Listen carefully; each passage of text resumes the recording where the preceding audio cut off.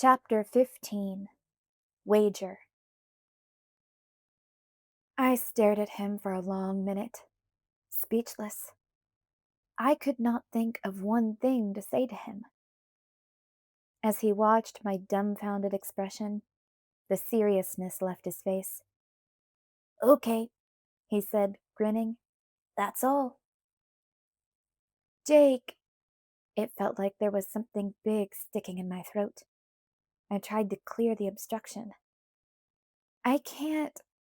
I don't. I have to go." I turned, but he grabbed my shoulders and spun me around. "No, wait. I know that, Bella. But look, answer me this, all right? Do you want me to go away and never see you again? Be honest." It was hard to concentrate on his question, so it took a minute to answer. "No, I don't want that," I finally admitted. Jacob grinned. "See? But I don't want you around for the same reason that you want me around," I objected. "Tell me exactly why you want me around, then." I thought carefully. "I miss you when you're not there. When you're happy," I qualified carefully, "it makes me happy. But I could say the same thing about Charlie, Jacob. Your family. I love you, but I'm not in love with you." He nodded, unruffled. "But you do want me around." "Yes," I sighed. He was impossible to discourage. "Then I'll stick around." "You're a glutton for punishment," I grumbled. "Yep." He stroked the tips of his fingers across my right cheek. I slapped his hand away. "Do you think you could behave yourself a little better, at least?" I asked, irritated. "No, I don't. You decide, Bella.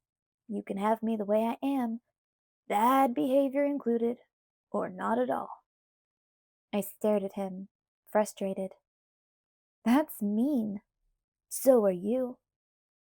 That pulled me up short, and I took an involuntary step back. He was right. If I wasn't mean, and greedy too, I would tell him that I didn't want to be friends and walk away. It was wrong to try to keep my friend when that would hurt him. I didn't know what I was doing here, but I was suddenly sure that it wasn't good. "You're right," I whispered. He laughed. "I forgive you. Just try not to get too mad at me, because I recently decided that I'm not giving up. There's something really irresistible about a lost cause." "Jacob." I stared into his dark eyes, trying to make him take me seriously. "I love him, Jacob. He's my whole life." "You love me too," he reminded me. He held up his hand when I started to protest. "Not the same way, I know. But he's not your whole life either. Not anymore. Maybe he was once, but he left. And now he's just going to have to deal the consequence of that choice. Me." I shook my head. "You're impossible." Suddenly, he was serious. He took my chin in his hand, holding it firmly so that I couldn't look away from his intent gaze. "Until your heart stops beating, Bella," he said, "I'll be here, fighting. Don't forget that you have options." "I don't want options," I disagreed, trying to yank my chin free unsuccessfully. "And my heartbeats are numbered, Jacob. The time is almost gone." His eyes narrowed. "All the more reason to fight. Fight harder now, while I can," he whispered. He still had my chin, his fingers holding too tight, till it hurt, and I saw the resolve form abruptly in his eyes. I started to object, but it was too late. His lips crushed mine, stopping my protest. He kissed me angrily, roughly, his other hand gripping tight around the back of my neck, making escape impossible. I shoved against his chest with all my strength. but he didn't even seem to notice. His mouth was soft, despite the anger, his lips molding to mine in a warm, unfamiliar way. I grabbed at his face, trying to push it away, failing again. He seemed to notice this time, though, and it aggravated him. His lips forced mine open, and I could feel his hot breath in my mouth. Acting on instinct, I let my hands drop to my side and shut down. I opened my eyes and didn't fight, didn't feel, just waited for him to stop. It worked. The anger seemed to evaporate, and he pulled back to look at me. He pressed his lips softly to mine, again, once, twice, a third time.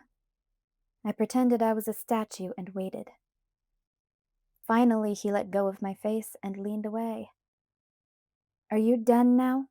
I asked in an expressionless voice. "Yes," he sighed. He started to smile, closing his eyes. I pulled my arm back and let it snap forward, punching him in the mouth with as much power as I could force out of my body. There was a crunching sound. "Ow! Ow!" I screamed, frantically hopping up and down in agony while I clutched my hand to my chest. It was broken. I could feel it. Jacob stared at me in shock. "Are you all right?" "No, damn it, you broke my hand."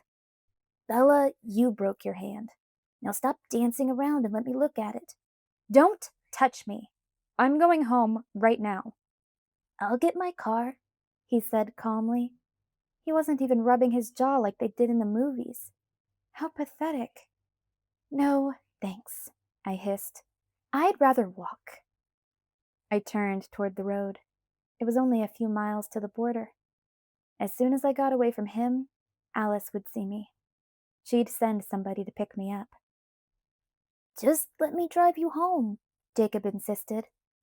Unbelievably, he had the nerve to wrap his arm around my waist. I jerked away from him.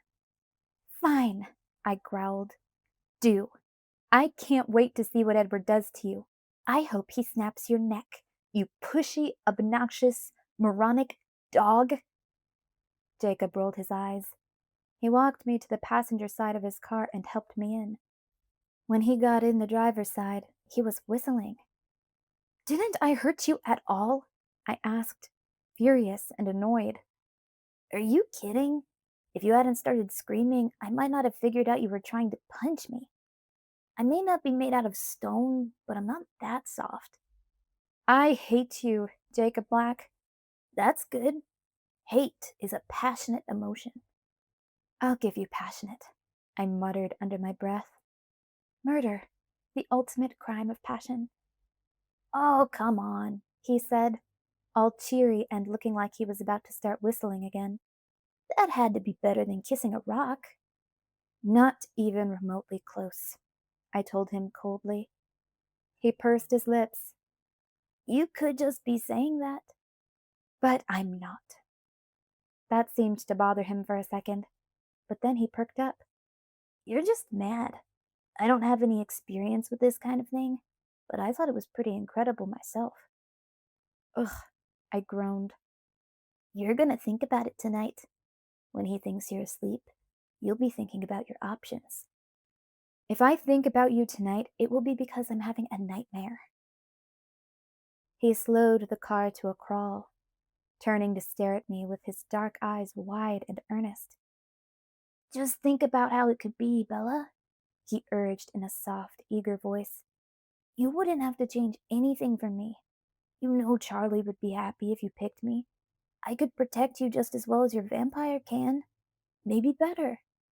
And I would make you happy, Bella. There's so much I could give you that he can't. I'll bet he couldn't even kiss you like that, because he would hurt you.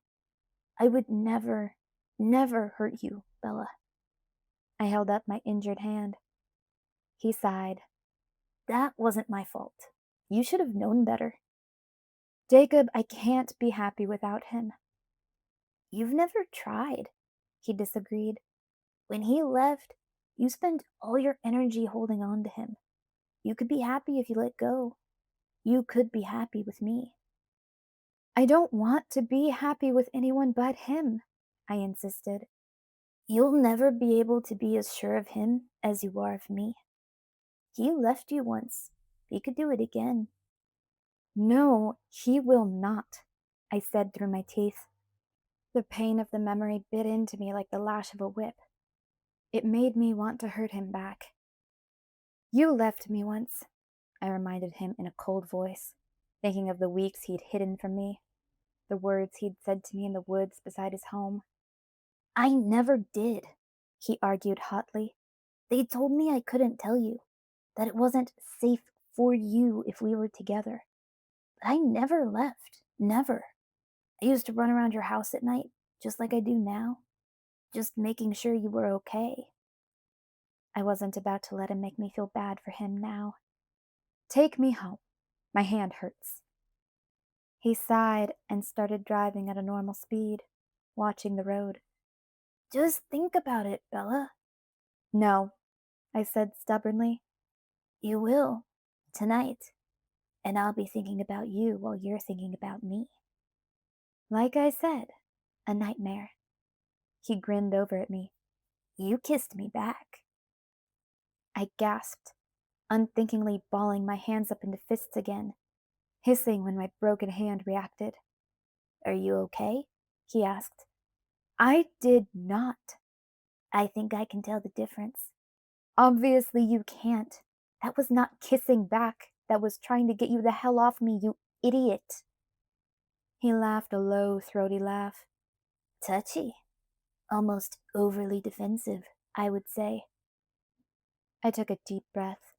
There was no point in arguing with him. He would twist anything I said. I concentrated on my hand, trying to stretch out my fingers to ascertain where the broken parts were.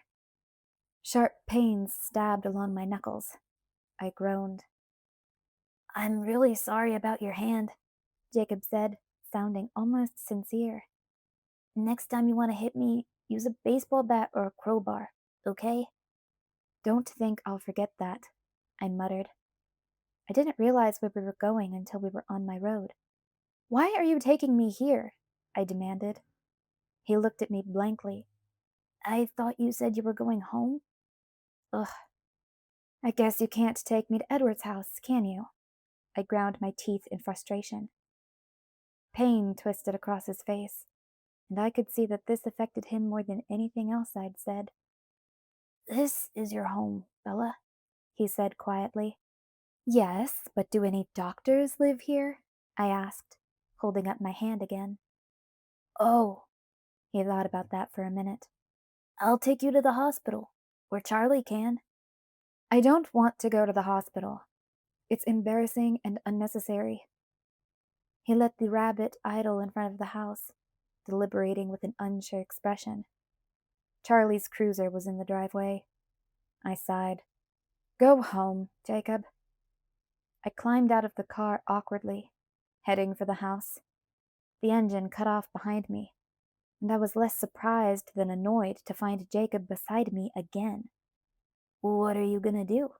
He asked. I am going to get some ice on my hand, and then I'm going to call Edward and tell him to come and get me, and take me to Carlisle so that he can fix my hand. Then, if you're still here, I am going to go hunt up a crowbar. He didn't answer.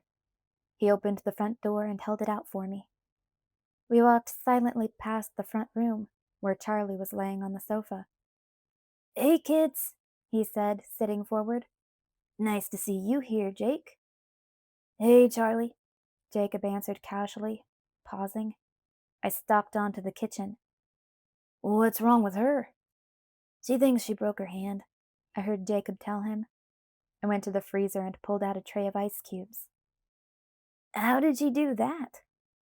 As my father, I thought Charlie ought to sound a bit less amused and a bit more concerned. Jacob laughed. She hit me. Charlie laughed too. They scowled while I beat the tray against the edge of the sink. The ice scattered inside the basin. They grabbed a handful with my good hand and wrapped the cubes in a dishcloth on the counter.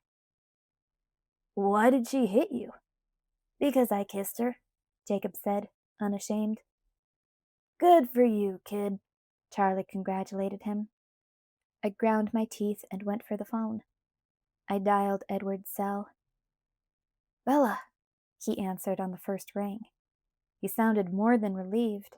He was delighted. I could hear the Volvo's engine in the background. He was already in the car. That was good. You left the phone. I'm sorry. Did Jacob drive you home? Yes, I grumbled. Will you come and get me, please? I'm on my way, he said at once. What's wrong? I want Carlyle to look at my hand. I think it's broken. It had gone quiet in the front room, and I wondered when Jacob would bolt. I smiled a grim smile, imagining his discomfort. What happened? Edward demanded, his voice going flat. I punched Jacob, I admitted. Good, Edward said bleakly, though I'm sorry you're hurt. I laughed once, because he sounded as pleased as Charlie had. I wish I'd hurt him, I sighed in frustration. I didn't do any damage at all. I can fix that, he offered. I was hoping you would say that. There was a slight pause. That doesn't sound like you, he said, wary now. What did he do? He kissed me, I growled. All I heard on the other end of the line was the sound of an engine accelerating. In the other room, Charlie spoke again. Maybe you ought to take off, Jake, he suggested. I think I'll hang out here, if you don't mind. Your funeral, Charlie muttered. Is the dog still there? Edward finally spoke again. Yes. I'm around the corner, he said darkly, and the line disconnected. As I hung up the phone, smiling, I heard the sound of his car racing down the street. The brakes protested loudly as he slammed to a stop out front. I went to get the door. How's your hand? Charlie asked as I walked by. Charlie looked uncomfortable. Jacob lolled next to him on the sofa, perfectly at ease. I lifted the ice pack to show it off. It's swelling. Maybe you should pick on people your own size, Charlie suggested. Maybe, I agreed. I walked on to open the door. Edward was waiting. Let me see, he murmured. He examined my hand gently, so carefully that it caused me no pain at all. His hands were almost as cold as the ice, and they felt good against my skin. I think you're right about the break, he said. I'm proud of you. You must have put some force behind this. As much as I have, I sighed. Not enough, apparently. He kissed my hand softly. I'll take care of it, he promised. And then he called, Jacob, his voice still quiet and even. Now, Charlie cautioned. I heard Charlie heave himself off of the sofa. Jacob got to the hall first, and much more quietly, but Charlie was not far behind him. Jacob's expression was alert and eager. I don't want any fighting, do you understand? Charlie looked only at Edward when he spoke. I can go put on my badge if that makes my request more official. That won't be necessary, Edward said in a restrained tone. Why don't you arrest me, Dad? I suggested. I'm the one throwing punches. Charlie raised an eyebrow. Do you want to press charges, Jake? No, Jacob grinned, incorrigible. I'll take the trade any day. Edward grimaced. Dad, don't you have a baseball bat somewhere in your room? I want to borrow it for a minute. Charlie looked at me evenly. Enough, Bella. Let's go have Carlyle look at your hand before you wind up in a jail cell, Edward said. He put his arm around me and pulled me toward the door. Fine, I said, leaning against him. I wasn't so angry anymore, now that Edward was with me. I felt comforted, and my hand didn't bother me as much. We were walking down the sidewalk when I heard Charlie whispering anxiously behind me. What are you doing? Are you crazy? Give me a minute, Charlie, Jacob answered. Don't worry, I'll be right back. I looked back and Jacob was following us, stopping to close the door in Charlie's surprised and uneasy face. Edward ignored him at first, leading me to the car. He helped me inside, shut the door, and then turned to face Jacob on the sidewalk. I leaned anxiously through the open window. Charlie was visible in the house, peeking through the drapes in the front room. Jacob's stance was casual, his arms folded across his chest, but the muscles in his jaw were tight. Edward spoke in a voice so peaceful and gentle that it made the words strangely more threatening. I'm not going to kill you now, because it would upset Bella. Huh, I grumbled. Edward turned slightly to throw me a quick smile. His face was still calm. It would bother you in the morning, he said, brushing his fingers across my cheek. Then he turned back to Jacob. But if you ever bring her back damaged again, and I don't care whose fault it is, I don't care if she merely trips, or if a meteor falls out of the sky and hits her on the head. If you return her to me in less than the perfect condition that I left her in, you will be running with 3 legs. Do you understand that, mongrel? Jacob rolled his eyes. Who's going back? I muttered. Edward continued as if he hadn't heard me.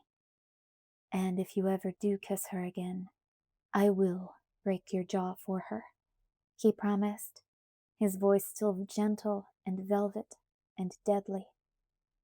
What if she wants me to? Jacob drawled, arrogant. Ha! I snorted. If that's what she wants, then I won't object. Edward shrugged, untroubled. You might want to wait for her to say it, rather than trust your interpretation of body language. But it's your face. Jacob grinned. You wish, I grumbled. Yes, he does, Edward murmured. Well, if you're done rummaging through my head, Jacob said with a thick edge of annoyance, why don't you go take care of her hand? One more thing, Edward said slowly. I'll be fighting for her too. You should know that. I'm not taking anything for granted, and I'll be fighting twice as hard as you will. Good, Jacob growled. It's no fun beating someone who forfeits. She is mine. Edward's low voice was suddenly dark, not as composed as before. I didn't say I would fight fair. Neither did I. Best of luck. Jacob nodded. Yes, may the best man win. That sounds about right. Pup. Jacob grimaced briefly, and then he composed his face and leaned around Edward to smile at me. I glowered back. I hope your hand feels better soon. I'm really sorry you're hurt. Childishly, I turned my face away from him. I didn't look up again as Edward walked around the car and climbed into the driver's side, so I didn't know if Jacob went back into the house or continued to stand there, watching me. How do you feel? Edward asked as we drove away. Irritated. He chuckled. I meant your hand. I shrugged. I've had worse. True, he agreed and frowned. Edward drove around the house to the garage. Emmett and Rosalie were there. Rosalie's perfect legs, recognizable even sheathed in jeans, were sticking out from under the bottom of Emmett's huge Jeep. Emmett was sitting beside her. One hand reached up the Jeep toward her. It took me a moment to realize that he was acting as the jack. Emmett watched curiously as Edward helped me carefully out of the car. His eyes zeroed in on the hand I cradled against my chest. Emmett grinned. Fall down again, Bella? I glared at him fiercely. No, Emmett. I punched a werewolf in the face. Emmett blinked and then burst into a roar of laughter. As Edward led me past them, Rosalie spoke from under the car. Jasper's going to win the bet, she said smugly. Emmett's laughter stopped at once, and he studied me with appraising eyes. What bet? I demanded, pausing. Let's get you to Carlisle, Edward urged. He was staring at Emmett. His head shook infinitesimally. What bet? I insisted as I turned on him. Thanks, Rosalie, he muttered as he tightened his arm around my waist and pulled me toward the house. Edward, I grumbled. It's infantile, he shrugged. Emmett and Jasper like to gamble. Emmett will tell me. I tried to turn, but his arm was like iron around me. He sighed. They're betting on how many times you slip up in the first year. Oh, I grimaced, trying to hide my sudden horror as I realized what he meant. They have a bet about how many people I'll kill? Yes, he admitted unwillingly. Rosalie thinks your temper will turn the odds in Jasper's favor. I felt a little high. Jasper's betting high. It will make him feel better if you have a hard time adjusting. He's tired of being the weakest link. Sure, of course it will. I guess I could throw in a few extra homicides, if that makes Jasper happy. Why not? I was babbling, my voice a blank monotone. In my head, I was seeing newspaper headlines, lists of names. He squeezed me. You don't need to worry about it now. In fact, you don't have to worry about it ever if you don't want to. I groaned, and Edward, thinking it was the pain in my hand that bothered me, pulled me faster toward the house. My hand was broken, but there wasn't any serious damage, just a tiny fissure in one knuckle. I didn't want a cast, and Carlyle said I'd be fine with a brace if I promised to keep it on. I promised. Edward could tell I was out of it as Carlyle worked to fit a brace carefully to my hand. He worried aloud a few times that I was in pain, but I assured him that that wasn't it. As if I needed, or even had room for, one more thing to worry about. All of Jasper's stories about newly created vampires had been percolating in my head since he'd explained his past. Now those stories jumped into sharp focus with the news of his and Emmett's wager. I wondered randomly what they were betting. What was a motivating prize when you had everything? I'd always known that I would be different. I hoped that I would be as strong as Edward said I would be. Strong and fast and, most of all, beautiful. Someone who could stand next to Edward and feel like she belonged there. I'd been trying not to think too much about the other things I would be. Wild, bloodthirsty. Maybe I would not be able to stop myself from killing people. Strangers, people who had never harmed me. People like the growing number of victims in Seattle, who'd had families and friends and futures. People who'd had lives. And I could be the monster who took that away from them. But in truth, I could handle that part. Because I trusted Edward, trusted him absolutely, to keep me from doing anything I would regret. I knew he'd take me to Antarctica and hunt penguins if I asked him to. And I would do whatever it took to be a good person. A good vampire. That thought would have made me giggle, if not for this new worry. Because if I really were somehow like that, like the nightmarish images of newborns that Jasper had painted in my head, how could I possibly be me? And if all I wanted was to kill people, what would happen to the things I wanted now? Edward was so obsessed with me not missing anything while I was human. Usually it seemed kind of silly. There weren't many human experiences that I worried about missing. As long as I got to be with Edward, What else could I ask for? I stared at his face while he watched Carlyle fix my hand. There was nothing in the world I wanted more than him. Could that change? Was there a human experience that I was not willing to give up?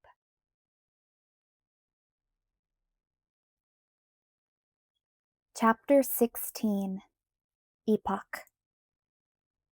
I have nothing to wear, I moaned to myself. Every item of clothing I owned was strewn across my bed. My drawers and closets were bare.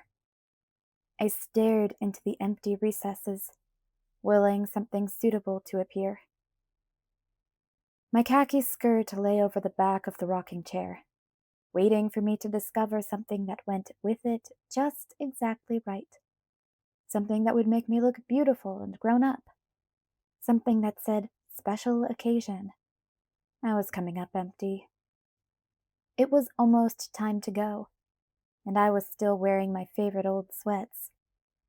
Unless I could find something better here, and the odds weren't looking good at this point, I was going to graduate in them. I scowled at the pile of clothes on my bed. The kicker was that I knew exactly what I would have worn if it were still available. My kidnapped red blouse. I punched the wall with my good hand. Stupid, thieving, annoying vampire, I growled. What did I do? Alice demanded. She was leaning casually beside the open window, as if she'd been there the whole time. Knock, knock, she added with a grin. Is it really so hard to wait for me to get the door? She threw a flat white box onto my bed. I'm just passing through. I thought you might need something to wear. I looked at the big package lying on top of my unsatisfying wardrobe and grimaced. Admit it, Alice said. I'm a lifesaver. You're a lifesaver, I muttered. Thanks. Well, it's nice to get something right for a change. You don't know how irritating it is, missing things the way I have been. I feel so useless, so normal. She cringed in horror of the word. I can't imagine how awful that must feel. Being normal? Ugh. She laughed. Well, at least this makes up for missing your annoying thief. Now I just have to figure out what I'm not seeing in Seattle. When she said the words that way, putting the two situations together in one sentence, right then it clicked. The elusive something that had been bothering me for days, the important connection that I couldn't quite put together, suddenly became clear. I stared at her, my face frozen with whatever expression was already in place. Aren't you going to open it? She asked. She sighed when I didn't move immediately and tugged the top off the box herself. She pulled something out and held it up, but I couldn't concentrate on what it was. Pretty, don't you think? I picked blue because I know it's Edward's favorite on you. I wasn't listening. It's the same, I whispered. What is? She demanded. You don't have anything like this. For crying out loud, you only own one skirt. No, Alice, forget the clothes. Listen. You don't like it? Alice's face clouded with disappointment. Listen, Alice, don't you see? It's the same. The one who broke in and stole my things, and the new vampires in Seattle. They're together. The clothes slipped from her fingers and fell back into the box. Alice focused now, her voice suddenly sharp. Why do you think that? Remember what Edward said about someone using the holes in your vision to keep you from seeing the newborns? And then what you said before about the timing being too perfect? How careful my thief was to make no contact, as if he knew you would see that. I think you were right, Alice. I think he did know. I think he was using those holes, too. And what are the odds that two different people not only know enough about you to do that, but also decided to do it at exactly the same time. No way. It's one person, the same one. The one who is making the army is the one who stole my scent. Alice wasn't accustomed to being taken by surprise. She froze and was still for so long that I started counting in my head as I waited. She didn't move for 2 minutes straight. Then her eyes refocused on me. "You're right," she said in a hollow tone. "Of course you're right. And when you put it that way, Edward had it wrong," I whispered. "It was a test to see if it would work. If he could get in and out safely as long as he didn't do anything you would be watching for, like trying to kill me. And he didn't take my things to prove he'd found me. He stole my scent so that others could find me." Her eyes were wide with shock. I was right, and I could see that she knew it too. "Oh, no," she mouthed. I was through expecting my emotions to make sense anymore. As I processed the fact that someone had created an army of vampires, the army that had gruesomely murdered dozens of people in Seattle, for the express purpose of destroying me, I felt a spasm of relief. Part of it was finally solving that irritating feeling that I was missing something vital. But the larger part was something else entirely. "Well," I whispered, "everyone can relax. Nobody's trying to exterminate the Cullens after all." "If you think that one thing has changed, you are absolutely wrong," Alice said through her teeth. "If someone wants one of us, they're going to have to go through the rest of us to get to her." "Thanks, Alice. But at least now we know what they're really after. That has to help." "Maybe," she muttered. She started pacing back and forth across my room. Thud, thud. A fist hammered against my door. I jumped. Alice didn't seem to notice. "Aren't you ready yet? We're gonna be late," Charlie complained, sounding edgy. Charlie hated occasions about as much as I did. In his case, a lot of the problem was having to dress up. "Almost. Give me a minute," I said hoarsely. He was quiet for half a second. "Are you crying?" "No, I'm nervous. Go away." I heard him clomp down the stairs. "I have to go," Alice whispered. "Why?" "Edward is coming. If he hears this—" "Go, go," I urged immediately. Edward would go berserk when he knew. I couldn't keep it from him for long, but maybe the graduation ceremony wasn't the best time for his reaction. "Put it on," Alice commanded as she flitted out the window. I did what she said, dressing in a daze. I'd been planning to do something more sophisticated with my hair, but time was up, so it hung straight and boring as on any other day. It didn't matter. I didn't bother to look in the mirror, so I had no idea how Alice's sweater and skirt ensemble worked. That didn't matter either.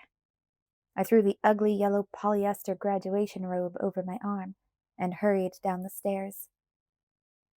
"You look nice," Charlie said, already gruff with suppressed emotion. "Is that new?" "Yeah," I mumbled, trying to concentrate. "Alice gave it to me. Thanks." Edward arrived just a few minutes after his sister left. It wasn't long enough for me to pull together a calm facade. But since we were riding in the cruiser with Charlie, he never had a chance to ask me what was wrong. Charlie had gotten stubborn last week when he'd learned I was intending to ride with Edward to the graduation ceremony. And I could see his point. Parents should have some rights come graduation day. I had conceded with good grace, and Edward had cheerfully suggested that we all go together. Since Carlyle and Esme had no problem with this, Charlie couldn't come up with a compelling objection. He'd agreed with poor grace. and now Edward rode in the back seat of my father's police car, behind the fiberglass divider, with an amused expression, probably due to my father's amused expression, and the grin that widened every time Charlie stole a glance at Edward in his rearview mirror, which almost certainly meant that Charlie was imagining things that would get him in trouble with me if he said them out loud. "Are you all right?" Edward whispered when he helped me from the front seat into the school parking lot. "Nervous," I answered, and it wasn't even a lie. "You are so beautiful," he said. He looked like he wanted to say more, but Charlie, in an obvious maneuver that he meant to be subtle, shrugged in between us and put his arm around my shoulders. "Are you excited?" he asked me. "Not really," I admitted. "Bella, this is a big deal. You're graduating from high school. It's the real world for you now. College, living on your own. You're not my little girl anymore." Charlie choked up a bit at the end. "Dad," I moaned, "please don't get all weepy on me." "Who's weepy?" he growled. "Now, why aren't you excited?" "I don't know, Dad. I guess it hasn't hit yet, or something." "It's good that Alice is throwing this party. You need something to perk you up." "Sure, a party's exactly what I need." Charlie laughed at my tone and squeezed my shoulders.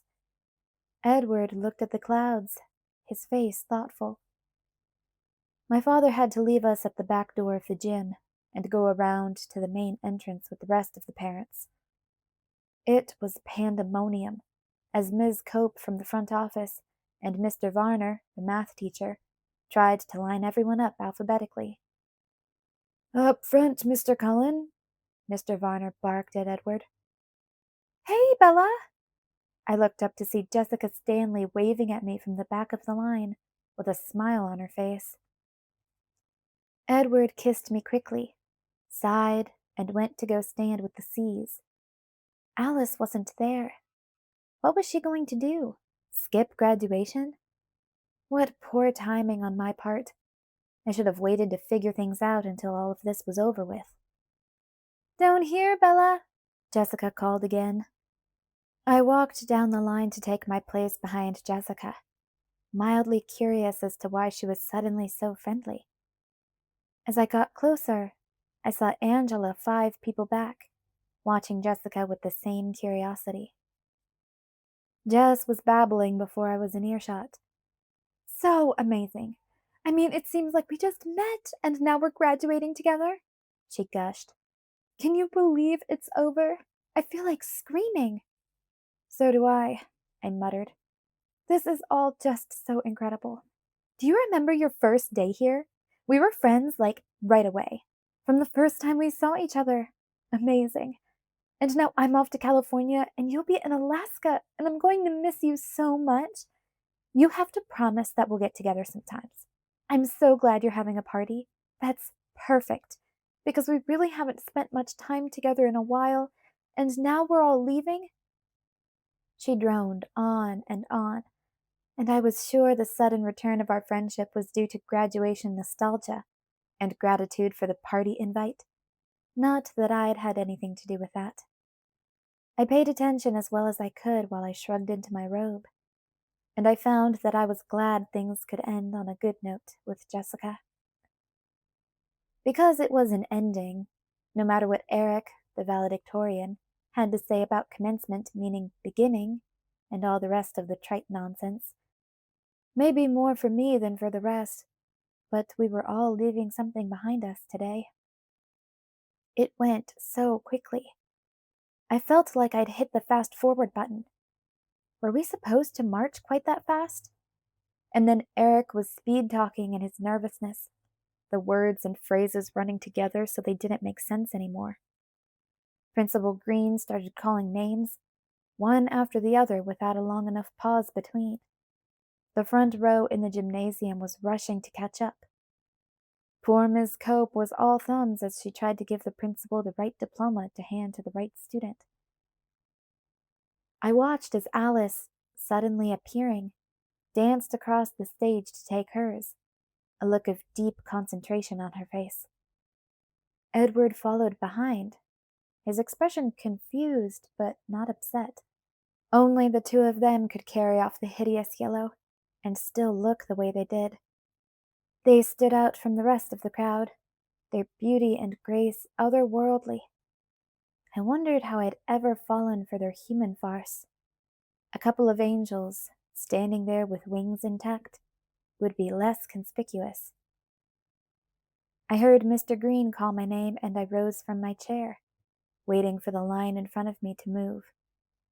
I was conscious of cheering in the back of the gym, and I looked around to see Jacob pulling Charlie to his feet, both of them hooting in encouragement. I could just make out the top of Billy's head beside Jake's elbow. I managed to throw them the approximation of a smile. Mr. Green finished with the list of names, and then continued to hand out diplomas with a sheepish grin as we filed past. "Congratulations, Miss Stanley," he mumbled as Jess took hers. "Congratulations, Miss Swan," he mumbled to me, pressing the diploma into my good hand. "Thanks," I murmured, and that was it. I went to stand next to Jessica with the assembled graduates. Jess was all red round the eyes, and she kept blotting her face with the sleeve of her robe. It took me a second to understand that she was crying. Mr. Green said something I didn't hear, and everyone around me shouted and screamed. Yellow hats rained down. I pulled mine off, too late, and just let it fall to the ground. "Oh, Bella!" Jess blubbered over the sudden roar of conversation. "I can't believe we're done." "I can't believe it's all over," I mumbled. She threw her arms around my neck. "You have to promise we won't lose touch." I hugged her back, feeling a little awkward as I dodged her request. "I'm so glad I know you, Jessica. It was a good 2 years." "It was," she sighed and sniffed. Then she dropped her arms. "Lauren!" she squealed, waving over her head and pushing through the massed yellow gowns. Families were beginning to converge, pressing us tighter together. I caught sight of Angela and Ben, but they were surrounded by their families. I would congratulate them later. I craned my head, looking for Alice. "Congratulations," Edward whispered in my ear, his arms winding around my waist. His voice was subdued. He'd been in no hurry for me to reach this particular milestone. Thanks." "You don't look like you're over the nerves yet," he noted. "Not quite yet." "What's left to worry about? The party? It won't be that horrible." "You're probably right." "Who are you looking for?" My searching wasn't quite as subtle as I'd thought. "Alice. Where is she?" "She ran out as soon as she had her diploma." His voice took on a new tone. I looked up to see his confused expression as he stared toward the back door of the gym, and I made an impulse decision. The kind I really should think twice about, but rarely did. "Worrying about Alice?" I asked. He didn't want to answer that. "What was she thinking about, anyway? To keep you out, I mean." His eyes flashed down to my face, and narrowed in suspicion. "She was translating the Battle Hymn of the Republic into Arabic, actually. When she finished that, she moved on to Korean Sign Language."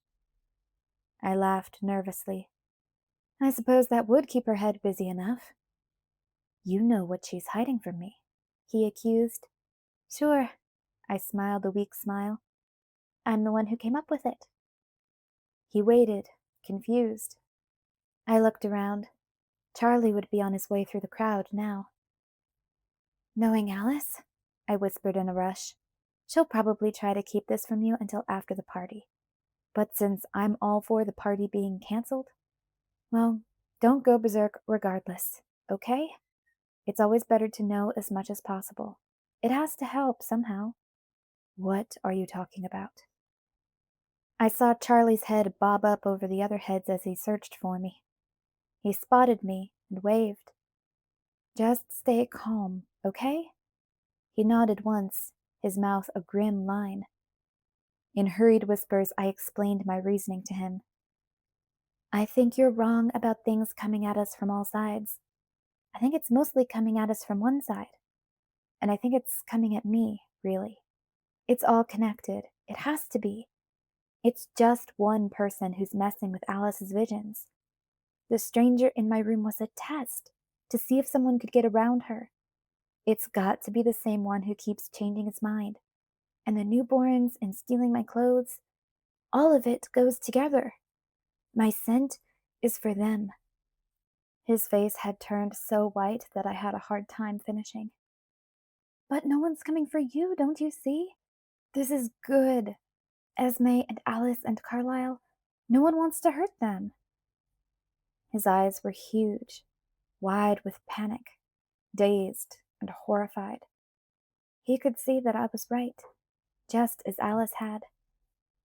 I put my hand on his cheek. Calm, I pleaded. Bella, Charlie crowed, pushing his way past the close-packed families around us.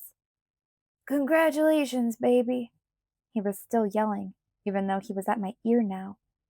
He wrapped his arms around me, ever so slyly shuffling Edward off to the side as he did so. Thanks, I muttered, preoccupied by the expression on Edward's face. He still hadn't gained control. His hands were halfway extended toward me, like he was about to grab me and make a run for it. Only slightly more in control of myself than he was. Running didn't seem like such a terrible idea to me. Jacob and Billy had to take off. Did you see that they were here? Charlie asked, taking a step back, but keeping his hands on my shoulders. He had his back to Edward, probably an effort to exclude him, but that was fine at the moment. Edward's mouth was hanging open, his eyes still wide with dread. Yeah, I assured my father, trying to pay enough attention. Heard them, too. It was nice of them to show up, Charlie said. Mm-hmm. Okay, so telling Edward had been a really bad idea. Alice was right to keep her thoughts clouded. I should have waited till we were alone somewhere, maybe with the rest of his family. And nothing breakable close by, like windows, cars, school buildings. His face brought back all my fear and then some. Though his expression was past the fear now. It was pure fury that was suddenly plain on his features. So where do you want to go out for dinner? Charlie asked. Sky's the limit. I can cook. Don't be silly. Do you want to go to the lodge? He asked with an eager smile. I did not particularly enjoy Charlie's favorite restaurant. But at this point, what was the difference? I wasn't going to be able to eat anyway. Sure, the lodge. Cool, I said. Charlie smiled wider and then sighed. He turned his head halfway toward Edward, without really looking at him. You coming too, Edward? I stared at him, my eyes beseeching. Edward pulled his expression together just before Charlie turned to see why he hadn't gotten an answer. No, thank you, Edward said stiffly, his face hard and cold. Do you have plans with your parents? Charlie asked, a frown in his voice. Edward was always more polite than Charlie deserved. The sudden hostility surprised him. Yes, if you'll excuse me. Edward turned abruptly and stalked away through the dwindling crowd. He moved just a little bit too fast, too upset to keep up his usually perfect charade. What did I say? Charlie asked with a guilty expression. Don't worry about it, Dad, I reassured him. I don't think it's you. Are you two fighting again? Nobody's fighting. Mind your own business. You are my business. I rolled my eyes. Let's go eat. The lodge was crowded. The place was, in my opinion, overpriced and tacky. But it was the only thing close to a formal restaurant in town. so it was always popular for events. I stared morosely at a depressed-looking stuffed elk head, while Charlie ate prime rib and talked over the back of the seat to Tyler Crowley's parents. It was noisy. Everyone there had just come from graduation, and most were chatting across the aisles and over the booth tops like Charlie. I had my back to the front windows, and I resisted the urge to turn around and search for the eyes I could feel on me now. I knew I wouldn't be able to see anything, just as I knew there was no chance that he would leave me unguarded, even for a second. Not after this. Dinner dragged. Charlie, busy socializing, ate too slowly. I picked at my burger, stuffing pieces of it into my napkin when I was sure his attention was somewhere else. It all seemed to take a very long time, but when I looked at the clock, which I did more often than necessary, the hands hadn't moved much. Finally, Charlie got his change back and put a tip on the table. I stood up. "In a hurry?" he asked me. "I want to help Alice set things up," I claimed. "Okay." He turned away from me to say goodnight to everyone. I went out to wait by the cruiser. I leaned against the passenger door, waiting for Charlie to drag himself away from the impromptu party. It was almost dark in the parking lot. The clouds so thick that there was no telling if the sun had set or not. The air felt heavy, like it was about to rain. Something moved in the shadows. My gasp turned into a sigh of relief as Edward appeared out of the gloom. Without a word, he pulled me tightly against his chest. One cool hand found my chin and pulled my face up so that he could press his hard lips to mine. I could feel the tension in his jaw. "How are you?" I asked as soon as he let me breathe. "Not so great," he murmured, "but I've got a handle on myself. I'm sorry that I lost it back there." "My fault. I should have waited to tell you." "No," he disagreed. "This is something I needed to know. I can't believe I didn't see it." "You've got a lot on your mind." "And you don't?" He suddenly kissed me again, not letting me answer. He pulled away after just a second. "Charlie's on his way. I'll have him drop me at your house. I'll follow you there." "That's not really necessary," I tried to say, but he was already gone. "Bella?" Charlie called out from the doorway of the restaurant, squinting into the darkness. "I'm out here." Charlie sauntered out to the car, muttering about impatience. "So, how do you feel?" he asked me as we drove north along the highway. "It's been a big day." "I feel fine," I lied. He laughed, seeing through me easily. "Worried about the party?" he guessed. "Yeah," I lied again. This time he didn't notice. "You were never one for the parties." "Wonder where I got that from," I murmured. Charlie chuckled. "Well, you look really nice. I wish I'd thought to get you something. Sorry." "Don't be silly, Dad." "It's not silly. I feel like I don't always do everything for you that I should." "That's ridiculous. You do a fantastic job. World's best dad. And—" It wasn't easy to talk about feelings with Charlie, but I persevered after clearing my throat. "And I'm really glad I came to live with you, Dad. It was the best idea I ever had. So don't worry, you're just experiencing post-graduation pessimism." He snorted.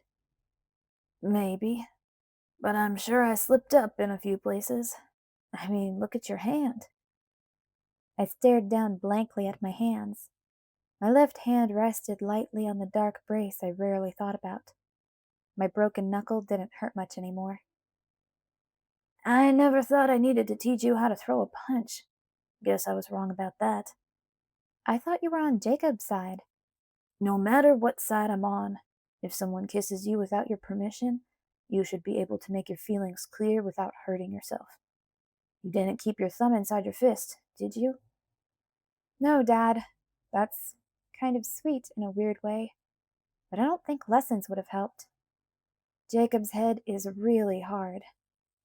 Charlie laughed. Hit him in the gut next time. Next time? I asked incredulously.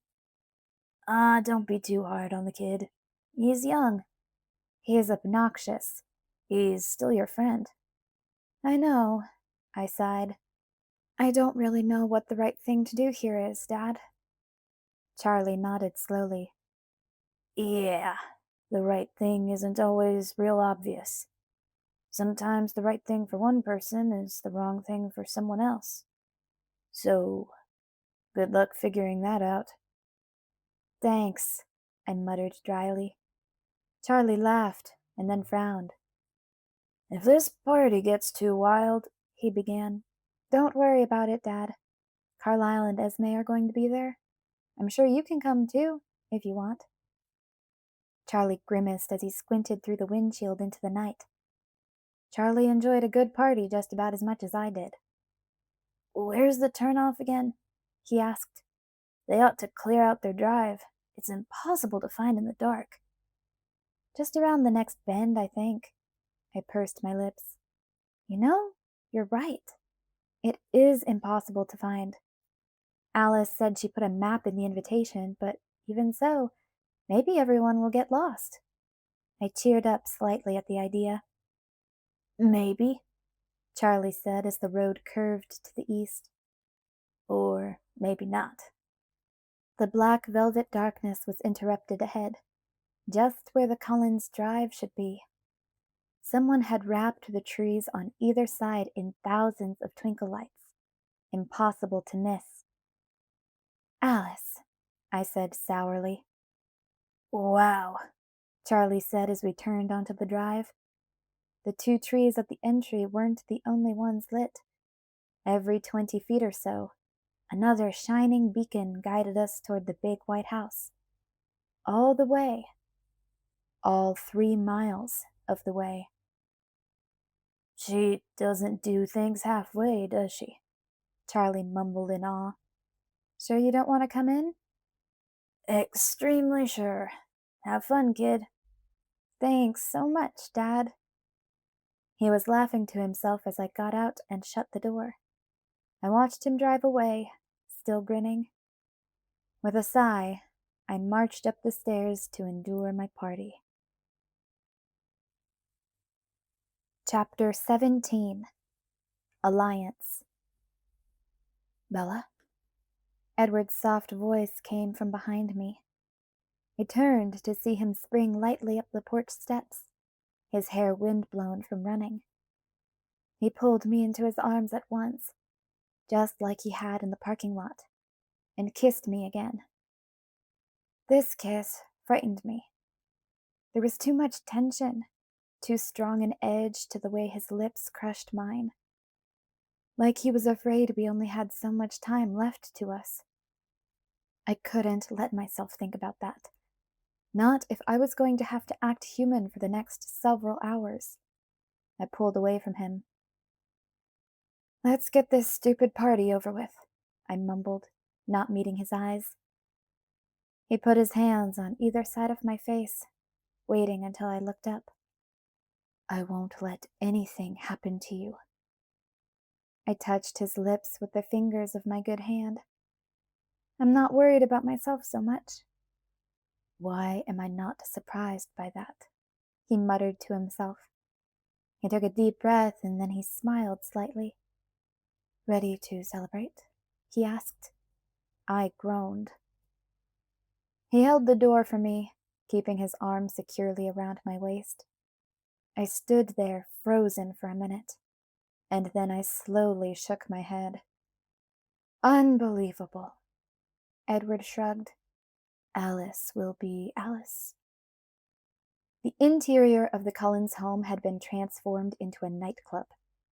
The kind that didn't often exist in real life, only on TV. Edward? Alice called from beside a gigantic speaker. I need your advice. She gestured toward a towering stack of CDs. Should we give them familiar and comforting? Or, she gestured to a different pile, educate their taste in music?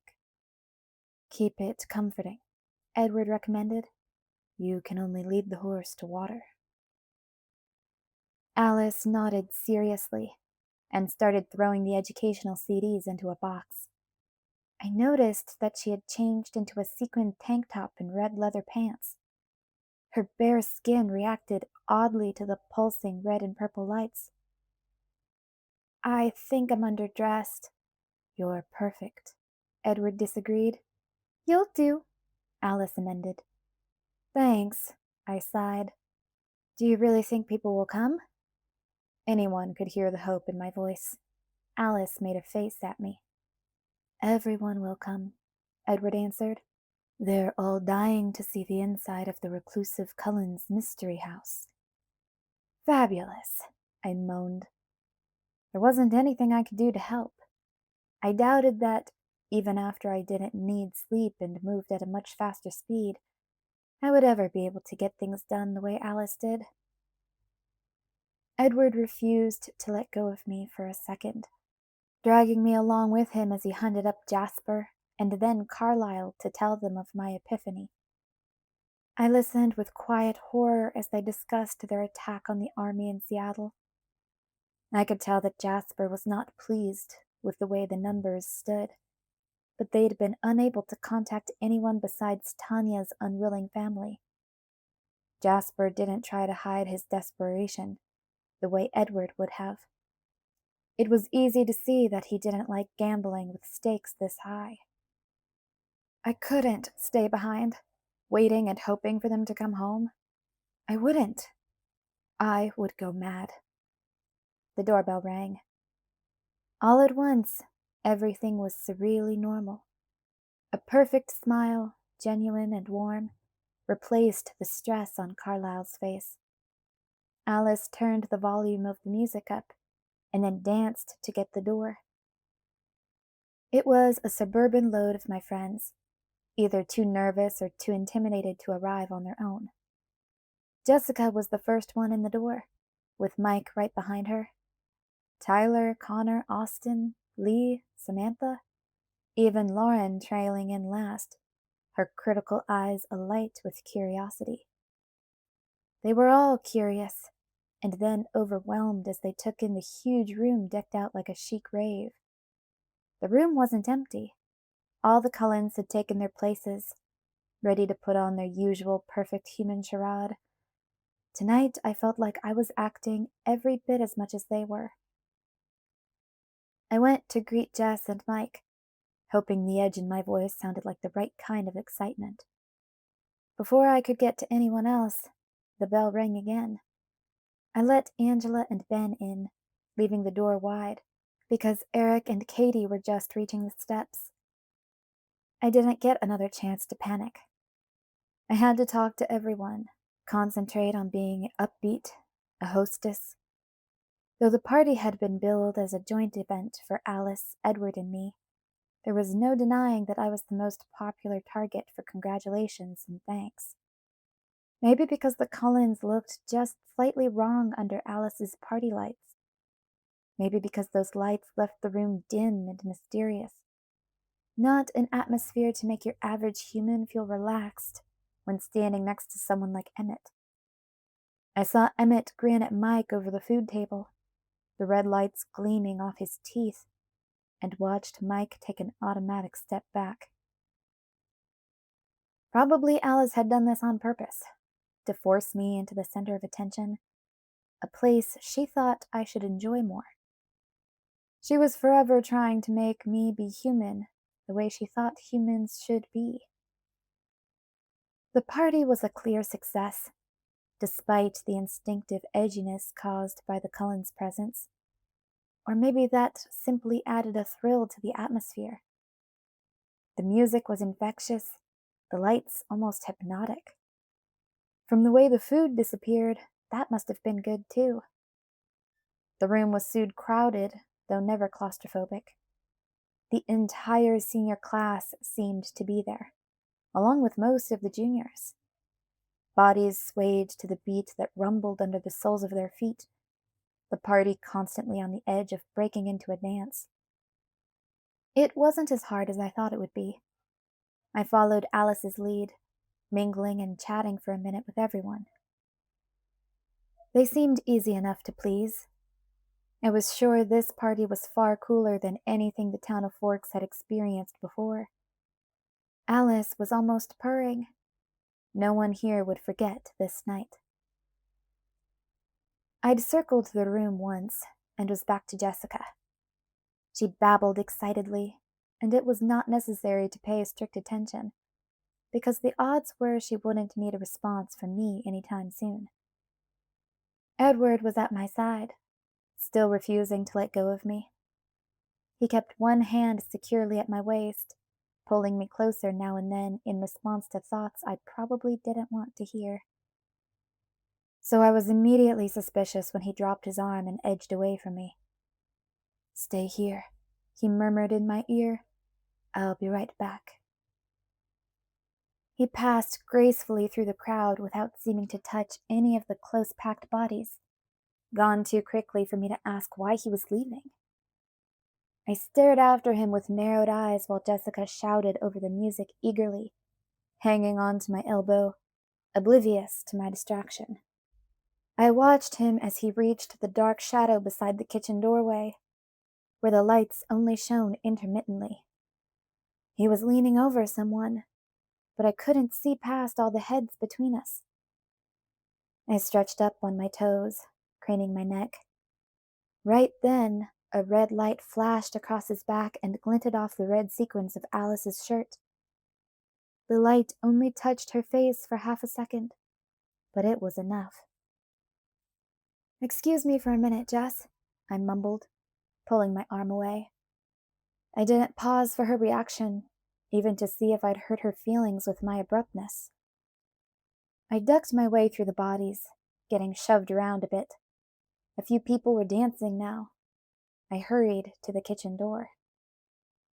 Edward was gone, but Alice was still there in the dark, her face blank. The kind of expressionless look you'd see on the face of someone who just witnessed a horrible accident. One of her hands gripped the doorframe, like she needed the support. "What, Alice? What? What did you see?" My hands were clutched in front of me, begging. She didn't look at me. She was staring away. I followed her gaze and watched as she caught Edward's eye across the room. His face was empty as a stone. He turned and disappeared into the shadows under the stairs. The doorbell rang just then, hours after the last time, and Alice looked up with a puzzled expression that quickly turned into one of disgust. "Who invited the werewolf?" she griped at me. I scowled. Guilty. I'd thought I'd rescinded that invitation. Not that I'd ever dreamed Jacob would come here, regardless. "Well, you go take care of it then. I have to talk to Carlisle." "No, Alice, wait!" I tried to reach for her arm, but she was gone, and my hand clutched the empty air. "Damn it," I grumbled. I knew this was it. Alice had seen what she'd been waiting for. And I honestly didn't feel I could stand the suspense long enough to answer the door. The doorbell pealed again, too long, someone holding down the button. I turned my back toward the door resolutely and scanned the darkened room for Alice. I couldn't see anything. I started pushing for the stairs. "Hey, Bella!" Jacob's deep voice caught a lull in the music, and I looked up in spite of myself at the sound of my name. I made a face. It wasn't just one werewolf. It was 3. Jacob had let himself in, flanked on either side by Quill and Embry. The 2 of them looked terribly tense, their eyes flickering around the room like they'd just walked into a haunted crypt. Embry's trembling hand still held the door, his body half turned to run for it. Jacob was waving at me, calmer than the others, though his nose was wrinkled in disgust. I waved back, waved goodbye, and turned to look for Alice. I squeezed through a space between Connor's and Lauren's backs. He came out of nowhere, his hand on my shoulder pulling me back toward the shadow by the kitchen. I ducked under his grip, but he grabbed my good wrist and yanked me from the crowd. "Friendly reception," he noted. I pulled my hand free and scowled at him. "What are you doing here?" "You invited me, remember?"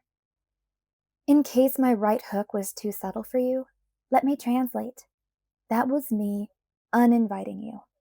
Don't be a poor sport. I brought you a graduation present and everything. I folded my arms across my chest. I didn't want to fight with Jacob now. I wanted to know what Alice had seen and what Edward and Carlyle were saying about it. I craned my head around Jacob, searching for them. "Take it back to the store, Jake. I've got to do something." He stepped into my line of sight, demanding my attention. "I can't take it back. I didn't get it from the store. I made it myself. Took a really long time, too." I leaned around him again, but I couldn't see any of the Cullens. Where had they gone? My eyes scanned the darkened room. "Oh, come on, Belle. Don't pretend like I'm not here." "I'm not." I couldn't see them anywhere. "Look, Jake, I've got a lot on my mind right now." He put his hand under my chin and pulled my face up. "Could I please have just a few seconds of your undivided attention, Miss Swan?" I jerked away from his touch. "Keep your hands to yourself, Jacob," I hissed. "Sorry," he said at once, holding his hands up in surrender. "I really am sorry. About the other day, I mean, too. I shouldn't have kissed you like that. It was wrong. I guess I deluded myself into thinking you wanted me to." Deluded. What a perfect description. "Be nice. You could accept my apology, you know." "Fine. Apology accepted. Now, if you'll just excuse me for a moment." "Okay," he mumbled, and his voice was so different from before that I stopped searching for Alice and scrutinized his face. He was staring at the floor, hiding his eyes. His lower lip jutted out just a little bit. "I guess you'd rather be with your real friends," he said in the same defeated tone. "I get it." I groaned. "Oh, Jake, you know that's not fair." "Do I? You should." I leaned forward, peering up, trying to look into his eyes. He looked up then, over my head, avoiding my gaze. "Jake?" He refused to look at me. "Hey, you said you made me something, right?" I asked. "Was that just talk? Where's my present?" My attempt to fake enthusiasm was pretty bad, but it worked. He rolled his eyes and then grimaced at me. I kept up the lame pretense, holding my hand open in front of me. "I'm waiting." "Right," he grumbled sarcastically, but he also reached into the back pocket of his jeans and pulled out a small bag of a loose-woven, multicolored fabric. It was shut tight with leather drawstrings. He set it on my palm. "Hey, that's pretty, Jake. Thanks." He sighed. "The present is inside, Bella." "Oh." I had some trouble with the strings. He sighed again and took it from me, sliding the ties open with one easy tug of the right cord. I held my hand out for it, but he turned the bag upside down and shook something silver into my hand. Metal links clinked quietly against each other. "I didn't make the bracelet," he admitted. "Just the charm." Fastened to one of the links of the silver bracelet was a tiny wooden carving. I held it between my fingers to look at it closer. It was amazing, the amount of detail involved in the little figurine. The miniature wolf was utterly realistic. It was even carved out of some red-brown wood that matched the color of his skin. "It's beautiful," I whispered. You made this? How? He shrugged. It's something Billy taught me. He's better at it than I am. That's hard to believe, I murmured, turning the tiny wolf around and around in my fingers. Do you really like it? Yes, it's unbelievable, Jake. He smiled, happily at first, but then the expression soured. Well, I figured that maybe it would make you remember me once in a while. You know how it is, out of sight, out of mind. I ignored the attitude. Here, help me put it on. I held out my left wrist, since the right was stuck in the brace. He fastened the catch easily, though it looked too delicate for his big fingers to manage. You'll wear it? He asked. Of course I will. He grinned at me. It was the happy smile that I loved to see him wear. I returned it for a moment, but then my eyes shot reflexively around the room again, anxiously scanning the crowd for some sign of Edward or Alice. Why are you so distracted? Jacob wondered. It's nothing, I lied, trying to concentrate. Thanks for the present, really. I love it. Bella? His brows pulled together, throwing his eyes deep into their shadow. Something's going on, isn't it? Jake, No, there's nothing. Don't lie to me. You suck at lying. You should tell me what's going on. We want to know these things, he said, slipping into the plural at the end. He was probably right. The wolves would certainly be interested in what was happening. Only I wasn't sure what that was yet. I wouldn't know for sure until I found Alice. Jacob, I will tell you. Just let me figure out what's happening, okay? I need to talk to Alice. Understanding lit his expression. The psychic saw something. Yes, just when you showed up. Is this about the bloodsucker in your room? He murmured, pitching his voice low below the thrum of the music. It's related, I admitted. He processed that for a minute, leaning his head to one side while he read my face. You know something you're not telling me. Something big. What was the point in lying again? He knew me too well. Yes. Jacob stared at me for one short moment, and then turned to catch his pack brother's eyes, where they stood in the entry, awkward and uncomfortable. When they took in his expression, they started moving, weaving their way agilely through the partiers, almost like they were dancing too. In half a minute, they stood on either side of Jacob, towering over me. Now, explain, Jacob demanded. Embry and Quill looked back and forth between our faces, confused and wary. Jacob, I don't know everything. I kept searching the room, now for a rescue. They had me backed into a corner in every sense. What do you know then? They all folded their arms across their chests at exactly the same moment. It was a little bit funny, but mostly menacing.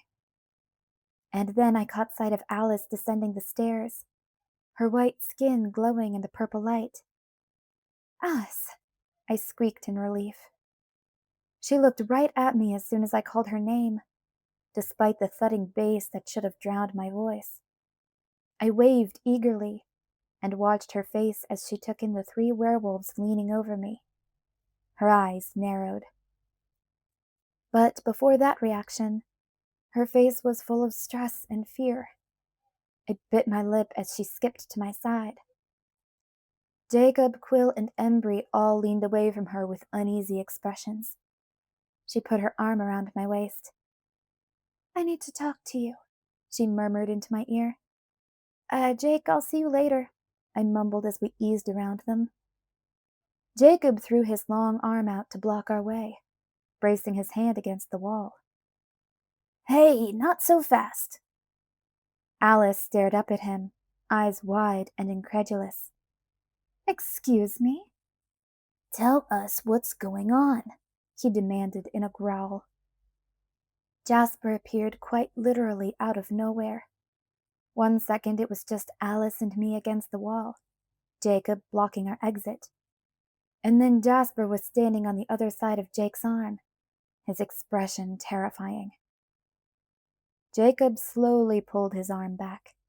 It seemed like the best move, going with the assumption that he wanted to keep that arm. "We have a right to know," Jacob muttered, still glaring at Alice. Jasper stepped in between them, and the three wolves braced themselves. "Hey, hey," I said, adding a slightly hysterical chuckle. "This is a party, remember?" Nobody paid any attention to me. Jacob glared at Alice while Jasper glowered at Jacob. Alice's face was suddenly thoughtful. "It's okay, Jasper. He actually has a point." Jasper did not relax his position. I was sure the suspense was going to make my head explode in about a second. "What did you see, Alice?" She stared at Jacob for a second, and then turned to me, evidently having chosen to let them hear. "The decision's been made. You're going to Seattle." "No." I felt the color drain out of my face. My stomach lurched. "They're coming here," I choked out. The Quileute boys watched silently, reading every unconscious play of emotion on our faces. They were rooted in place, and yet not completely still. All three pairs of hands were trembling. "Yes. To Forks. Yes." "4?" She nodded, understanding my question. "One carried your red shirt." I tried to swallow. Jasper's expression was disapproving. I could tell he didn't like discussing this in front of the werewolves, but he had something he needed to say. "We can't let them come that far. There aren't enough of us to protect the town." "I know," Alice said, her face suddenly desolate. "But it doesn't matter where we stop them. There still won't be enough of us, and some of them will come here to search." "No," I whispered. The noise of the party overwhelmed the sound of my denial. All around us, my friends and neighbors and petty enemies ate and laughed and swayed to the music, oblivious to the fact that they were about to face horror, danger, maybe death, because of me. "Alice," I mouthed her name. "I have to go. I have to get away from here. That won't help. It's not like we're dealing with a tracker. They'll still come looking here first. Then I have to go meet them." If my voice hadn't been so hoarse and strained, it might have been a shriek. "If they find what they're looking for, maybe they'll go away and not hurt anyone else." "Bella," Alice protested. "Hold it," Jacob ordered in a low, forceful voice.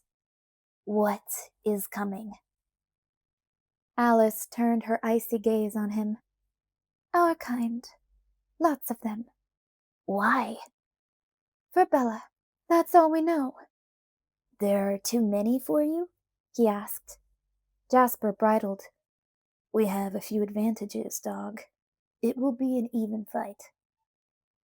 "No," Jacob said, and a strange, fierce half-smile spread across his face. "It won't be even." "Excellent," Alice hissed. I stared, still frozen in horror, at Alice's new expression. Her face was alive with exultation, and all despair wiped clean from her perfect features. She grinned at Jacob, and he grinned back. "Everything just disappeared, of course," she told him in a smug voice. "That's inconvenient, but all things considered, I'll take it." "We'll have to coordinate," Jacob said.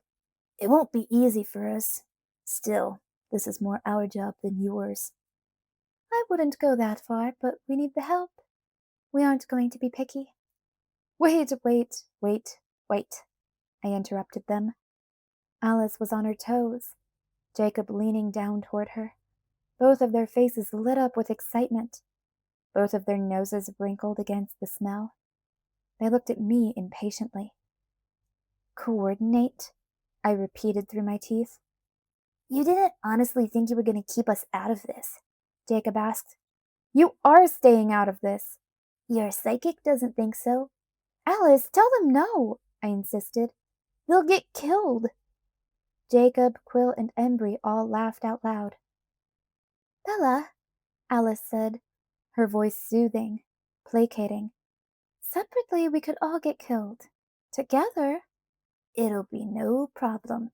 Jacob finished her sentence. Quill laughed again. How many? Quill asked eagerly. No, I shouted. Alice didn't even look at me. It changes. 21 today, but the numbers are going down. Why? Jacob asked, curious. Long story, Alice said, suddenly looking around the room.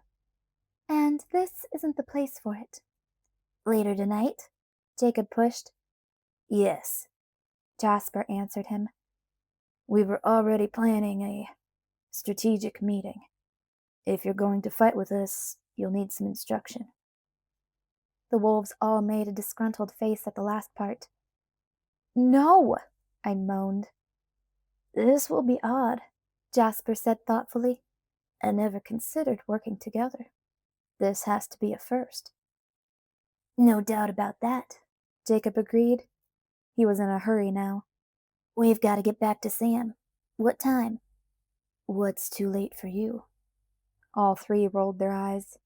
What time? Jacob repeated. 3 o'clock. Where? About 10 miles due north of Hoe Forest Ranger Station. Come at it from the west and you'll be able to follow our scent in. We'll be there. They turned to leave. Wait, Jake, I called after him. Please don't do this. He paused, turning back to grin at me, while Quill and Embry headed impatiently for the door. Don't be ridiculous, Bells. You're giving me a much better gift than the one I gave you. No, I shouted again. The sound of an electric guitar drowned my cry. He didn't respond. He hurried to catch up with his friends, who were already gone. I watched helplessly as Jacob disappeared. Chapter 18. Instruction.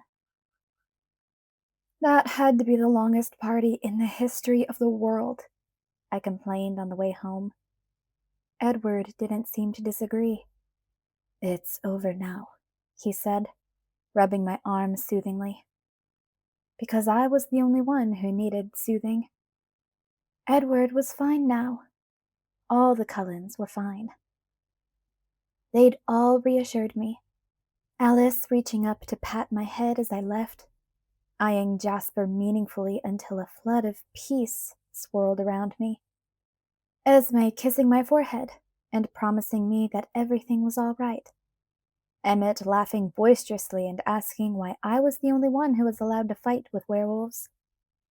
Jacob's solution had them all relaxed, almost euphoric after the long weeks of stress. Doubt had been replaced with confidence. The party had ended on a note of true celebration. Not for me. Bad enough, horrible, that the Cullens would fight for me. It was already too much that I would have to allow that. It already felt like more than I could bear. Not Jacob, too. Not his foolish, eager brothers, most of them even younger than I was. They were just oversized, over-muscled children, and they looked forward to this like it was a picnic on the beach. I could not have them in danger, too. My nerves felt frayed and exposed. I didn't know how much longer I could restrain the urge to scream out loud. I whispered now, to keep my voice under control. You're taking me with you tonight. Bella, you're worn out. You think I could sleep? He frowned. This is an experiment. I'm not sure if it will be possible for us all to cooperate. I don't want you in the middle of that. As if that didn't make me all the more anxious to go. If you won't take me, then I'll call Jacob. His eyes tightened. That was a low blow, and I knew it. But there was no way I was being left behind. He didn't answer. We were at Charlie's house now. The front light was on. "See you upstairs," I muttered. I tiptoed in the front door. Charlie was asleep in the living room, overflowing the too small sofa, and snoring so loudly I could have ripped a chainsaw to life and it wouldn't have wakened him. I shook his shoulder vigorously. "Dad! Charlie!" he grumbled, eyes still closed. "I'm home now. You're gonna hurt your back sleeping like that. Come on, time to move." It took a few more shakes, and his eyes never did open all the way, but I managed to get him off the couch. I helped him up to his bed, where he collapsed on top of the covers, fully dressed, and started snoring again. He wasn't going to be looking for me anytime soon. Edward waited in my room while I washed my face and changed into jeans and a flannel shirt. He watched me unhappily from the rocking chair as I hung the outfit Alice had given me in my closet. "Come here," I said, taking his hand and pulling him to my bed. I pushed him down on the bed and then curled up against his chest. Maybe he was right, and I was tired enough to sleep. I wasn't going to let him sneak off without me. He tucked my quilt in around me and then held me close. "Please relax." "Sure." "This is going to work, Bella. I can feel it." My teeth locked together. He was still radiating relief. Nobody but me cared if Jacob and his friends got hurt. Not even Jacob and his friends, especially not them. He could tell I was about to lose it. "Listen to me, Bella. This is going to be easy. The newborns will be completely taken by surprise. They'll have no more idea that werewolves exist than you did. I've seen how they act in a group, the way Jasper remembers. I truly believe that the wolves' hunting techniques will work flawlessly against them. And with them divided and confused, there won't be enough for the rest of us to do. Someone may have to sit out," he teased. "Piece of cake," I mumbled tonelessly against his chest. "Shh." He stroked my cheek. "You'll see. Don't worry now." He started humming my lullaby, but for once, it didn't calm me. People, well, vampires and werewolves, really, but still, people I loved were going to get hurt. Hurt because of me. Again. I wished my bad luck would focus a little more carefully. I felt like yelling up at the empty sky. "It's me you want. Over here. Just me." I tried to think of a way I could do exactly that. Force my bad luck to focus on me. It wouldn't be easy. I would have to wait, bide my time.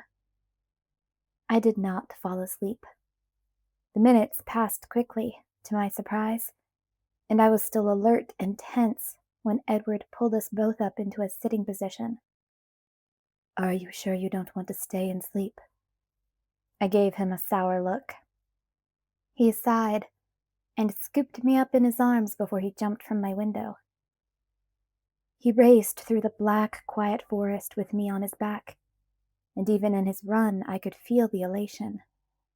He ran the way he did when it was just us, just for enjoyment, just for the feel of the wind in his hair. It was the kind of thing that, during less anxious times, would have made me happy. When we got to the big open field, his family was there, talking casually, relaxed. Emmett's booming laugh echoed through the wide space now and then. Edward set me down and we walked hand in hand toward them. It took me a minute, because it was so dark with the moon hidden behind the clouds, but I realized that we were in the baseball clearing. It was the same place where, more than a year ago, that first light-hearted evening with the Cullens had been interrupted by James and his coven. It felt strange to be here again, as if this gathering wouldn't be complete until James and Laurent and Victoria joined us. But James and Laurent were never coming back. That pattern wouldn't be repeated. Maybe all the patterns were broken. Yes, someone had broken out of their pattern. Was it possible that the Volturi were the flexible ones in this equation? I doubted it. Victoria had always seemed like a force of nature to me, like a hurricane moving toward the coast in a straight line. Unavoidable, implacable, but predictable. Maybe it was wrong to limit her that way. She had to be capable of adaptation. You know what I think? I asked Edward. He laughed. No. I almost smiled. What do you think? I think it's all connected. Not just the two, but all three. You've lost me. 3 bad things have happened since you came back. I ticked them off my fingers. The newborns in Seattle, the stranger in my room, and, first of all, Victoria came to look for me. His eyes narrowed as he thought about it. Why do you think so? Because I agree with Jasper. The Volturi love their rules. They would probably do a better job anyway. And I'd be dead if they wanted me dead. I added mentally. Remember when you were tracking Victoria last year? Yes. He frowned. I wasn't very good at it. Alice said you were in Texas. Did you follow her there? His eyebrows pulled together. Yes. See? She could have gotten the idea there. But she doesn't know what she's doing. So the newborns are all out of control. He started shaking his head. Only Aro knows exactly how Alice's visions work. Aro would know best, but wouldn't Tanya and Irina and the rest of your friends in Denali know enough? Laurent lived with him for so long, and if he was still friendly enough with Victoria to be doing favors for her, why wouldn't he also tell her everything he knew? Edward frowned. It wasn't Victoria in your room. She can't make new friends? Think about it, Edward. If it is Victoria doing this in Seattle, she's made a lot of new friends. She's created them. He considered it, his forehead creased in concentration. He finally said. It's possible. I still think the Volturi are most likely. But your theory, there's something there. Victoria's personality. Your theory suits her personality perfectly. She's shown a remarkable gift for self-preservation from the start.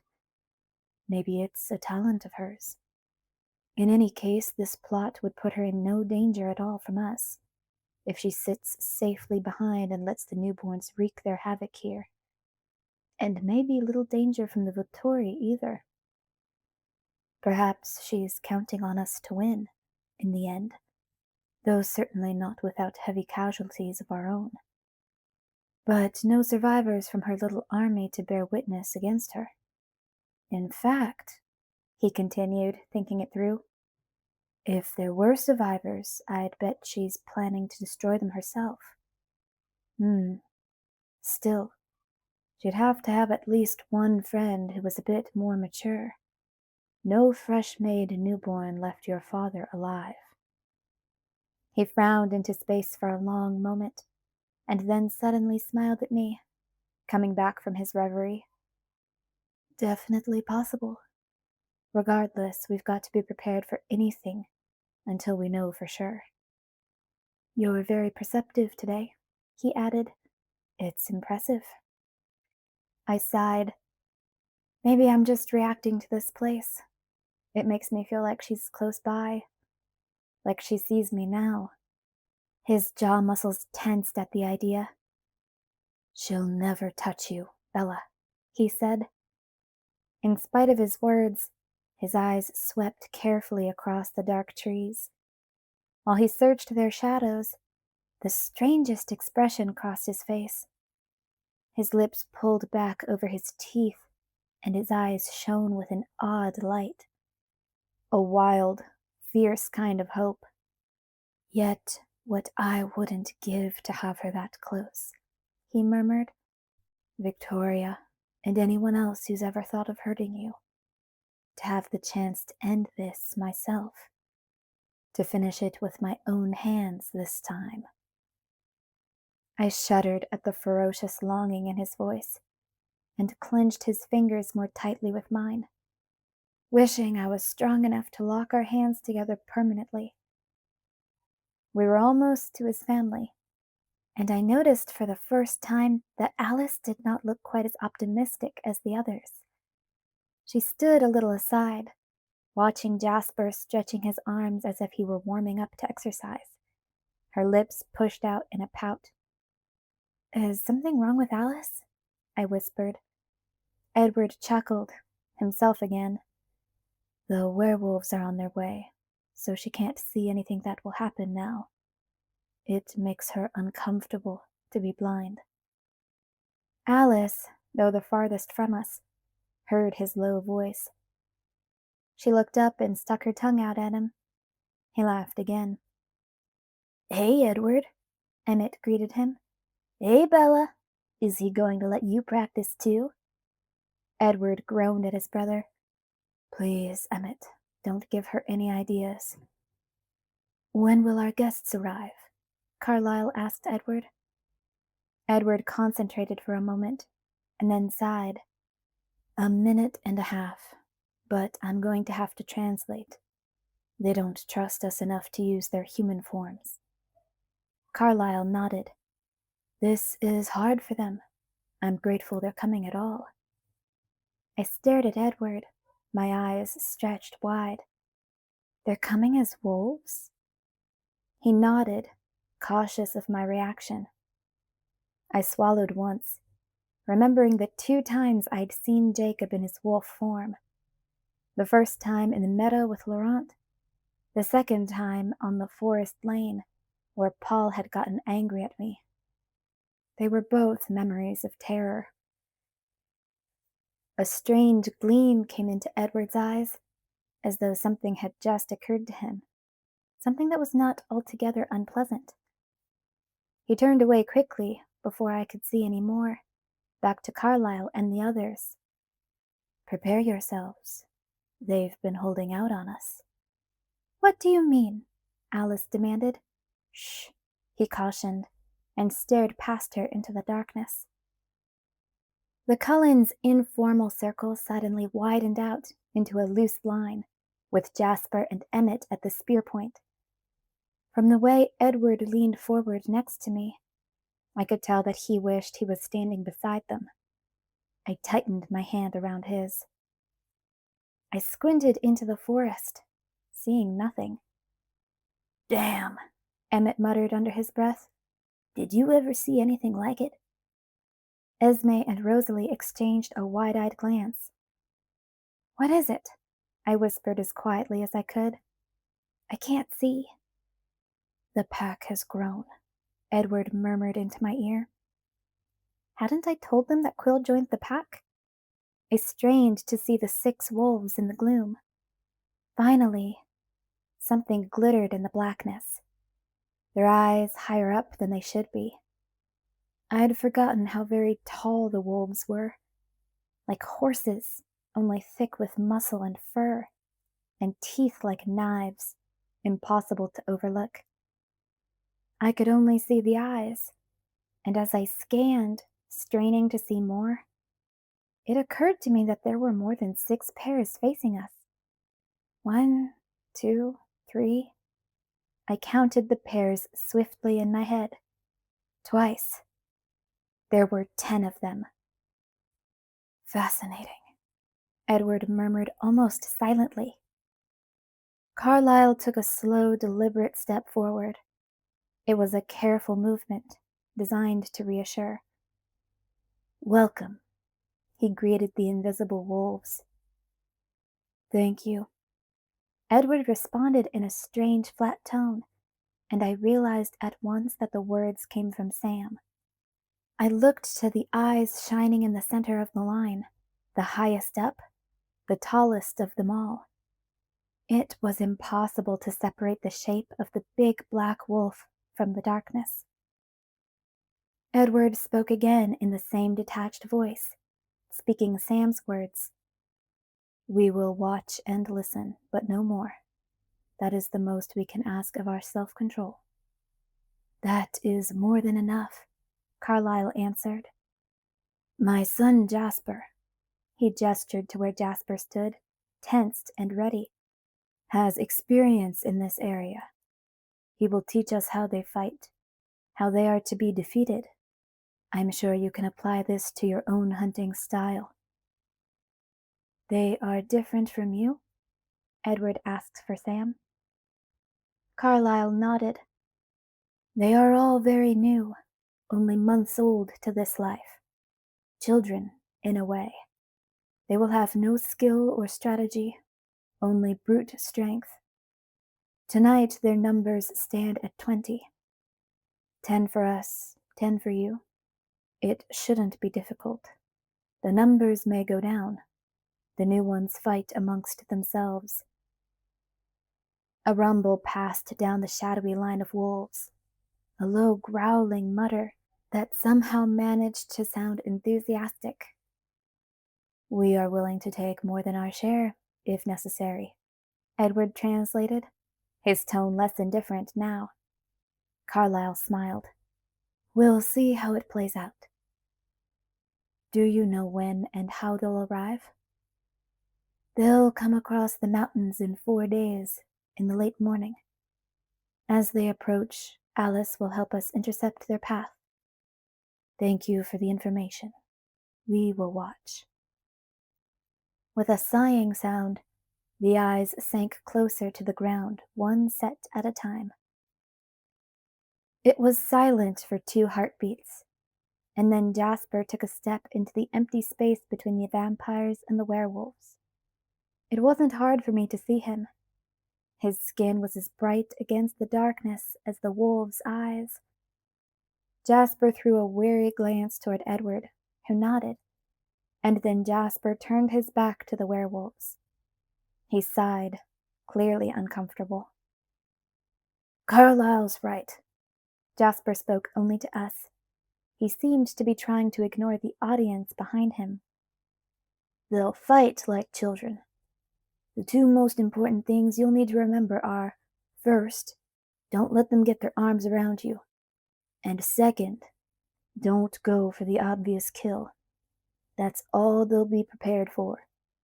As long as you come at them from the side and keep moving, they'll be too confused to respond effectively. Emmett?" Emmett stepped out of the line with a huge smile. Jasper backed toward the north end of the opening between the allied enemies. He waved Emmett forward.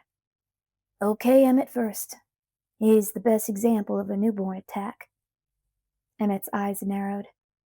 "I'll try not to break anything," he muttered. Jasper grinned. "What I meant is that Emmett relies on his strength. He's very straightforward about the attack. The newborns won't be trying anything subtle, either. Just go for the easy kill, Emmett." Jasper backed up a few more paces, his body tensing. "Okay, Emmett, try to catch me." And I couldn't see Jasper anymore. He was a blur as Emmett charged him like a bear, grinning while he snarled. Emmett was impossibly quick, too, but not like Jasper. It looked like Jasper had no more substance than a ghost. Any time Emmett's big hands had him for sure, Emmett's fingers clenched around nothing but the air. Beside me, Edward leaned forward intently, his eyes locked on the brawl. Then Emmett froze. Jasper had him from behind, his teeth an inch from his throat. Emmett cussed. There was a muttered rumble of appreciation from the watching wolves. "Again," Emmett insisted, his smile gone. "It's my turn," Edward protested. My fingers tensed around his. In a minute, Jasper grinned, stepping back. I want to show Bella something first. I watched with anxious eyes as he waved Alice forward. I know you worry about her, he explained to me as she danced lithely into the ring. I want to show you why that's not necessary. Though I knew that Jasper would never allow any harm to come to Alice, it was still hard to watch as he sank back into a crouch facing her.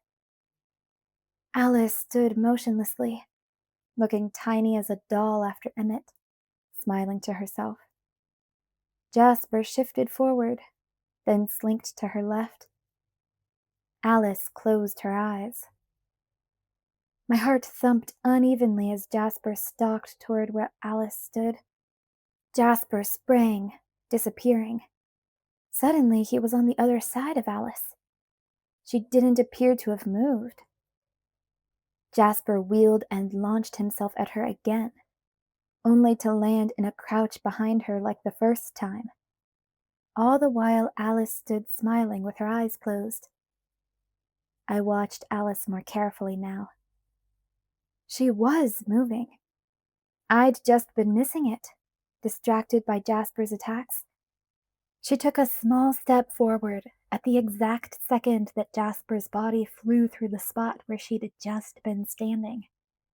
She took another step, while Jasper's grasping hands whistled past where her waist had been. Jasper closed in, and Alice began to move faster. She was dancing, spiraling and twisting and curling in on herself. Jasper was her partner, lunging, reaching through her graceful patterns, never touching her, like every movement was choreographed. Finally, Alice laughed. Out of nowhere, she was perched on Jasper's back, her lips at his neck. Gotcha, she said, and kissed his throat. Jasper chuckled, shaking his head. You truly are one frightening little monster. The wolves muttered again. This time the sound was wary. It's good for them to learn some respect, Edward murmured, amused. Then he spoke louder. My turn. He squeezed my hand before he let it go. Alice came to take his place beside me. Cool, huh? She asked me smugly. Very, I agreed, not looking away from Edward, as he glided noiselessly towards Jasper, his movements lithe and watchful as a jungle cat. I've got my eye on you, Bella, she whispered suddenly, her voice pitched so low that I could barely hear, though her lips were at my ear. My gaze flickered to her face and then back to Edward. He was intent on Jasper, both of them fainting as he closed the distance. Alice's expression was full of reproach. I'll warn him if your plans get any more defined, she threatened in the same low murmur. It doesn't help anything for you to put yourself in danger. Do you think either of them would give up if you died? They'd still fight. We all would. You can't change anything, so just be good, okay? I grimaced, trying to ignore her. I'm watching, she repeated. Edward had closed on Jasper now, and this fight was more even than either of the others. Jasper had the century of experience to guide him, and he tried to go on instinct alone as much as he could. But his thoughts always gave him away a fraction of a second before he acted. Edward was slightly faster, but the moves Jasper used were unfamiliar to him. They came at each other again and again, neither one able to gain the advantage, instinctive snarls erupting constantly. It was hard to watch, but harder to look away. They moved too fast for me to really understand what they were doing. Now and then the sharp eyes of the wolves would catch my attention. I had a feeling the wolves were getting more out of this than I was, maybe more than they should. Eventually, Carlyle cleared his throat. Jasper laughed and took a step back. Edward straightened up and grinned at him. Back to work, Jasper consented. We'll call it a draw. Everyone took turns. Carlyle, then Rosalie, Esme, and Emmett again. I squinted through my lashes, cringing as Jasper attacked Esme. That was the hardest one to watch. Then he slowed down, still not quite enough for me to understand his motions, and he gave more instruction. You see what I'm doing here? He would ask. Yes, just like that, he encouraged. Concentrate on the sides. Don't forget where their target will be. Keep moving. Edward was always focused, watching and also listening to what others couldn't see. It got more difficult to follow as my eyes got heavier. I hadn't been sleeping well lately anyway, and it was approaching a solid 24 hours since the last time I'd slept. I leaned against Edward's side and let my eyelids droop. We're about finished, he whispered. Jasper confirmed that, turning toward the wolves for the first time, his expression uncomfortable again. We'll be doing this tomorrow. Please feel welcome to observe again. Yes, Edward answered in Sam's cool voice. We'll be here. Then Edward sighed, patted my arm, and stepped away from me. He turned to his family. The pack thinks it would be helpful to be familiar with each of our scents, so they don't make mistakes later. If we could hold very still, it will make it easier for them. Certainly, Carlyle said to Sam. Whatever you need. There was a gloomy, throaty grumble from the wolf pack as they all rose to their feet. My eyes were wide again, exhaustion forgotten. The deep black of the night was just beginning to fade, the sun brightening the clouds, though it hadn't cleared the horizon yet, far away on the other side of the mountains. As they approached, it was suddenly possible to make out the shapes, the colors. Sam was in the lead, of course. Unbelievably huge, black as midnight, a monster straight out of my nightmares, literally. After the first time I'd seen Sam and the others in the meadow, they'd starred in my bad dreams more than once. Now that I could see them all, match the vastness with each pair of eyes, it looked like more than 10. The pack was overwhelming. Out of the corner of my eye, I saw that Edward was watching me, carefully evaluating my reaction. Sam approached Carlyle where he stood in the front, the huge pack right on his tail. Jasper stiffened, but Emmett, on the other side of Carlyle, was grinning and relaxed. Sam sniffed at Carlyle, seeming to wince slightly as he did. Then he moved on to Jasper. My eyes ran down the wary brace of wolves. I was sure I could pick out a few of the new additions. There was a light gray wolf that was much smaller than the others, the hackles on the back of his neck raised in distaste. There was another, the color of desert sand, who seemed gangly and uncoordinated beside the rest.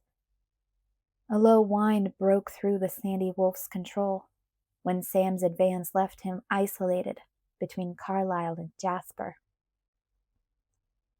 I stopped at the wolf just behind Sam. His fur was reddish-brown and longer than the others, shaggy in comparison. He was almost as tall as Sam, the second largest in the group. His stance was casual, somehow exuding nonchalance over what the rest obviously considered an ordeal. The enormous russet-colored wolf seemed to feel my gaze, and he looked up at me with familiar black eyes. I stared back at him, trying to believe what I already knew. I could feel the wonder and fascination on my face. The wolf's muzzle fell open, pulling back over his teeth. It would have been a frightening expression, except that his tongue lolled out the side in a wolfy grin. I giggled. Jacob's grin widened over his sharp teeth. He left his place in line, ignoring the eyes of his pack as they followed him. He trotted past Edward and Alice to stand not 2 feet away from me. He stopped there, his gaze flickering briefly toward Edward. Edward stood motionless, a statue, his eyes still assessing my reaction. Jacob crouched down on his front legs and dropped his head so that his face was no higher than mine, staring at me, measuring my response just as much as Edward was. "Jacob?" I breathed. The answering rumble deep in his chest sounded like a chuckle. I reached my hand out, my fingers trembling slightly, and touched the red-brown fur on the side of his face. The black eyes closed, and Jacob leaned his huge head into my hand. A thrumming hum resonated in his throat. The fur was both soft and rough, and warm against my skin. I ran my fingers through it curiously, learning the texture, stroking his neck where the color deepened. I hadn't realized how close I'd gotten. Without warning, Jacob suddenly licked my face from chin to hairline. "Ew, gross, Jake," I complained, jumping back and smacking at him, just as I would have if he were human. He dodged out of the way, and the coughing bark that came through his teeth was obviously laughter. I wiped my face on the sleeve of my shirt, unable to keep from laughing with him. It was at this point that I realized everyone was watching us. The Cullens and the werewolves. The Cullens with perplexed and somewhat disgusted expressions. It was hard to read the wolves' faces. I thought Sam looked unhappy. And then there was Edward, on edge and clearly disappointed. I realized he'd been hoping for a different reaction from me, like screaming and running away in terror. Jacob made the laughing sound again. The other wolves were backing away now, not taking their eyes off the Cullens as they departed. Jacob stood by my side, watching them go. Soon they disappeared into the murky forest. Only two hesitated by the trees, watching Jacob, their postures radiating anxiety. Edward sighed and, ignoring Jacob, came to stand on my other side, taking my hand. "Ready to go?" he asked me. Before I could answer, he was staring over me at Jacob. "I've not quite figured out all the details yet," he said, answering a question in Jacob's thoughts. The Jacob wolf grumbled sullenly. "It's more complicated than that," Edward said. "Don't concern yourself. I'll make sure it's safe." "What are you talking about?" I demanded. "Just discussing strategy," Edward said. Jacob's head swiveled back and forth, looking at our faces. Then suddenly he bolted for the forest. As he darted away, I noticed for the first time a square of folded black fabric secured to his back leg. "Wait!" I called, one hand stretching out automatically to reach after him. But he disappeared into the trees in seconds, the other two wolves following. "Why did he leave?" I asked, hurt. "He's coming back," Edward said. He sighed. "He wants to be able to talk for himself." I watched the edge of the forest where Jacob had vanished, leaning into Edward's side again. I was on the point of collapse, but I was fighting it. Jacob loped back into view, on 2 legs this time. His broad chest was bare, his hair tangled and shaggy. He wore only a pair of black sweatpants, his feet bare to the cold ground. He was alone now, but I suspected that his friends lingered in the trees, invisible. It didn't take him long to cross the field, though he gave a wide berth to the Cullens, who stood talking quietly in a loose circle.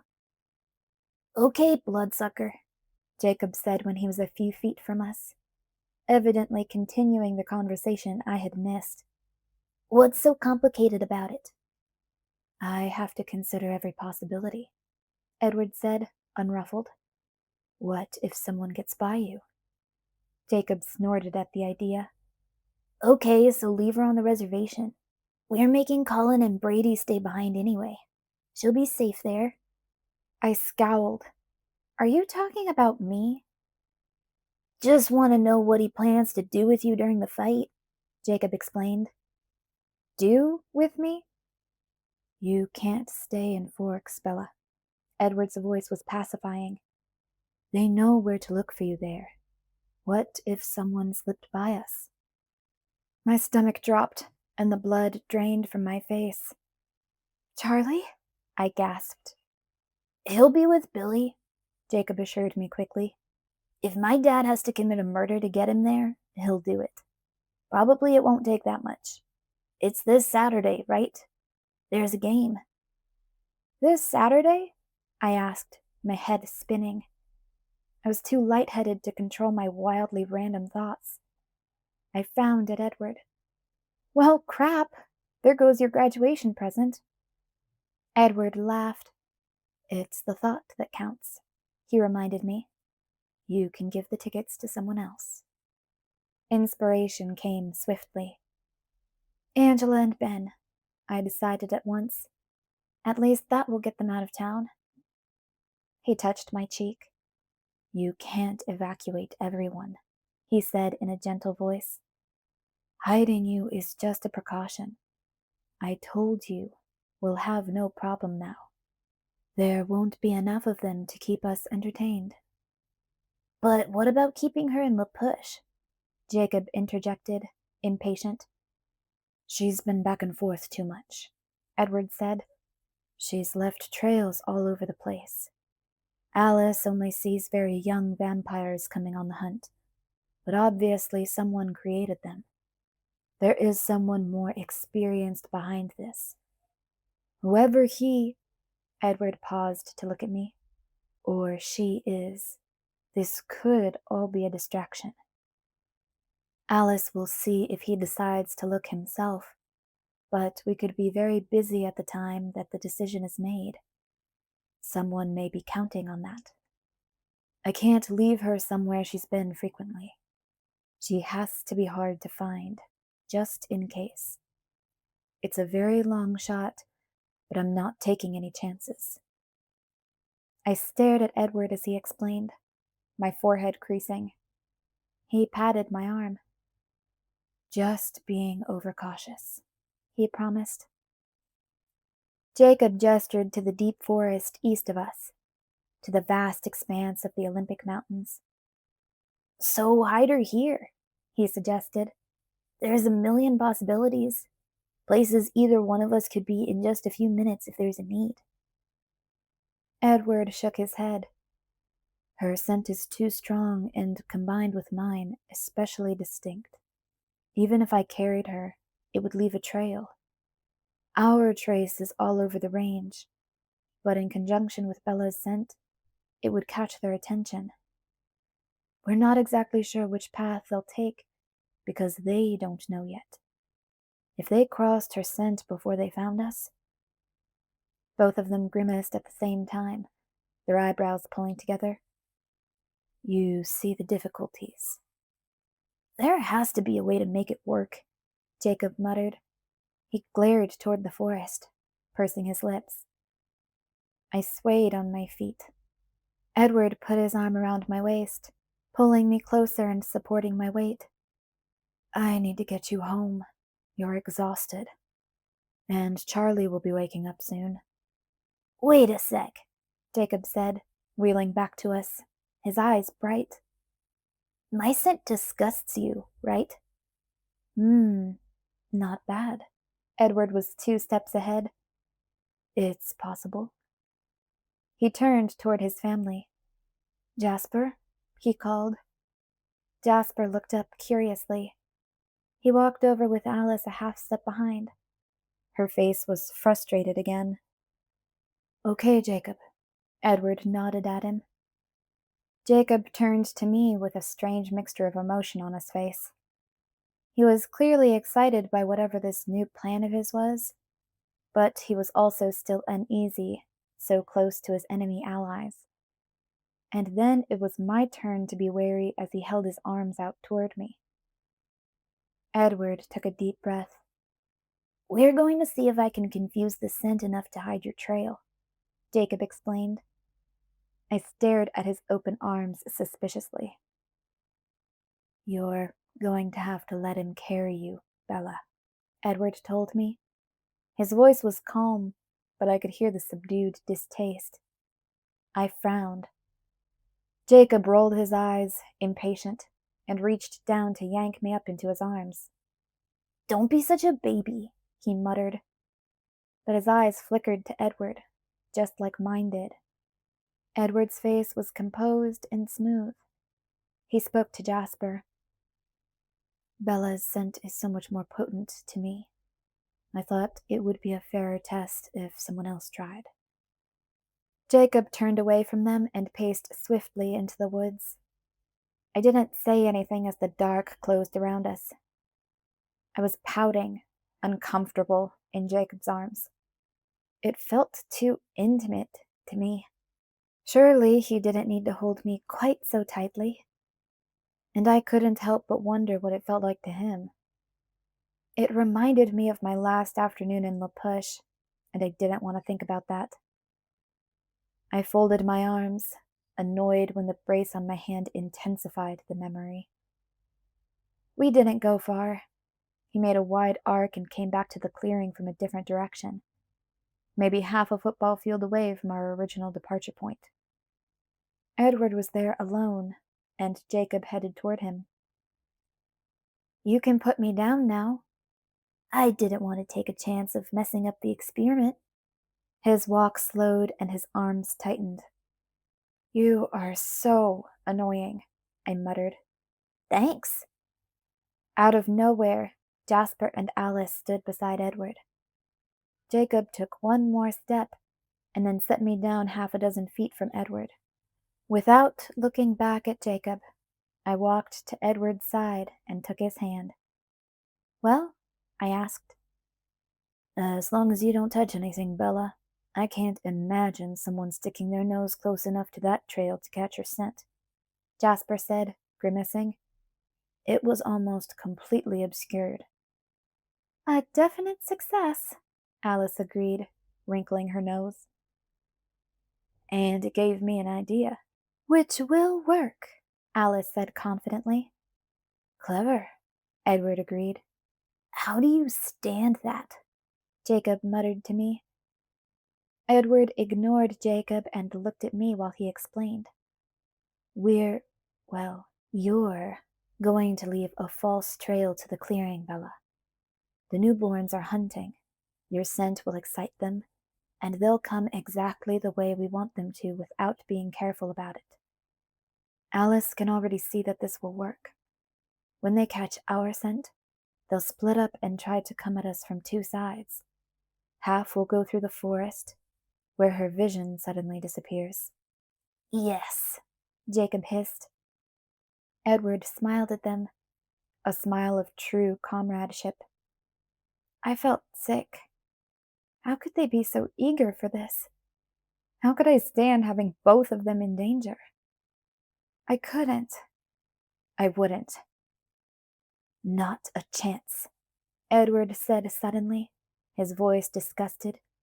It made me jump, worrying that he'd somehow heard my resolve, but his eyes were on Jasper. I know, Jasper said quickly. I didn't even consider it. Not really. Alice stepped on his foot. If Bella was actually there in the clearing, Jasper explained to her, it would drive them insane. They wouldn't be able to concentrate on anything but her. It would make picking them off truly easy. Edward's glare had Jasper backtracking. Of course, it's too dangerous for her. It was just an errant thought, he said quickly. But he looked at me from the corner of his eyes, and the look was wistful. No, Edward said. His voice rang with finality. You're right, Jasper said. He took Alice's hand and started back toward the others. Best 2 out of 3? I heard him ask as they went to practice again. Jacob stared after him in disgust. Jasper looks at things from a military perspective. Edward quietly defended his brother. He looks at all the options. It's thoroughness, not callousness. Jacob snorted. He'd edged closer unconsciously, drawn by his absorption in the planning. He stood only 3 feet from Edward now, and standing there between them, I could feel the physical tension in the air. It was like static, an uncomfortable charge. Edward got back to business. I'll bring her here Friday afternoon to lay the false trail. You can meet us afterward, and carry her to a place I know. Completely out of the way and easily defensible. Not that it will come to that. I'll take another route there. And then what? Leave her with a cell phone? Jacob asked critically. You have a better idea? Jacob was suddenly smug.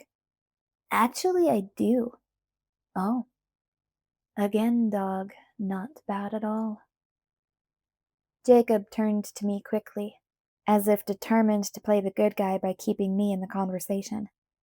We tried to talk Seth into staying behind with the younger two. He's still too young, but he's stubborn and he's resisting. So I thought of a new assignment for him. Cell phone. I tried to look like I got it. No one was fooled. As long as Seth Clearwater is in his wolf form, he'll be connected to the pack, Edward said. Distance isn't a problem, he added, turning to Jacob. Nope. 300 miles, Edward asked. That's impressive. Jacob was the good guy again. That's the farthest we've ever gone to experiment, he told me. Still clear as a bell. I nodded absently.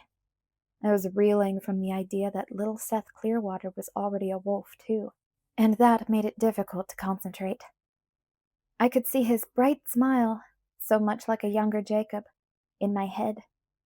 He couldn't be more than 15 if he was that. His enthusiasm at the council meeting bonfire suddenly took on a new meaning. It's a good idea. Edward seemed reluctant to admit this. I'll feel better with Seth there, even without the instantaneous communication. I don't know if I'd be able to leave Bella alone there. To think it's come to this, though. Trusting werewolves. Fighting with vampires instead of against them? Jacob mirrored Edward's tone of disgust. Well, you still get to fight against some of them, Edward said. Jacob smiled. That's the reason we're here. Chapter 19. Selfish. Edward carried me home in his arms, expecting that I wouldn't be able to hang on. I must have fallen asleep on the way. When I woke up, I was in my bed and the dull light coming through my windows slanted in from a strange angle, almost like it was afternoon. I yawned and stretched, my fingers searching for him and coming up empty. Edward? I mumbled. My seeking fingers encountered something cool and smooth. His hand. Are you really awake this time? He murmured. I sighed in assent. Have there been a lot of false alarms? You've been very restless, talking all day. All day? I blinked and looked at the windows again. You had a long night, he said reassuringly. You'd earned a day in bed. I sat up and my head spun. The light was coming in my window from the west. Wow. Hungry? He guessed. Do you want breakfast in bed? I'll get it, I groaned, stretching again. I need to get up and move around. He held my hand on the way to the kitchen, eyeing me carefully, like I might fall over. Or maybe he thought I was sleepwalking. I kept it simple, throwing a couple of Pop-Tarts in the toaster. I caught a glimpse of myself in the reflective chrome. Ugh, I'm a mess. It was a long night, he said again. You should have stayed here and slept. Right? And missed everything. You know, you need to start accepting the fact that I'm part of the family now.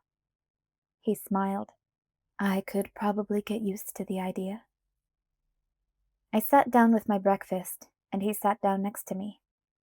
When I lifted the Pop-Tart to take a first bite, I noticed him staring at my hand. I looked down and saw that I was still wearing the gift that Jacob had given me at the party. May I? He asked, reaching for the tiny wooden wolf. I swallowed noisily. Sure. He moved his hand under the charm bracelet and balanced the little figurine in his snowy palm. For a fleeting moment, I was afraid. Just the slightest twist of his fingers could crush it into splinters. But of course Edward wouldn't do that. I was embarrassed I'd even had the thought. He only weighed the wolf in his palm for a moment, and then let it fall. It swung lightly from my wrist. I tried to read the expression in his eyes. All I could see was thoughtfulness. He kept everything else hidden, if there was anything else. Jacob Black can give you presents. It wasn't a question or an accusation, just a statement of fact. But I knew he was referring to my last birthday and the fit I'd thrown over gifts. I hadn't wanted any, especially not from Edward. It wasn't entirely logical, and, of course, everyone had ignored me anyway. You've given me presents, I reminded him. You know I like the homemade kind. He pursed his lips for a second. How about hand-me-downs? Are those acceptable? What do you mean? This bracelet. His finger traced a circle around my wrist. You'll be wearing this a lot? I shrugged. Because you wouldn't want to hurt his feelings, he suggested shrewdly. Sure, I guess so. Don't you think it's fair, then? He asked, looking down at my hand as he spoke. He turned it palm up and ran his finger along the veins in my wrist. If I have a little representation? Representation? A charm. Something to keep me on your mind? You're in every thought I have. I don't need reminders. If I gave you something, would you wear it? He pressed. A hand-me-down, I checked. Yes, something I've had for a while. He smiled his angel's smile. If this was the only reaction to Jacob's gift, I would take it gladly. Whatever makes you happy. Have you noticed the inequality? He asked, and his voice turned accusing. Because I certainly have. What inequality? His eyes narrowed. Everyone else is able to get away with giving you things. Everyone but me. I would have loved to get you a graduation present, but I didn't. I knew it would upset you more than if anyone else did. That's utterly unfair. How do you explain yourself? Easy, I shrugged. You're more important than everyone else, and you've given me you. That's already more than I deserve, and anything else you give me just throws us more out of balance. He processed that for a moment, and then rolled his eyes. The way you regard me is ludicrous. I chewed my breakfast calmly. I knew he wouldn't listen if I told him that he had it backward. Edward's phone buzzed. He looked at the number before he opened it. "What is it, Alice?" He listened, and I waited for his reaction, suddenly nervous. But whatever she said didn't surprise him. He sighed a few times. "I sort of guessed as much," he told her, staring into my eyes with a disapproving arch to his brow. "She was talking in her sleep." I flushed. What had I said now?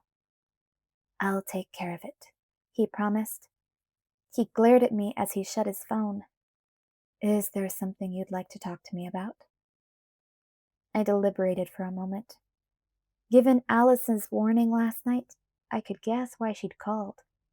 And then remembering the troubled dreams I'd had as I slept through the day, dreams where I chased after Jasper, trying to follow him and find the clearing in the maze-like woods, knowing I would find Edward there. Edward and the monsters who wanted to kill me, but not caring about them because I'd already made my decision.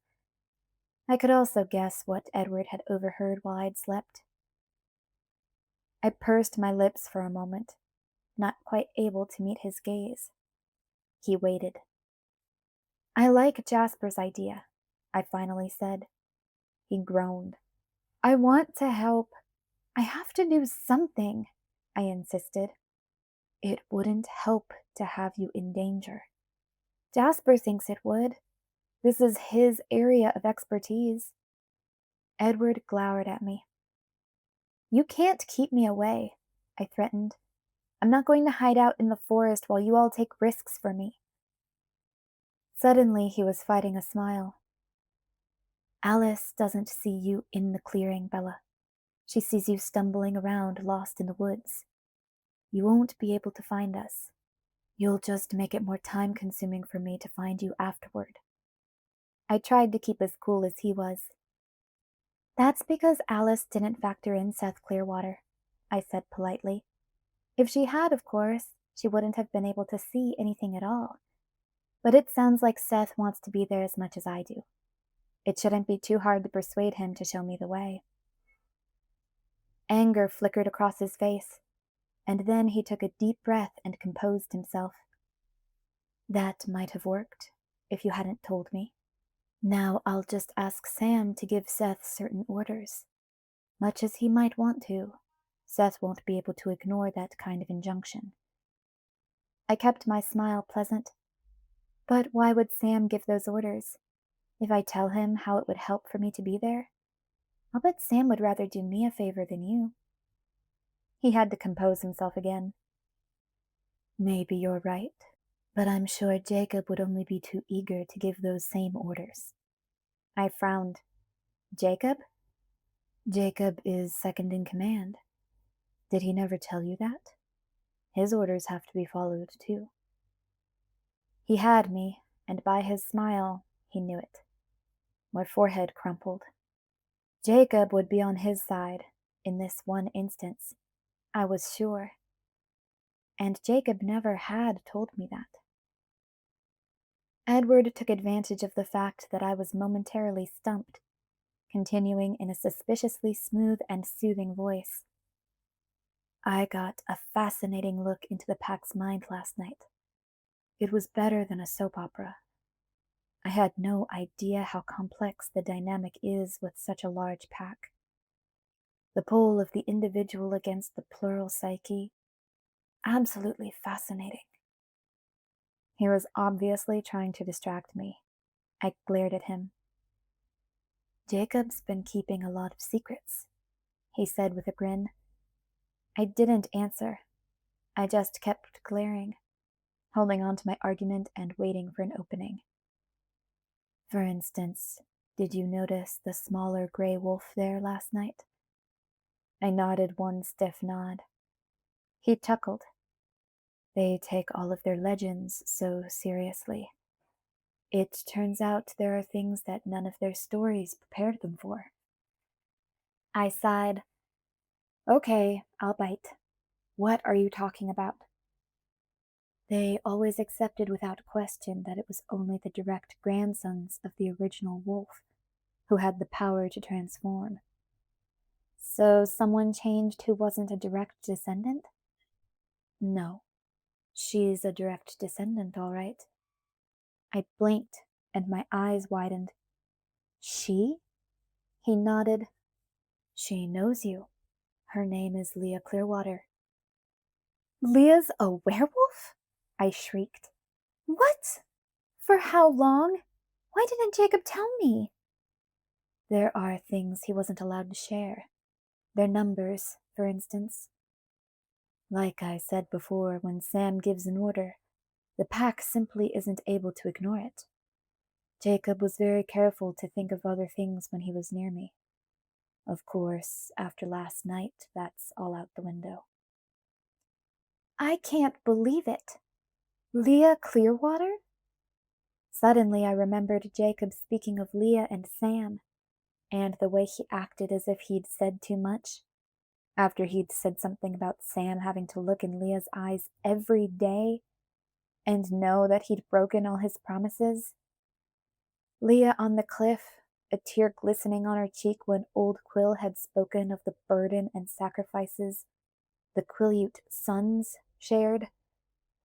And Billy, spending more time with Sue because she was having trouble with her kids. And here the trouble actually was that both of them were werewolves now.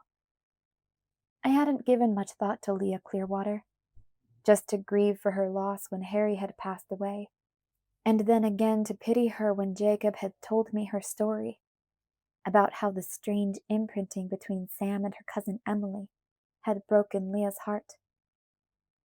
And now she was part of Sam's pack, hearing his thoughts and unable to hide her own. I really hate that part, Jacob had said. Everything you're ashamed of, laid out for everyone to see. Poor Leah, I whispered. Edward snorted. She's making life exceedingly unpleasant for the rest of them. I'm not sure she deserves your sympathy. What do you mean? It's hard enough for them, having to share their thoughts. Most of them try to cooperate, make it easier. When even one member is deliberately malicious, it's painful for everyone. She has reason enough, I mumbled, still on her side. Oh, I know, he said. The imprinting compulsion is one of the strangest things I've ever witnessed in my life. And I've seen some strange things. He shook his head wonderingly. The way Sam is tied to his Emily is impossible to describe. Or I should say her Sam. Sam really had no choice. It reminds me of A Midsummer Night's Dream with all the chaos caused by the fairies' love spells. Like magic. He smiled. It's very nearly as strong as the way I feel about you. Poor Leah, I said again. But what do you mean malicious? She's constantly bringing up things they'd rather not think of, he explained. For example, Embry. What's with Embry? I asked, surprised. His mother moved down from the Macaw Reservation 17 years ago, when she was pregnant with him. She's not Quileute.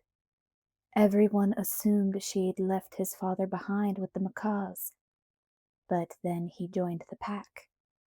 So the prime candidates for his father are Quiliteris Sr., Joshua Yulee, or Billy Black. All of them married at that point, of course. No, I gasped. Edward was right. This was exactly like a soap opera. Now Sam, Jacob, and Quill all wonder which of them has a half-brother.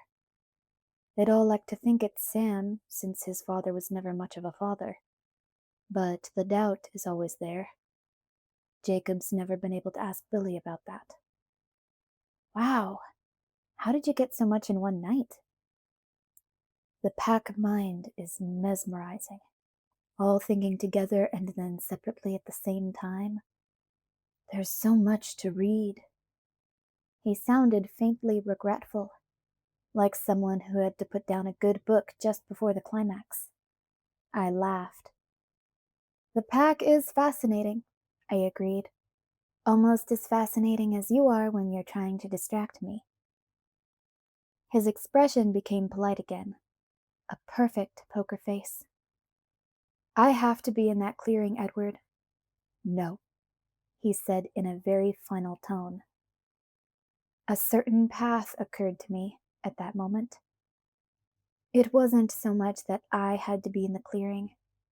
I just had to be where Edward was. Cruel, I accused myself. Selfish, selfish, selfish. Don't do it. I ignored my better instincts. I couldn't look at him while I spoke, though. The guilt had my eyes glued to the table. Okay, look, Edward, I whispered. Here's the thing. I've already gone crazy once. I know what my limits are, and I can't stand it if you leave me again.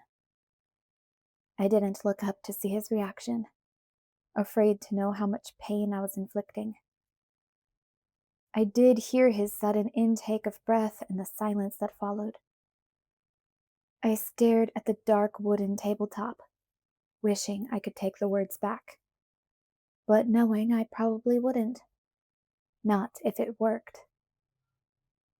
Suddenly, his arms were around me, his hands stroking my face, my arms. He was comforting me. The guilt went into spiral mode, but the survival instinct was stronger. There was no question that he was fundamental to my survival. You know it's not like that, Bella, he murmured. I won't be far and it will all be over quickly. I can't stand it, I insisted, still staring down, not knowing whether or not you'll come back. How do I live through that, no matter how quickly it's over? He sighed. It's going to be easy, Bella. There's no reason for your fears. None at all? None. And everybody will be fine. Everyone, he promised. So there's no way at all that I need to be in the clearing? Of course not. Alice just told me that they're down to 19. We'll be able to handle it easily. That's right. You said it was so easy that someone could sit out. I repeated his words from last night. Did you really mean that? Yes. It felt too simple. He had to see it coming. So easy that you could sit out? After a long moment of silence, I finally looked up at his expression. The poker face was back. I took a deep breath. So it's one way or the other. Either there is more danger than you want me to know about, in which case it would be right for me to be there, to do what I can to help. Or it's going to be so easy that they'll get by without you. Which way is it? He didn't speak. I knew what he was thinking of. The same thing I was thinking of. Carlisle, Esme, Emmett, Rosalie, Jasper. And I forced myself to think the last name. And Alice. I wondered if I was a monster. Not the kind he thought he was, but the real kind. The kind that hurt people. The kind that had no limits when it came to what they wanted. What I wanted was to keep him safe. Safe with me. Did I have a limit to what I would do? What I would sacrifice for that? I wasn't sure. You ask me to let them fight without my help, he said in a quiet voice. Yes. I was surprised I could keep my voice even. I felt so wretched inside. Or to let me be there. Either way, so long as we're together. He took a deep breath and then exhaled slowly. He moved his hands to place them on either side of my face, forcing me to meet his gaze. He looked into my eyes for a long time. I wondered what he was looking for, and what it was that he found. Was the guilt as thick on my face as it was in my stomach, sickening me? His eyes tightened against some emotion I couldn't read, and he dropped one hand to pull out his phone again. "Alice," he sighed. "Could you come babysit Bella for a bit?" He raised one eyebrow, daring me to object to the word. "I need to speak with Jasper." She evidently agreed. He put the phone away and went back to staring at my face. "What are you going to say to Jasper?" I whispered. "I'm going to discuss me sitting out." It was easy to read in his face how difficult the words were for him. "I'm sorry." I was sorry. I hated to make him do this. Not enough that I could fake a smile and tell him to go on ahead without me. Definitely not that much. "Don't apologize," he said, smiling just a little. "Never be afraid to tell me how you feel, Bella. If this is what you need," he shrugged, "you are my first priority." I didn't mean it that way. Like you have to choose me over your family. I know that. Besides, that's not what you asked. You gave me two alternatives that you could live with, and I chose the one that I could live with. That's how compromise is supposed to work. I leaned forward and rested my forehead against his chest. "Thank you," I whispered. "Anytime," he answered, kissing my hair. "Anything." We didn't move for a long moment. I kept my face hidden, pressed against his shirt. Two voices were struggling inside me. One that wanted to be good and brave, and one that told the good one to keep her mouth shut. "Who's the third wife?" he asked me suddenly. "Huh?" I said, stalling. I didn't remember having that dream again. "You were mumbling something about the third wife last night. The rest made a little sense, but you lost me there." "Oh, yeah. That was just one of the stories that I heard at the bonfire the other night." I shrugged. "I guess it stuck with me." Edward leaned away from me and cocked his head to the side, probably confused by the uncomfortable edge to my voice. Before he could ask, Alice appeared in the kitchen doorway with a sour expression. "You're going to miss all the fun," she grumbled. "Hello, Alice," he greeted her. He put one finger under my chin and tilted my face up to kiss me goodbye. "I'll be back later tonight," he promised me. "I'll go work this out with the others. Rearrange things." "Okay. There's not much to arrange," Alice said. "I already told them. Emmett is pleased." Edward sighed. "Of course he is." He walked out the door, leaving me to face Alice. She glared at me. "I'm sorry," I apologized again. "Do you think this will make it more dangerous for you?" She snorted. "You worry too much, Bella. You're going to go prematurely gray." "Why are you upset, then?" "Edward is such a grouch when he doesn't get his way. I'm just anticipating living with him for the next few months." She made a face. "I suppose if it keeps you sane, it's worth it. But I wish you could control the pessimism, Bella. It's so unnecessary." "Would you let Jasper go without you?" I demanded. Alice grimaced. "That's different." "Sure it is." "Go clean yourself up," she ordered me. "Charlie will be home in 15 minutes, and if you look this ragged, he's not going to want to let you out again." Wow, I'd really lost the whole day. It felt like such a waste. I was glad I wouldn't always have to squander my time with sleeping. I was entirely presentable when Charlie got home. fully dressed, hair decent, and in the kitchen putting his dinner on the table. Alice sat in Edward's usual place, and this seemed to make Charlie's day. "Howdy, Alice. How are you, hun?" "I'm fine, Charlie. Thanks." "I see you finally made it out of bed, sleepyhead," he said to me as I sat beside him, before turning back to Alice.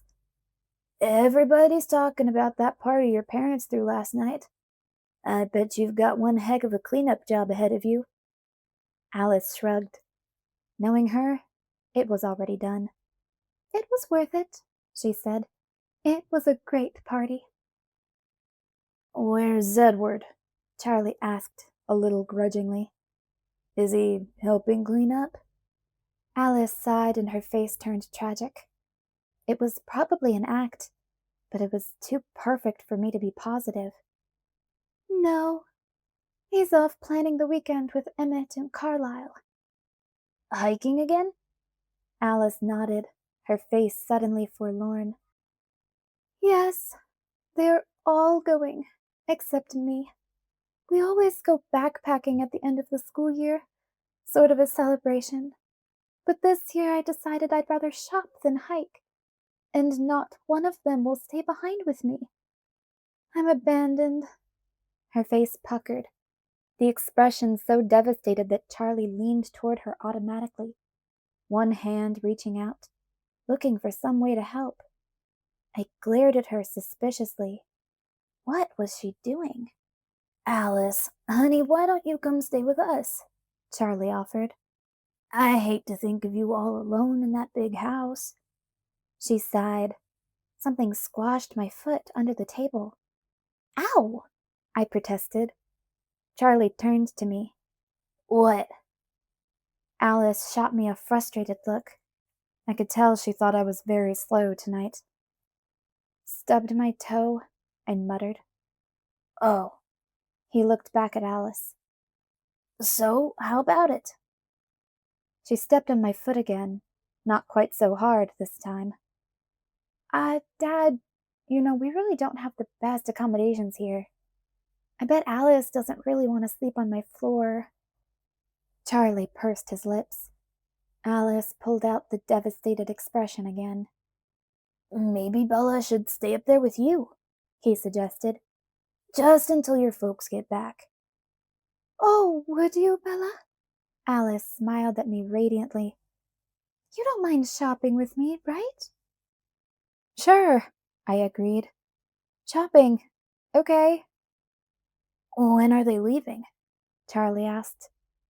Alice made another face. "Tomorrow." "When do you want me?" I asked. "After dinner, I guess," she said, and then put one finger to her chin, thoughtful. "You don't have anything going on Saturday, do you?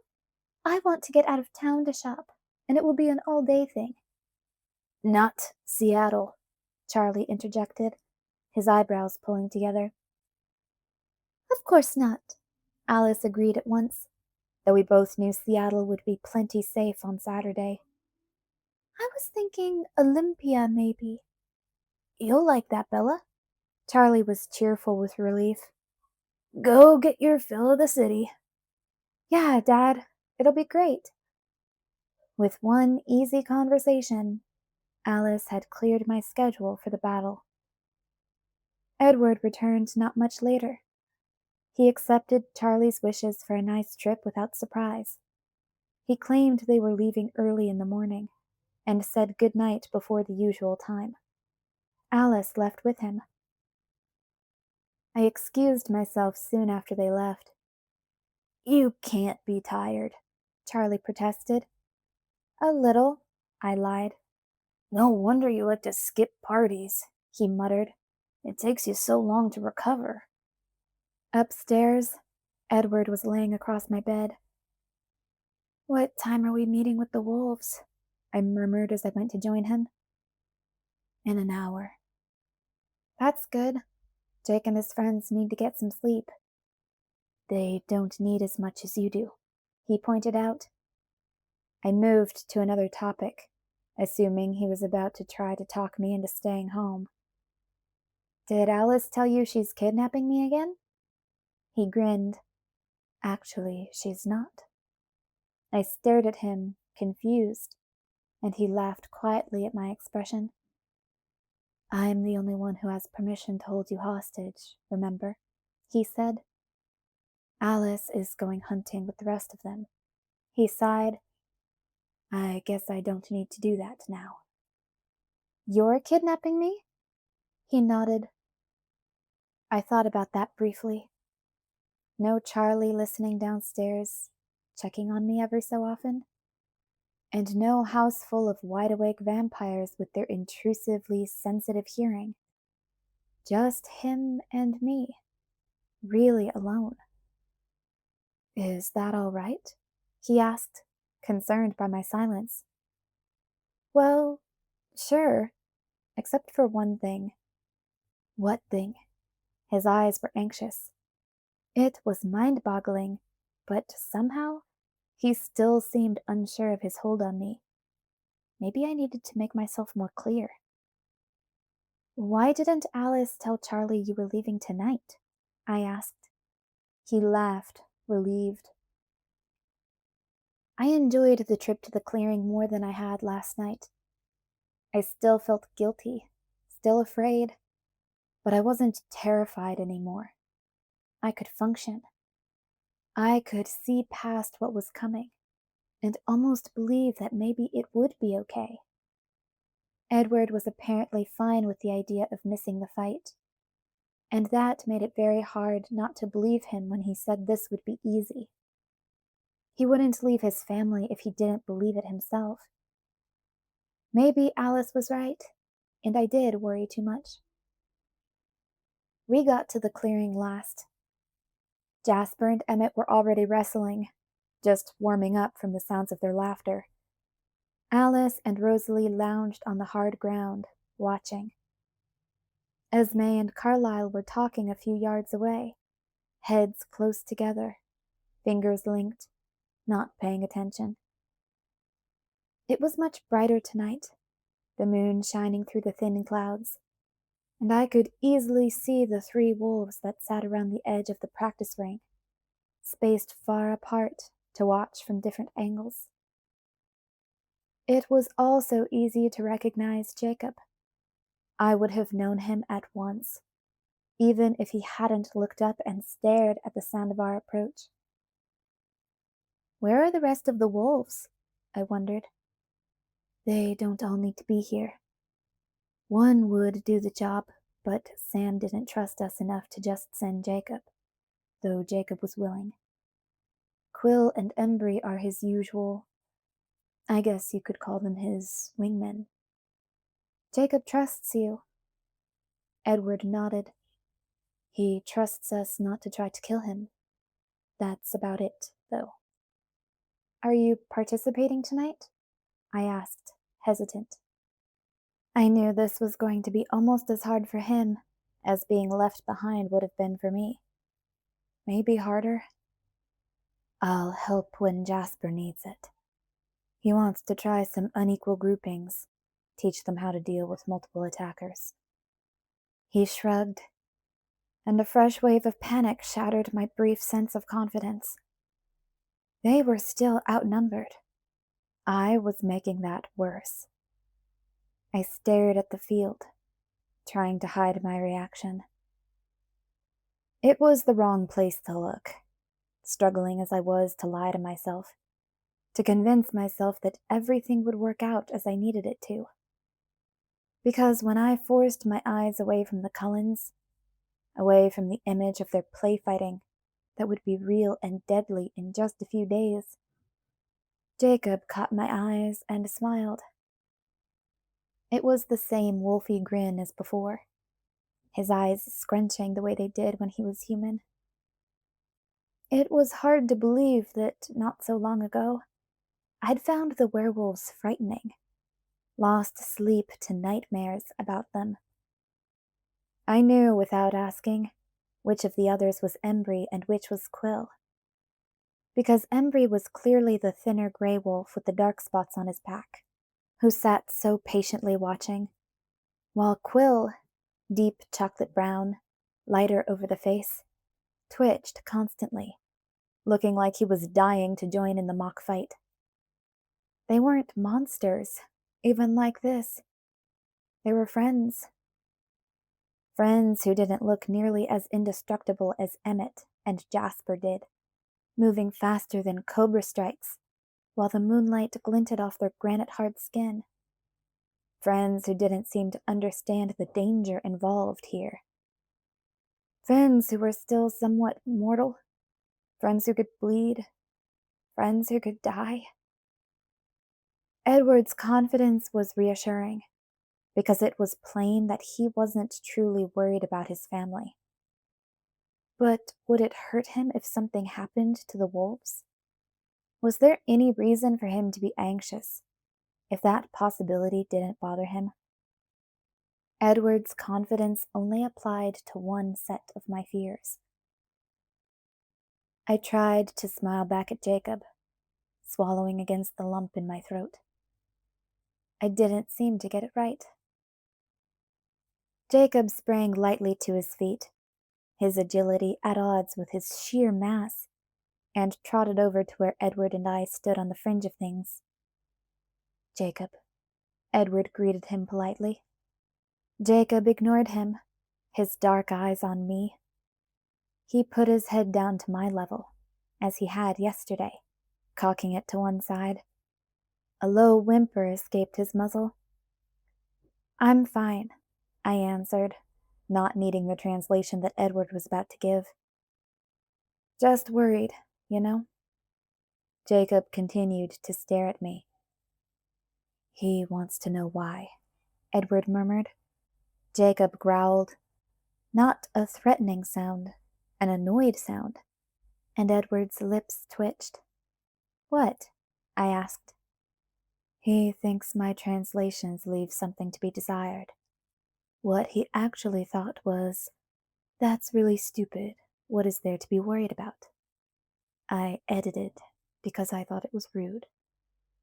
I halfway smiled, too anxious to feel really amused.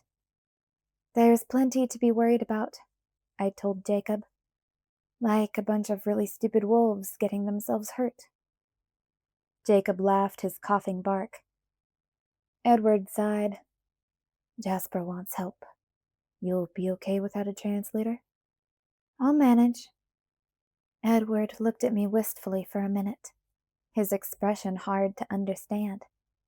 Then he turned his back and strode over to where Jasper waited. I sat down where I was. The ground was cold and uncomfortable. Jacob took a step forward, then looked back at me, and a low whine rose in his throat. He took another half step. Go on without me, I told him. I don't want to watch. Jacob leaned his head to the side for a moment, and then folded himself on the ground beside me with a rumbling sigh. Really, you can go ahead, I assured him. He didn't respond. He just put his head down on his paws. I stared up at the bright silver clouds, not wanting to see the fight. My imagination had more than enough fuel. A breeze blew through the clearing, and I shivered. Jacob scooted himself closer to me, pressing his warm fur against my left side. Thanks, I muttered. After a few minutes, I leaned against his wide shoulder. It was much more comfortable that way. The clouds moved slowly across the sky, dimming and brightening as thick patches crossed the moon and passed on. Absently, I began pulling my fingers through the fur on his neck. That same strange humming sound that he'd made yesterday rumbled in his throat. It was a kind of homey sound, rougher, wilder than a cat's purr, but conveying the same sense of contentment. You know, I never had a dog, I mused. I always wanted one, but Renee's allergic. Jacob laughed.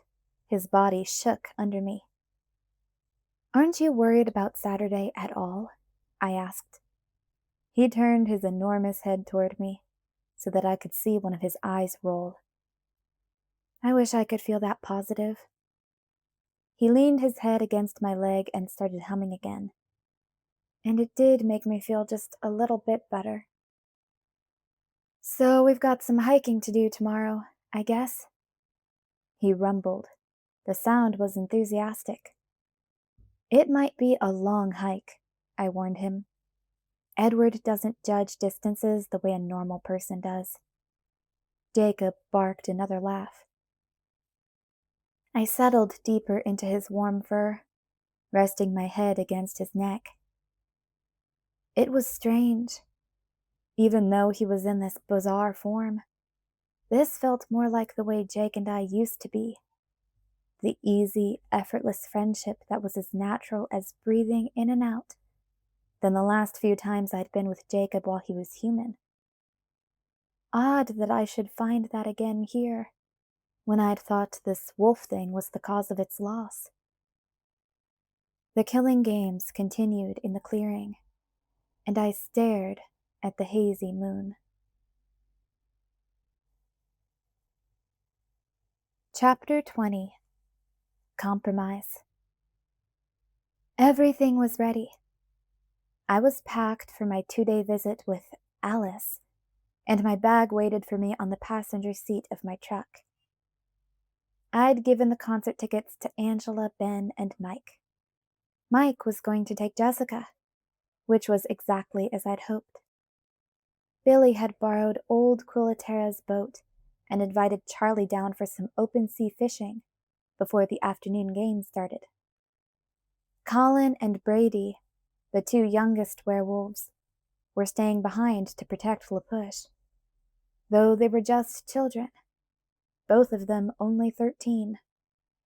Still, Charlie would be safer than anyone left in Forks. I had done all that I could do. I tried to accept that and put the things that were outside of my control out of my head. For tonight, at least. One way or another, this would all be over in 48 hours. The thought was almost comforting. Edward had requested that I relax, and I was going to do my best. For this one night, could we try to forget everything besides just you and me? He'd pleaded, unleashing the full force of his eyes on me. It seems like I never get enough time like that. I need to be with you. Just you. That was not a hard request to agree to, though I knew that forgetting my fears would be much easier said than done. Other matters were on my mind now, knowing that we had this night to be alone, and that would help. There were some things that had changed. For instance, I was ready. I was ready to join his family and his world. The fear and guilt and anguish I was feeling now had taught me that much. I'd had a chance to concentrate on this, as I'd gazed at the moon through the clouds and rested against a werewolf, and I knew I would not panic again. The next time something came at us, I would be ready. An asset, not a liability. He would never have to make the choice between me and his family again. We would be partners, like Alice and Jasper. Next time, I would do my part. I would wait for the sword to be removed from over my head, so that Edward would be satisfied. But it wasn't necessary. I was ready. There was only one missing piece. One piece, because there were some things that had not changed, and that included the desperate way I loved him. I had had plenty of time to think through the ramifications of Jasper and Emmett's bet, to figure out the things I was willing to lose with my humanity, and the part that I was not willing to give up. I knew which human experience I was going to insist on before I became inhuman. So we had some things to work out tonight. After everything I'd seen in the past 2 years, I didn't believe in the word impossible anymore. It was going to take more than that to stop me now. Okay, well, honestly, it was probably going to be much more complicated than that.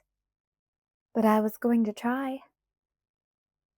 As decided as I wasn't surprised that I still felt nervous as I drove down the long path to his house.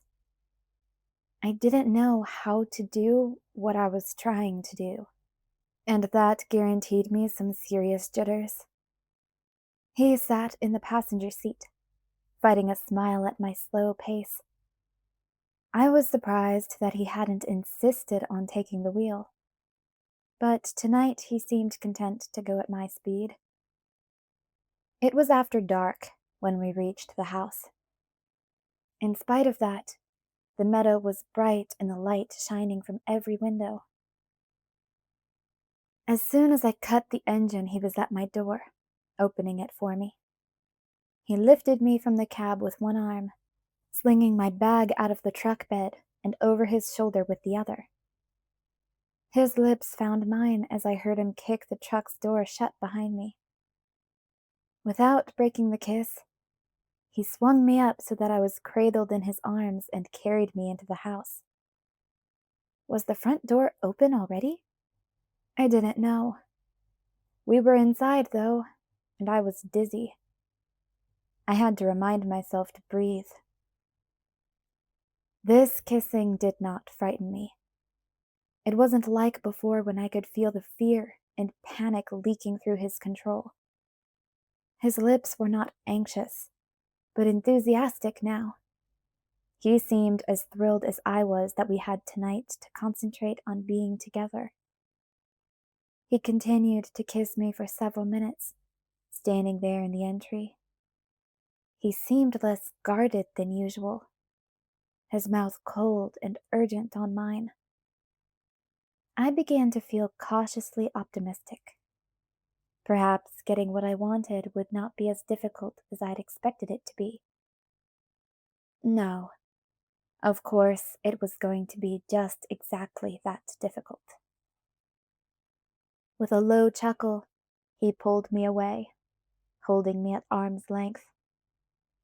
"Welcome home," he said, his eyes liquid and warm. "That sounds nice," I said, breathless.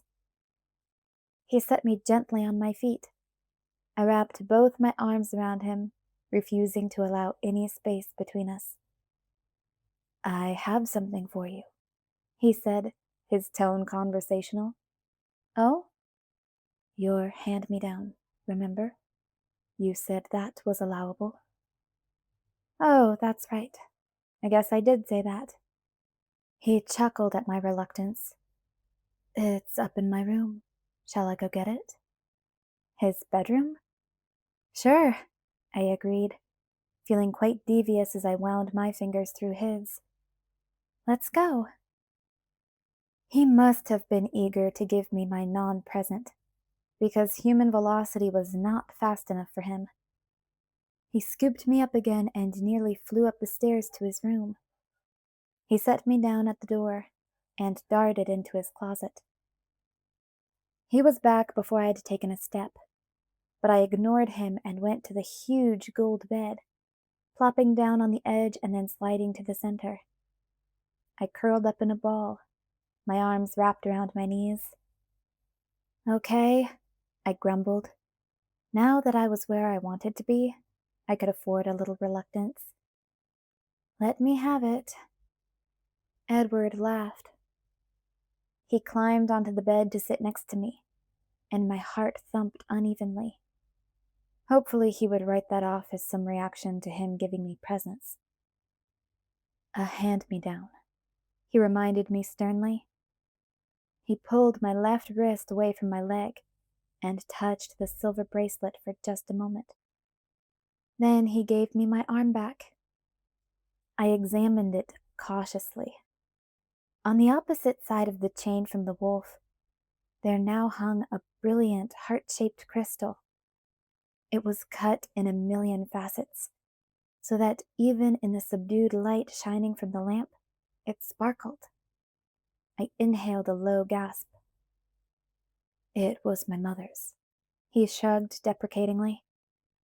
I inherited quite a few baubles like this. I've given some to Esme and Alice both. So clearly, this is not a big deal in any way.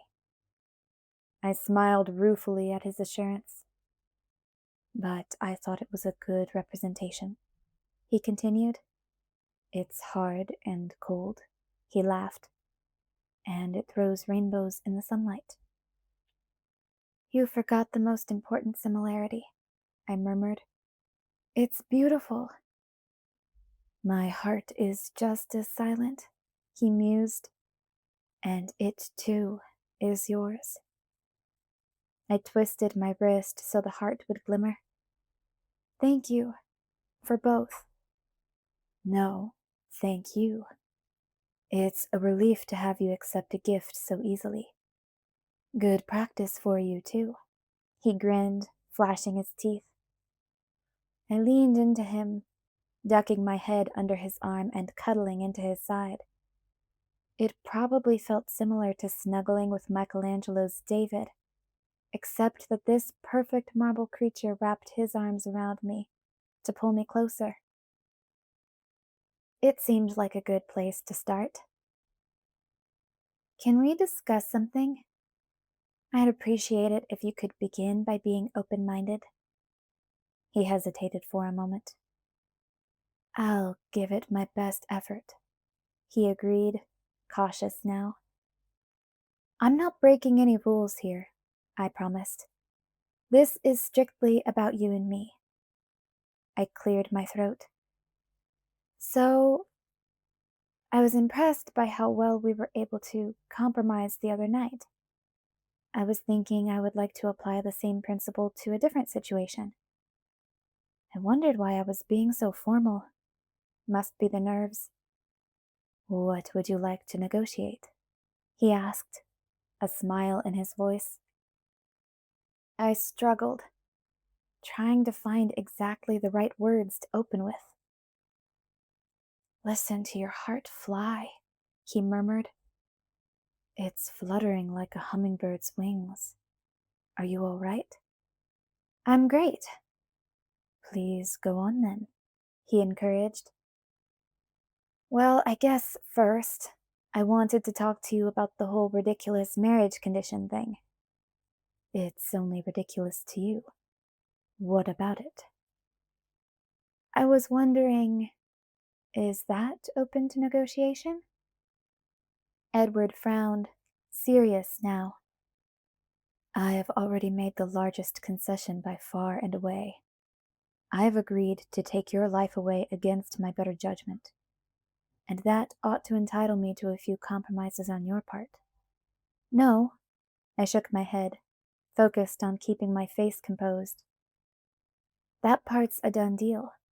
We're not discussing my renovations now. I want to hammer out some of the other details. He looked at me suspiciously. Which details do you mean, exactly? I hesitated. Let's clarify your prerequisites first. You know what I want. Matrimony. I made it sound like a dirty word. Yes. He smiled a wide smile. To start with. The shock spoiled my carefully composed expression. There's more? Well, he said, and his face was calculating. If you're my wife, then what's mine is yours. Like tuition money. So there would be no problem with Dartmouth. Anything else? While you're already being absurd? I wouldn't mind some time. Nope, no time. That's a deal breaker right there. He sighed longingly. Just a year or two? I shook my head, my lips set in a stubborn frown. Move along to the next one. That's it. Unless you'd like to talk cars. He grinned widely when I grimaced, and then took my hand and began playing with my fingers.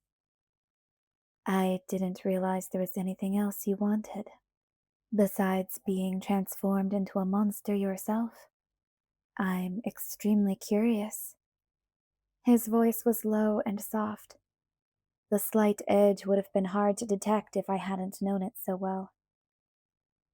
I paused, staring at his hand on mine. I still didn't know how to begin.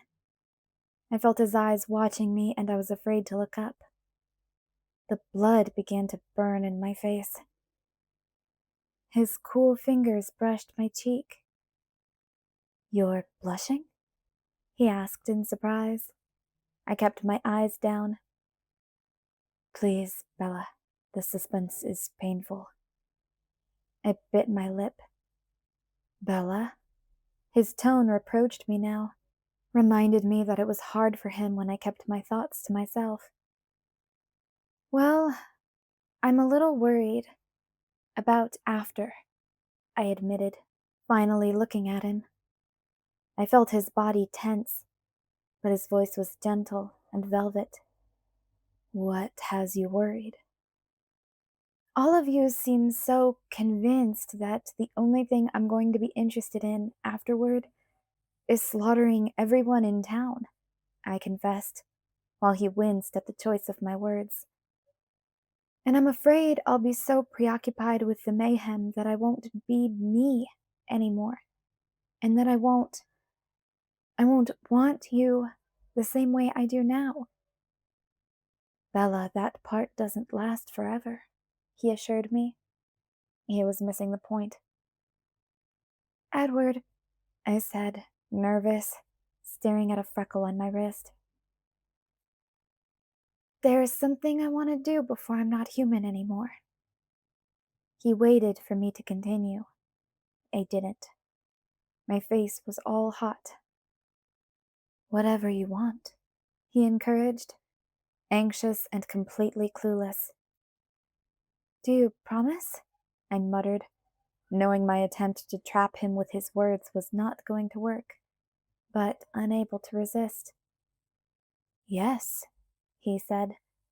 I looked up to see that his eyes were earnest and confused.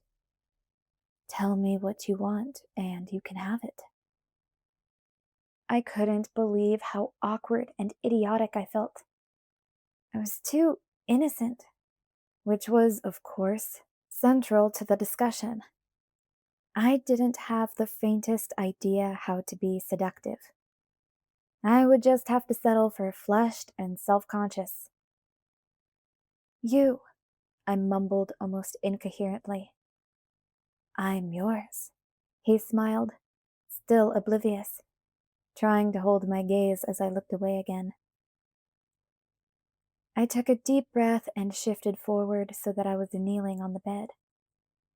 Then I wrapped my arms around his neck and kissed him. He kissed me back, bewildered but willing. His lips were gentle against mine, and I could tell his mind was elsewhere, trying to figure out what was on my mind. I decided he needed a hint. My hands were slightly shaky as I unlocked my arms from around his neck. My fingers slid down his neck to the collar of his shirt. The trembling didn't help as I tried to hurry to undo the buttons before he stopped me. His lips froze, and I could almost hear the click in his head as he put together my words and my actions. He pushed me away at once, his face heavily disapproving. "Be reasonable, Bella." "You promised whatever I wanted," I reminded him without hope. "We're not having this discussion." He glared at me while he refastened the 2 buttons I'd managed to open. My teeth clamped together. "I say we are," I growled. I moved my hands to my blouse and yanked open the top button. He grabbed my wrists and pinned them to my sides. "I say we're not," he said flatly. We glowered at each other. You wanted to know, I pointed out. I thought it would be something faintly realistic. So you can ask for any stupid, ridiculous thing you want, like getting married, but I'm not allowed to even discuss what I. While I was ranting, he pulled my hands together to restrain them in just one of his, and put his other hand over my mouth. No. His face was hard. I took a deep breath to steady myself, and as the anger began to fade, I felt something else. It took me a minute to recognize why I was staring down again, the blush returning, why my stomach felt uneasy, why there was too much moisture in my eyes, why I suddenly wanted to run from the room. Rejection washed through me, instinctive and strong. I knew it was irrational. He had been very clear on the other occasions that my safety was the only factor. Yet I'd never made myself quite so vulnerable before. I scowled at the golden comforter that matched his eyes and tried to banish the reflex reaction that told me I was unwanted and unwantable. Edward sighed. The hand over my mouth moved under my chin, and he pulled my face up until I had to look at him. What now? Nothing, I mumbled. He scrutinized my face for a long moment while I tried unsuccessfully to twist away from his gaze. His brow furrowed, and his expression became horrified. Did I hurt your feelings? He asked, shocked. No, I lied. So quickly that I wasn't even sure how it happened. I was in his arms, my face cradled between his shoulder and his hand, while his thumb stroked reassuringly against my cheek. You know why I have to say no, he murmured. You know that I want you too. Do you? I whispered, my voice full of doubt. Of course I do, you silly, beautiful, oversensitive girl. He laughed once, and then his voice was bleak. Doesn't everyone? I feel like there's a line behind me, jockeying for position, waiting for me to make a big enough mistake. You're too desirable for your own good. Who's being silly now? I doubted if awkward, self-conscious, and inept added up to desirable in anyone's book. Do I have to send a petition around to get you to believe? Shall I tell you whose names would be on the top of the list? You know a few of them, but some might surprise you. I shook my head against his chest, grimacing. You're just trying to distract me. Let's get back to the subject. He sighed. Tell me if I have anything wrong. I tried to sound detached. Your demands are marriage. I couldn't say the word without making a face. Paying my tuition, more time, and you wouldn't mind if my vehicle went a little faster. I raised my eyebrows. Did I get everything? That's a hefty list. Only the first is a demand. He seemed to be having a hard time keeping a straight face. The others are merely requests. And my lone, solitary little demand is demand? He interrupted, suddenly serious again. Yes, demand. His eyes narrowed. Getting married is a stretch for me. I'm not giving in unless I get something in return. He leaned down to whisper in my ear. No, he murmured silkily. It is not possible now. Later, when you're less breakable. Be patient, Bella. I tried to keep my voice firm and reasonable. But that's the problem. It won't be the same when I'm less breakable. I won't be the same. I don't know who I'll be then.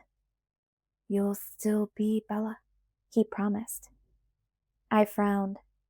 If I'm so far gone that I'd want to kill Charlie, that I'd drink Jacob's blood or Angela's if I got the chance, how true can that be? It will pass, and I doubt you'll want to drink the dog's blood. He pretended to shudder at the thought. Even as a newborn, you'll have better taste than that. I ignored his attempt to sidetrack me. But that will always be what I want the most, won't it? I challenged. Blood, blood, and more blood. The fact that you are still alive is proof that that is not true, he pointed out. Over 80 years later, I reminded him. What I meant was physically, though. Intellectually, I know I'll be able to be myself after a while, but just purely physically, I will always be thirsty, more than anything else. He didn't answer. So I will be different, I concluded, unopposed, because right now, physically, there's nothing I want more than you, more than food or water or oxygen. Intellectually, I have my priorities in a slightly more sensible order, but physically, I twisted my head to kiss the palm of his hand. He took a deep breath. I was surprised that it sounded a little unsteady. Bella, I could kill you, he whispered. I don't think you could. Edward's eyes tightened. He lifted his hand from my face and reached quickly behind himself for something I couldn't see. There was a muffled snapping sound, and the bed quivered beneath us. Something dark was in his hand. He held it up for my curious examination. It was a metal flower, one of the roses that adorned the wrought iron posts and canopy of his bed frame. His hand closed for a brief second, his fingers contracting gently, and then it opened again. Without a word, he offered me the crushed, uneven lump of black metal. It was a cast of the inside of his hand, like a piece of Play-Doh squeezed in a child's fist. A half-second passed, and the shape crumpled into black sand in his palm. I glared. That's not what I meant. I already know how strong you are. You didn't have to break the furniture. What did you mean, then? He asked in a dark voice, tossing the handful of iron sand to the corner of the room. It hit the wall with a sound like rain. His eyes were intent on my face as I struggled to explain. Obviously not that you aren't physically able to hurt me, if you wanted to. More that you don't want to hurt me, so much so that I don't think you ever could. He started shaking his head before I was done. It might not work like that, Bella. Might, I scoffed. You have no more idea what you're talking about than I do. Exactly. Do you imagine I would ever take that kind of risk with you?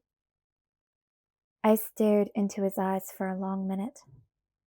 There was no sign of compromise, no hint of indecision in them. Please, I finally whispered, hopeless. It's all I want. Please? I closed my eyes in defeat, waiting for the quick and final no. But he didn't answer immediately. I hesitated in disbelief, stunned to hear that his breathing was uneven again. I opened my eyes, and his face was torn. Please? I whispered again, my heartbeat picking up speed.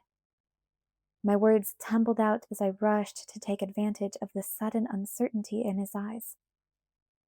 You don't have to make any guarantees. If it doesn't work out right, well, then that's that. Just let us try. Only try. And I'll give you whatever you want, I promised rashly. I'll marry you. I'll let you pay for Dartmouth, and I won't complain about the bribe to get me in. You can even buy me a fast car if that makes you happy. Just, please." His icy arms tightened around me, and his lips were at my ear. His cool breath made me shiver. "This is unbearable. So many things I've wanted to give you, and this is what you decide to demand. Do you have any idea how painful it is, trying to refuse you when you plead with me this way?" "Then don't refuse," I suggested breathlessly. He didn't respond. "Please," I tried again. "Bella." He shook his head slowly, but it didn't feel like a denial as his face, his lips, moved back and forth across my throat. It felt more like surrender. My heart, racing already, spluttered frantically. Again, I took what advantage I could. When his face turned toward mine with the slow movement of his indecision, I twisted quickly in his arms till my lips reached his. His hands seized my face, and I thought he was going to push me away again. I was wrong. His mouth was not gentle. There was a brand new edge of conflict and desperation in the way his lips moved. I locked my arms around his neck, and to my suddenly overheated skin, his body felt colder than ever. I trembled, but it was not from the chill. He didn't stop kissing me. I was the one who had to break away, gasping for air. Even then, his lips did not leave my skin. They just moved down to my throat. The thrill of victory was a strange high. It made me feel powerful, brave. My hands weren't unsteady now. I got through with the buttons on his shirt this time easily, and my fingers traced the perfect planes of his icy chest. He was too beautiful. What was the word he'd used just now? Unbearable. That was it. His beauty was too much to bear.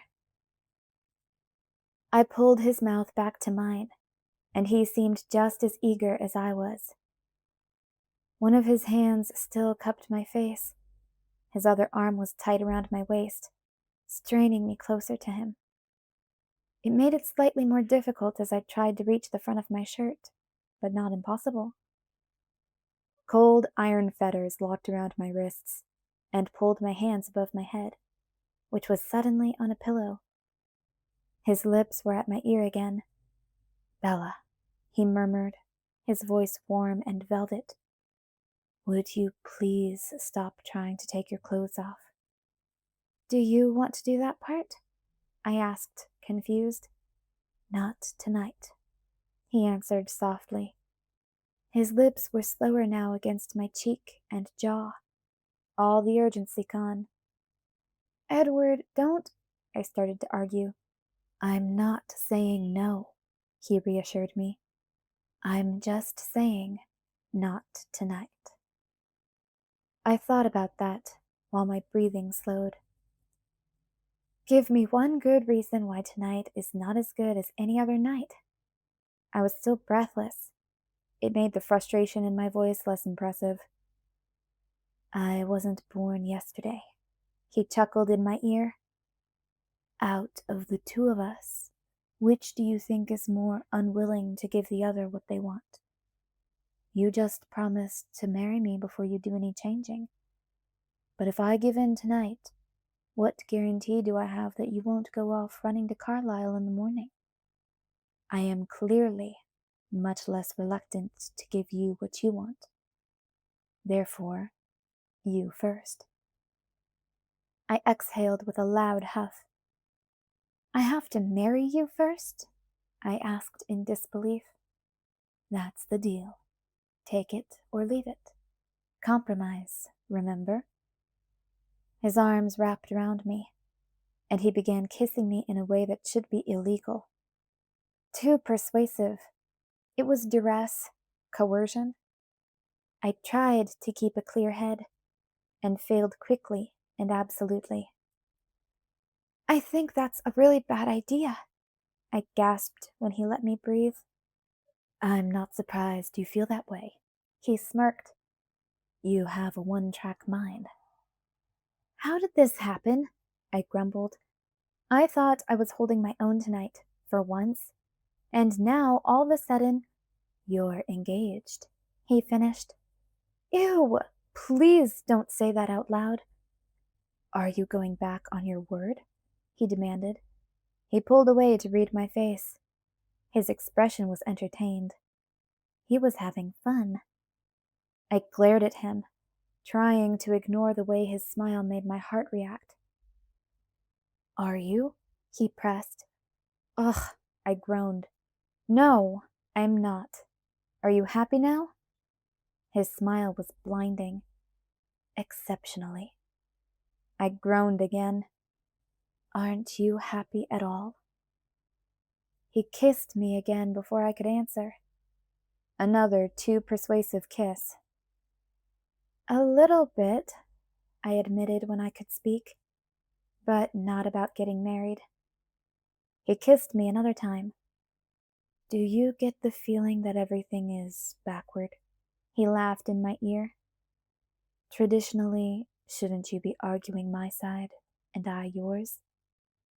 There isn't much that's traditional about you and me. True. He kissed me again and kept going until my heart was racing and my skin was flushed.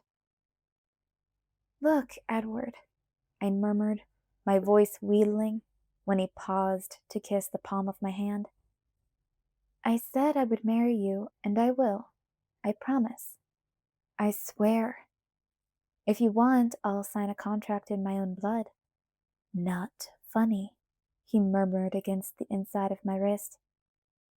What I'm saying is this. I'm not going to trick you or anything. You know me better than that. So there's really no reason to wait.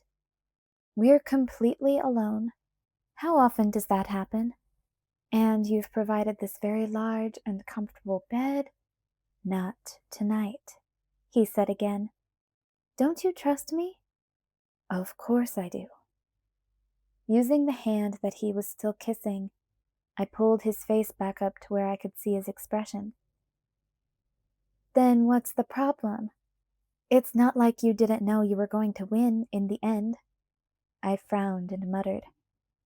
You always win. Just hedging my bets, he said calmly. There's something else, I guessed, my eyes narrowing. There was a defensiveness about his face, a faint hint of some secret motive he was trying to hide behind his casual manner. Are you planning to go back on your word? No, he promised solemnly. I swear to you, we will try, after you marry me. I shook my head and laughed glumly. You make me feel like a villain in a melodrama, twirling my mustache while I try to steal some poor girl's virtue. His eyes were wary as they flashed across my face, and then he quickly ducked down to press his lips against my collarbone. That's it, isn't it? The short laugh that escaped me was more shocked than amused. You're trying to protect your virtue. I covered my mouth with my hand to muffle the giggle that followed. The words were so old-fashioned. No, silly girl, he muttered against my shoulder. I'm trying to protect yours, and you're making it shockingly difficult. Of all the ridiculous, let me ask you something, he interrupted quickly. We've had this discussion before, but humor me. How many people in this room have a soul? A shot at heaven or whatever there is after this life? 2, I answered immediately, my voice fierce. All right, maybe that's true. Now there's a world full of dissension about this, but the vast majority seem to think that there are some rules that have to be followed. Vampire rules aren't enough for you? You want to worry about the human ones too? It couldn't hurt, he shrugged, just in case. I glared at him through narrowed eyes. Now, of course, it might be too late for me, even if you are right about my soul. No, it isn't, I argued angrily. Thou shalt not kill is commonly accepted by most major belief systems, and I've killed a lot of people, Bella. Only the bad ones, he shrugged. Maybe that counts, maybe it doesn't. But you haven't killed anyone that you know about, and muttered. He smiled, but otherwise ignored the interruption. And I'm going to do my best to keep you out of temptation's way. Okay, but we weren't fighting over committing murder, I reminded him. The same principle applies. The only difference is that this is one area in which I'm just as spotless as you are. Can't I leave one rule unbroken? One? You know that I've stolen, I've lied, I've coveted. My virtue is all I have left. He grinned crookedly. I lie all the time. Yes, but you're such a bad liar that it doesn't really count. Nobody believes you. I really hope you're wrong about that, because otherwise Charlie is about to burst through the door with a loaded gun. Charlie is happier when he pretends to swallow your stories. He'd rather lie to himself than look too closely. He grinned at me. But what did you ever covet? I asked doubtfully. You have everything. I coveted you. His smile darkened. I had no right to want you, but I reached out and took you anyway. And now look what's become of you. Trying to seduce a vampire. He shook his head in mock horror. You can covet what's already yours, I informed him. Besides, I thought it was my virtue you were worried about. It is. If it's too late for me, well, I'll be damned, no pun intended, if I'll let them keep you out, too. You can't make me go somewhere you won't be, I vowed. That's my definition of hell. Anyway, I have an easy solution to all of this. Let's never die, all right? Sounds simple enough. Why didn't I think of that? He smiled at me until I gave an angry humph. So that's it. You won't sleep with me until we're married. Technically, I can't ever sleep with you. I rolled my eyes. Very mature, Edward. But other than that detail, yes, you've got it right. I think you have an ulterior motive. His eyes widened innocently. Another one? You know this will speed things up, I accused. He tried not to smile. There is only one thing I want to speed up, and the rest can wait forever. But for that, it's true. Your impatient human hormones are my most powerful ally at this point.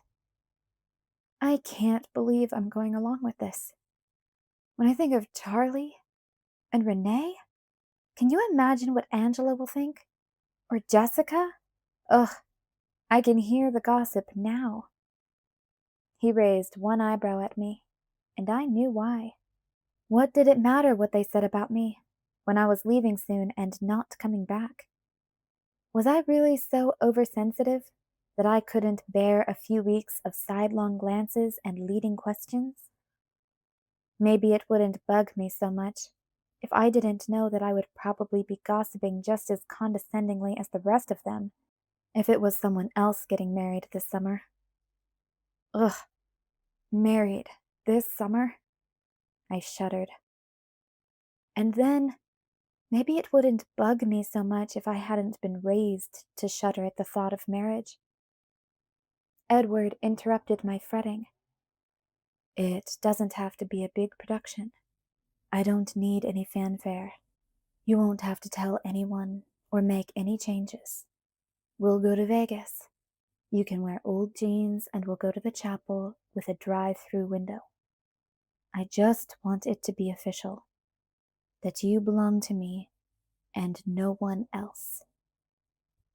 "It couldn't be any more official than it already is," I grumbled, but his description didn't sound that bad. Only Alice would be disappointed. "We'll see about that." He smiled complacently. "I suppose you don't want your ring now?" I had to swallow before I could speak. "You suppose correctly." He laughed at my expression. "That's fine. I'll get it on your finger soon enough." I glared at him. "You talk like you already have one." "I do," he said, unashamed, "ready to force upon you at the first sign of weakness." "You're unbelievable." "Do you want to see it?" he asked. His liquid topaz eyes were suddenly shining with excitement. "No!" I almost shouted, a reflex reaction. I regretted it at once. His face fell ever so slightly. "Unless you really want to show it to me," I amended. I gritted my teeth together to keep my illogical terror from showing. "That's all right," he shrugged. "It can wait." I sighed. "Show me the ring, Edward." He shook his head. "No." I studied his expression for a long minute. "Please?" I asked quietly, experimenting with my newly discovered weapon. I touched his face lightly with the tips of my fingers. "Please, can I see it?" His eyes narrowed. "You are the most dangerous creature I've ever met," he muttered. But he got up and moved with unconscious grace to kneel next to the small bedside table. He was back on the bed with me in an instant, sitting beside me with one arm around my shoulder. In his other hand was a little black box. He balanced it on my left knee. "Go ahead and look, then," he said brusquely.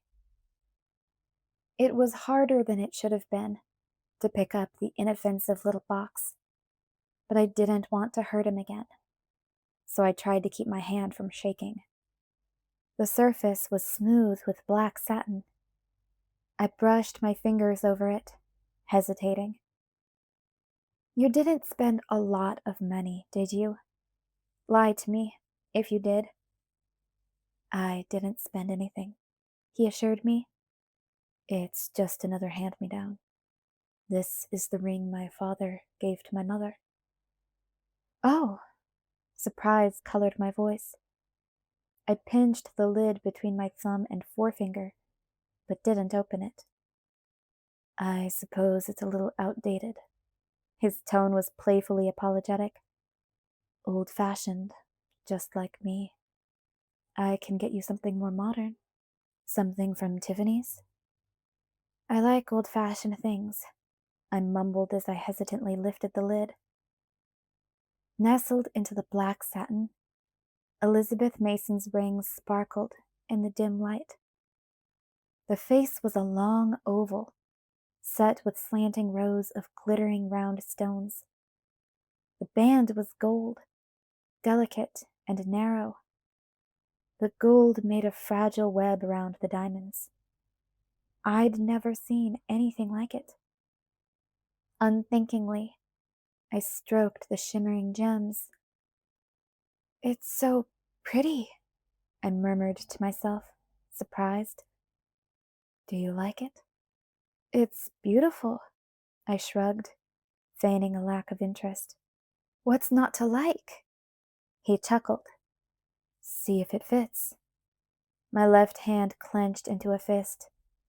"Bella," he sighed, "I'm not going to solder it to your finger. Just try it on so I can see if it needs to be resized. Then you can take it off." "Fine," I grumbled. I reached for the ring, but his long fingers beat me there. He took my left hand in his and slid the ring into place on my third finger. He held my hand out, and we both examined the oval sparkling against my skin. It wasn't quite as awful as I'd feared, having it there. A perfect fit, he said indifferently. That's nice. Saves me a trip to the jeweler's. I could hear some strong emotion burning under the casual tone of his voice, and I stared up at his face. It was there in his eyes, too, visible despite the careful nonchalance of his expression. You like that, don't you? I asked suspiciously, fluttering my fingers and thinking that it was really too bad that I hadn't broken my left hand. He shrugged his shoulders. Sure, he said, still casual. It looks very nice on you. I stared into his eyes, trying to decipher the emotion that smoldered just under the surface. He gazed back, and the casual pretense suddenly slipped away. He was glowing, his angel's face brilliant with joy and victory. He was so glorious that it knocked me breathless.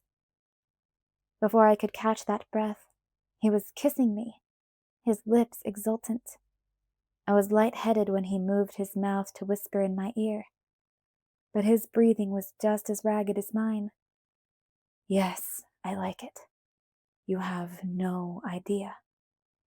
I laughed, gasping a little. I believe you. Do you mind if I do something? He murmured, his arms tightening round me. Anything you want.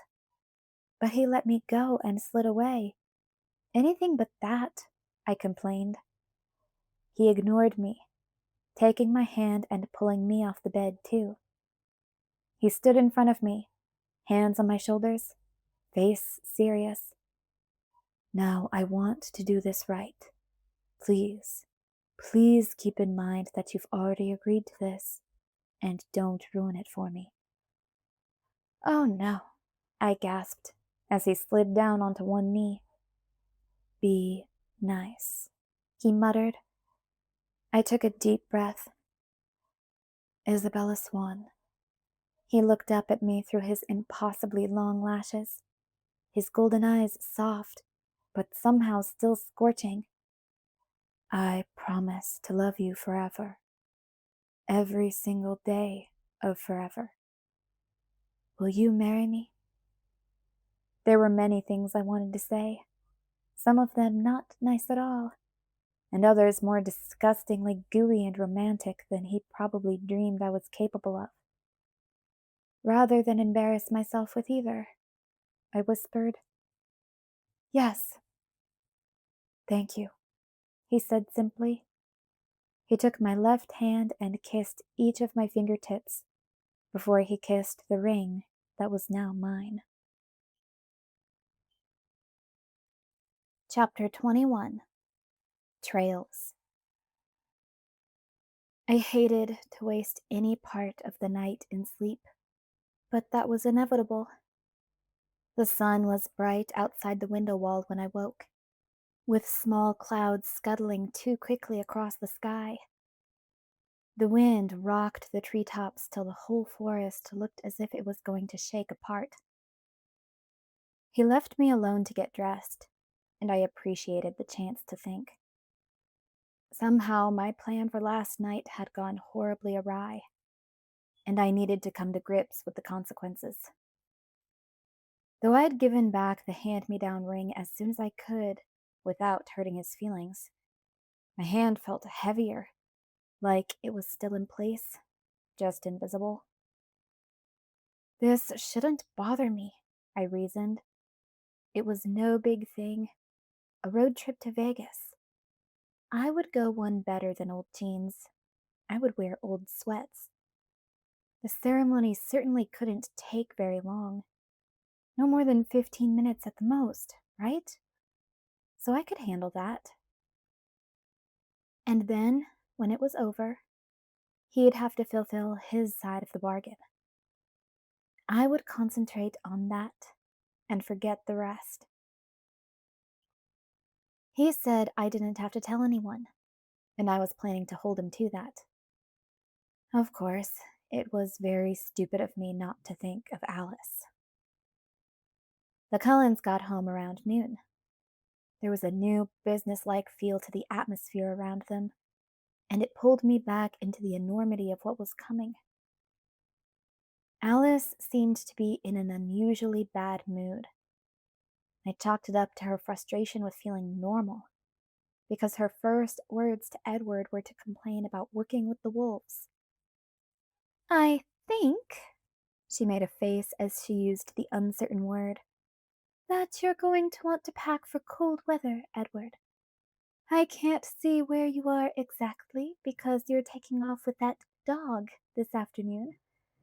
But the storm that's coming seems particularly bad in that general area. Edward nodded. It's going to snow on the mountains, she warned him. Ew, snow? I muttered to myself. It was June, for crying out loud. Wear a jacket, Alice told me. Her voice was unfriendly, and that surprised me. I tried to read her face, but she just turned away. I looked at Edward, and he was smiling. Whatever was bugging Alice amused him. Edward had more than enough camping gear to choose from. Props and the human charade. The Cullens were good customers at the Newton store. He grabbed a down sleeping bag, a small tent, and several packets of dehydrated food, grinning when I made a face at them, and stuffed them all in a backpack. Alice wandered into the garage while we were there, watching Edward's preparations without a word. He ignored her. When he was done packing, Edward handed me his phone. Why don't you call Jacob and tell him we'll be ready for him in an hour or so? He knows where to meet us. Jacob wasn't home, but Billy promised to call around until he could find an available werewolf to pass the news to. Don't you worry about Charlie, Bella, Billy said. I've got my part of this under control. Yeah, I know Charlie'll be fine. I didn't feel so confident about his son's safety, but I didn't add that. I wish I could be there with the rest of them tomorrow, Billy chuckled regretfully. Being an old man is a hardship, Bella. The urge to fight must be a defining characteristic of the Y chromosome. They were all the same. Have fun with Charlie. Good luck, Bella, he answered, and pass that along to the Cullens for me. I will, I promised, surprised by the gesture. As I gave the phone back to Edward, I saw that he and Alice were having some kind of silent discussion. She was staring at him, pleading in her eyes. He was frowning back, unhappy with whatever she wanted. Billy said to tell you good luck. That was generous of him, Edward said, breaking away from her. Bella, could I please speak to you alone? Alice asked swiftly. You're about to make my life harder than it needs to be, Alice, Edward warned her through his teeth. I'd really rather you didn't. This isn't about you, Edward, she shot back. He laughed. Something about her response was funny to him. It's not, Alice insisted. This is a female thing. He frowned. Let her talk to me, I told him. I was curious. You asked for it, he muttered. He laughed again, half angry, half amused, and strode out of the garage. I turned to Alice, worried now, but she didn't look at me. Her bad mood hadn't passed yet. She went to sit on the hood of her Porsche, her face dejected. I followed and leaned against the bumper beside her. Bella? Alice asked in a sad voice, shifting over and curling up against my side. Her voice sounded so miserable that I wrapped my arms around her shoulders in comfort. What's wrong, Alice? Don't you love me? She asked in the same sad tone. Of course I do. You know that. Then why do I see you sneaking off to Vegas to get married without inviting me? Oh, I muttered, my cheeks turning pink. I could see that I had seriously hurt her feelings, and I hurried to defend myself. You know how I hate to make a big deal out of things. It was Edward's idea anyway. I don't care whose idea it was. How could you do this to me? I expect that kind of thing from Edward, but not from you. I love you like you are my own sister. To me, Alice, you are my sister. Words, she growled. Fine, you can come. There won't be much to see. She was still grimacing. What? I demanded. How much do you love me, Bella? Why? She stared at me with pleading eyes, her long black eyebrows slanting up in the middle and pulling together, her lips trembling at the corners. It was a heartbreaking expression. Please, please, please, she whispered. Please, Bella, please. If you really love me, please let me do your wedding. Oh, Alice, I groaned, pulling away and standing up. No, don't do this to me. If you really, truly love me, Bella. I folded my arms across my chest. That is so unfair. And Edward kind of already used that one on me. I'll bet Edward would like it better if you did this traditionally, though he'd never tell you that. And Esme, think what it would mean to her. I groaned. I'd rather face the newborns alone. I'll owe you for a decade. You'd owe me for a century. Her eyes glowed. Is that a yes? No, I don't want to do this. You won't have to do anything but walk a few yards and then repeat after the minister. Ugh, ugh, please. She started bouncing in place. Please, please, please, please, please. I'll never, never, ever forgive you for this, Alice. Yay! She squealed, clapping her hands together. That's not a yes. But it will be, she sang. Edward, I yelled, stalking out of the garage. I know you're listening. Get over here. Alice was right behind me, still clapping. Thanks so much, Alice, Edward said acidly, coming from behind me. I turned to let him have it, but his expression was so worried and upset that I couldn't speak my complaints. I threw my arms around him instead, hiding my face, just in case the angry moisture in my eyes made it look like I was crying. Vegas, Edward promised in my ear. Not a chance, Alice gloated. Bella would never do that to me. You know, Edward, as a brother, you are sometimes a disappointment. Don't be mean, I grumbled at her. He's trying to make me happy, unlike you. I'm trying to make you happy too, Bella. It's just that I know better what will make you happy in the long run.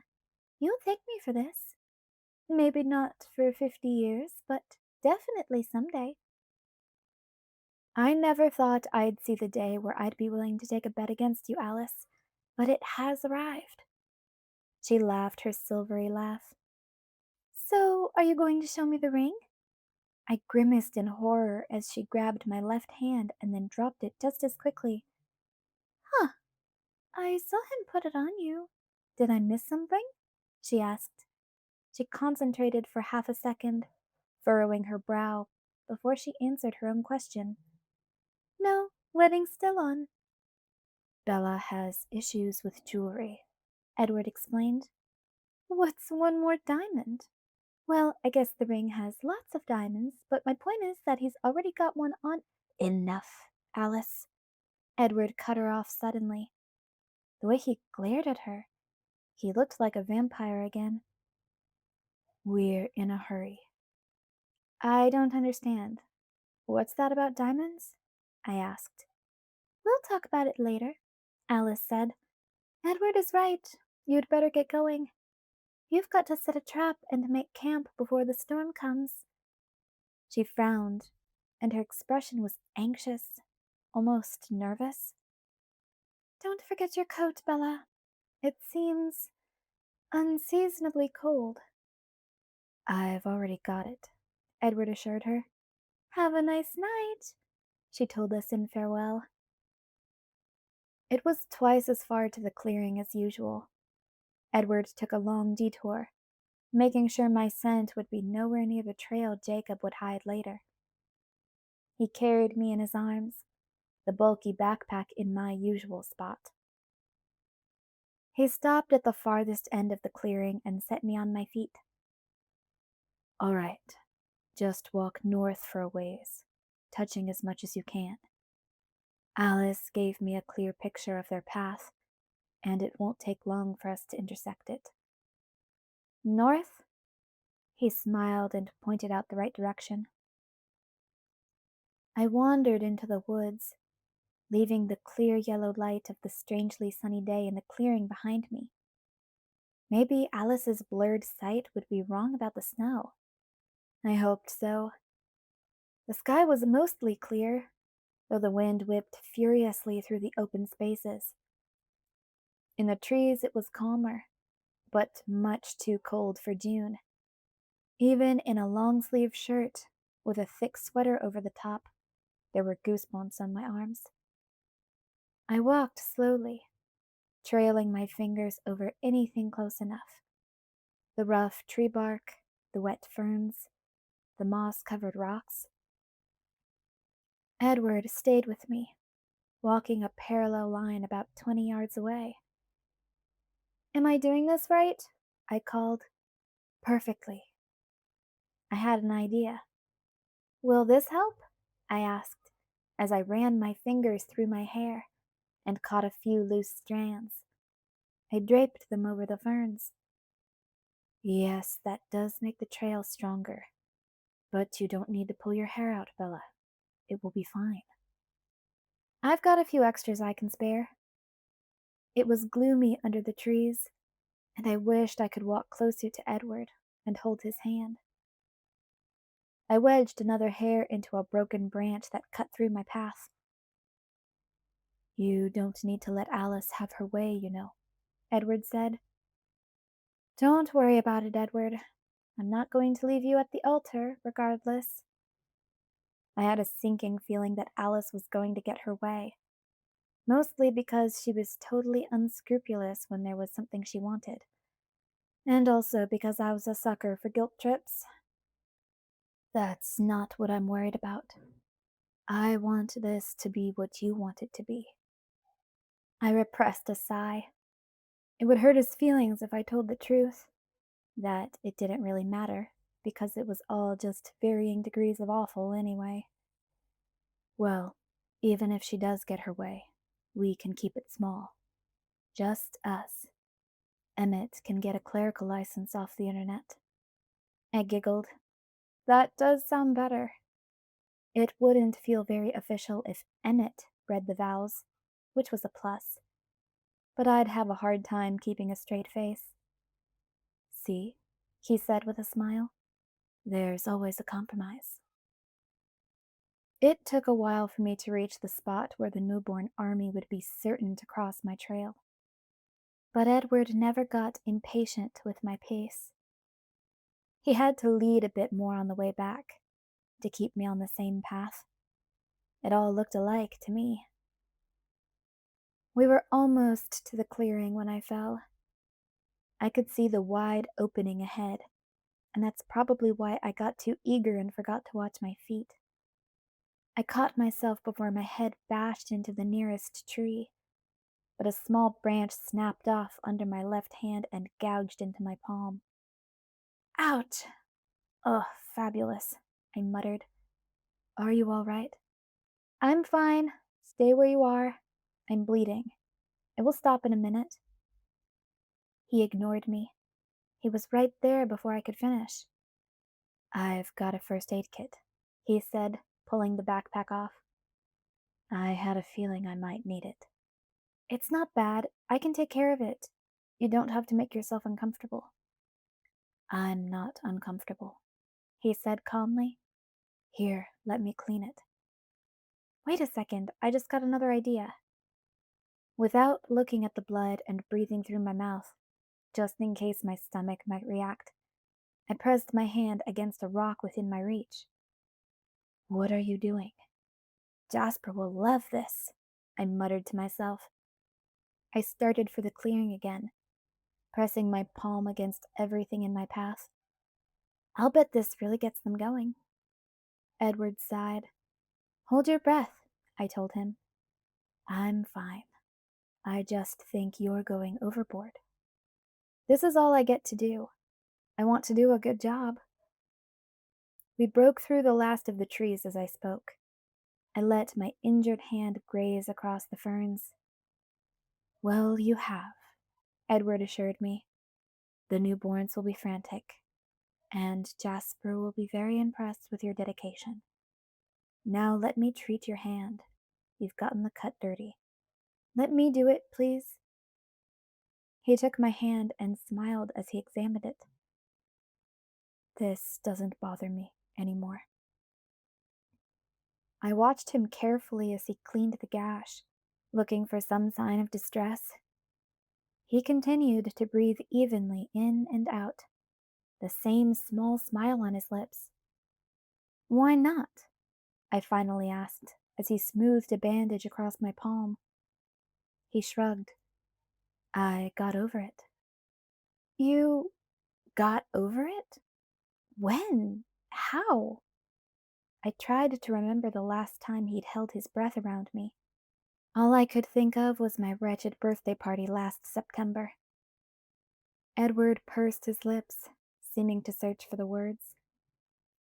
I lived through an entire 24 hours thinking that you were dead, Bella. That changed the way I look at a lot of things. Did it change the way I smell to you? Not at all. But having experienced the way it feels to think I've lost you, my reactions have changed. My entire being shies away from any course that would inspire that kind of pain again. I didn't know what to say to that. He smiled at my expression. I guess that you could call it a very educational experience. The wind tore through the clearing then, lashing my hair around my face and making me shiver. All right, he said, reaching into his pack again. You've done your part.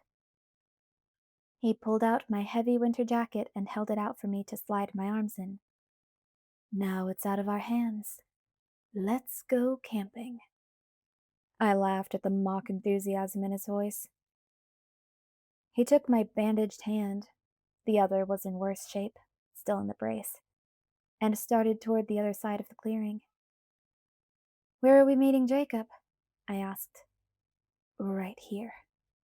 He gestured to the trees in front of us, just as Jacob stepped warily from the shadows. It shouldn't have surprised me to see him human.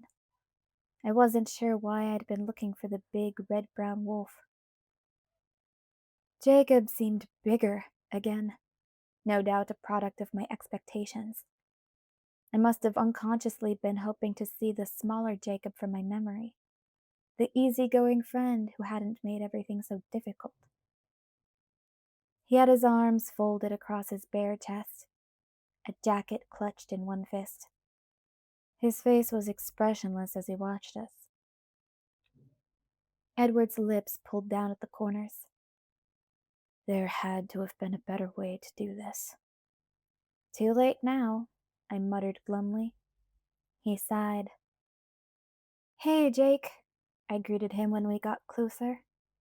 Hi, Bella. Hello, Jacob, Edward said.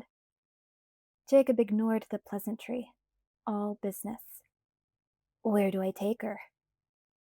Edward pulled a map from a side pocket on the pack and offered it to him. Jacob unfolded it. We're here now, Edward said, reaching over to touch the right spot. Jacob recoiled from his hand automatically, and then steadied himself. Edward pretended not to notice. And you're taking her up here, Edward continued, tracing a serpentine pattern around the elevation lines on the paper. Roughly 9 miles. Jacob nodded once. When you're about a mile away, you should cross my path. That will lead you in. Do you need the map? No, thanks. I know this area pretty well, and I think I know where I'm going. Jacob seemed to have to work harder than Edward to keep the tone polite. I'll take a longer route, Edward said, and I'll see you in a few hours. Edward stared at me unhappily. He didn't like this part of the plan. See you, I murmured. Edward faded into the trees, heading in the opposite direction. As soon as he was gone, Jacob turned cheerful. What's up, Bella? He asked with a big grin. I rolled my eyes. Same old, same old. Yeah, he agreed. Bunch of vampires trying to kill you? The usual. The usual. Well, he said as he shrugged into his jacket to free his arms. Let's get going. Making a face, I took a small step closer to him. He bent down and swept his arm behind my knees, knocking them out from under me. His other arm caught me before my head hit the ground. Jerk, I muttered. Jacob chuckled, already running through the trees. He kept a steady pace, a brisk jog that a fit human could keep up with, across a level plain. If they weren't burdened with 100+ pounds, as he was. You don't have to run. You'll get tired. Running doesn't make me tired, he said. His breathing was even, like the fixed tempo of a marathoner. Besides, it'll be colder soon. I hope he gets the camp set up before we get there. I tapped my finger against the thick padding of his parka. I thought you didn't get cold now. I don't. I brought this for you, just in case you weren't prepared. He looked at my jacket, almost as if he were disappointed that I was. I don't like the way the weather feels. It's making me edgy. Notice how we haven't seen any animals? Not really. I guess you wouldn't. Your senses are too dull. I let that pass. Alice was worried about the storm, too. It takes a lot to silence the forest this way. You picked a hell of a night for a camping trip. It wasn't entirely my idea. The pathless way he took began to climb more and more steeply, but it didn't slow him down. He leapt easily from rock to rock, not seeming to need his hands at all. His perfect balance reminded me of a mountain goat. What's with the addition to your bracelet? He asked. I looked down and realized that the crystal heart was facing up on my wrist. I shrugged guiltily. Another graduation present? He snorted. A rock. Figures. A rock? I was suddenly reminded of Alice's unfinished sentence outside the garage. I stared at the bright white crystal and tried to remember what Alice had been saying before about diamonds. Could she have been trying to say he's already got one on you? As in, I was already wearing one diamond from Edward? No, that was impossible. The heart would have to be 5 carats or something crazy like that. Edward wouldn't. So it's been a while since you came down to La Push, Jacob said, interrupting my disturbing conjectures. I've been busy, I told him. And I probably wouldn't have visited anyway. He grimaced. I thought you were supposed to be the forgiving one, and I was the grudge holder. I shrugged. Been thinking about the last time a lot, have you? Nope. He laughed. Either you're lying, or you are the stubbornest person alive. I don't know about the second part, but I'm not lying. I didn't like having this conversation under the present conditions, with his two warm arms wrapped tightly around me and nothing at all I could do about it. His face was closer than I wanted it to be. I wished I could take a step back. A smart person looks at all sides of a decision. I have, I retorted. If you haven't thought at all about our, uh, conversation the last time you came over, then that's not true. That conversation isn't relevant to my decision. Some people will go to any lengths to delude themselves. I've noticed that werewolves in particular are prone to that mistake. Do you think it's a genetic thing? Does that mean he's a better kisser than I am? Jacob asked, suddenly glum. I really couldn't say, Jake. Edward is the only person I've kissed. Besides me. But I don't count that as a kiss, Jacob. I think of it more as an assault. Ouch! That's cold. I shrugged. I wasn't going to take it back. I did apologize about that, he reminded me. And I forgave you. Mostly. It doesn't change the way I remember it. He muttered something unintelligible. It was quiet then for a while. There was just the sound of his measured breathing and the wind roaring high above us in the treetops. A cliff face rose sheer beside us, bare, rough gray stone. We followed the base as it curved upward out of the forest. I still think it's pretty irresponsible, Jacob suddenly said. Whatever you're talking about, you're wrong. Think about it, Bella. According to you, you've just kissed one person, who isn't even really a person, in your whole life, and you're calling it quits? How do you know that's what you want? Shouldn't you play the field a little? I kept my voice cool. I know exactly what I want. Then it couldn't hurt to double check. Maybe you should try kissing someone else, just for comparison's sake. Since what happened the other day doesn't count. You could kiss me, for example. I don't mind if you want to use me to experiment. He pulled me tighter to his chest so that my face was closer to his. He was smiling at his joke, but I wasn't taking any chances. Don't mess with me, Jake. I swear I won't stop him if he wants to break your jaw.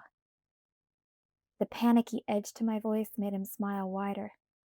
If you ask me to kiss you, he won't have any reason to get upset. He said that was fine. Don't hold your breath, Jake. No, wait. I changed my mind. Go right ahead. Just hold your breath until I ask you to kiss me. You're in a bad mood today. I wonder why. Sometimes I think you like me better as a wolf. Sometimes I do. It probably has something to do with the way you can't talk. He pursed his broad lips thoughtfully. No, I don't think that's it. I think it's easier for you to be near me when I'm not human, because you don't have to pretend that you're not attracted to me. My mouth fell open with a little popping sound. I snapped it shut at once, grinding my teeth together. He heard that. His lips pulled tightly across his face in a triumphant smile. I took a slow breath before I spoke. No, I'm pretty sure it's because you can't talk. He sighed. Do you ever get tired of lying to yourself? You have to know how aware you are of me. Physically, I mean. How could anyone not be aware of you physically, Jacob? I demanded. You're an enormous monster who refuses to respect anyone else's personal space. I make you nervous, but only when I'm human. When I'm a wolf, you're more comfortable around me. Nervousness and irritation are not the same thing. He stared at me for a minute, slowing to a walk, the amusement draining from his face. His eyes narrowed, turned black in the shadow of his brows. His breathing so regular as he ran, started to accelerate. Slowly, he leaned his face closer to mine. I stared him down, knowing exactly what he was trying to do.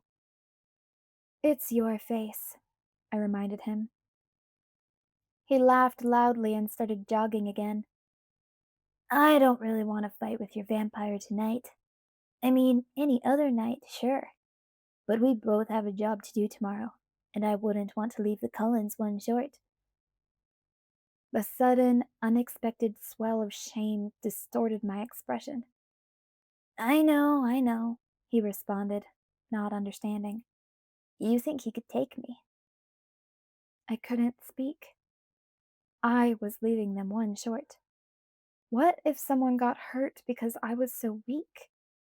But what if I was brave and Edward? I couldn't even think it.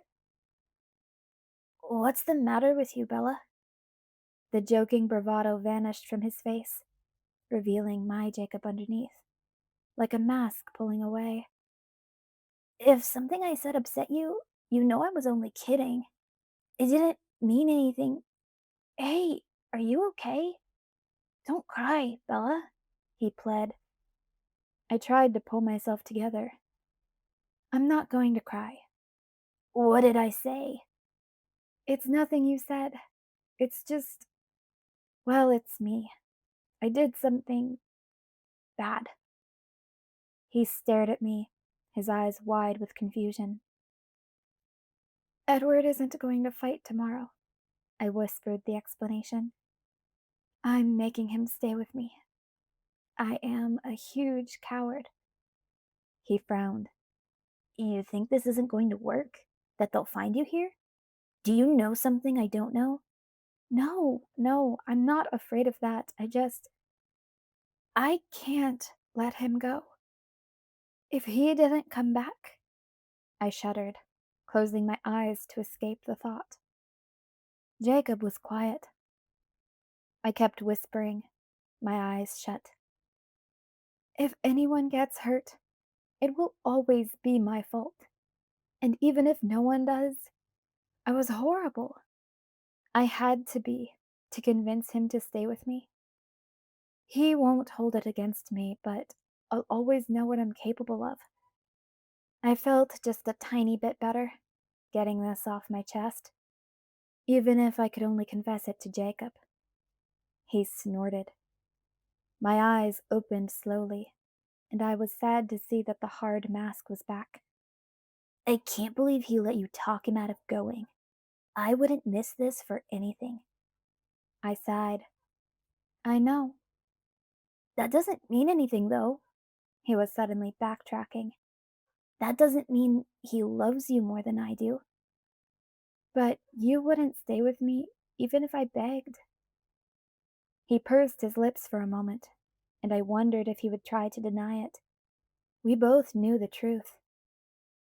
That's only because I know you better, he said at last. Everything's going to go without a hitch. Even if you'd asked and I'd said no, you wouldn't be mad at me afterwards. If everything does go without a hitch, you're probably right. I wouldn't be mad.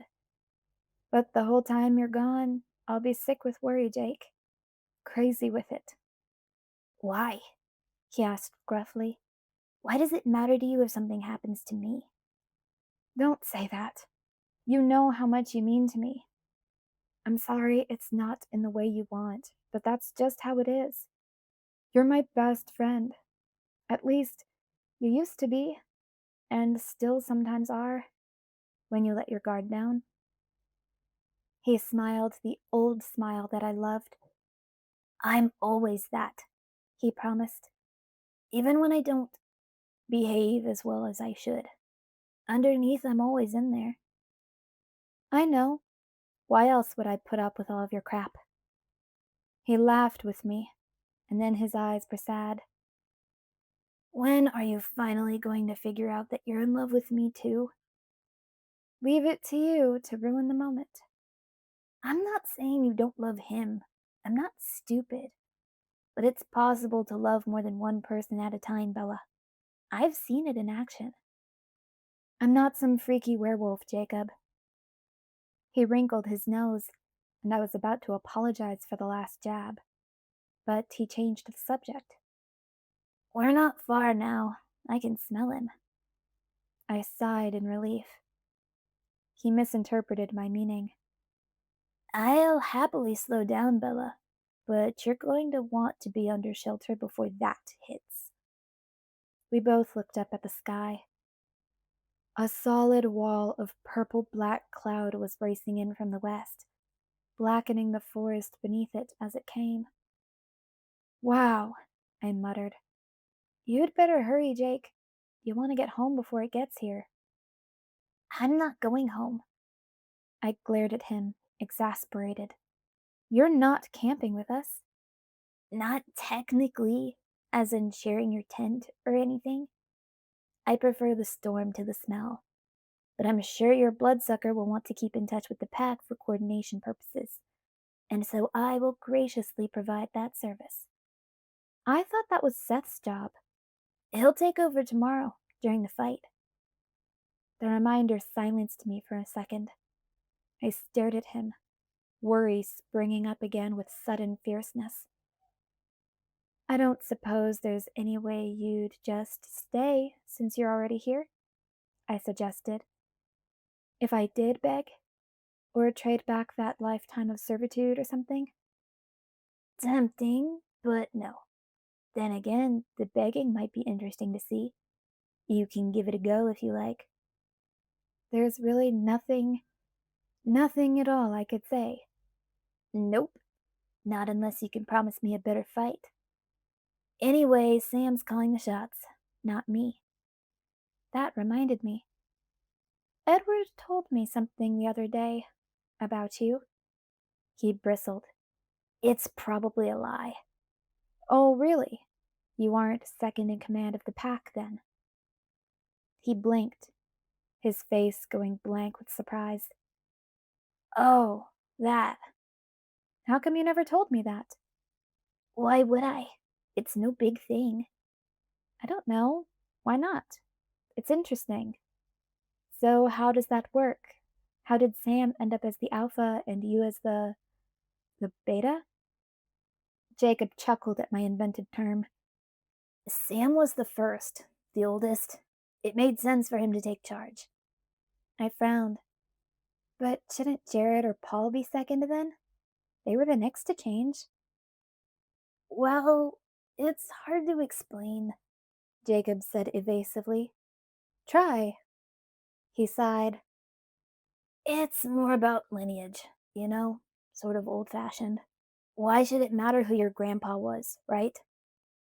I remembered something Jacob had told me a long time ago, before either of us had known anything about werewolves. Didn't you say that Ephraim Black was the last chief the Quileutes had? Yeah, that's right, because he was the alpha. Did you know that technically Sam's chief of the whole tribe now? He laughed. Crazy traditions. I thought about that for a second, trying to make all the pieces fit. But you also said that people listened to your dad more than anyone else on the council, because he was Ephraim's grandson? Well, what about it?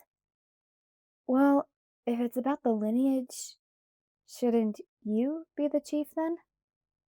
Jacob didn't answer me. He stared into the darkening forest, as if he suddenly needed to concentrate on where he was going. Jake? No, that's Sam's job. He kept his eyes on our pathless course. Why? His great-granddad was Levi Yulee, right? Was Levi an alpha too? There's only one alpha, he answered automatically. So what was Levi? Sort of a beta, I guess, he snorted at my term. Like me? That doesn't make sense.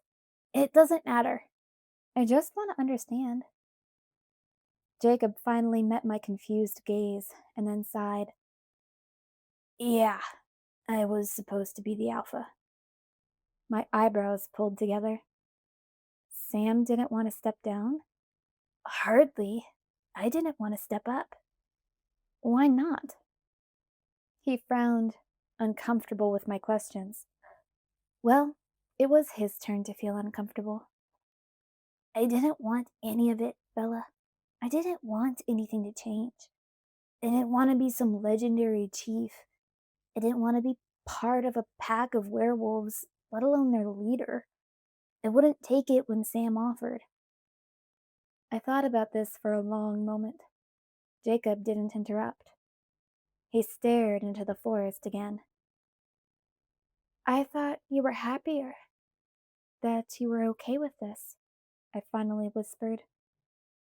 Jacob smiled down at me reassuringly. Yeah, it's really not so bad. Exciting sometimes, like with this thing tomorrow. But at first, it sort of felt like being drafted into a war you didn't know existed. There was no choice, you know? And it was so final. He shrugged. Anyway, I guess I'm glad now. It has to be done, and could I trust someone else to get it right? It's better to make sure myself. I stared at him, feeling an unexpected kind of awe for my friend. He was more of a grown-up than I'd ever given him credit for. Like with Billy the other night at the bonfire, there was a majesty here that I'd never suspected. Chief Jacob, I whispered, smiling at the way the words sounded together. He rolled his eyes. Just then, the wind shook more fiercely through the trees round us, and it felt like it was blowing straight off a glacier. The sharp sound of wood cracking echoed off the mountain. Though the light was vanishing as the grisly cloud covered the sky, I could still see the little white specks that fluttered past us. Jacob stepped up the pace, keeping his eyes on the ground now as he flat out sprinted. I curled more willingly against his chest, recoiling from the unwelcome snow. It was only minutes later that he dashed around to the lee side of the stony peak, and we could see the little tent nestled up against the sheltering face. More flurries were falling around us, but the wind was too fierce to let them settle anywhere. Bella, Edward called out in acute relief. We'd caught him in the middle of pacing back and forth across the little open space. He flashed to my side, sort of blurring as he moved so swiftly. Jacob cringed and then set me on my feet. Edward ignored his reaction and caught me in a tight hug. Thank you, Edward said over my head. His tone was unmistakably sincere. That was quicker than I expected, and I truly appreciate it. I twisted to see Jacob's response. Jacob merely shrugged, all the friendliness wiped clean from his face. Get her inside. This is going to be bad. My hair is standing up on my scalp. Is that tent secure? I all but welded it to the rock. Good. Jacob looked up at the sky, now black with the storm, sprinkled with the swirling bits of snow. His nostrils flared. I'm going to change, he said. I want to know what's going on back home. He hung his jacket on a low, stubby branch and walked into the murky forest without a backward glance. Chapter 22. Fire and Ice. The wind shook the tent again, and I shook with it. The temperature was dropping. I could feel it through the down bag, through my jacket. I was fully dressed, my hiking boots still laced into place. It didn't make any difference. How could it be so cold? How could it keep getting colder? It had to bottom out sometime, didn't it? What time is it? I forced the words through my rattling teeth. 2, Edward answered. Edward sat as far from me as possible in the cramped space, afraid to even breathe on me when I was already so cold. It was too dark to see his face, but his voice was wild with worry, indecision, and frustration. Maybe No, I'm fine. Really. I don't want to go outside. He'd tried to talk me into making a run for it a dozen times already, but I was terrified of leaving my shelter. If it was this cold in here, protected from the raging wind, I could imagine how bad it would be if we were running through it. And it would waste all our efforts this afternoon. Would we have enough time to reset ourselves when the storm was over? What if it didn't end? It made no sense to move now. I could shiver my way through one night. I was worried that the trail I had laid out would be lost, but he promised that it would still be plain to the coming monsters. What can I do? He almost begged. I just shook my head. Out in the snow, Jacob whined unhappily. Get out of here, I ordered again. He's just worried about you, Edward translated. He's fine. His body is equipped to deal with this. I wanted to say that he should still leave, but I couldn't get it past my teeth. I nearly bit off my tongue trying. At least Jacob did seem to be well equipped for the snow.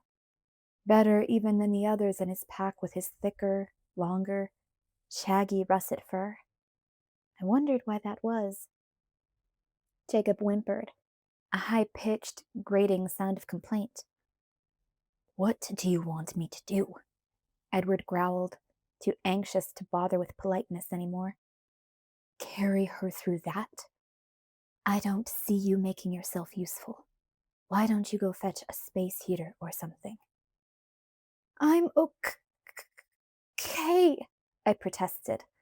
Judging from Edward's groan and the muted growl outside the tent, I hadn't convinced anyone. The wind rocked the tent roughly, and I shuddered in harmony with it. A sudden howl ripped through the roar of the wind, and I covered my ears against the noise. Edward scowled.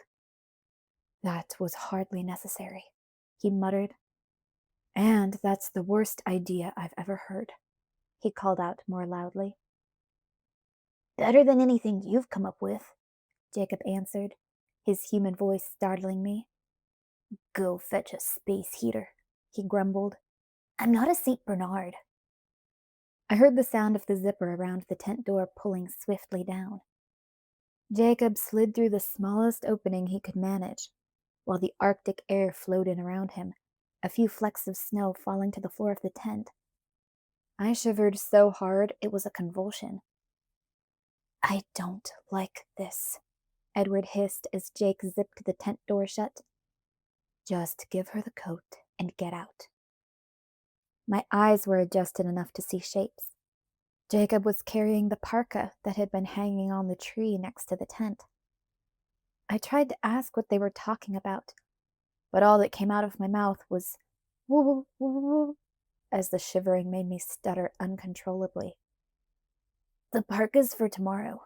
She's too cold to warm it up by herself. It's frozen. He dropped it by the door. You said she needed a space heater, and here I am. Jacob opened his arms as wide as the tent allowed. As usual, when he'd been running around as a wolf, he'd only thrown on the bare essentials. Just a pair of sweats. No shirt, no shoes. Jake, you'll freeze, I tried to complain. Not me, he said cheerfully. I run at a toasty 108.9 these days. I'll have you sweating in no time. Edward snarled, but Jacob didn't even look at him. Instead, he crawled to my side and started unzipping my sleeping bag. Edward's hand was suddenly hard on his shoulder, restraining, snow white against the dark skin. Jacob's jaw clenched, his nostrils flaring, his body recoiling from the cold touch. The long muscles in his arms flexed automatically. Get your hand off me, he growled through his teeth. Keep your hands off of her, Edward answered blackly. Don't fight, I pleaded. Another tremor rocked through me. It felt like my teeth were going to shatter. They were slamming together so hard. I'm sure she'll thank you for this when her toes turn black and drop off, Jacob snapped. Edward hesitated. Then his hand fell away and he slid back into his position in the corner. His voice was flat and frightening. Watch yourself. Jacob chuckled. Scoot over, Bella, he said, zipping the sleeping bag open further. I stared at him in outrage. No wonder Edward was reacting this way. I tried to protest. Don't be stupid, he said, exasperated. Don't you like having 10 toes? He crammed his body into the non-existent space, forcing the zipper up behind himself. And then I couldn't object. I didn't want to anymore. He was so warm. His arms constricted around me, holding me snugly against his bare chest. The heat was irresistible, like air after being underwater for too long. He cringed when I pressed my icy fingers eagerly against his skin. Geez, you're freezing, Bella, he complained. Sorry, I stuttered. Try to relax, he suggested as another shiver rippled through me violently. You'll be warm in a minute. Of course, you'd warm up faster if you took your clothes off, Edward growled sharply. That's just a simple fact, Jacob defended himself. Survival 101. Cut it out, Jake, I said angrily, though my body refused to even try to pull away from him. Nobody really needs all 10 toes. Don't worry about the bloodsucker, Jacob suggested, and his tone was smug. He's just jealous. Of course I am. Edward's voice was velvet again, under control, a musical murmur in the darkness. You don't have the faintest idea how much I wish I could do what you're doing for her, mongrel. Those are the breaks, Jacob said lightly, but then his tone soured. At least you know she wishes it was you. True, Edward agreed. The shuddering slowed, became bearable while they wrangled. There, Jacob said, pleased. Feeling better? I was finally able to speak clearly. Yes. Your lips are still blue, he mused. Want me to warm those up for you too? You only have to ask. Edward sighed heavily. Behave yourself, I muttered, pressing my face against his shoulder. He flinched again when my cold skin touched his, and I smiled with slightly vindictive satisfaction. It was already warm and snug inside the sleeping bag. Jacob's body heat seemed to radiate from every side. Maybe because there was so much of him. I kicked my boots off and pushed my toes against his legs. He jumped slightly, and then leaned his head down to press his hot cheek against my numb ear. I noticed that Jacob's skin had a woodsy, musky scent.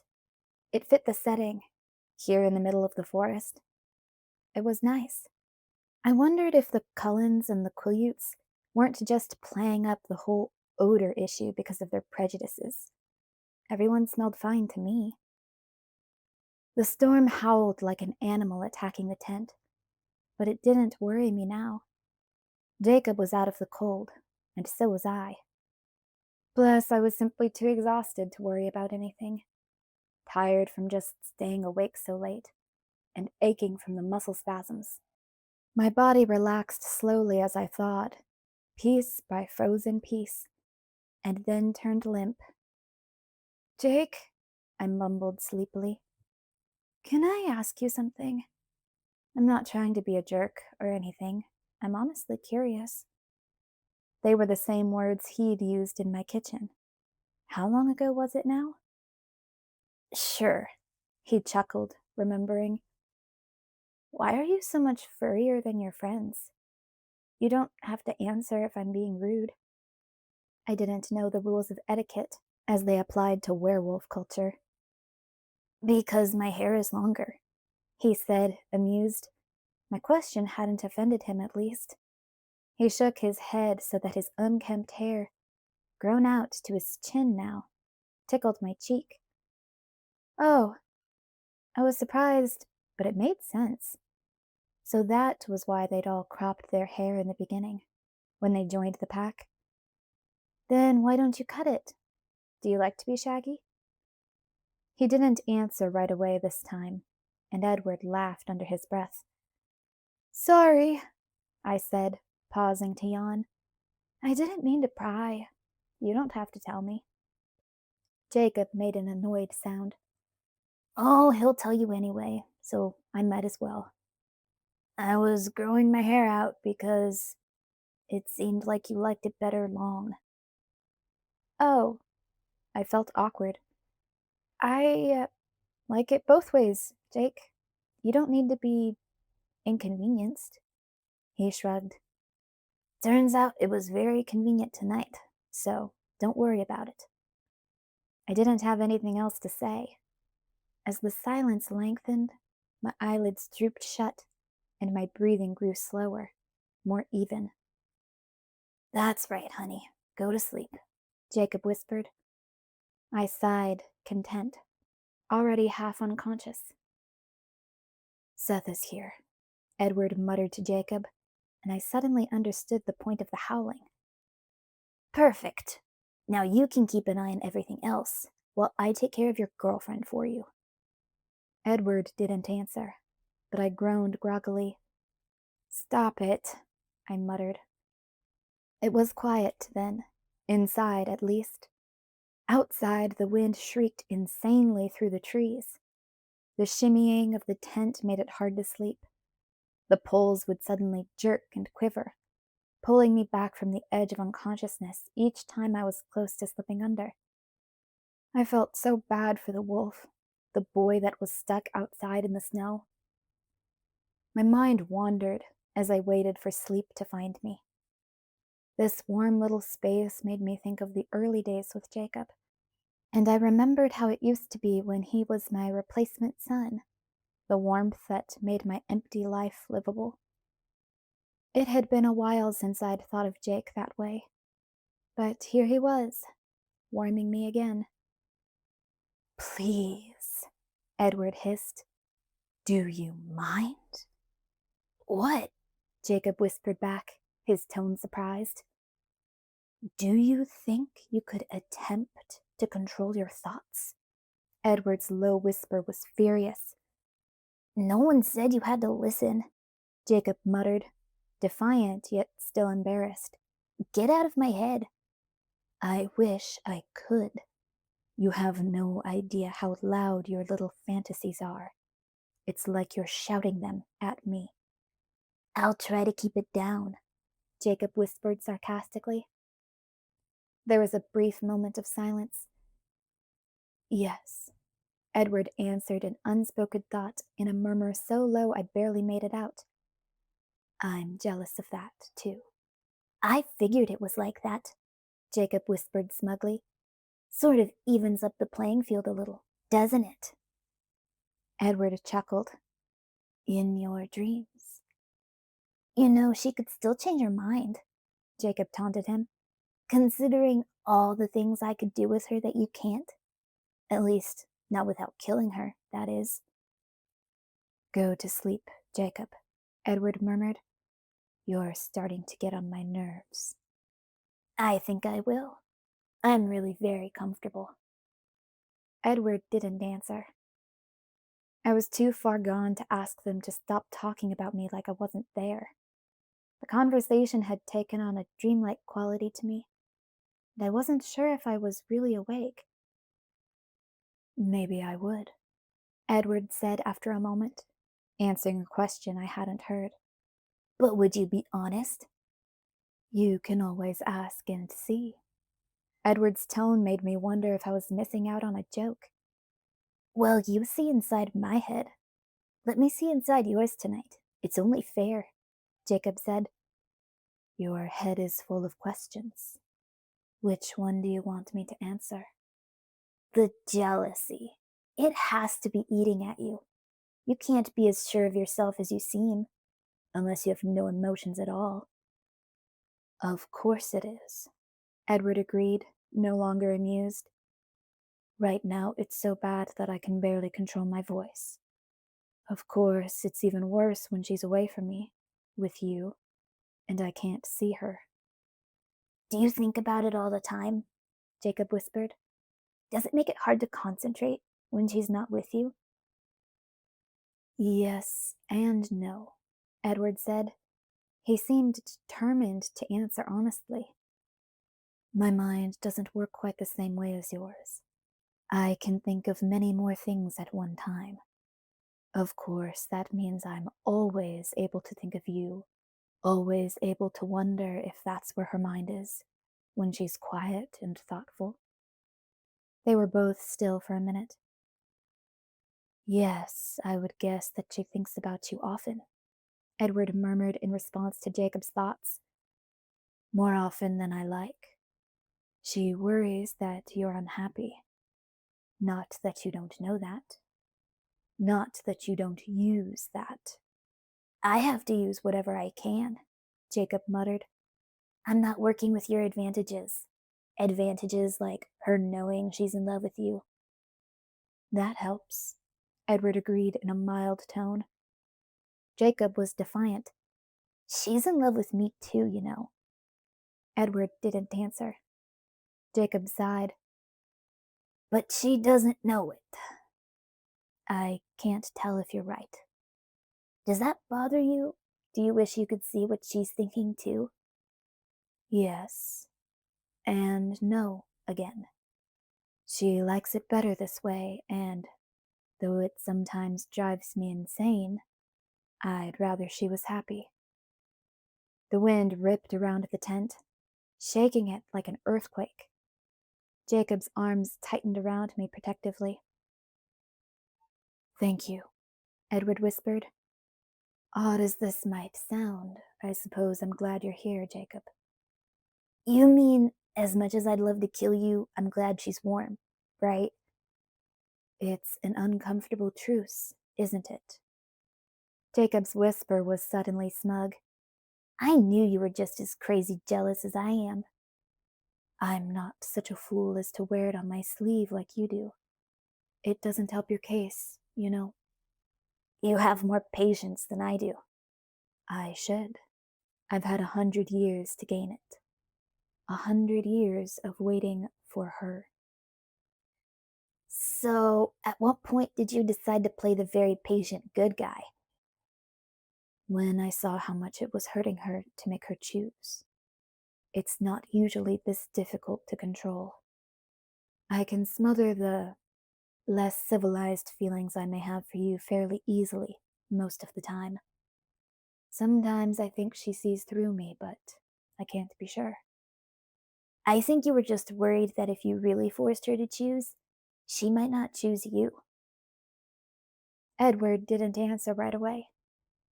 That was part of it, he finally admitted, but only a small part. We all have our moments of doubt. Mostly I was worried that she'd hurt herself by trying to sneak away to see you. After I'd accepted that she was more or less safe with you, as safe as Bella ever is, it seemed best to stop driving her to extremes. Jacob sighed. I'd tell her all of this, but she'd never believe me. I know. It sounded like Edward was smiling. You think you know everything, Jacob muttered. I don't know the future, Edward said, his voice suddenly unsure. There was a long pause. What would you do if she changed her mind? Jacob asked. I don't know that either. Jacob chuckled quietly. Would you try to kill me? Sarcastic again, as if doubting Edward's ability to do it. No. Why not? Jacob's tone was still jeering. Do you really think I would hurt her that way?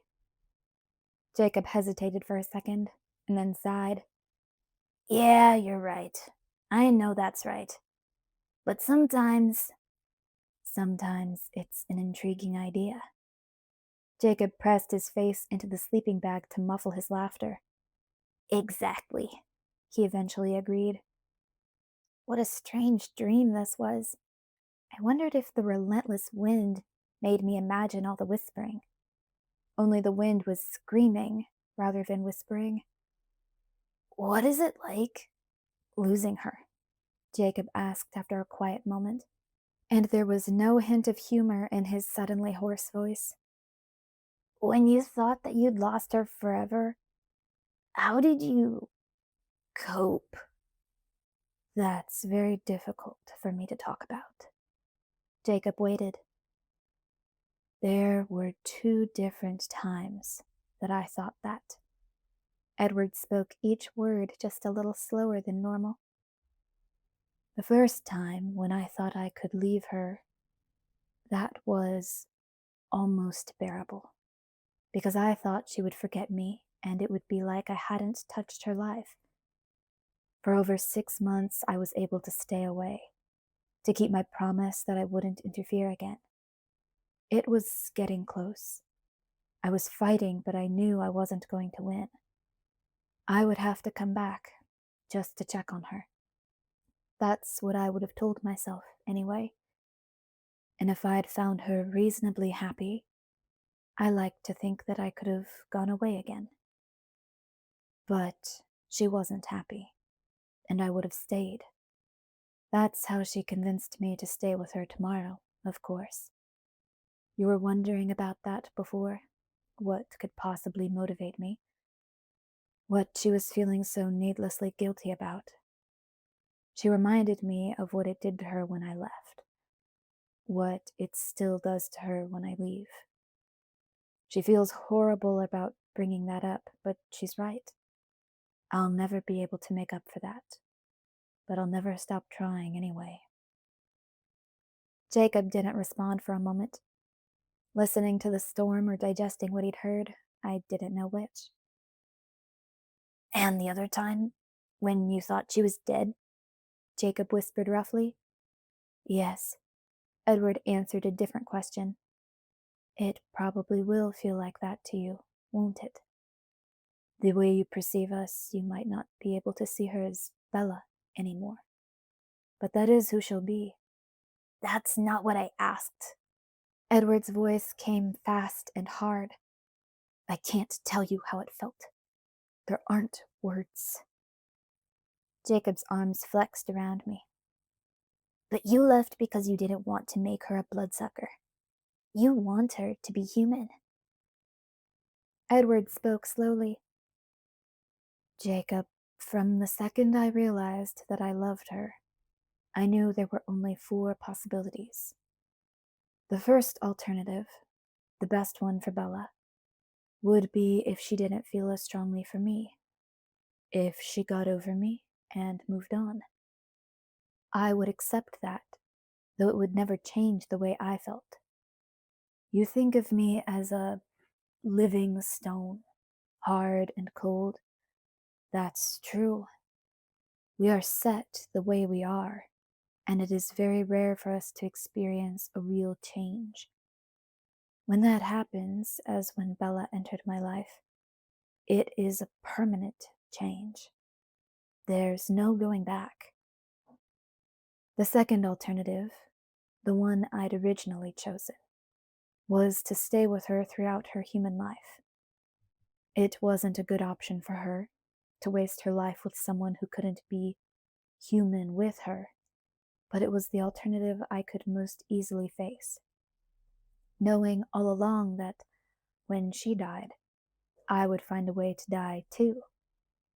60 years, 70 years, it would feel like a very, very short time to me. But then it proved much too dangerous for her to live in such close proximity with my world. It seemed like everything that could go wrong did, or hung over us, waiting to go wrong. I was terrified that I wouldn't get those 60 years if I stayed near to her while she was human. So I chose option 3, which turned out to be the worst mistake of my very long life. As you know, I chose to take myself out of her world, hoping to force her into the first alternative. It didn't work, and it very nearly killed us both. What do I have left but the fourth option? It's what she wants. At least she thinks she does. I've been trying to delay her, to give her time and find a reason to change her mind. But she's very stubborn. You know that. I'll be lucky to stretch this out a few more months. She has a horror of getting older, and her birthday's in September. I like option 1, Jacob muttered. Edward didn't respond. You know exactly how much I hate to accept this, Jacob whispered slowly. But I can see that you do love her, in your way. I can't argue with that anymore.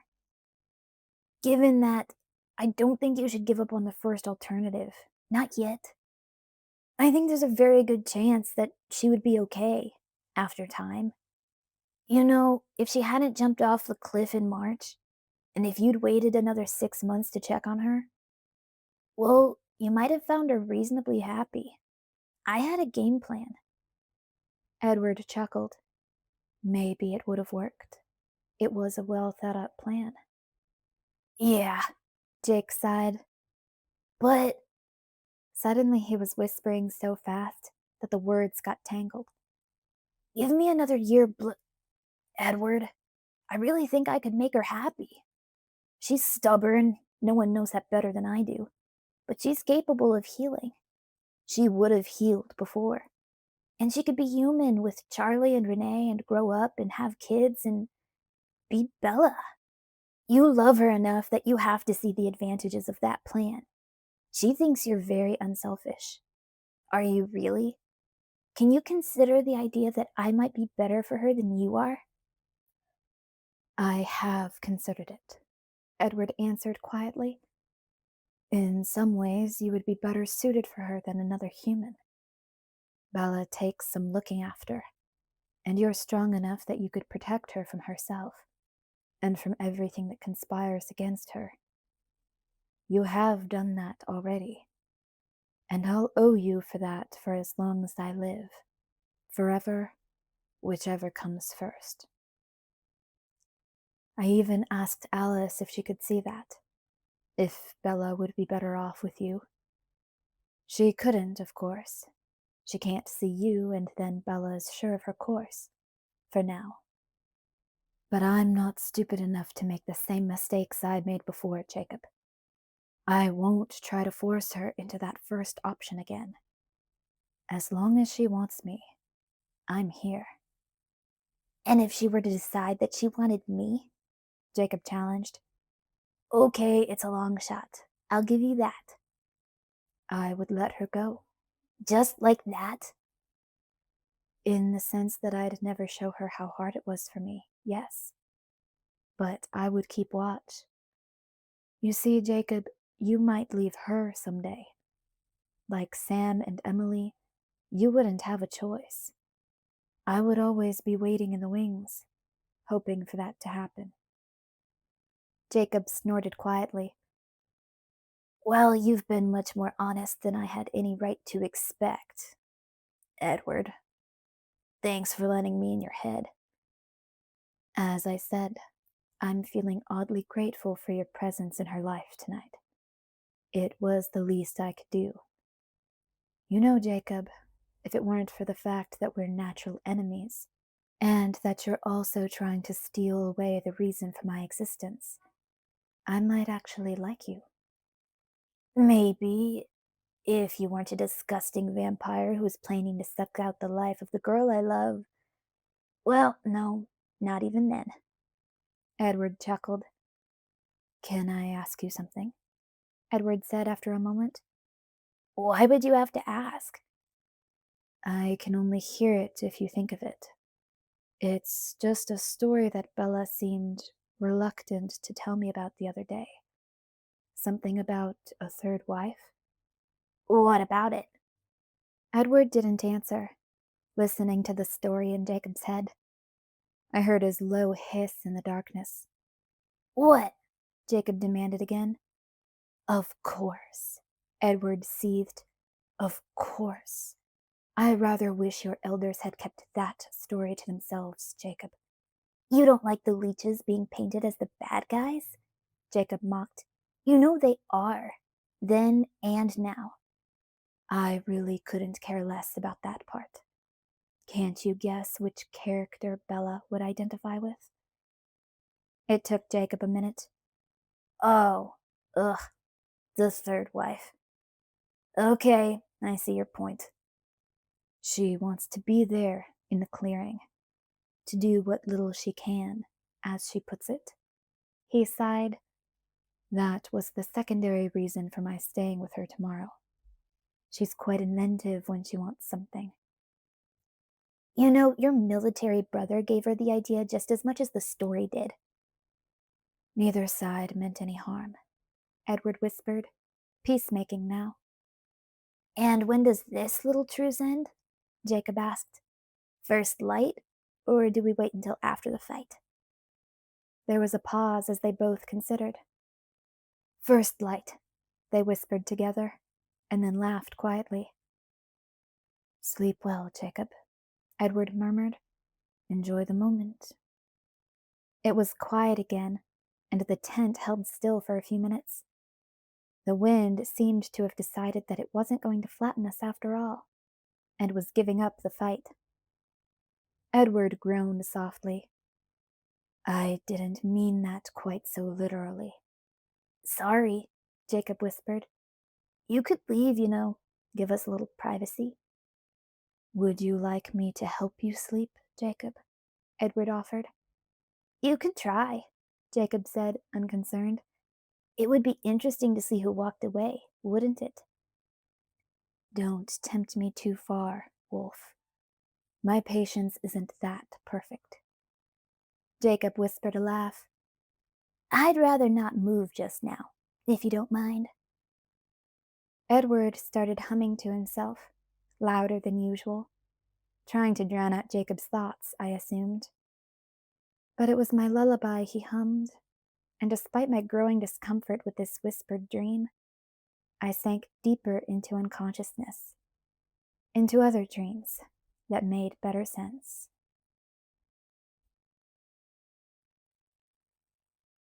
Chapter 23. Monster. When I woke up in the morning, it was very bright. Even inside the tent, the sunlight hurt my eyes. And I was sweating, as Jacob had predicted. Jacob was snoring lightly in my ear, his arms still wrapped around me. I pulled my head away from his feverishly warm chest and felt the sting of the cold morning on my clammy cheek.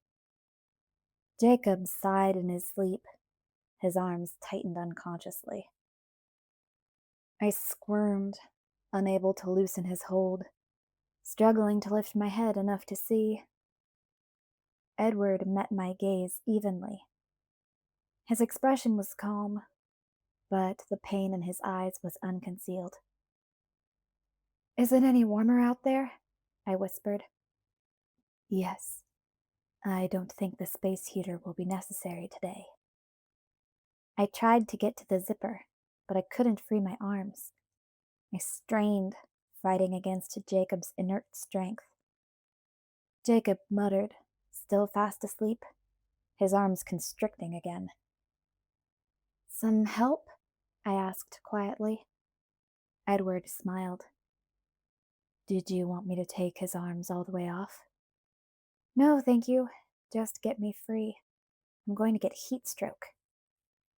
Edward unzipped the sleeping bag in a swift, abrupt movement. Jacob fell out, his bare back hitting the icy floor of the tent. "Hey!" he complained, his eyes flying open. Instinctively, he flinched away from the cold, rolling onto me. I gasped as his weight knocked the breath out of me. And then his weight was gone. I felt the impact as Jacob flew into one of the tent poles, and the tent shuddered. The growling erupted from all around. Edward was crouching in front of me, and I couldn't see his face, but the snarls were ripping angrily out of his chest. Jacob was half crouched, too, his whole body quivering, while growls rumbled through his clenched teeth. Outside the tent, Seth Clearwater's vicious snarls echoed off the rocks. "Stop it! Stop it!" I yelled, scrambling awkwardly to put myself between them. The space was so small that I didn't have to stretch far to put one of my hands on each of their chests. Edward wrapped his arm around my waist, ready to yank me out of the way. "Stop it now," I warned him. Under my touch, Jacob began to calm himself. The shaking slowed, but his teeth were still bared. His eyes furiously focused on Edward. Seth continued to growl, a long, unbroken sound, a violent background to the sudden silence in the tent. "Jacob?" I asked, waiting until he finally dropped his glare to look at me. "Are you hurt?" "Of course not," he hissed. I turned to Edward. He was looking at me, his expression hard and angry. "That wasn't nice. You should say sorry." His eyes widened in disgust. "You must be joking. He was crushing you." "Because you dumped him on the floor. He didn't do it on purpose, and he didn't hurt me." Edward groaned, revolted. Slowly, he looked up to glare at Jacob with hostile eyes. "My apologies, dog." "No harm done," Jacob said, a taunting edge to his voice. It was still cold, though not as cold as it had been. I curled my arms around my chest. "Here," Edward said, calm again. He took the parka off the floor and wrapped it over the top of my coat. "That's Jacob's," I objected. "Jacob has a fur coat," Edward hinted. "I'll just keep using the sleeping bag, if you don't mind." Jacob ignored him, climbing around us and sliding down into the bag. "I wasn't quite ready to wake up. That wasn't the best night's sleep I ever had." "It was your idea," Edward said impassively. Jacob was curled up, his eyes already closed. He yawned. "I didn't say it wasn't the best night I've ever spent, just that I didn't get a lot of sleep. I thought Bella was never going to shut up." I winced, wondering what might have come out of my mouth in my sleep. The possibilities were horrifying. "I'm glad you enjoyed yourself," Edward murmured. Jacob's dark eyes fluttered open. "Didn't you have a nice night then?" he asked, smug. "It wasn't the worst night of my life." "Did it make the top 10? Jacob asked with perverse enjoyment. "Possibly." Jacob smiled and closed his eyes.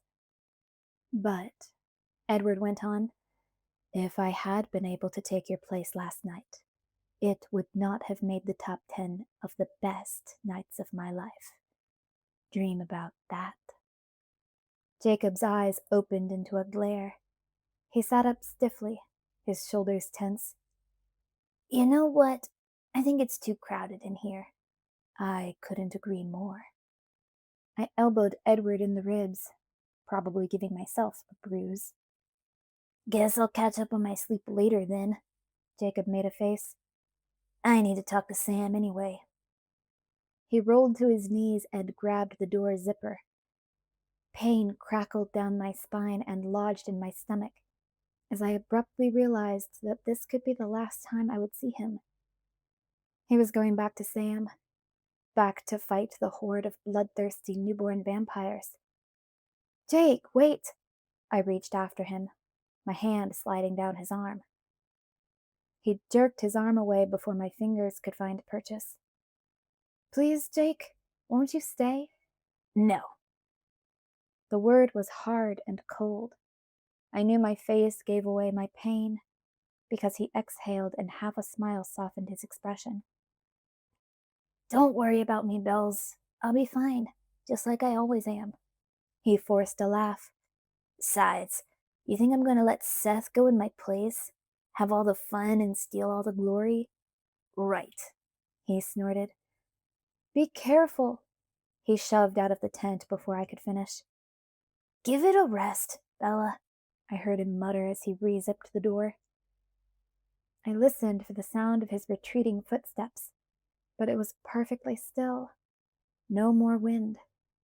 I could hear morning birdsong far away on the mountain, and nothing else. Jacob moved in silence now. I huddled in my coats and leaned against Edward's shoulder. We were quiet for a long time. How much longer? I asked. Alice told Sam it should be an hour or so, Edward said, soft and bleak. We stay together, no matter what. No matter what, he agreed, his eyes tight. I know, I said. I'm terrified for them too. They know how to handle themselves, Edward assured me, purposely making his voice light. I just hate missing the fun. Again with the fun. My nostrils flared. He put his arm around my shoulder. Don't worry, he urged, and then he kissed my forehead. As if there was a way to avoid that. Sure. Do you want me to distract you? He breathed, running his cold fingers along my cheekbone. I shivered involuntarily. The morning was still frosty. Maybe not right now, he answered himself, pulling his hand away. There are other ways to distract me. What would you like? You could tell me about your 10 best nights, I suggested. I'm curious. He laughed. Try to guess. I shook my head. There's too many nights I don't know about. A century of them. I'll narrow it down for you. All of my best nights have happened since I met you. Really? Yes, really. And by quite a wide margin, too. I thought for a minute. I can only think of mine, I admitted. They might be the same, he encouraged. Well, there was the first night, the night you stayed. Yes, that's one of mine, too. Of course, you were unconscious for my favorite part. That's right, I remembered. I was talking that night, too. Yes, he agreed. My face got hot as I wondered again what I might have said while sleeping in Jacob's arms. I couldn't remember what I'd dreamed about, or if I'd dreamed at all, so that was no help. What did I say last night? I whispered more quietly than before. He shrugged instead of answering, and I winced. That bad? Nothing too horrible, he sighed. Please tell me. Mostly you said my name, the same as usual. That's not bad, I agreed cautiously. Near the end, though, you started mumbling some nonsense about Jacob, my Jacob. I could hear the pain, even in the whisper. Your Jacob enjoyed that quite a lot. I stretched my neck up, straining to reach my lips to the edge of his jaw. I couldn't see into his eyes. He was staring up at the ceiling of the tent. Sorry, I murmured. That's just the way I differentiate. Differentiate? Between Dr. Jekyll and Mr. Hyde. Between the Jacob I like and the one who annoys the hell out of me, I explained. That makes sense. He sounded slightly mollified. Tell me another favorite night. Flying home from Italy? He frowned. Is that not one of yours? I wondered. No, it is one of mine, actually, but I'm surprised it's on your list. Weren't you under the ludicrous impression that I was just acting from a guilty conscience, and I was going to bolt as soon as the plane doors opened? Yes, I smiled. But still, you were there. He kissed my hair. You love me more than I deserve. I laughed at the impossibility of that idea. Next would be the night after Italy, I continued. Yes, that's on the list. You were so funny. Funny? I objected. I had no idea your dreams were so vivid. It took me forever to convince you that you were awake. I'm still not sure, I muttered. You've always seemed more like a dream than reality. Tell me one of yours now. Did I guess your first place? No, that would be 2 nights ago, when you finally agreed to marry me. I made a face. Doesn't that make your list? I thought about the way he'd kissed me, the concession I'd gained, and changed my mind. Yes, it does, but with reservations. I don't understand why it's so important to you. You already had me forever. 100 years from now, when you've gained enough perspective to really appreciate the answer, I will explain it to you. I'll remind you to explain in 100 years. Are you warm enough? He asked suddenly. I'm fine, I assured him. Why? Before he could answer, the silence outside the tent was ripped apart by an ear-splitting howl of pain. The sound ricocheted off the bare rock face of the mountain and filled the air so that it seared from every direction. The howl tore through my mind like a tornado, both strange and familiar. Strange because I'd never heard such a tortured cry before. Familiar because I knew the voice at once. I recognized the sound and understood the meaning as perfectly as if I'd uttered it myself. It made no difference that Jacob was not human when he cried out. I needed no translation. Jacob was close. Jacob had heard every word we'd said. Jacob was in agony. The howl choked off into a peculiar gurgled sob, and then it was quiet again.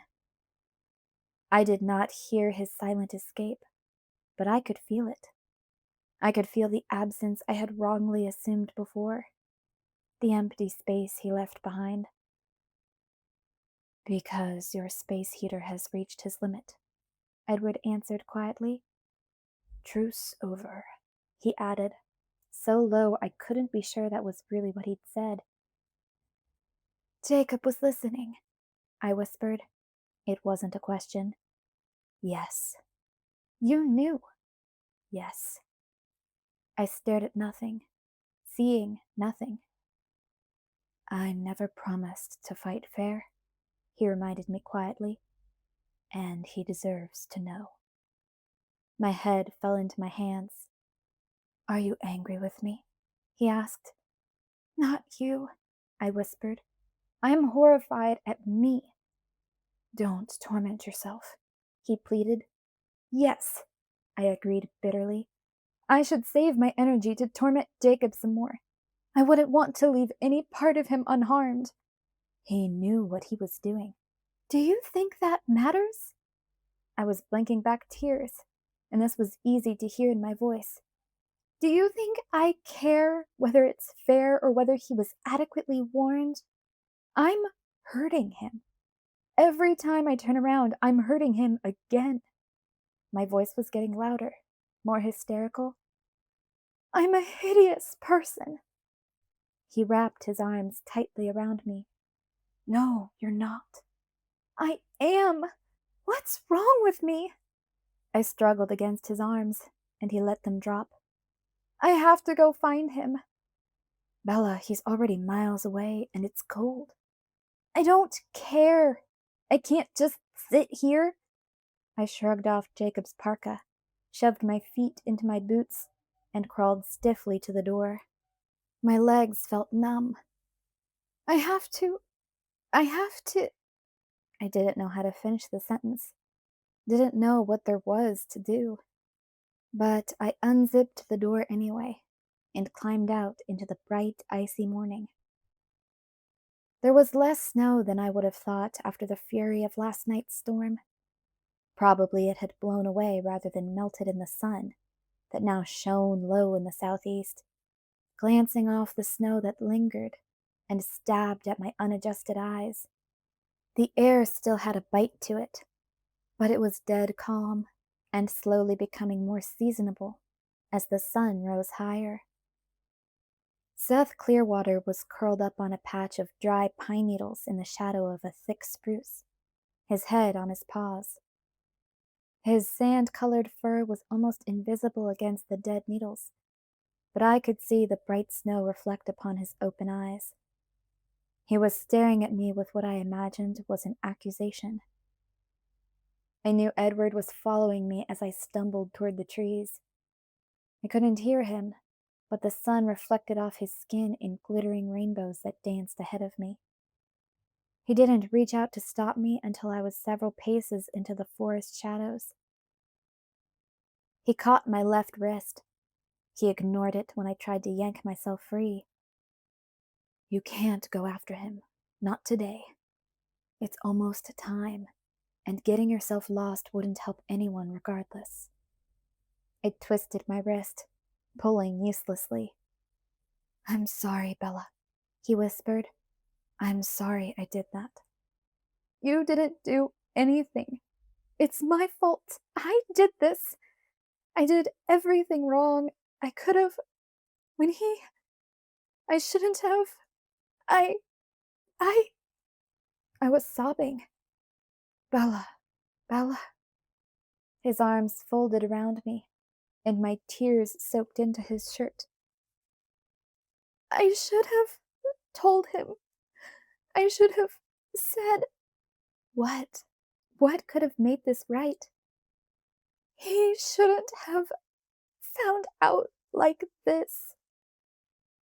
"Do you want me to see if I can bring him back, so that you can talk to him?" "There's still a little time," Edward murmured, hushed agony in his voice. I nodded into his chest, afraid to see his face. "Stay by the tent. I'll be back soon." His arms disappeared. He left so quickly that, in the second it took me to look up, he was already gone. I was alone. A new sob broke from my chest. I was hurting everyone today. Was there anything I touched that didn't get spoiled? I didn't know why it was hitting me so hard now. It wasn't like I hadn't known this was coming all along. But Jacob had never reacted so strongly, lost his bold overconfidence, and shown the intensity of his pain. The sound of his agony still cut at me, somewhere deep in my chest. Right beside it was the other pain. Pain for feeling pain over Jacob. Pain for hurting Edward, too. For not being able to watch Jacob go with composure, knowing that it was the right thing, the only way. I was selfish. I was hurtful. I tortured the ones I loved. I was like Kathy, like Wuthering Heights, only my options were so much better than hers. Neither one evil, neither one weak. And here I sat, crying about it, not doing anything productive to make it right. Just like Kathy. I wouldn't allow what hurt me to influence my decisions anymore. It was too little, much too late, but I had to do what was right now. Maybe it was already done for me. Maybe Edward would not be able to bring him back. And then I would accept that and get on with my life. Edward would never see me shed another tear for Jacob Black. There would be no more tears. I wiped the last of them away with cold fingers now. But if Edward did return with Jacob, that was it. I had to tell him to go away and never come back. Why was that so hard? So very much more difficult than saying goodbye to my other friends, to Angela, to Mike? Why did that hurt?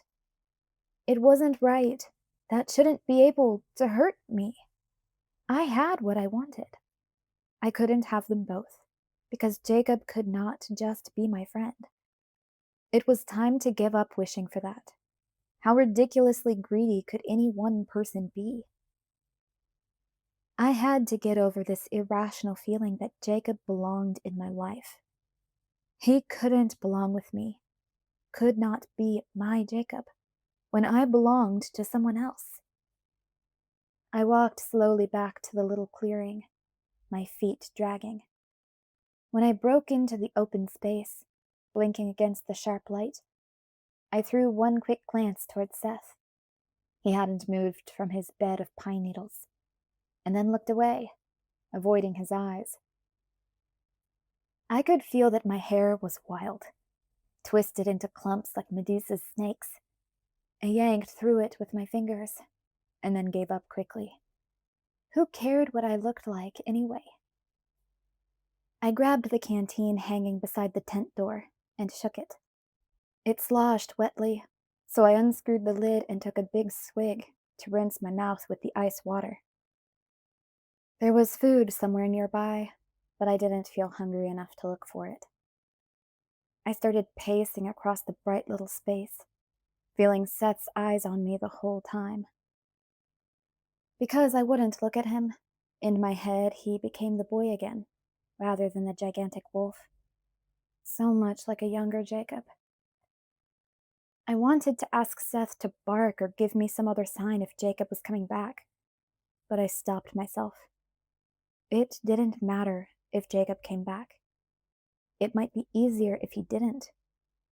I wished I had some way to call Edward. Seth whined at that moment and got to his feet. "What is it?" I asked him stupidly. He ignored me, trotting to the edge of the trees and pointing his nose toward the west. He began whimpering. "Is it the others, Seth?" I demanded. "In the clearing?" He looked at me and yelped softly once, and then turned his nose alertly back to the west. His ears laid back and he whined again. Why was I such a fool? What was I thinking? Sending Edward away? How was I supposed to know what was going on? I didn't speak wolf. A cold trickle of fear began to ooze down my spine. What if the time had run out? What if Jacob and Edward got too close? What if Edward decided to join in the fight? The icy fear pulled in my stomach.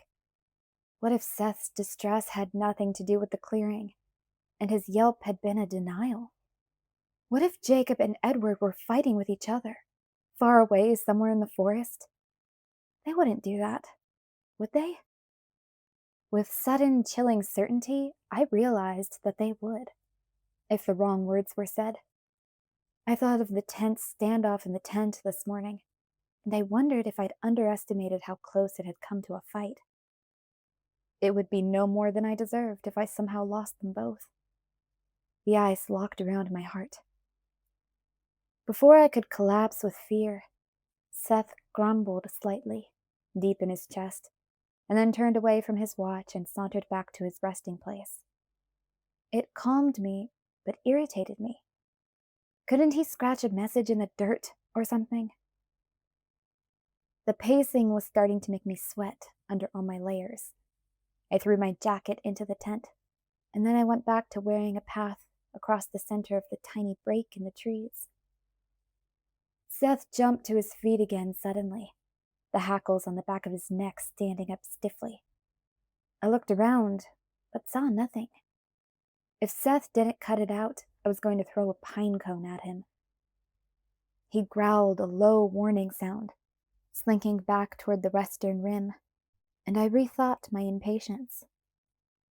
"It's just us, Seth," Jacob called from a distance.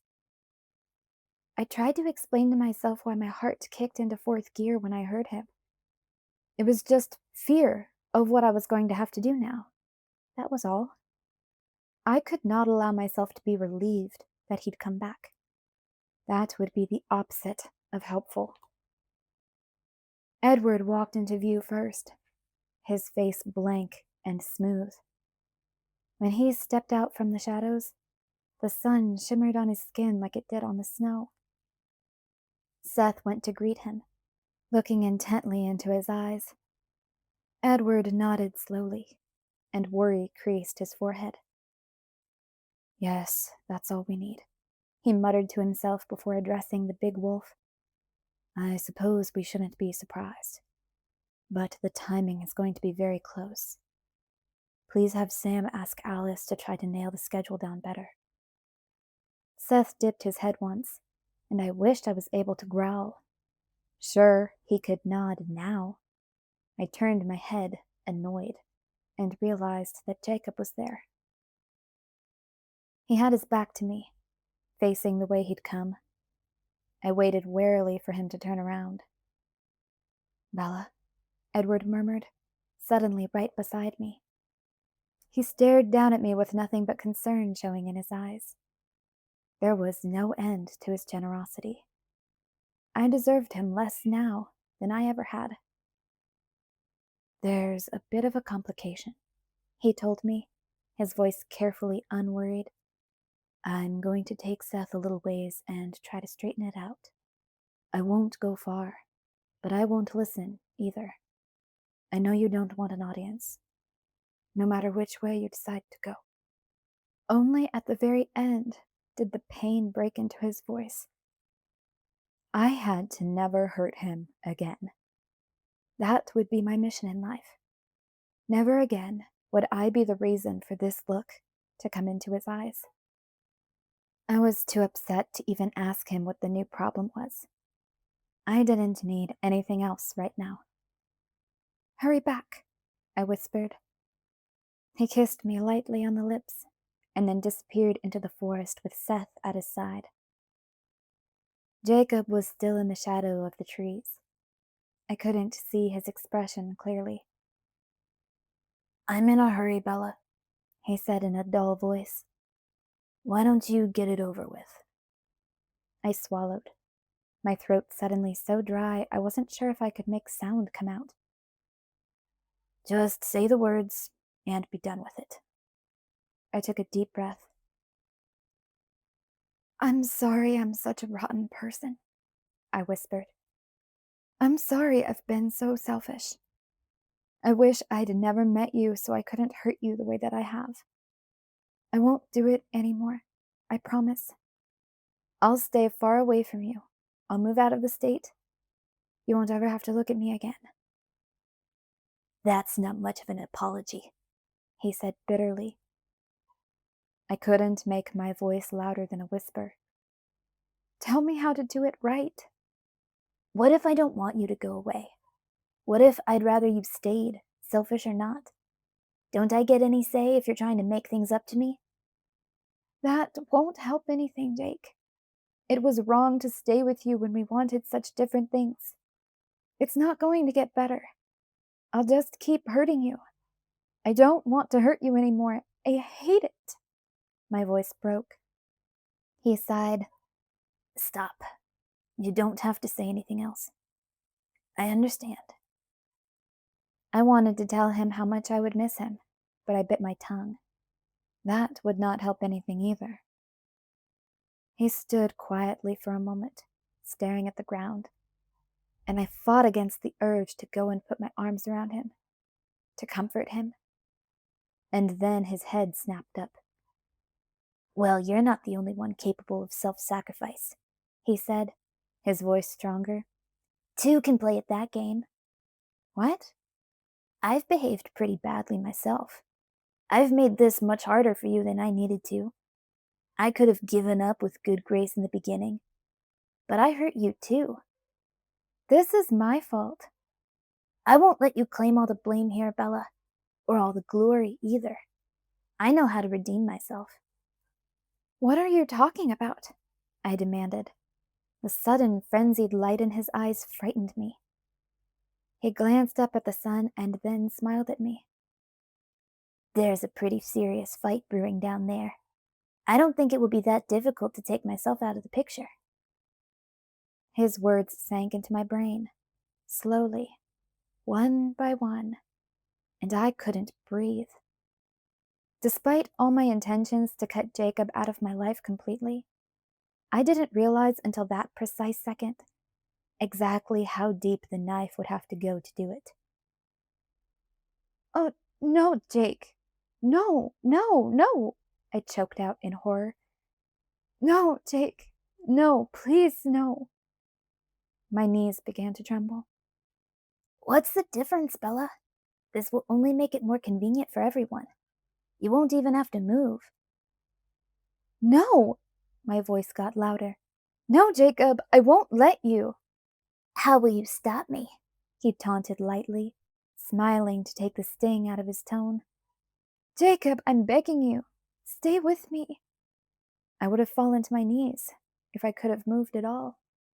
For 15 minutes while I miss a good brawl? So that you can run away from me as soon as you think I'm safe again? You've got to be kidding. I won't run away. I've changed my mind. We'll work something out, Jacob. There's always a compromise. Don't go. You're lying. I'm not. You know what a terrible liar I am. Look in my eyes. I'll stay if you do. His face hardened. And can I be your best man at the wedding? It was a moment before I could speak, and still the only answer I could give him was, Please. That's what I thought, he said, his face going calm again, but for the turbulent light in his eyes. I love you, Bella, he murmured. I love you, Jacob, I whispered brokenly. He smiled.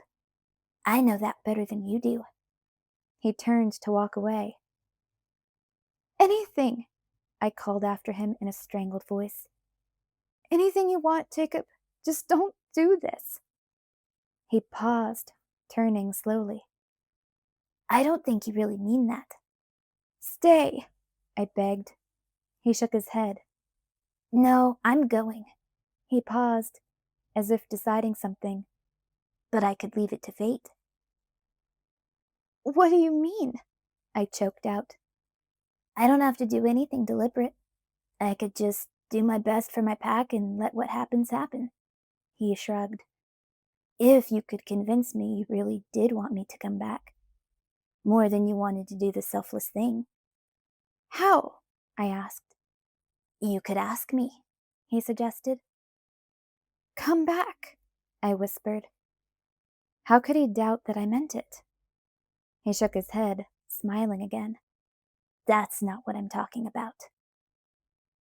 It took me a second to grasp what he was saying, and all the while he was looking at me with this superior expression, so sure of my reaction.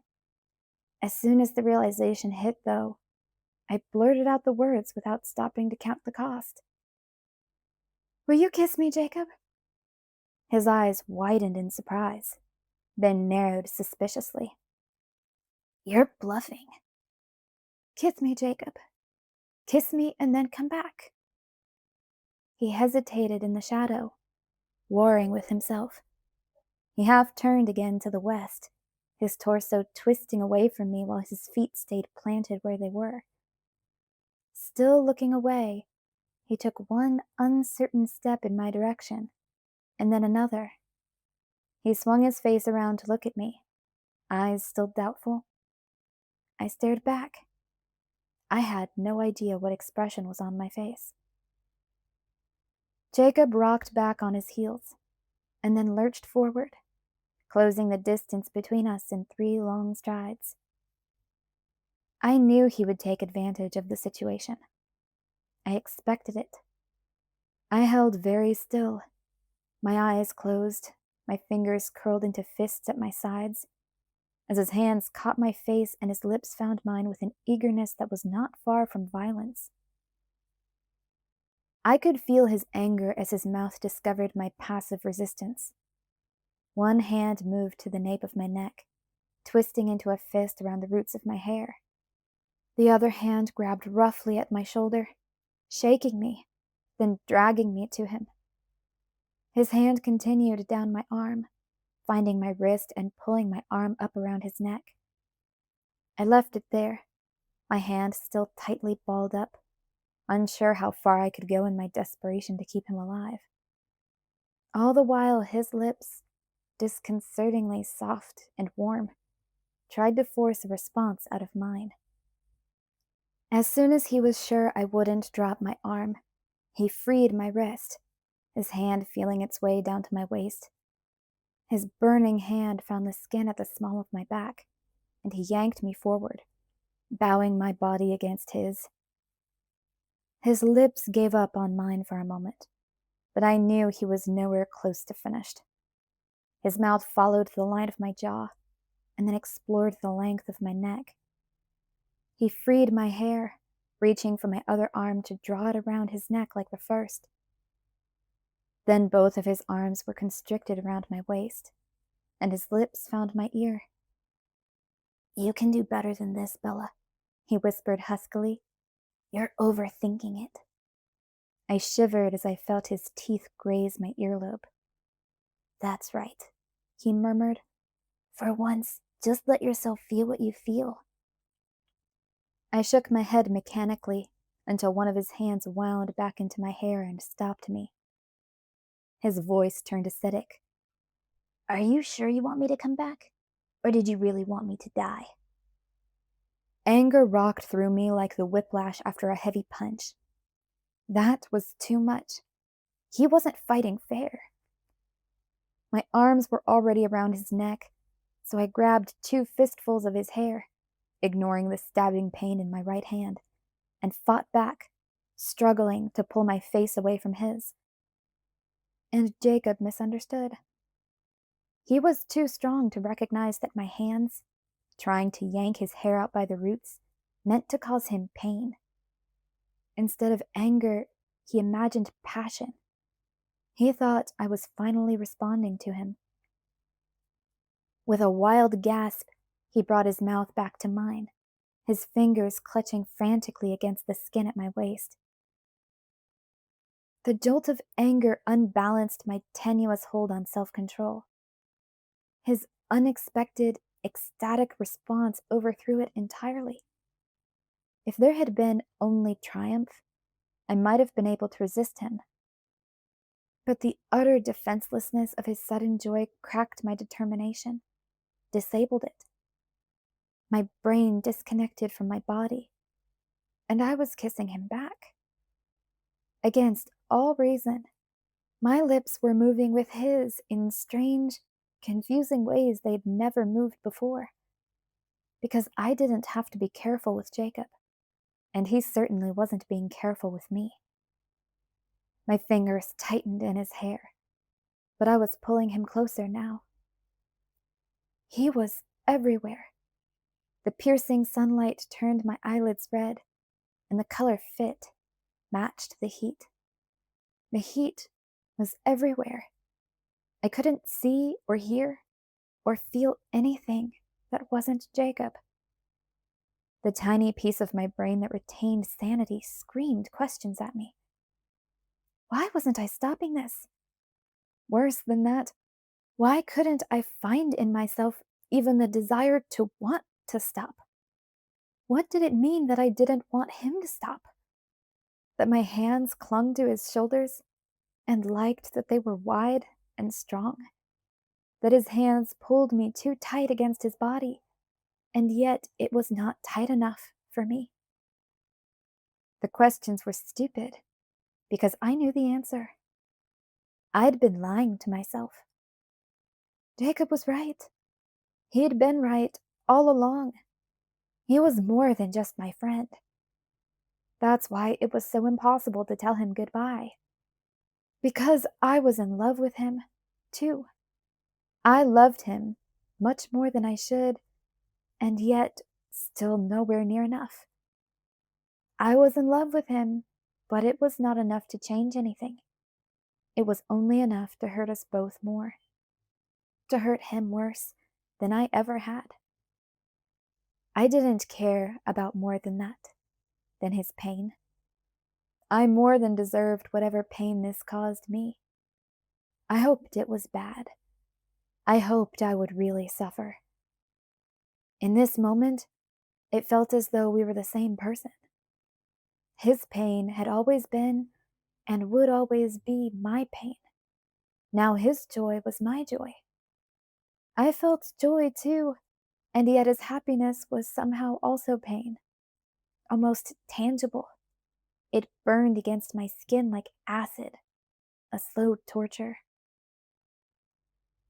For one brief, never-ending second, an entirely different path expanded behind the lids of my tear-wet eyes. As if I were looking through the filter of Jacob's thoughts, I could see exactly what I was going to give up, exactly what this new self-knowledge would not save me from losing. I could see Charlie and Renee mixed into this strange collage with Billy and Sam and LaPush. I could see years passing and meaning something as they passed, changing me. I could see the enormous red-brown wolf that I loved, always standing as protector if I needed him. For the tiniest fragment of that second, I saw the bobbing heads of two small black-haired children running away from me into the familiar forest. When they disappeared, they took the rest of the vision with them. And then, quite distinctly, I felt the splintering along the fissure line in my heart, as the smaller part wrenched itself away from the whole. Jacob's lips were still before mine were. I opened my eyes and he was staring at me with wonder and elation. "I have to leave," he whispered. "No." He smiled, pleased by my response. "I won't be long," he promised. "But one thing first." He bent to kiss me again, and there was no reason to resist. What would be the point? This time was different. His hands were soft on my face and his warm lips were gentle, unexpectedly hesitant. It was brief and very, very sweet. His arms curled around me, and he hugged me securely while he whispered in my ear. "That should have been our first kiss. Better late than never." Against his chest, where he couldn't see, the tears welled up and spilled over. Chapter 24. Snap Decision. I lay face down across the sleeping bag, waiting for justice to find me. Maybe an avalanche would bury me here. I wished it would. I never wanted to have to see my face in the mirror again. There was no sound to warn me. Out of nowhere, Edward's cold hand stroked against my knotted hair. I shuddered guiltily at his touch. "Are you all right?" he murmured, his voice anxious. "No, I want to die." "That will never happen. I won't allow it." I groaned and then whispered, "You might change your mind about that." "Where's Jacob?" "He went to fight," I mumbled into the floor. Jacob had left the camp joyfully, with a cheerful, "I'll be right back," running full tilt for the clearing, already quivering as he prepared to shift to his other self. By now the whole pack knew everything. Seth Clearwater, pacing outside the tent, was an intimate witness to my disgrace. Edward was silent for a long moment. "Oh," he finally said. The tone of his voice worried me that my avalanche wasn't coming fast enough. I peeked up at him and, sure enough, his eyes were unfocused as he listened to something I'd rather die than have him hear. I dropped my face back to the floor. It stunned me when Edward chuckled reluctantly. "And I thought I fought dirty," he said with grudging admiration. "He makes me look like the patron saint of ethics." His hand brushed against the part of my cheek that was exposed. "I'm not mad at you, love. Jacob's more cunning than I gave him credit for. I do wish you hadn't asked him, though." "Edward," I whispered into the rough nylon. I, I'm... Shh, he hushed me, his fingers soothing against my cheek. "That's not what I meant. It's just that he would have kissed you anyway, even if you hadn't fallen for it. And now I don't have an excuse to break his face. I would have really enjoyed that, too." "Fallen for it?" I mumbled almost incomprehensibly. Bella, did you really believe that he was that noble? That he would go out in a flame of glory just to clear the way for me?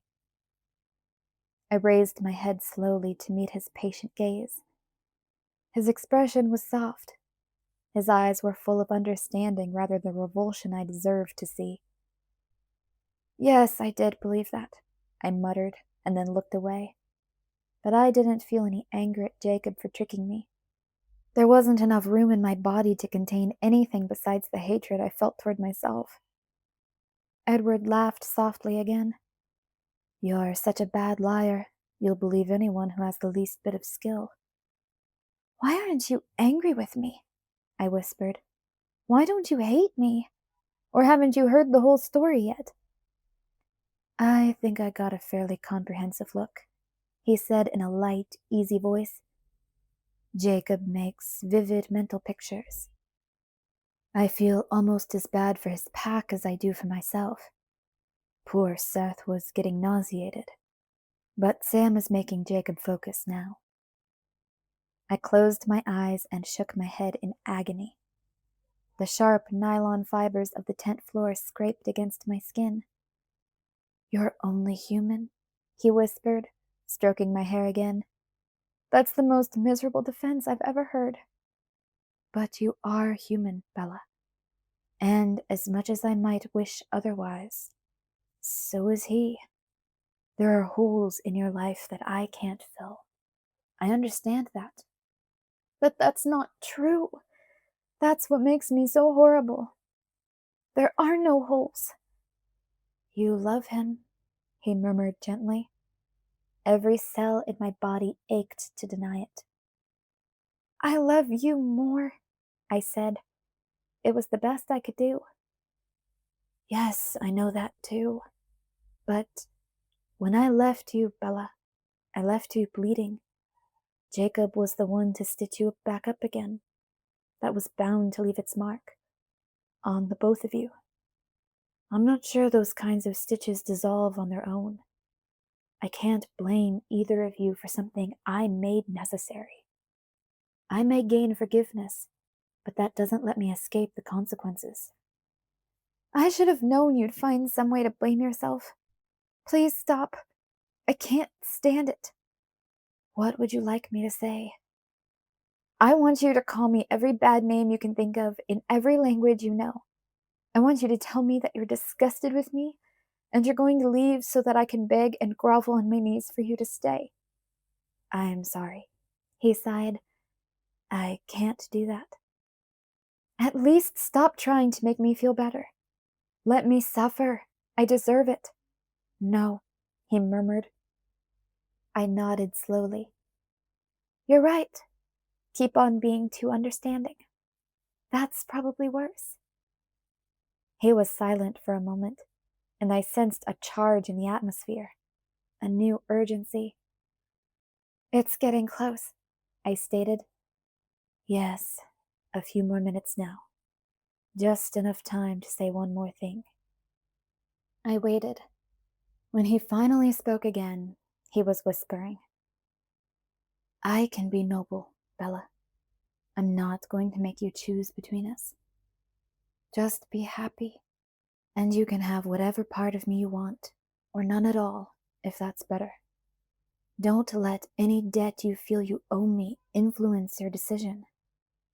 I pushed off the floor, shoving myself up onto my knees. Damn it, stop that! I shouted at him. His eyes widened in surprise. No, you don't understand. I'm not just trying to make you feel better, Bella. I really mean it. I know you do, I groaned. What happened to fighting back? Don't start with the noble self-sacrifice now. Fight! How? He asked, and his eyes were ancient with their sadness. I scrambled into his lap, throwing my arms around him. I don't care that it's cold here. I don't care that I stink like a dog right now. Make me forget how awful I am. Make me forget him. Make me forget my own name. Fight back. I didn't wait for him to decide. or to have the chance to tell me he wasn't interested in a cruel, faithless monster like me. I pulled myself against him and crushed my mouth to his snow-cold lips. "Careful, love," he murmured against my urgent kiss. "No," I growled. He gently pushed my face a few inches back. "You don't have to prove anything to me." "I'm not trying to prove something. You said I could have any part of you I wanted. I want this part.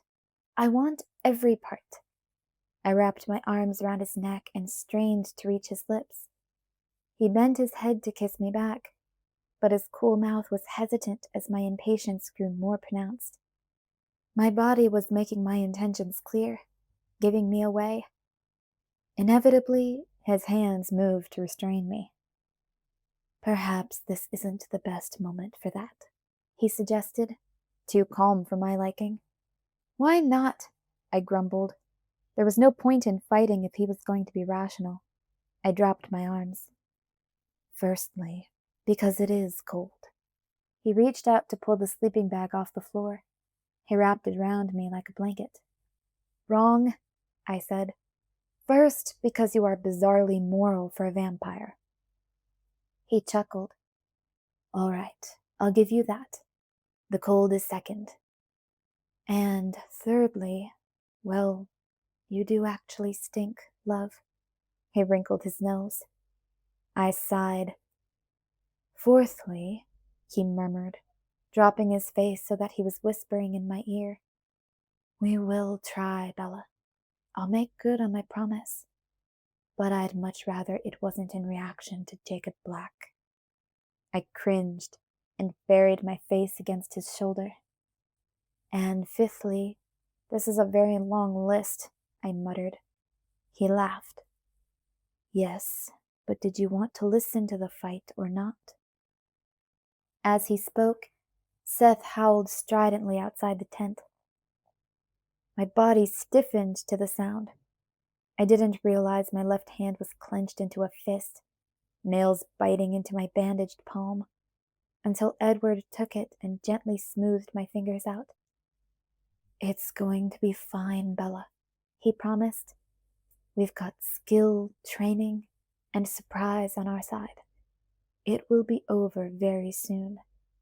If I didn't truly believe that, I would be down there now, and you'd be here, chained to a tree or something along those lines."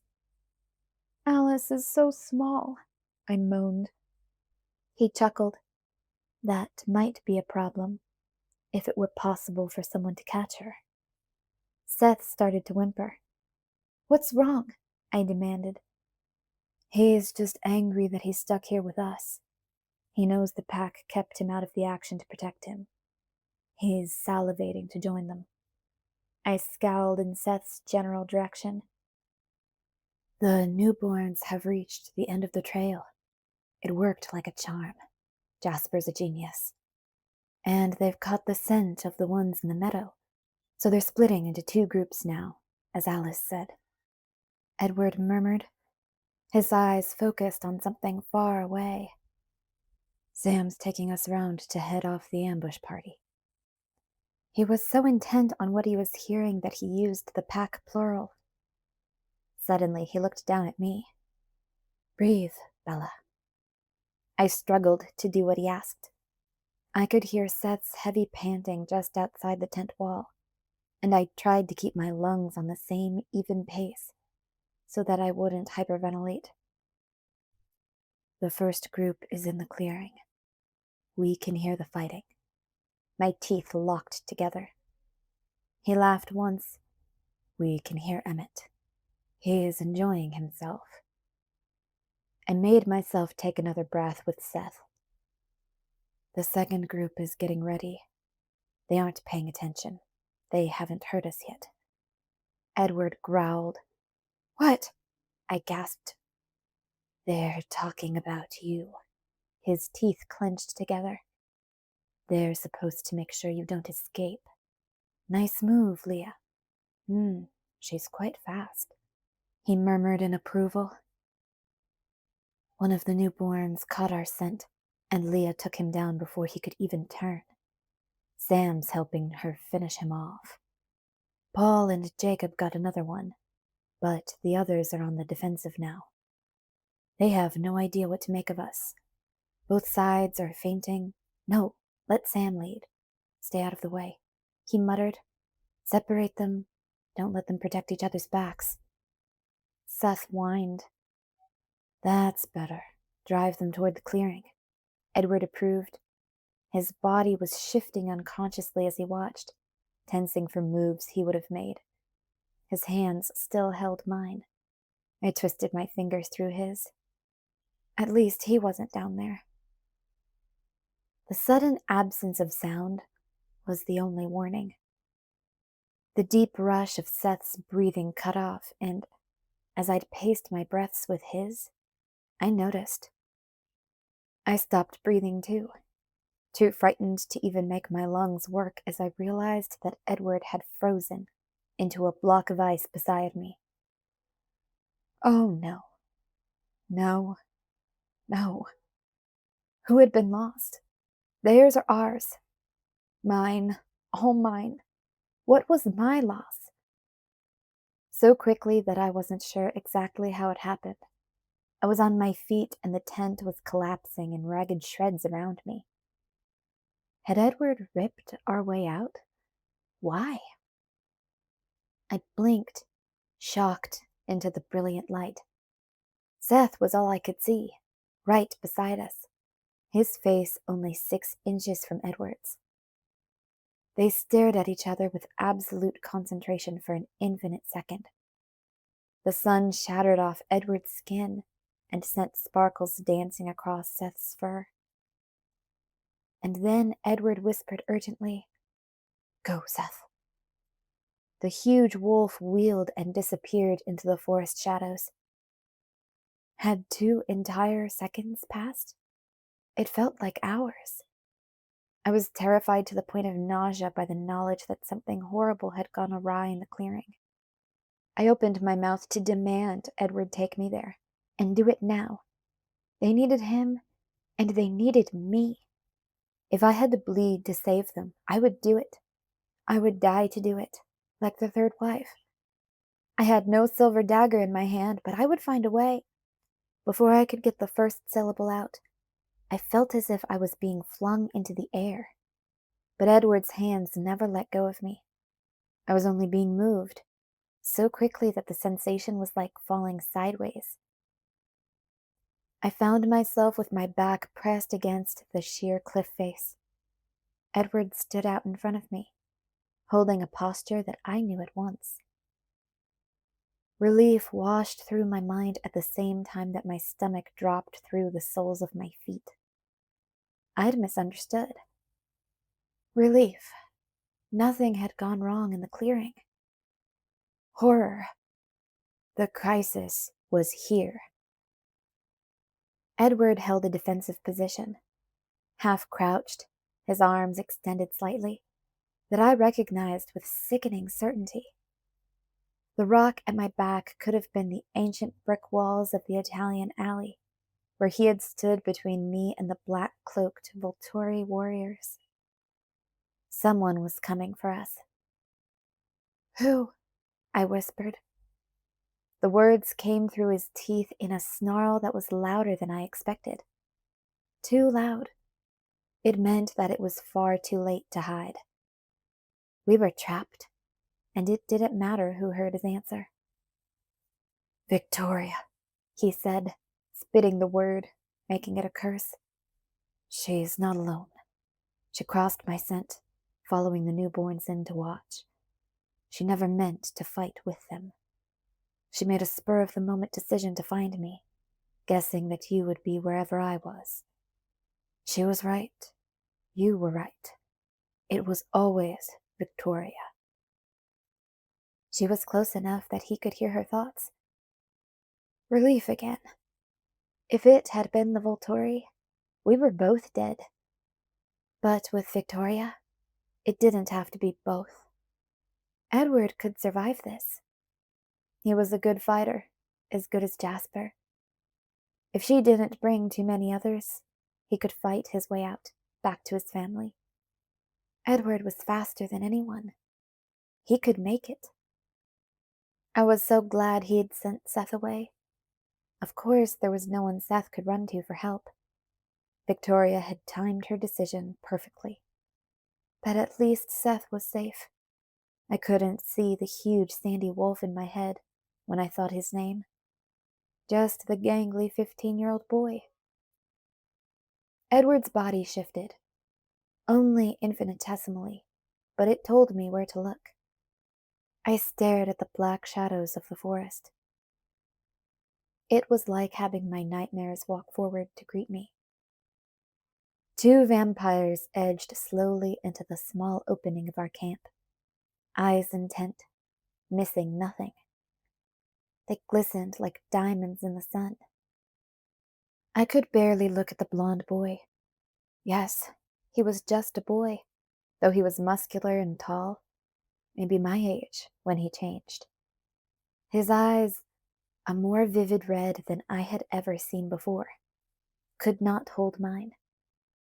Though he was closest to Edward, the nearest danger, I could not watch him. Because a few feet to the side and a few feet back, Victoria was staring at me. Her orange hair was brighter than I'd remembered, more like a flame.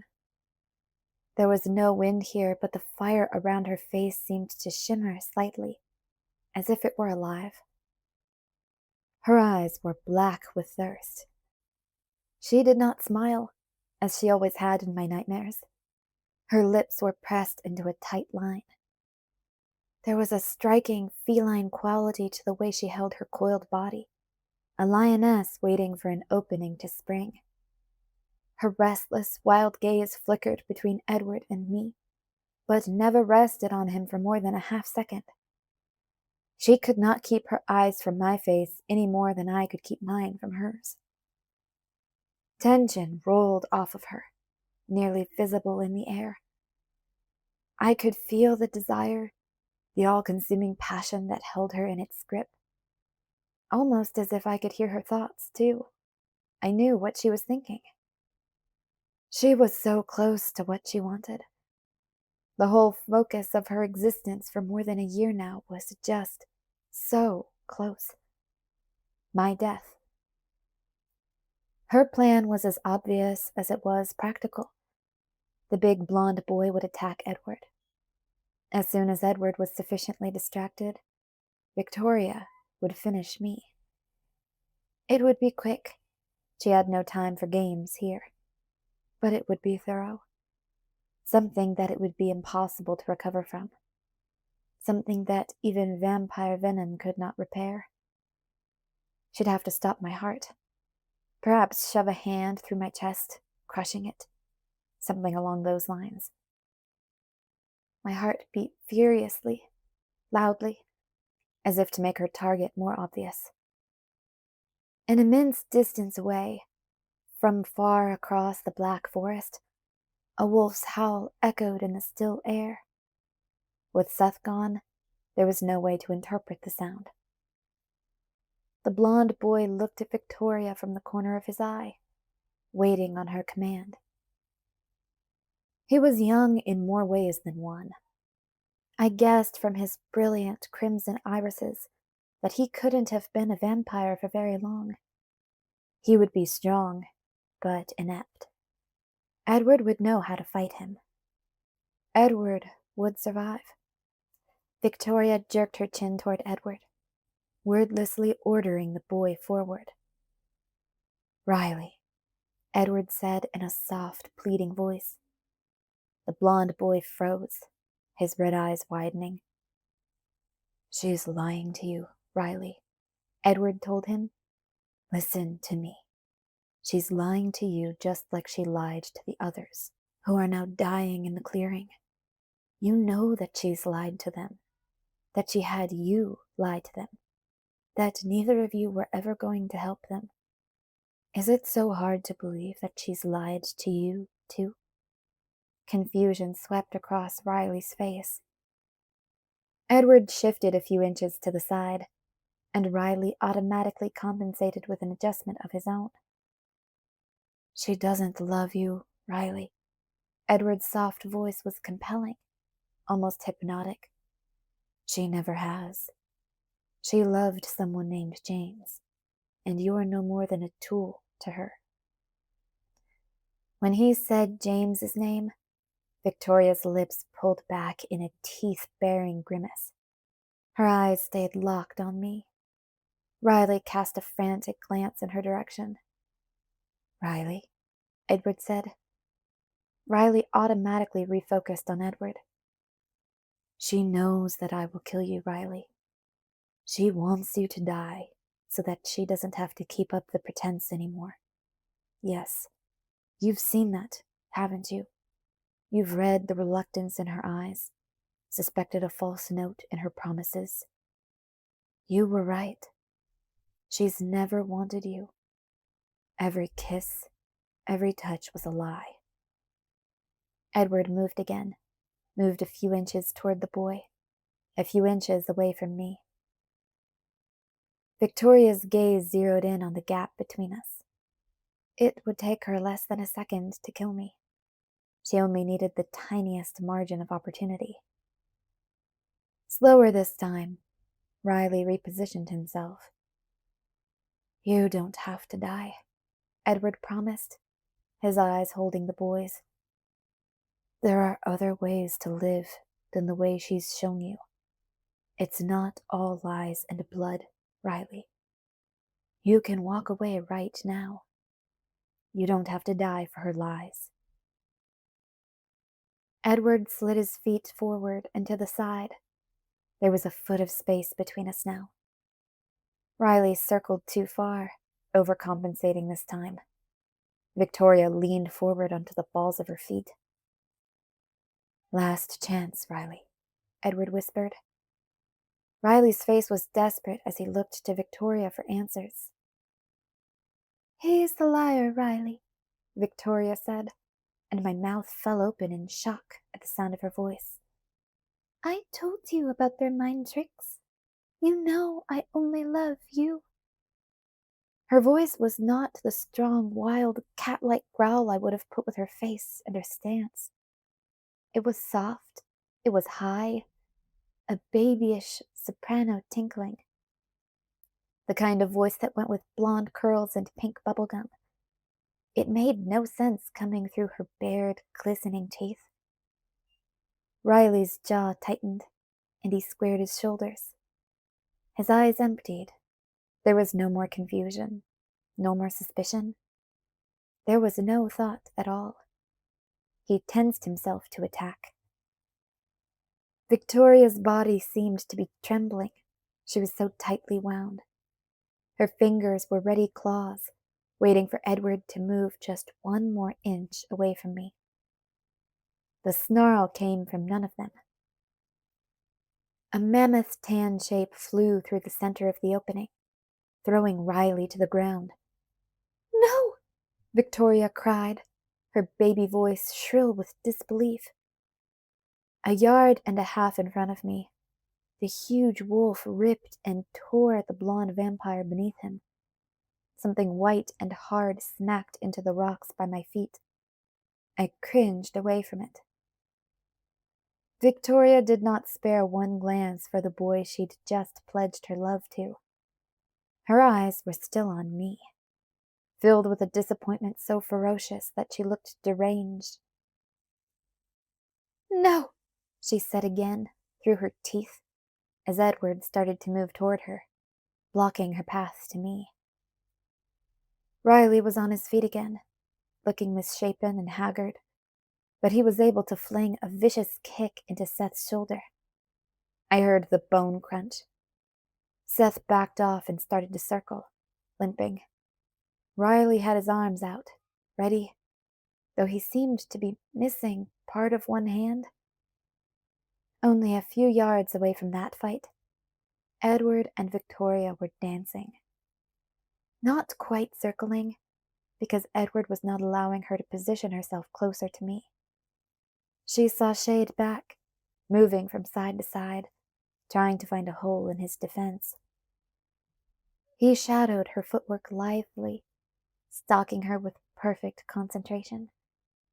He began to move just a fraction of a second before she moved, reading her intentions and her thoughts. Seth lunged at Riley from the side, and something tore with a hideous, grating screech. Another heavy white chunk flew into the forest with a thud. Riley roared in fury, and Seth skipped back, amazingly light on his feet for his size, as Riley took a swipe at him with one mangled hand.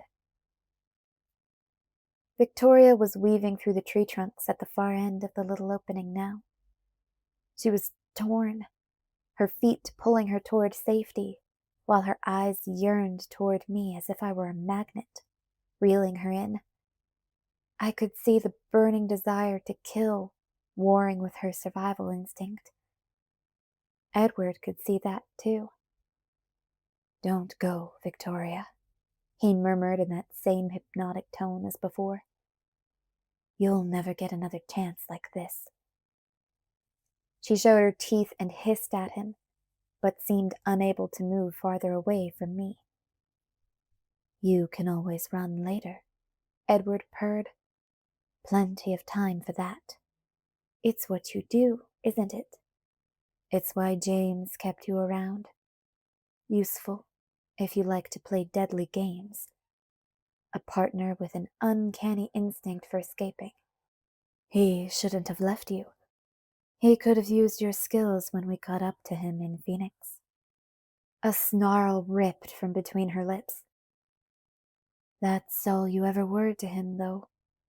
Silly to waste so much energy avenging someone who had less affection for you than a hunter for his mount.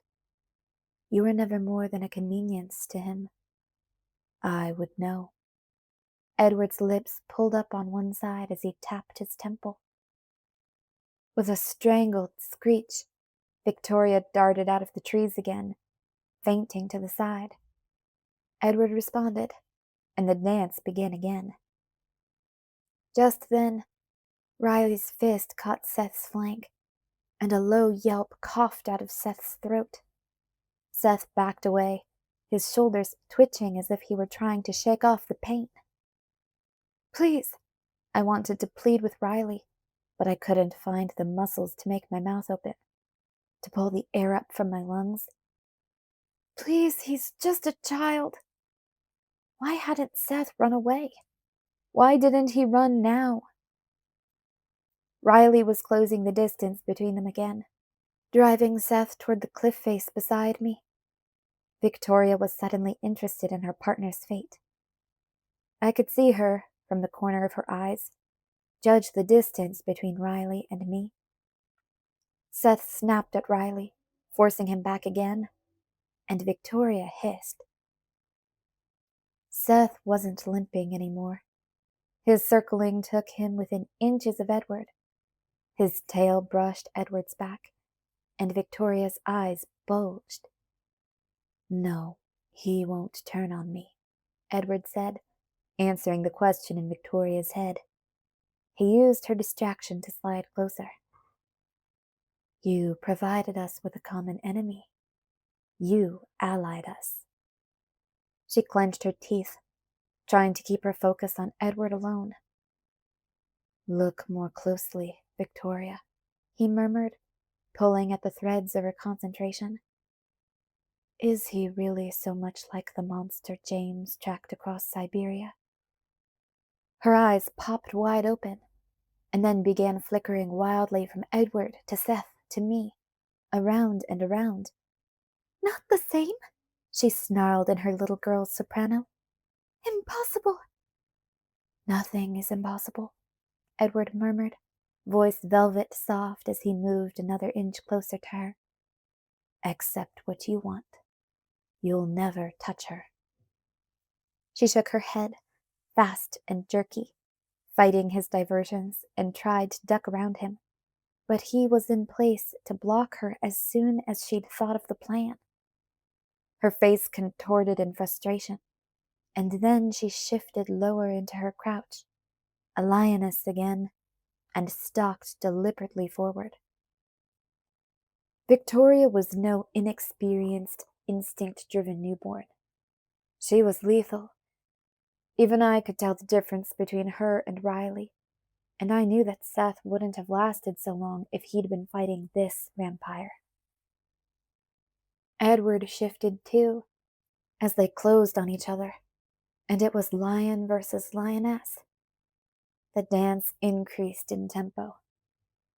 It was like Alice and Jasper in the meadow, a blurred spiraling of movement, only this dance was not as perfectly choreographed. Sharp crunches and cracklings reverberated off the cliff face whenever someone slipped in their formation. But they were moving too fast for me to see who was making the mistakes. Riley was distracted by the violent ballet, his eyes anxious for his partner. Seth struck, crunching off another small piece of the vampire. Riley bellowed and launched a massive backhanded blow that caught Seth full in his broad chest. Seth's huge body soared 10 feet and crashed into the rocky wall over my head with a force that seemed to shake the whole peak. I heard the breath whoosh from his lungs, and I ducked out of the way as he rebounded off the stone and collapsed on the ground a few feet in front of me. A low whimper escaped through Seth's teeth. Sharp fragments of gray stone showered down on my head, scratching my exposed skin.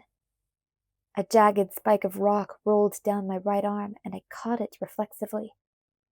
My fingers clenched around the long shard as my own survival instincts kicked in. Since there was no chance of flight, my body, not caring how ineffectual the gesture was, prepared for a fight. Adrenaline jolted through my veins. I knew the brace was cutting into my palm. I knew the crack in my knuckle was protesting. I knew it, but I could not feel the pain. Behind Riley, all I could see was the twisting flame of Victoria's hair and a blur of white. The increasingly frequent metallic snaps and tears, the gasps and shocked hissings, made it clear that the dance was turning deadly for someone. But which someone? Riley lurched toward me, his red eyes brilliant with fury. He glared at the limp mountain of sand-colored fur between us, and his hands, mangled, broken hands, curled into talons. His mouth opened, widened, his teeth glistening, as he prepared to rip out Seth's throat. A second of adrenaline hit like an electric shock, and everything was suddenly very clear. Both fights were too close. Seth was about to lose his, and I had no idea if Edward was winning or losing. They needed help, a distraction, something to give them an edge. My hand gripped the stone spike so tightly that a support in the brace snapped. Was I strong enough? Was I brave enough? How hard could I shove the rough stone into my body? Would this buy Seth enough time to get back on his feet? Would he heal fast enough for my sacrifice to do him any good? I raked the point of the shard up my arm, yanking my thick sweater back to expose the skin, and then pressed the sharp tip to the crease at my elbow. I already had a long scar there from my last birthday. That night, my flowing blood had been enough to catch every vampire's attention, to freeze them all in place for an instant. I prayed it would work that way again. I steeled myself and sucked in one deep breath. Victoria was distracted by the sound of my gasp. Her eyes, holding still for one tiny portion of a second, met mine. Fury and curiosity mingled strangely in her expression. I wasn't sure how I heard the low sound with all the other noises echoing off the stone wall and hammering inside my head. My own heartbeat should have been enough to drown it out.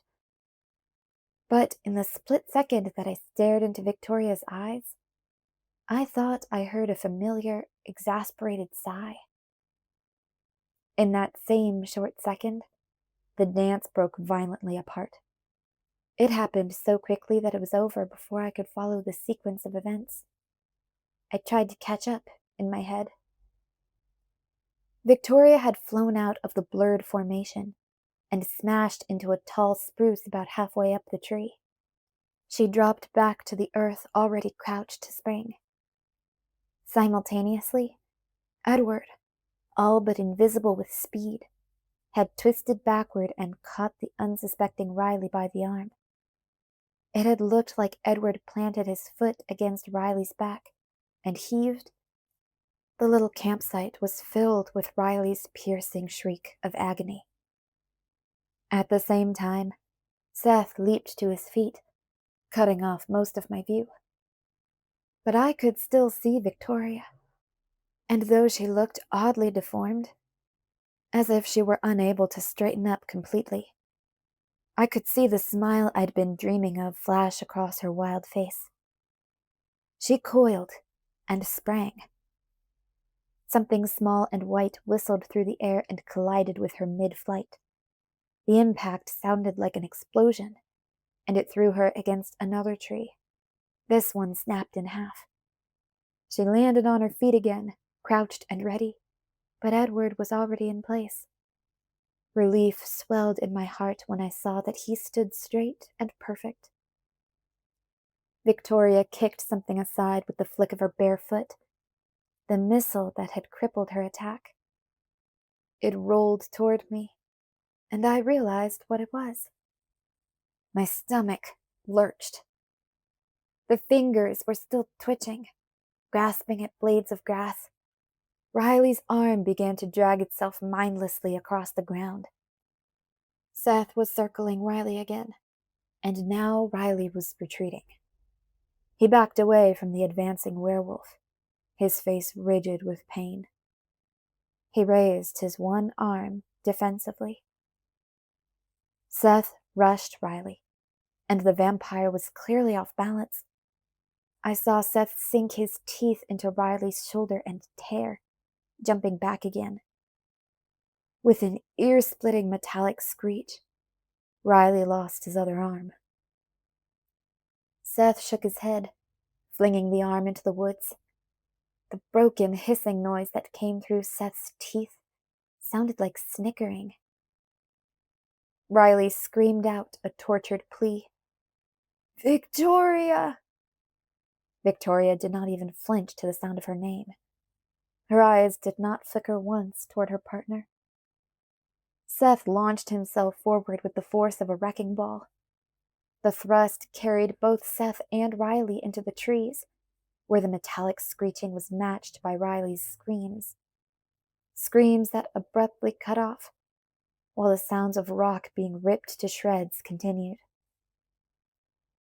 Though she spared Riley no farewell glance, Victoria seemed to realize that she was on her own. She began to back away from Edward, frenzied disappointment blazing in her eyes. She threw me one short, agonized stare of longing, and then she started to retreat faster. "No," Edward crooned, his voice seductive. "Stay just a little longer." She wheeled and flew toward the refuge of the forest, like an arrow from a bow. But Edward was faster, a bullet from a gun. He caught her unprotected back at the edge of the trees, and with one last simple step, the dance was over. Edward's mouth brushed once across her neck, like a caress.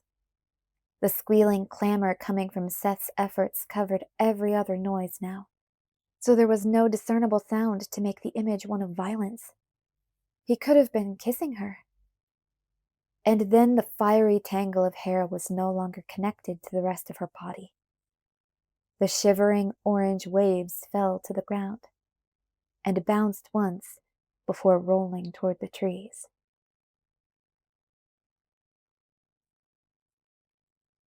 Chapter 25. Mirror.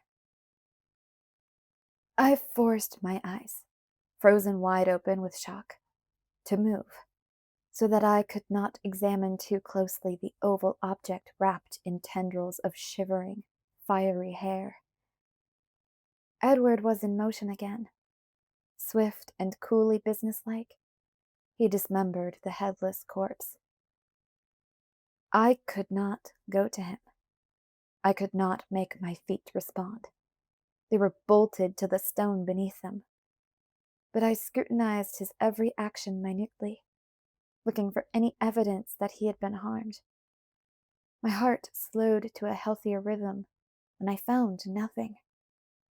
He was lithe and graceful as ever. I couldn't even see a tear in his clothes. He did not look at me, where I stood frozen to the cliff wall, horrified, while he piled the quivering, twitching limbs and then covered them with dry pine needles. He still did not meet my shocked gaze as he darted into the forest after Seth. I didn't have time to recover before both he and Seth were back, Edward with his arms full of Riley. Seth was carrying a large chunk, the torso, in his mouth. They added their burden to the pile, and Edward pulled a silver rectangle from his pocket. He flipped open the butane lighter and held the flame to the dry tinder. It caught at once. Long tongues of orange fire licked rapidly across the pyre. "Get every piece," Edward said in a low aside to Seth. Together, the vampire and the werewolf scoured the campsite, occasionally tossing small lumps of white stone into the blaze. Seth handled the pieces with his teeth. My brain wasn't working well enough for me to understand why he didn't change back to a form with hands. Edward kept his eyes on his work. And then they were done, and the raging fire was sending a pillar of choking purple toward the sky. The thick smoke curled up slowly, looking more solid than it should. It smelled like burning incense, and the scent was uncomfortable. It was heavy, too strong. Seth made that snickering sound again, deep in his chest. A smile flickered across Edward's tense face. Edward stretched out his arm, his hand curled into a fist. Seth grinned, revealing the long row of dagger teeth, and bumped his nose against Edward's hand. "Nice teamwork," Edward murmured. Seth coughed a laugh. Then Edward took a deep breath and turned slowly to face me. I did not understand his expression. His eyes were as wary as if I were another enemy. More than wary, they were afraid. Yet he'd shown no fear at all when he'd faced Victoria and Riley. My mind was stuck, stunned and useless as my body. I stared at him, bewildered. "Bella, love," he said in his softest tone, walking toward me with exaggerated slowness, his hands held up, palms forward. Dazed as I was, it reminded me oddly of a suspect approaching a policeman, showing that he wasn't armed. "Bella, can you drop the rock, please? Carefully. Don't hurt yourself." I had forgotten all about my crude weapon, though I realized now that I was grasping it so hard that my knuckle was screaming in protest. Was it re-broken? Carlyle would put me in a cast for sure this time. Edward hesitated a few feet from me, his hands still in the air, his eyes still fearful. It took me a few long seconds to remember how to move my fingers. Then the rock clattered to the ground, while my hand stayed frozen in the same position. Edward relaxed slightly when my hands were empty, but came no closer. "You don't have to be afraid, Bella," Edward murmured. "You're safe. I won't hurt you." The mystifying promise only confused me further. I stared at him like an imbecile, trying to understand. "It's going to be all right, Bella. I know you're frightened now, but it's over. No one is going to hurt you. I won't touch you. I won't hurt you, he said again. My eyes blinked furiously, and I found my voice.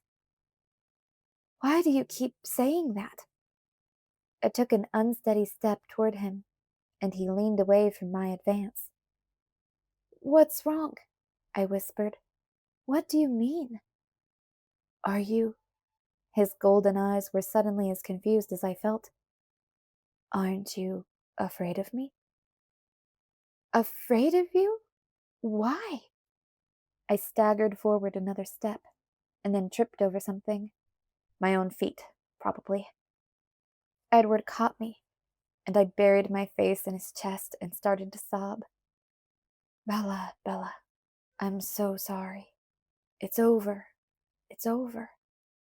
I'm fine, I gasped. I'm okay. I'm just freaking out. Give me a minute. His arms tightened around me. I'm so sorry, he murmured again and again. I clung to him until I could breathe, and then I was kissing him. His chest, his shoulder, his neck, every part of him that I could reach. Slowly, my brain started to work again. Are you okay? I demanded between kisses. Did she hurt you at all? I'm absolutely fine, he promised, burying my face in his hair. Seth? Edward chuckled. More than fine. Very pleased with himself, in fact. The others? Alice, Esme, the wolves? All fine. It's over there, too. It went just as smoothly as I promised. We got the worst of it here. I let myself absorb that for a moment, let it sink in and settle in my head. My family and my friends were safe. Victoria was never coming after me again. It was over. We were all going to be fine. But I couldn't completely take in the good news while I was still so confused. Tell me why, I insisted. Why did you think I would be afraid of you? I'm sorry, he said, apologizing yet again. For what? I had no idea. So sorry. I didn't want you to see that. See me like that. I know I must have terrified you. I had to think about that for another minute, about the hesitant way he'd approached me, his hands in the air, like I was going to run if he moved too fast. Seriously? I finally asked. You... what? Thought you'd scared me off? I snorted. Snorting was good. A voice couldn't tremble or break during a snort. It sounded impressively offhand. He put his hand under my chin and tilted my head back to read my face. Bella, He hesitated and then forced the words out. I just beheaded and dismembered a sentient creature not 20 yards from you. That doesn't bother you? He frowned at me. I shrugged. Shrugging was good too. Very blasé. Not really. I was only afraid that you and Seth were going to get hurt. I wanted to help, but there's only so much I can do. His suddenly livid expression made my voice fade out. Yes, he said, his tone clipped. Your little stunt with the rock. You know you nearly gave me a heart attack. Not the easiest thing to do, that. His furious glower made it hard to answer. I wanted to help. Seth was hurt. Seth was only feigning that he was hurt, Bella. It was a trick. And then you... He shook his head, unable to finish. Seth couldn't see what you were doing, so I had to step in. Seth's a bit disgruntled that he can't claim a single-handed defeat now. Seth was... faking? Edward nodded sternly. Oh. We both looked at Seth, who was studiously ignoring us, watching the flames. Smugness radiated from every hair in his fur. "Well, I didn't know that," I said, on the offense now. "And it's not easy being the only helpless person around. Just you wait till I'm a vampire.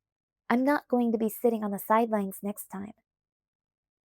A dozen emotions flitted across his face before he settled on being amused. "Next time? Did you anticipate another war soon?" "With my luck? Who knows?" He rolled his eyes, but I could see that he was flying. The relief was making us both lightheaded. It was over. Or was it? "Hold on. Didn't you say something before?" I flinched, remembering what exactly it had been before. What was I going to say to Jacob? My splintered heart throbbed out a painful, aching beat. It was hard to believe, almost impossible. But the hardest part of this day was not behind me. And then I soldiered on. "About a complication, and Alice needing to nail down a schedule for Sam. You said it was going to be close." "What was going to be close?" Edward's eyes flickered back to Seth, and they exchanged a loaded glance. "Well?" I asked. "It's nothing, really," Edward said quickly. "But we do need to be on our way."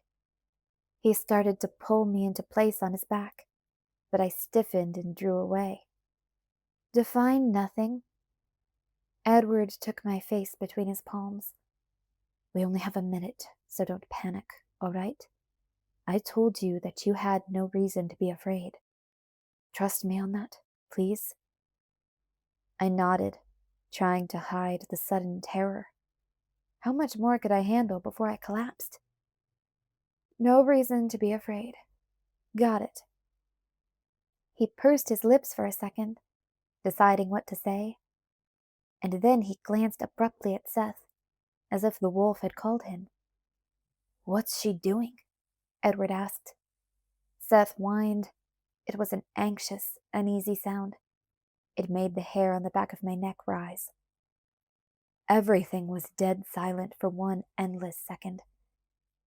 And then Edward gasped, "No!" and one of his hands flew out as if to grab something I couldn't see. "Don't!" A spasm rocked through Seth's body, and a howl, blistering with agony, ripped from his lungs. Edward fell to his knees at the exact moment, gripping the sides of his head with two hands, his face furrowed in pain. I screamed once in bewildered terror and dropped to my knees beside him. Stupidly, I tried to pull his hands from his face. My palms, clammy with sweat, slid off his marble skin. "Edward? Edward!" His eyes focused on me, with obvious effort. He pulled his clenched teeth apart. "It's okay. We're going to be fine. He broke off and winced again. "What's happening?" I cried out while Seth howled in anguish. "We're fine. We're going to be okay," Edward gasped. "Sam, help him." And I realized in that instant, when he said Sam's name, that he was not speaking of himself and Seth. No unseen force was attacking them. This time, the crisis was not here. He was using the pack plural. I'd burned through all my adrenaline. My body had nothing left. I sagged, and Edward caught me before I could hit the rocks. He sprang to his feet, me in his arms. "Seth!" Edward shouted. Seth was crouched, still tensed in agony, looking as if he meant to launch himself into the forest. "No," Edward ordered. "You go straight home, now, as fast as you can." Seth whimpered, shaking his great head from side to side. "Seth, trust me." The huge wolf stared into Edward's agonized eyes for one long second, and then he straightened up and flew into the trees, disappearing like a ghost. Edward cradled me tightly against his chest, and then we were also hurtling through the shadowy forest, taking a different path than the wolf. Edward, I fought to force the words through my constricted throat. What happened, Edward? What happened to Sam? Where are we going? What's happening? We have to go back to the clearing, he told me in a low voice. We knew there was a good probability of this happening. Earlier this morning, Alice saw it and passed it through Sam to Seth. The Volturi decided it was time to intercede. The Volturi. Too much. My mind refused to make sense of the words, pretended it couldn't understand. The trees jolted past us. He was running downhill so fast that it felt like we were plummeting, falling out of control. Don't panic. They aren't coming for us. It's just the normal contingent of the guard that usually cleans up this kind of mess. Nothing momentous, they're merely doing their job. Of course, they seem to have timed their arrival very carefully, which leads me to believe that no one in Italy would mourn if these newborns had reduced the size of the Cullen family. The words came through his teeth, hard and bleak. I'll know for sure what they were thinking when we get to the clearing. Is that why we're going back? I whispered. Could I handle this? Images of flowing black robes crept into my unwilling mind, and I flinched away from them. I was close to a breaking point. It's part of the reason. Mostly it will be safer for us to present a united front at this point. They have no reason to harass us, but Jane's with them. If she thought we were alone somewhere away from the others, it might tempt her. Like Victoria, Jane will probably guess that I'm with you. Dimitri, of course, is with her. He could find me, if Jane asked him to. I didn't want to think that name. I didn't want to see that blindingly exquisite, childlike face in my head. A strange sound came out of my throat. Shh, Bella, shh. It's all going to be fine. Alice can see that. Alice could see? But then where were the wolves? Where was the pack? The pack? They had to leave quickly. The Volturi do not honor truces with werewolves.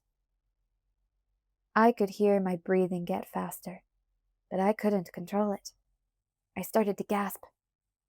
I swear they will be fine, Edward promised me. The Volturi won't recognize the scent. They won't realize wolves are here. This isn't a species they are familiar with. The pack will be fine. I couldn't process his explanation. My concentration was ripped to shreds by my fears. We're going to be fine, he had said before, and Seth howling in agony. Edward had avoided my first question, distracted me with the Volturi. I was very close to the edge, just clinging by my fingertips. The trees were a racing blur that flowed around him like jade waters. What happened? I whispered again. Before? When Seth was howling? When you were hurt?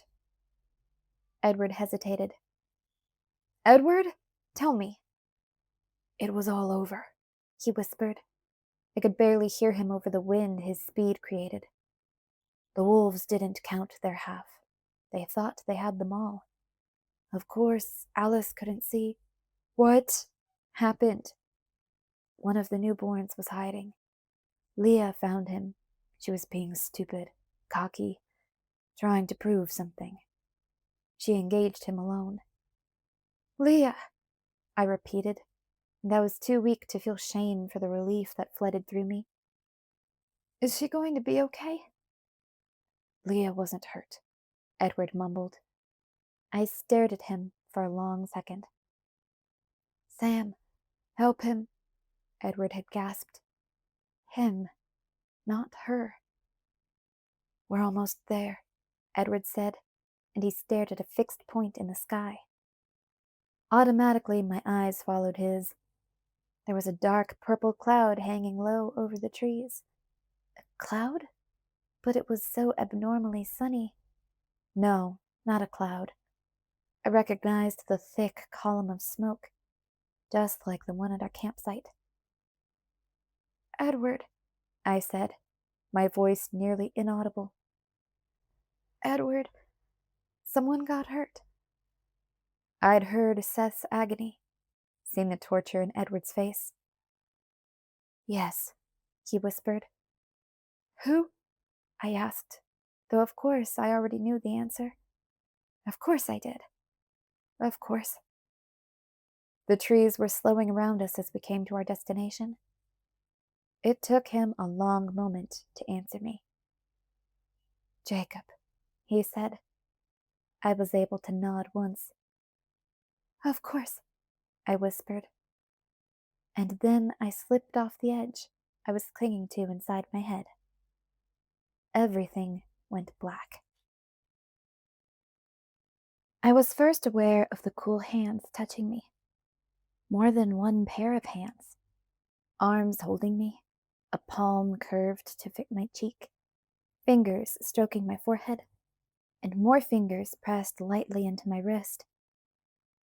Then I was aware of the voices. They were just a humming at first, and then they grew in volume and clarity, like someone was turning up a radio. Carlyle, it's been 5 minutes. Edward's voice, anxious. She'll come around when she's ready, Edward. Carlyle's voice, always calm and sure. She's had too much to deal with today. Let her mind protect itself. But my mind was not protected. It was trapped in the knowledge that had not left me, even in unconsciousness. The pain that was part of the blackness. I felt totally disconnected from my body, like I was caged in some small corner of my head, no longer at the controls. But I couldn't do anything about it. I couldn't think. The agony was too strong for that. There was no escape from it. Jacob. Jacob. No, no, no, no. Alice, how long do we have? Edward demanded, his voice still tense. Carlyle's soothing words had not helped. From farther away, Alice's voice. It was brightly chipper. Another 5 minutes, and Bella will open her eyes in 37 seconds. I wouldn't doubt that she can hear us now. Bella, honey. This was Esme's soft, comforting voice. Can you hear me? You're safe now, dear. Yes, I was safe. Did that really matter? Then cool lips were at my ear, and Edward was speaking the words that allowed me to escape from the torture that had me caged inside my own head. He's going to live, Bella. Jacob Black is healing as I speak. He'll be fine. As the pain and dread eased, I found my way back to my body. My eyelids fluttered. Oh, Bella, Edward sighed in relief, and his lips touched mine. Edward, I whispered. Yes, I'm here. I got my lids to open, and I stared into warm gold. Jacob is okay? I asked. Yes, he promised. I watched his eyes carefully for some sign that he was placating me, but they were perfectly clear. I examined him myself, Carlyle said then. I turned my head to find his face, only a few feet away. Carlyle's expression was serious and reassuring at the same time. It was impossible to doubt him. His life is not in any danger. He was healing at an incredible rate, though his injuries were extensive enough that it will still be a few days before he's back to normal, even if the rate of repair holds steady. As soon as we are done here, I will do what I can for him. Sam is trying to get him to phase back to his human form, That will make treating him easier. Carlyle smiled lightly. I've never been to veterinarian school. What happened to him? I whispered. How bad are his injuries? Carlyle's face was serious again. Another wolf was in trouble. Leah, I breathed. Yes. He knocked her out of the way, but didn't have time to defend himself. The newborn got his arms around him. Most of the bones on the right side of his body were shattered. I flinched. Sam and Paul got there in time.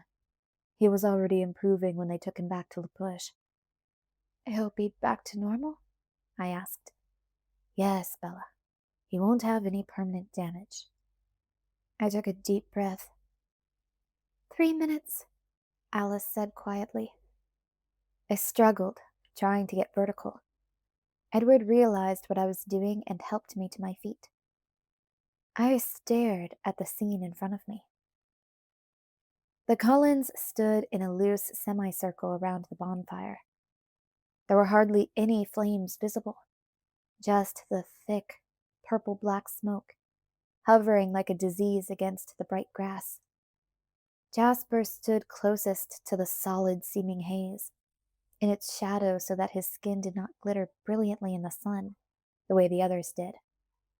He had his back to me, his shoulders tense, his arms slightly extended.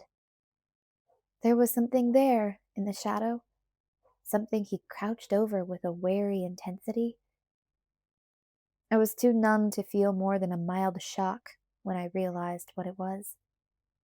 There were 8 vampires in the clearing. The girl was curled into a small ball beside the flames, her arms wrapped around her legs. She was very young, younger than me. She looked maybe 15, dark-haired and slight.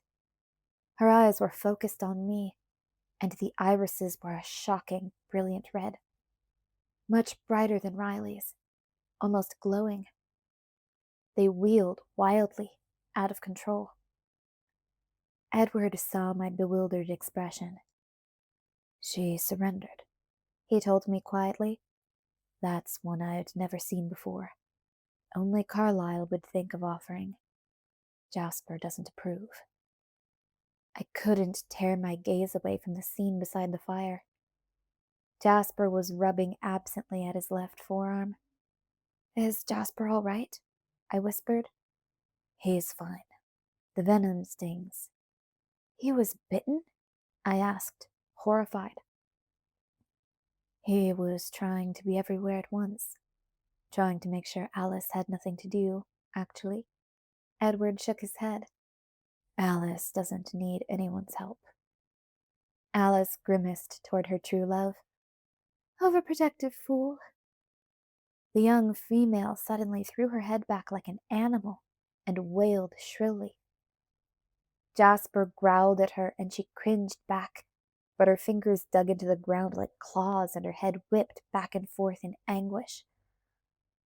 Jasper took a step toward her, slipping deeper into his crouch.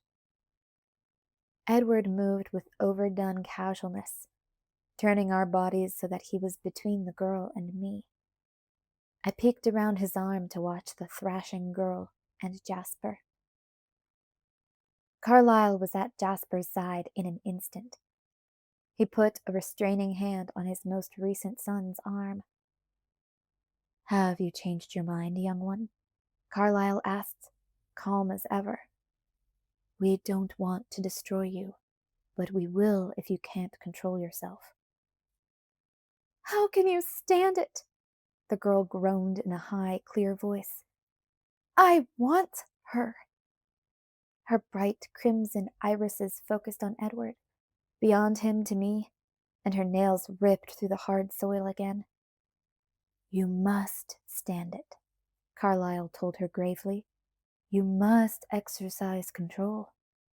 It is possible, and it is the only thing that will save you now.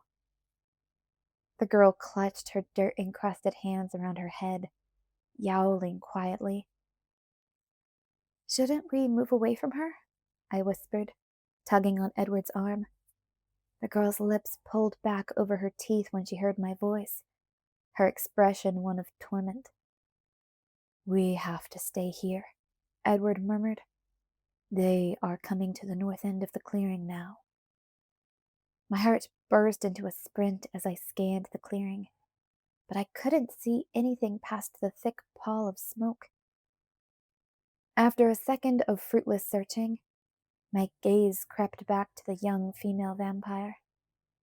She was still watching me, her eyes half mad.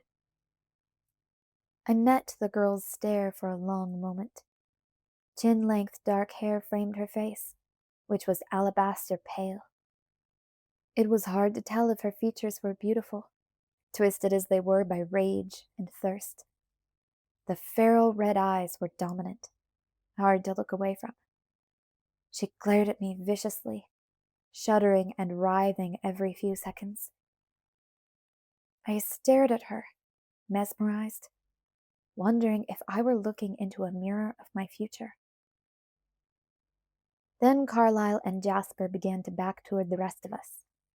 Emmett, Rosalie, and Esme all converged hastily around where Edward stood with Alice and me. A united front, as Edward had said, with me at the heart, in the safest place. I tore my attention away from the wild girl to search for the approaching monsters. There was still nothing to see.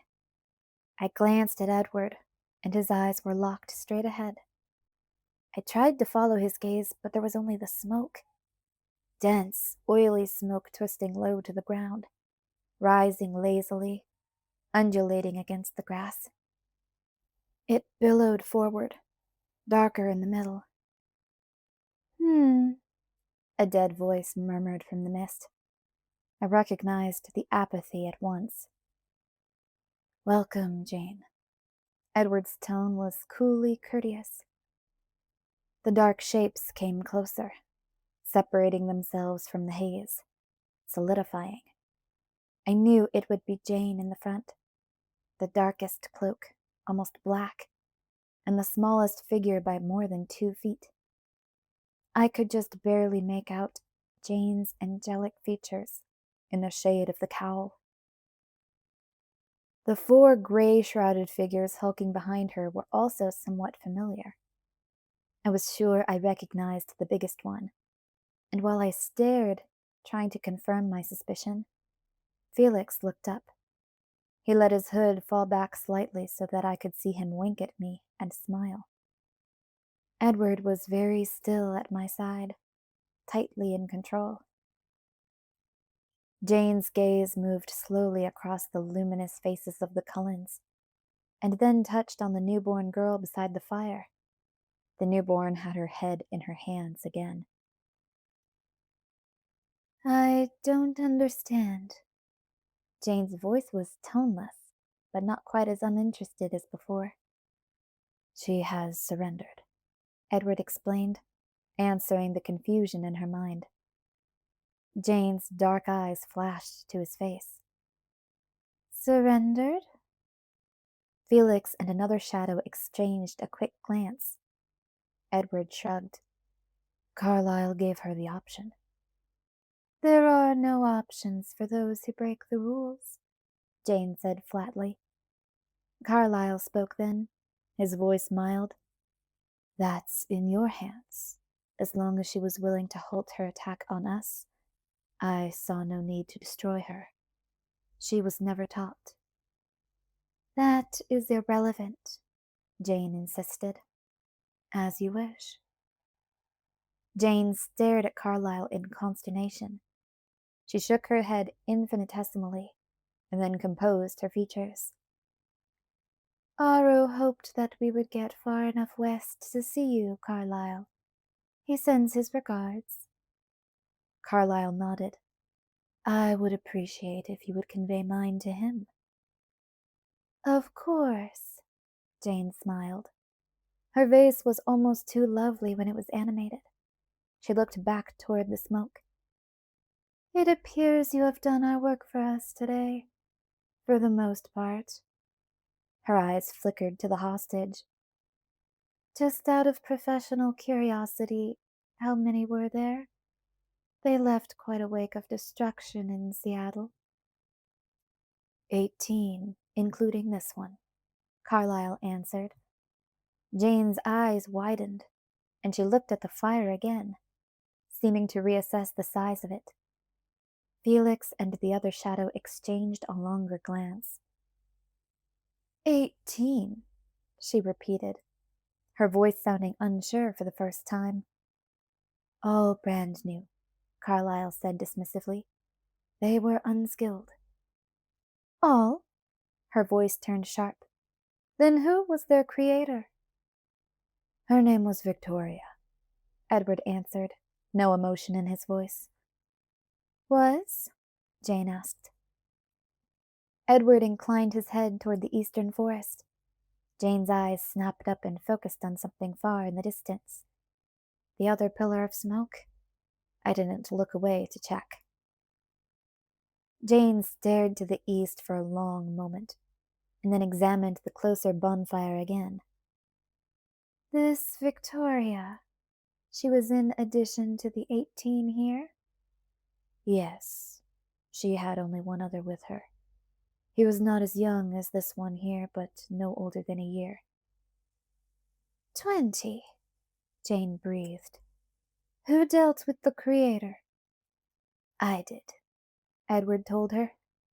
Jane's eyes narrowed, and she turned to the girl beside the fire. You there, she said, her dead voice harsher than before. Your name? The newborn shot a baleful glare at Jane, her lips pressed tightly together. Jane smiled back angelically. The newborn girl's answering scream was ear-piercing. Her body arched stiffly into a distorted, unnatural position. I looked away, fighting the urge to cover my ears. I gritted my teeth, hoping to control my stomach. The screaming intensified. I tried to concentrate on Edward's face, smooth and unemotional. But that made me remember when it had been Edward, under Jane's torturing gaze, and I felt sicker. I looked at Alice instead, and Esme next to her. Their faces were as empty as his. Finally, it was quiet. Your name, Jane said again, her voice inflectionless. Bree, the girl gasped, and the girl shrieked again. I held my breath until the sound of her agony stopped. She'll tell you anything you want to know, Edward said through his teeth. You don't have to do that. Jane looked up, sudden humor in her usually dead eyes. Oh, I know, she said to Edward, grinning at him before she turned back to the young vampire, Bree. Bree, Jane said, her voice cold again. Is his story true? Were there 20 of you? The girl lay panting, the side of her face pressed against the earth. She spoke quickly. 19 or 20, maybe more. I don't know. She cringed, terrified that her ignorance might bring on another round of torture. Sarah and the one whose name I don't know got in a fight on the way. And this Victoria, did she create you? I don't know, she said, flinching again. Riley never said her name. I didn't see that night. It was so dark and it hurt. Bree shuddered. He didn't want us to be able to think of her. He said that our thoughts weren't safe. Jane's eyes flickered to Edward, and then back to the girl. Victoria had planned this well. If she hadn't followed Edward, there would have been no way to know for certain that she was involved. Tell me about Riley, Jane said. Why did he bring you here? Riley told us that we had to destroy the strange yellow eyes here. Bree babbled quickly and willingly. He said that it would be easy. He said that the city was theirs and they were coming to get us. He said once they were gone, all the blood would be ours. He gave us her scent. Bree lifted one hand and stabbed a finger in my direction. He said we would know we had the right coven because she would be with them. He said whoever got to her first could have her. I heard Edward's jaw flex beside me. It looks like Riley was wrong about the easy part, Jane noted. Bree nodded, seeming relieved that the conversation had taken this non-painful course. She sat up carefully. I don't know what happened. We split up, but the others never came. And Riley left us, and he didn't come to help like he promised. And then it was so confusing, and everybody was in pieces. She shuddered again. I was afraid. I wanted to run away. That one, she looked at Carlyle, said they wouldn't hurt me if I stopped fighting. Ah, but that wasn't his gift to offer, young one, Jane murmured, her voice oddly gentle now. Broken rules demand a consequence. Bree stared at her, not comprehending. Jane looked at Carlyle. Are you sure you got all of them? The other half that split off? Carlyle's face was very smooth as he nodded. We split up too. Jane half smiled. I can't deny that I'm impressed. The big shadows behind her murmured in agreement. I've never seen a coven escape this magnitude of offensive intact.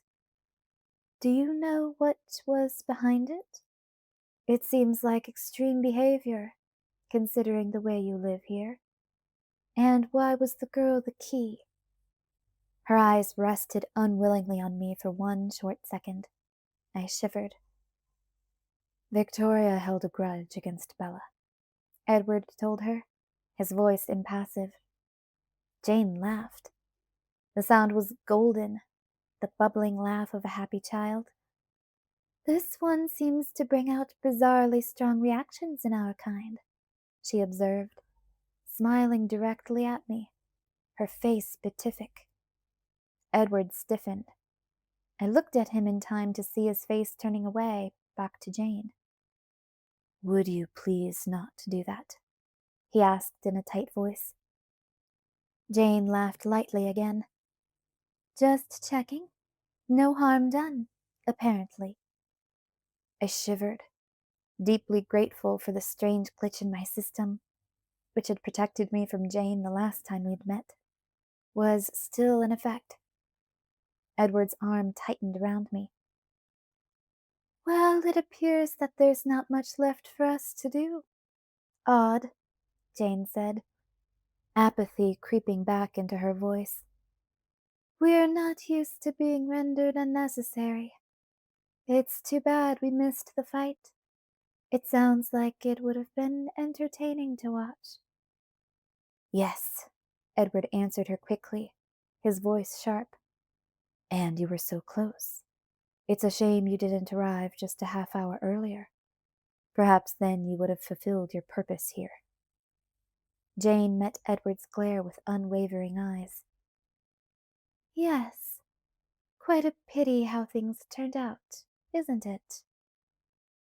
Edward nodded once to himself, his suspicions confirmed.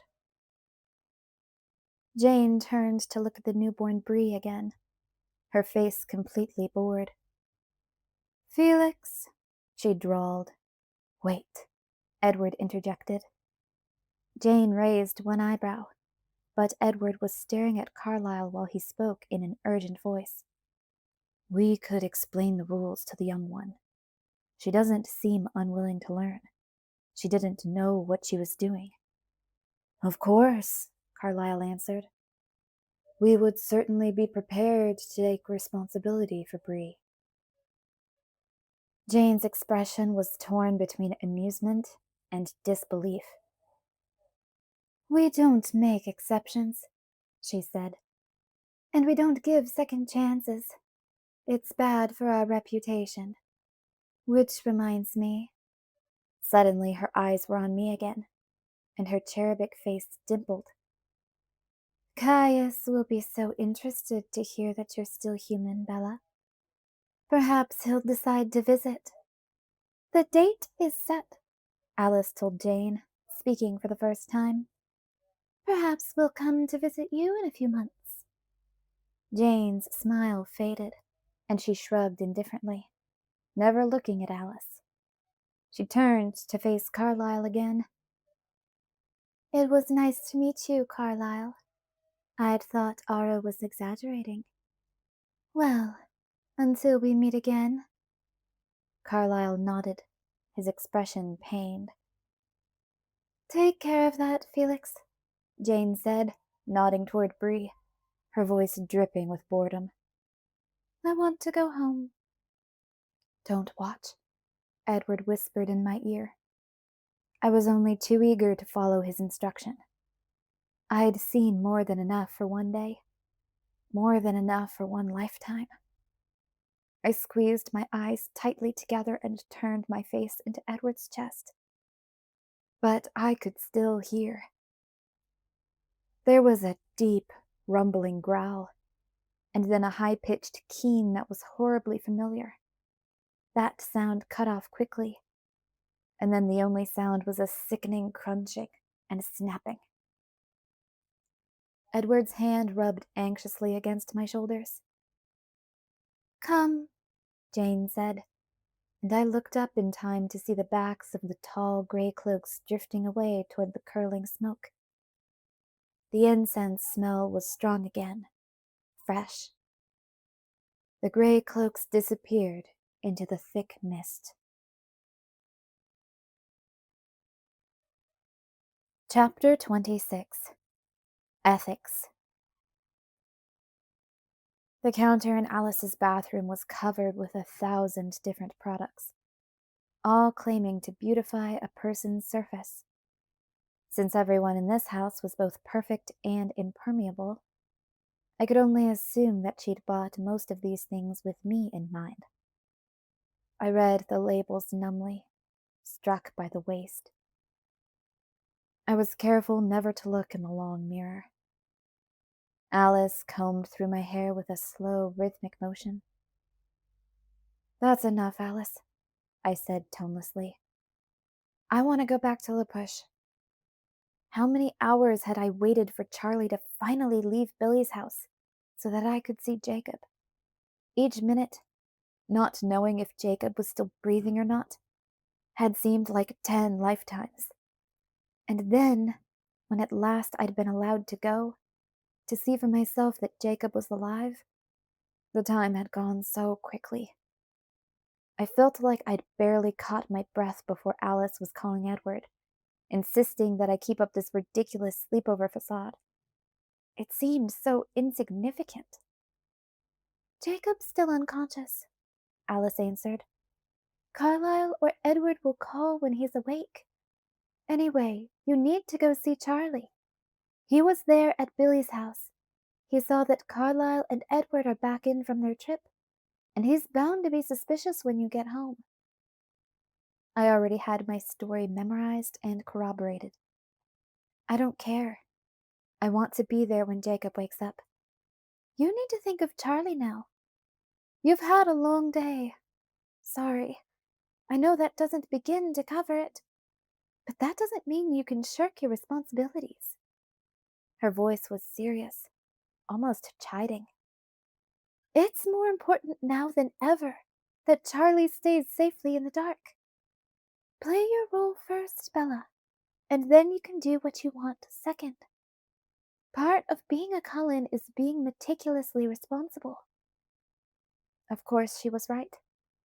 And if not for this same reason, a reason that was more powerful than all my fear and pain and guilt, Carlyle would never have been able to talk me into leaving Jacob's side, unconscious or not. Go home, Alice ordered. Talk to Charlie. Flesh out your alibi. Keep him safe. I stood, and the blood flowed down to my feet, stinging like the pricks of 1,000 needles. I had been sitting still for a long time. That dress is adorable on you, Alice cooed. Huh? Oh, thanks again for the clothes, I mumbled out of courtesy rather than real gratitude. You need the evidence, Alice said, her eyes innocent and wide. What's a shopping trip without a new outfit? It's very flattering, if I do say so myself. I blinked, unable to remember what she'd dressed me in. I couldn't keep my thoughts from skittering away every few seconds, insects running from the light. Jacob is fine, Bella, Alice said, easily interpreting my preoccupation. There's no hurry. If you realized how much extra morphine Carlyle had to give him, what with his temperature burning it off so quickly, you would know that he's going to be out for a while. At least he wasn't in any pain. Not yet. Is there anything you want to talk about before you leave? Alice asked sympathetically. You must be more than a little traumatized. I knew what she was curious about, but I had other questions. Will I be like that? I asked her, my voice subdued. Like that girl Bree in the meadow? There were many things I needed to think of, but I couldn't seem to get her out of my head. The newborn whose other life was now abruptly over. Her face, twisted with desire for my blood, lingered behind my eyelids. Alice stroked my arm. Everyone is different, but something like that, yes. I was very still, trying to imagine. It passes, she promised. How soon? She shrugged. A few years, maybe less. It might be different for you. I've never seen anyone go through this who's chosen it beforehand. It should be interesting to see how that affects you. Interesting, I repeated. We'll keep you out of trouble. I know that. I trust you. My voice was monotone, dead. Alice's forehead puckered. If you're worried about Carlyle and Edward, I'm sure they'll be fine. I believe Sam is beginning to trust us. Well, to trust Carlyle, at least. It's a good thing, too. I imagine the atmosphere got a little tense when Carlyle had to re-break the fractures. Please, Alice. Sorry. I took a deep breath to steady myself. Jacob had begun healing too quickly, and some of his bones had set wrong. He had been out cold for the process, but it was still hard to think about. Alice, can I ask you a question? About the future? She was suddenly wary. You know I don't see everything. It's not that, exactly. But you do see my future sometimes.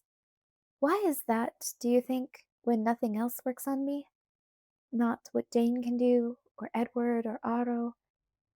My sentence trailed off with my interest level. My curiosity on this point was fleeting, heavily overshadowed by more pressing emotions.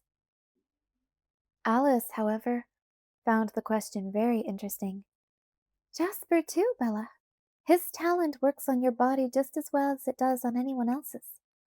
That's the difference, do you see it? Jasper's abilities affect the body physically. He really does calm down your system or excite it. It's not an illusion. And I see visions of outcomes, not the thoughts or reasons behind the decisions that create them. It's outside the mind, not an illusion either.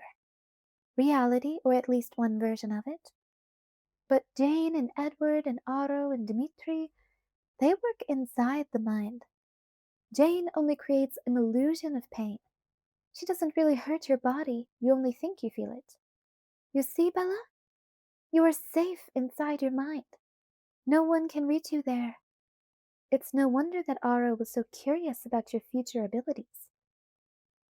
She watched my face to see if I was following her logic. In truth, her words had all started to run together, the syllables and sounds losing their meaning. I couldn't concentrate on them. Still, I nodded, trying to look like I got it. She wasn't fooled. She stroked my cheek and murmured, He's going to be okay, Bella. I don't need a vision to know that. Are you ready to go? One more thing. Can I ask you another question about the future? I don't want specifics, just an overview. I'll do my best, she said, doubtful again. Can you still see me becoming a vampire? Oh, that's easy. Sure I do. I nodded slowly. She examined my face, her eyes unfathomable.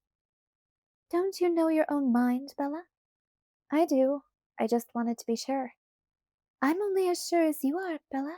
You know that. If you were to change your mind, what I see would change, or disappear, in your case. I sighed. That isn't going to happen, though. She put her arms around me. I'm sorry. I can't really empathize. My first memory is of seeing Jasper's face in my future. I always knew that he was where my life was headed. But I can sympathize. I'm so sorry you have to choose between two good things. I shook off her arms. Don't feel sorry for me. There were people who deserved sympathy. I wasn't one of them. And there wasn't any choice to make. There was just breaking a good heart to attend to now. I'll go deal with Charlie. I drove my truck home, where Charlie was waiting just as suspiciously as Alice had expected. Hey, Bella, how was your shopping trip? He greeted me when I walked into the kitchen. He had his arms folded over his chest, his eyes on my face. Long, I said dully. We just got back. Charlie assessed my mood.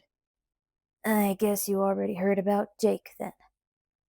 Yes, the rest of the Collins beat us home. Esme told us where Carlisle and Edward were. Are you okay? Worried about Jake. As soon as I make dinner, I'm going down to La Push. I told you those motorcycles were dangerous. I hope this makes you realize that I wasn't kidding around. I nodded as I started pulling things out of the fridge. Charlie settled himself in at the table. He seemed to be in a more talkative mood than usual. I don't think you need to worry about Jake too much. Anyone who can cuss with that kind of energy is going to recover. Jake was awake when you saw him? I asked, spinning to look at him. Oh, yeah, he was awake. You should have heard him. Actually, it's better you didn't. I don't think there was anyone in La Push who couldn't hear him. I don't know where he picked up that vocabulary, but I hope he hasn't been using that kind of language around you. He had a pretty good excuse today. How did he look? Messed up. His friends carried him in. Good thing they're big boys, 'cause that kid's an armful. Carlisle said his right leg is broken and his right arm. Pretty much the whole right side of his body got crushed when he wrecked that damn bike. Charlie shook his head. If I ever hear of you riding again, Bella... No problem there, Dad. You won't. Do you really think Jake's okay? Sure, Bella, don't worry. He was himself enough to tease me. Tease you? I echoed in shock. Yeah. In between insulting somebody's mother and taking the Lord's name in vain, he said, Bet you're glad she loves Colin instead of me today, huh, Charlie? I turned back to the fridge so that he couldn't see my face. And I couldn't argue. Edward's more mature than Jacob when it comes to your safety. I'll give him that much. Jacob's plenty mature, I muttered defensively. I'm sure this wasn't his fault. Weird day today, Charlie mused after a minute. You know, I don't put much stock in the superstitious crap, but it was odd. It was like Billy knew something bad was going to happen to Jake. He was as nervous as a turkey on Thanksgiving all morning. I don't think he heard anything I said to him. And then, weirder than that, you remember back in February and March when we had all the trouble with the wolves? I bent down to get a frying pan out of the cupboard and hid there an extra second or two. Yeah, I mumbled. I hope we're not going to have a problem with that again. This morning, we were out in the boat, and Billy wasn't paying any attention to me or the fish, when all of a sudden you could hear wolves yowling in the woods. More than one, and boy, was it loud. Sounded like they were right there in the village. Weirdest part was Billy turned the boat around and headed straight back to the harbor like They were calling to him personally. Didn't even hear me ask what he was doing. The noise stopped before we got the boat docked, but all of a sudden Billy was in the biggest hurry not to miss the game, though we had hours still. He was mumbling some nonsense about an earlier showing of a live game. I tell you, Bella, it was odd. Well, he found some game he said he wanted to watch, but then he just ignored it. He was on the phone the whole time, calling Sue and Emily and your friend Quill's grandpa. Couldn't make out what he was looking for. He just chatted real casual with them. Then the howling started again right outside the house. I've never heard anything like it. I had goosebumps on my arms. I asked Billy, I had to shout over the noise, if he'd been setting traps in his yard. It sounded like that animal was in serious pain. I winced, but Charlie was so caught up in his story that he didn't notice. Course, I forgot about all that till just this minute, 'cause that's when Jake made it home. 1 minute it was that wolf yowling, and then you couldn't hear it anymore. Jake's cussing drowned it right out. Got a set of lungs on him, that boy does. Charlie paused for a minute, his face thoughtful. Funny that some good should come out of all this mess. I didn't think they were ever going to get over that fool prejudice they have against the Cullens down there. But somebody called Carlisle, and Billy was real grateful when he showed up. I thought we should get Jake up to the hospital, but Billy wanted to keep him home, and Carlisle agreed. I guess Carlisle knows what's best. Generous of him to sign up for such a long stretch of house calls. And he paused, as if unwilling to say something. He sighed and then continued. And Edward was really nice. He seemed as worried about Jacob as you are, like that was his brother lying there. The look in his eyes. Charlie shook his head. He's a decent guy, Bella. I'll try to remember that. No promises, though. He grinned at me. I won't hold you to it, I mumbled. Charlie stretched his legs and groaned. It's nice to be home. You wouldn't believe how crowded Billy's little place gets. 7 of Jake's friends all squished themselves into that front little room, and I could hardly breathe. Have you ever noticed how big those Quileute kids all are? Yeah, I have. Charlie stared at me, his eyes abruptly more focused. Really, Bella, Carlisle said Jake will be up and around in no time. Said it looked a lot worse than it was. He's going to be fine. I just nodded. Jacob had looked so strangely fragile when I'd hurried down to see him as soon as Charlie had left. He'd had braces everywhere.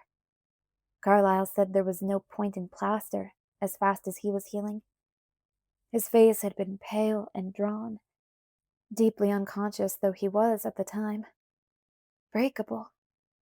Huge as he was, he'd looked very breakable. Maybe that had just been my imagination, coupled with the knowledge that I was going to have to break him.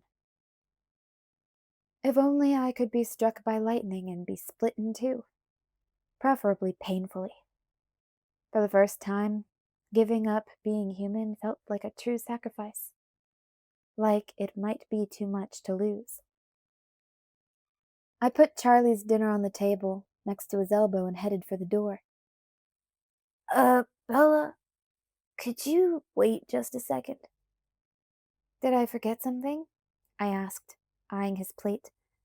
No, I just want to ask a favor. Charlie frowned as he looked at the floor. Have a seat. This won't take long. I sat across from him, a little confused. I tried to focus. What do you need, Dad? Here's the gist of it, Bella. Charlie flushed. Maybe I'm just feeling superstitious after hanging out with Billy while he was being so strange all day. But I have this hunch. I feel like I'm going to lose you soon. Don't be silly, Dad, I mumbled guiltily. You want me to go to school. don't you? Just promise me one thing. I was hesitant, ready to rescind. Okay. Will you tell me before you do anything major? Before you run off with him or something? Dad, I moaned. I'm serious. I won't kick up a fuss. Just give me some advance notice. Give me a chance to hug you goodbye. Cringing mentally, I held up my hand. This is silly, but if it makes you happy, I promise. Thanks, Bella, he said. I love you, kid. I love you too, Dad. I touched his shoulder and then shoved away from the table. If you need anything, I'll be at Billy's. I didn't look back as I ran out. This was just perfect. Just what I needed right now.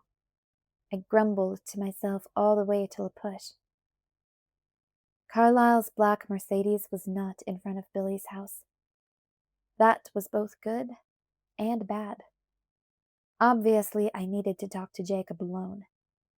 Yet I still wished I could somehow hold Edward's hand like I had before, when Jacob was unconscious. Impossible. But I missed Edward. It seemed like a very long afternoon alone with Alice. I supposed that made my answer quite obvious. I already knew that I couldn't live without Edward. That fact wasn't going to make this any less painful. I tapped quietly on the front door. Come in, Bella, Billy said. The roar of my truck was easy to recognize. I let myself in. Hey, Billy. Is he awake? I asked. He woke up about a half hour ago, just before the doctor left. Go on in. I think he's been waiting for you. I flinched and then took a deep breath. Thanks. I hesitated at the door to Jacob's room, not sure whether to knock. I decided to peek first, hoping, coward that I was, that maybe he'd gone back to sleep. I felt like I could use just a few more minutes. I opened the door a crack and leaned hesitantly in. Jacob was waiting for me, his face calm and smooth. The haggard, gaunt look was gone, but only a careful blankness took its place. There was no animation in his dark eyes. It was hard to look at his face, knowing that I loved him. It made more of a difference than I would have thought.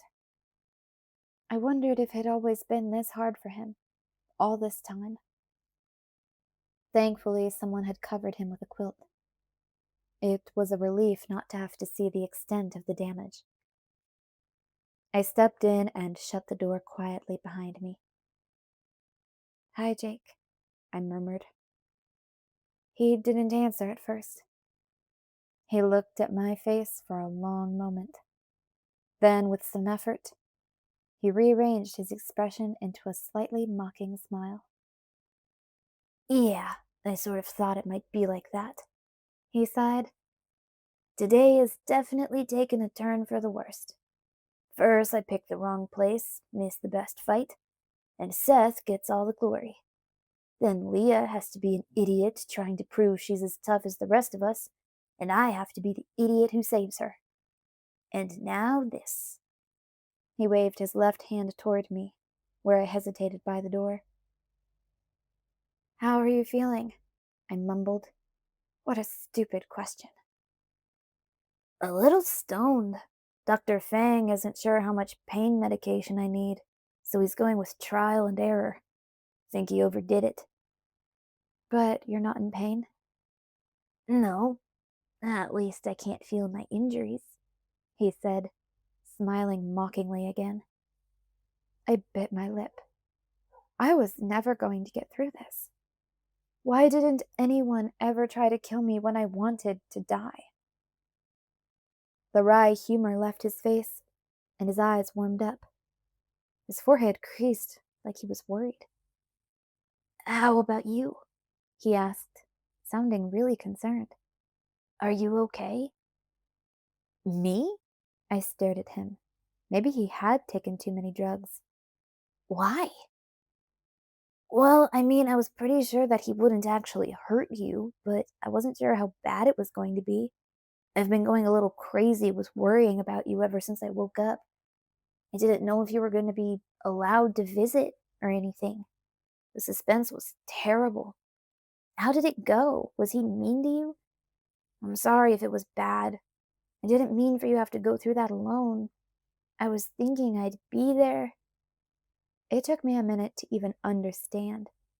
He babbled on, looking more and more awkward, until I got what he was saying. Then I hurried to reassure him. No, no, Jake, I'm fine. Too fine, really. Of course he wasn't mean. I wish. His eyes widened in what looked like horror. What? He wasn't even mad at me. He wasn't even mad at you. He's so unselfish it makes me feel worse. I wish he would have yelled at me or something. It's not like I don't deserve, well, much worse than getting yelled at. But he doesn't care. He just wants me to be happy. He wasn't mad? Jacob asked, incredulous. No, he was much too kind. Jacob stared for another minute, and then suddenly he frowned. Well, damn, he growled. What's wrong, Jake? Does it hurt? My hands fluttered uselessly as I looked around for his medication. No, he grumbled in a disgusted tone. I can't believe this. He didn't give you an ultimatum or anything? Not even close. What's wrong with you? He scowled and shook his head. I was sort of counting on his reaction. Damn it all, he's better than I thought.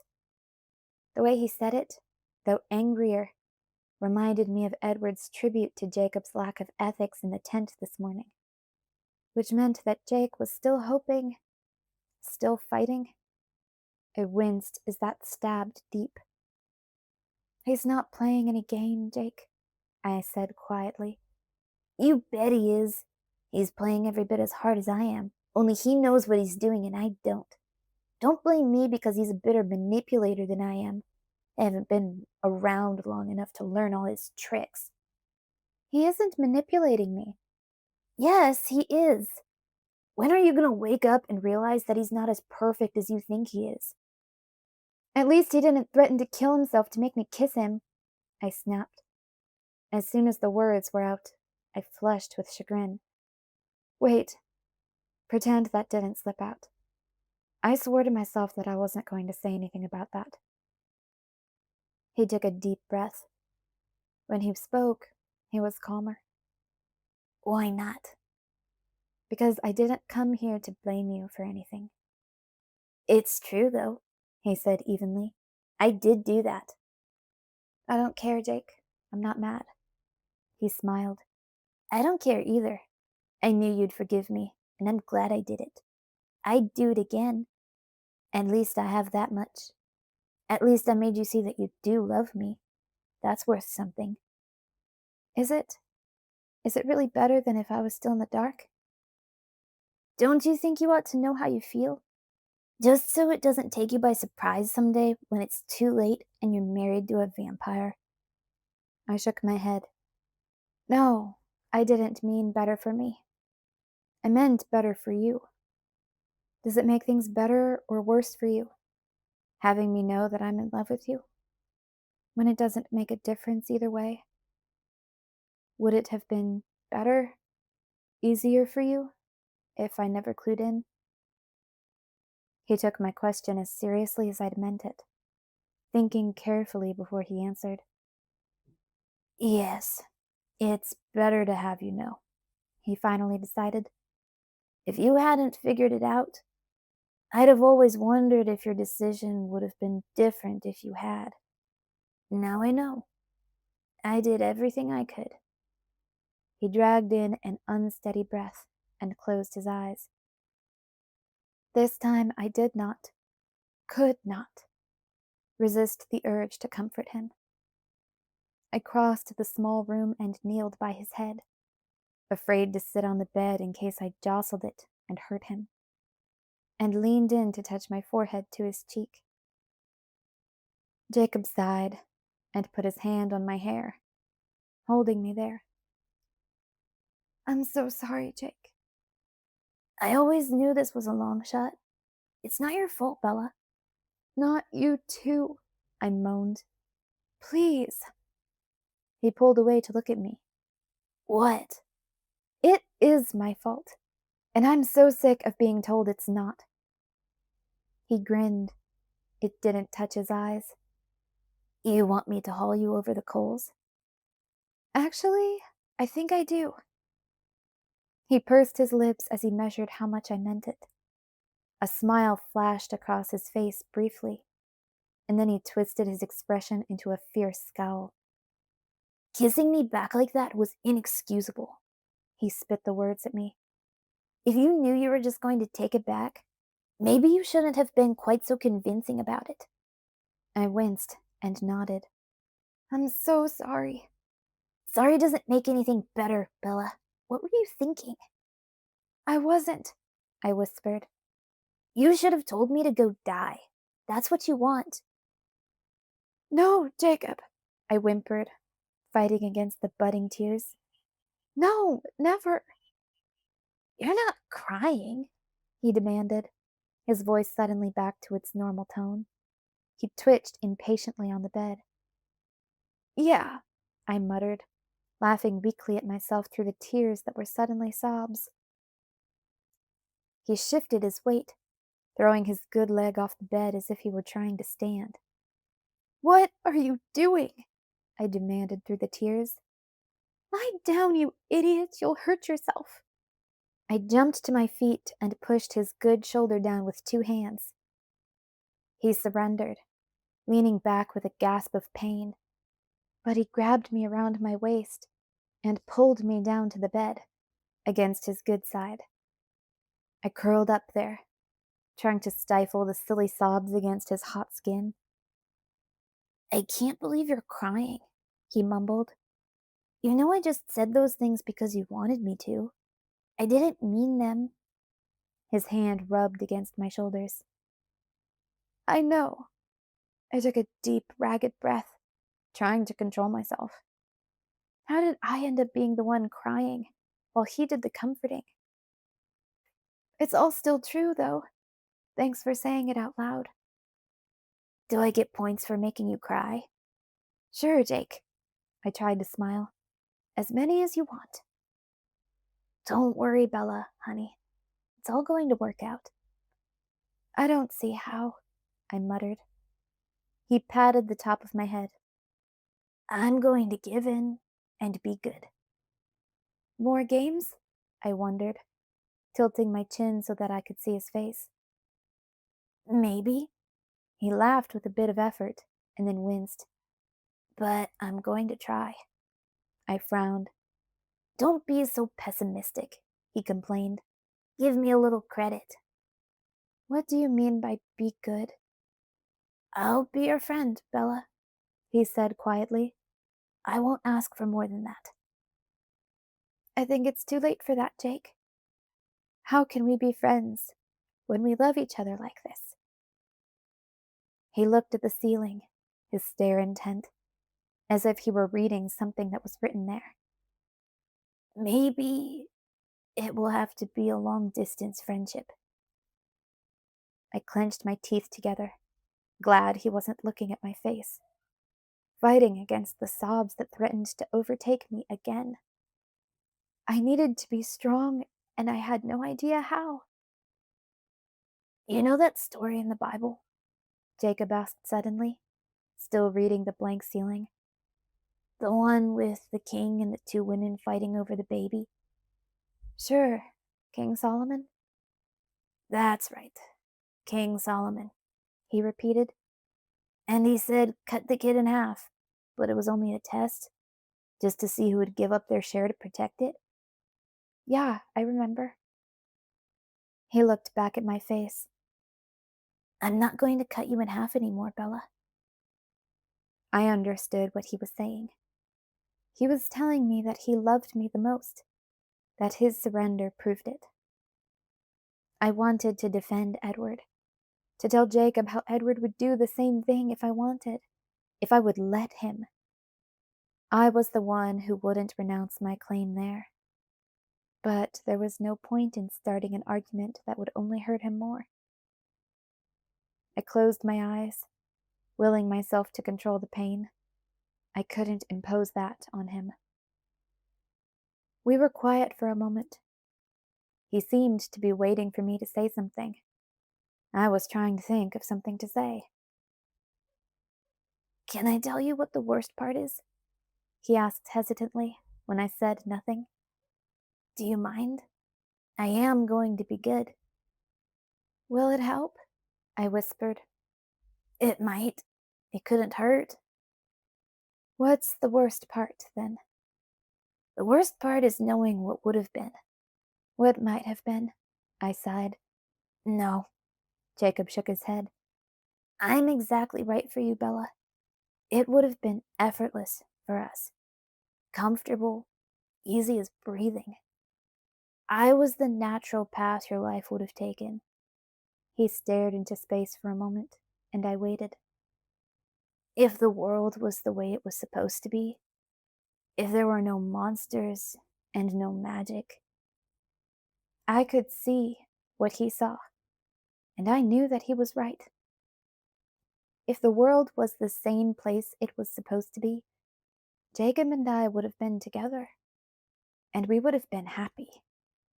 He was my soulmate in that world, would have been my soulmate still if his claim had not been overshadowed by something stronger, something so strong that it could not exist in a rational world. Was it out there for Jacob, too? Something that would trump a soulmate? I had to believe that it was. Two futures, two soulmates. Too much for any one person. And so unfair that I wouldn't be the only one to pay the price for it. Jacob's pain seemed too high a price. Cringing at the thought of that price, I wondered if I would have wavered, if I hadn't lost Edward once. If I didn't know what it was like to live without him, I wasn't sure. That knowledge was so deep a part of me. I couldn't imagine how I would feel without it. "He's like a drug for you, Bella." His voice was still gentle, not at all critical. "I see that you can't live without him now. It's too late. But I would have been healthier for you. Not a drug.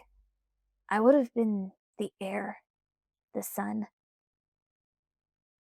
The corner of my mouth turned up in a wistful half smile. "I used to think of you that way, like the sun, my personal sun. You balanced out the clouds nicely for me." He sighed. "The clouds I can handle, but I can't fight with an eclipse." I touched his face, laying my hand against his cheek. He exhaled at my touch and closed his eyes.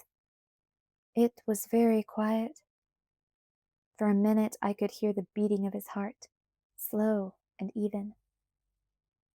"Tell me the worst part for you," he whispered. "I think that might be a bad idea." "Please?" "I think it will hurt." "Please." How could I deny him anything at this point? "The worst part?" I hesitated, and then let words spill out in a flood of truth. "The worst part is that I saw the whole thing, our whole life. And I want it bad, Jake. I want it all. I want to stay right here and never move. I want to love you and make you happy. And I can't. And it's killing me. It's like Sam and Emily, Jake. I'd never had a choice. I always knew nothing would change. Maybe that's why I was fighting against you so hard." He seemed to be concentrating on breathing evenly. "I knew I shouldn't have told you that." He shook his head slowly. "No, I'm glad you did. Thank you." He kissed the top of my head and then sighed. "I'll be good now." I looked up, and he was smiling. So you're going to get married, huh? We don't have to talk about that. I'd like to know some of the details. I don't know when I'll talk to you again. I had to wait for a minute before I could speak. When I was pretty sure my voice wouldn't break, I answered his question. It's not really my idea, but yes, it means a lot to him. I figure, why not? Jake nodded. That's true. It's not such a big thing in comparison. His voice was very calm, very practical. I stared at him, curious about how he was managing, and that ruined it. He met my eyes for a second, and then twisted his head away. I waited to speak until his breathing was under control. Yes, in comparison, I agreed. How long do you have left? That depends on how long it takes Alice to pull a wedding together. I suppressed a groan, imagining what Alice would do. Before or after? He asked quietly. I knew what he meant. After. He nodded. This was a relief to him. I wondered how many sleepless nights the thought of my graduation had given him. Are you scared? He whispered. Yes, I whispered back. What are you afraid of? I could barely hear his voice now. He stared down at my hands. Lots of things. I worked to make my voice lighter, but I stayed honest. I've never been much of a masochist, so I'm not looking forward to the pain. And I wish there was some way to keep him away. I don't want him to suffer with me, but I don't think there's any way around it. There's dealing with Charlie, too, and Renee. And then afterward, I hope I'll be able to control myself soon. Maybe I'll be such a menace that the pack will have to take me out. He looked up with a disapproving expression. I'd hamstring any one of my brothers who tried. Thanks. He smiled half-heartedly. Then he frowned. But isn't it more dangerous than that? In all the stories, they say it's too hard. They lose control. People die. He gulped. No, I'm not afraid of that. Silly Jacob. Don't you know better than to believe vampire stories? He obviously didn't appreciate my attempt at humor. Well, anyway, lots to worry about. But worth it, in the end. He nodded unwillingly, and I knew that he in no way agreed with me.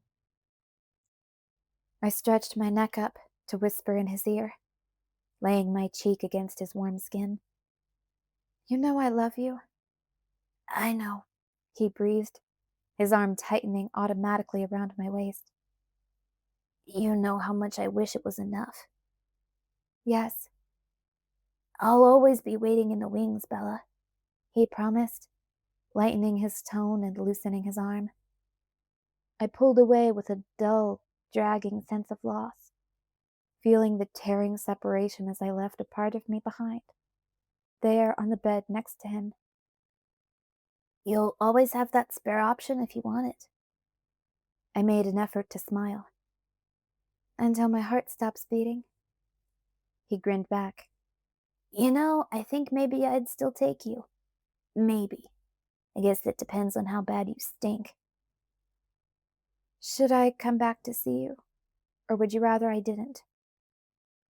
I'll think it through and get back to you, he said. I might need the company to keep me from going crazy.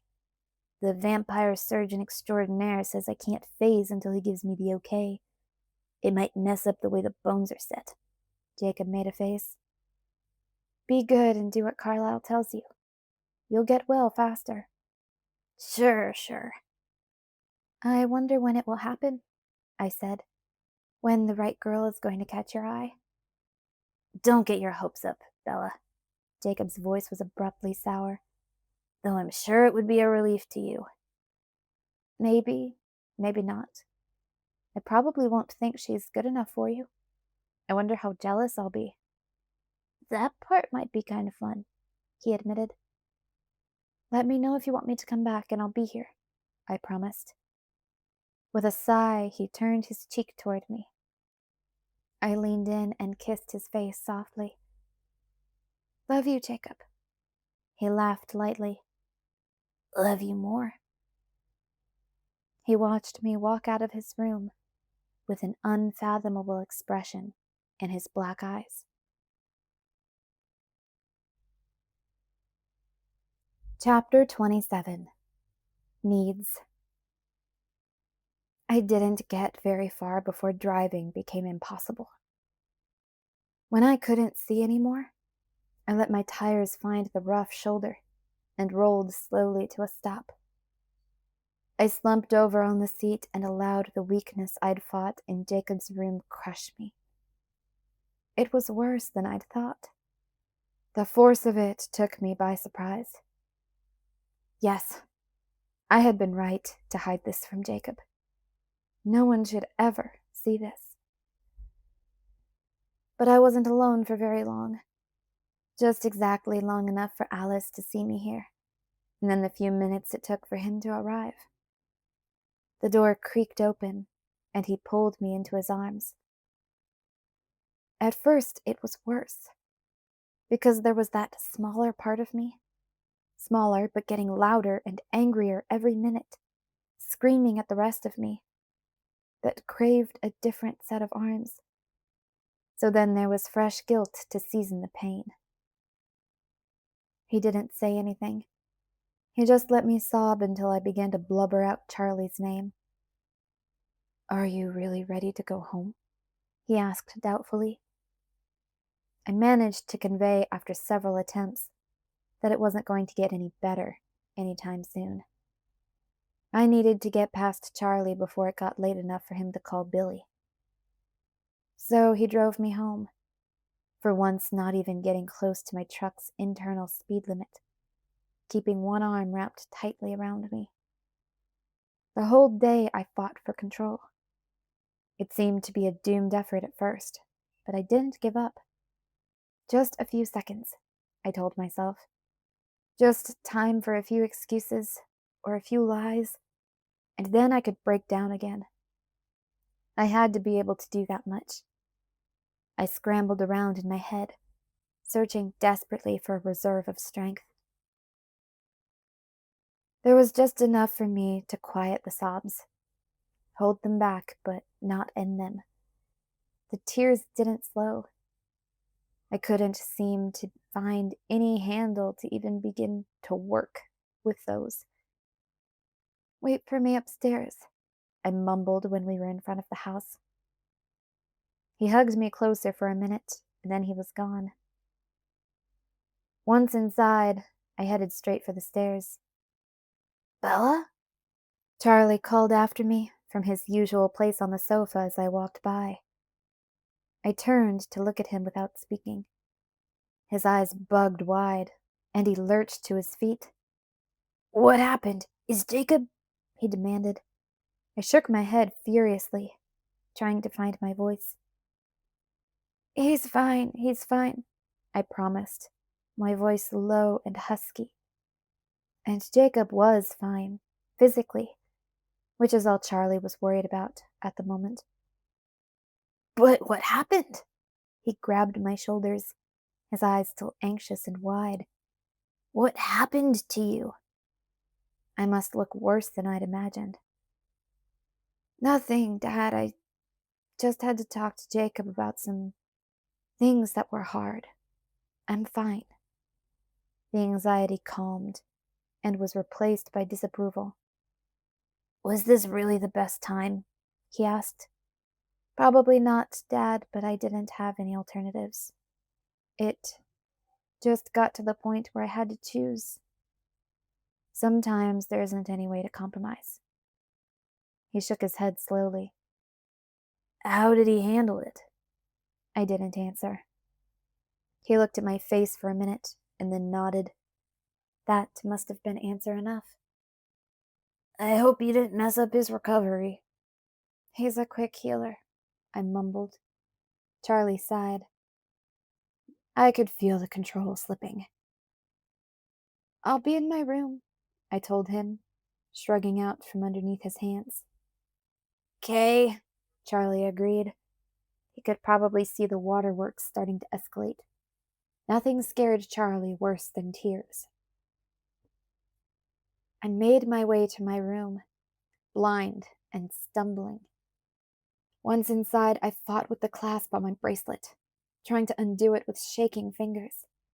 "No, Bella," Edward whispered, capturing my hands. "It's part of who you are." He pulled me into the cradle of his arms as the sobs broke free again. This longest of days seemed to stretch on and on and on. I wondered if it would ever end. But though the night dragged relentlessly, it was not the worst night of my life. I took comfort from that. And I was not alone. There was a great deal of comfort in that, too. Charlie's fear of emotional outbursts kept him from checking on me, though I was not quiet.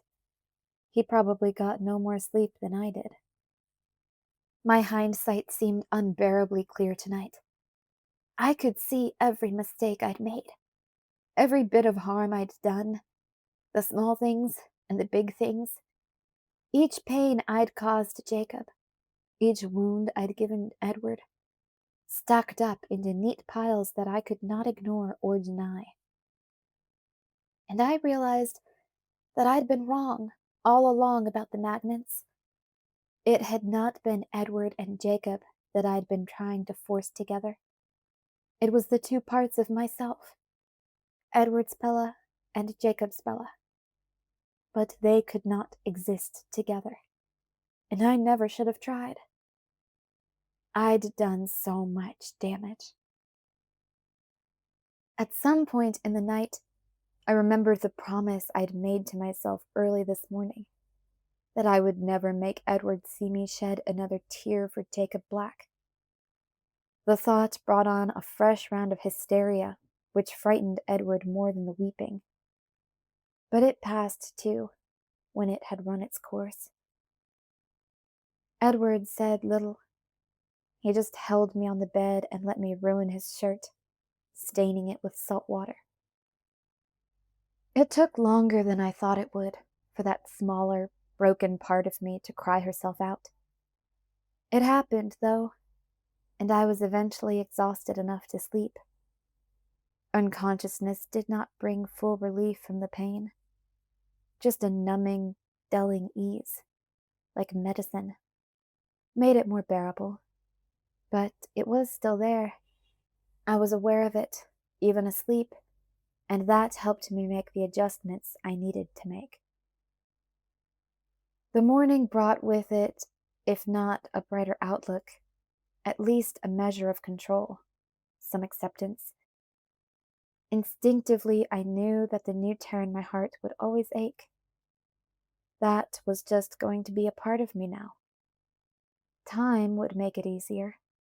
That's what everyone had always said.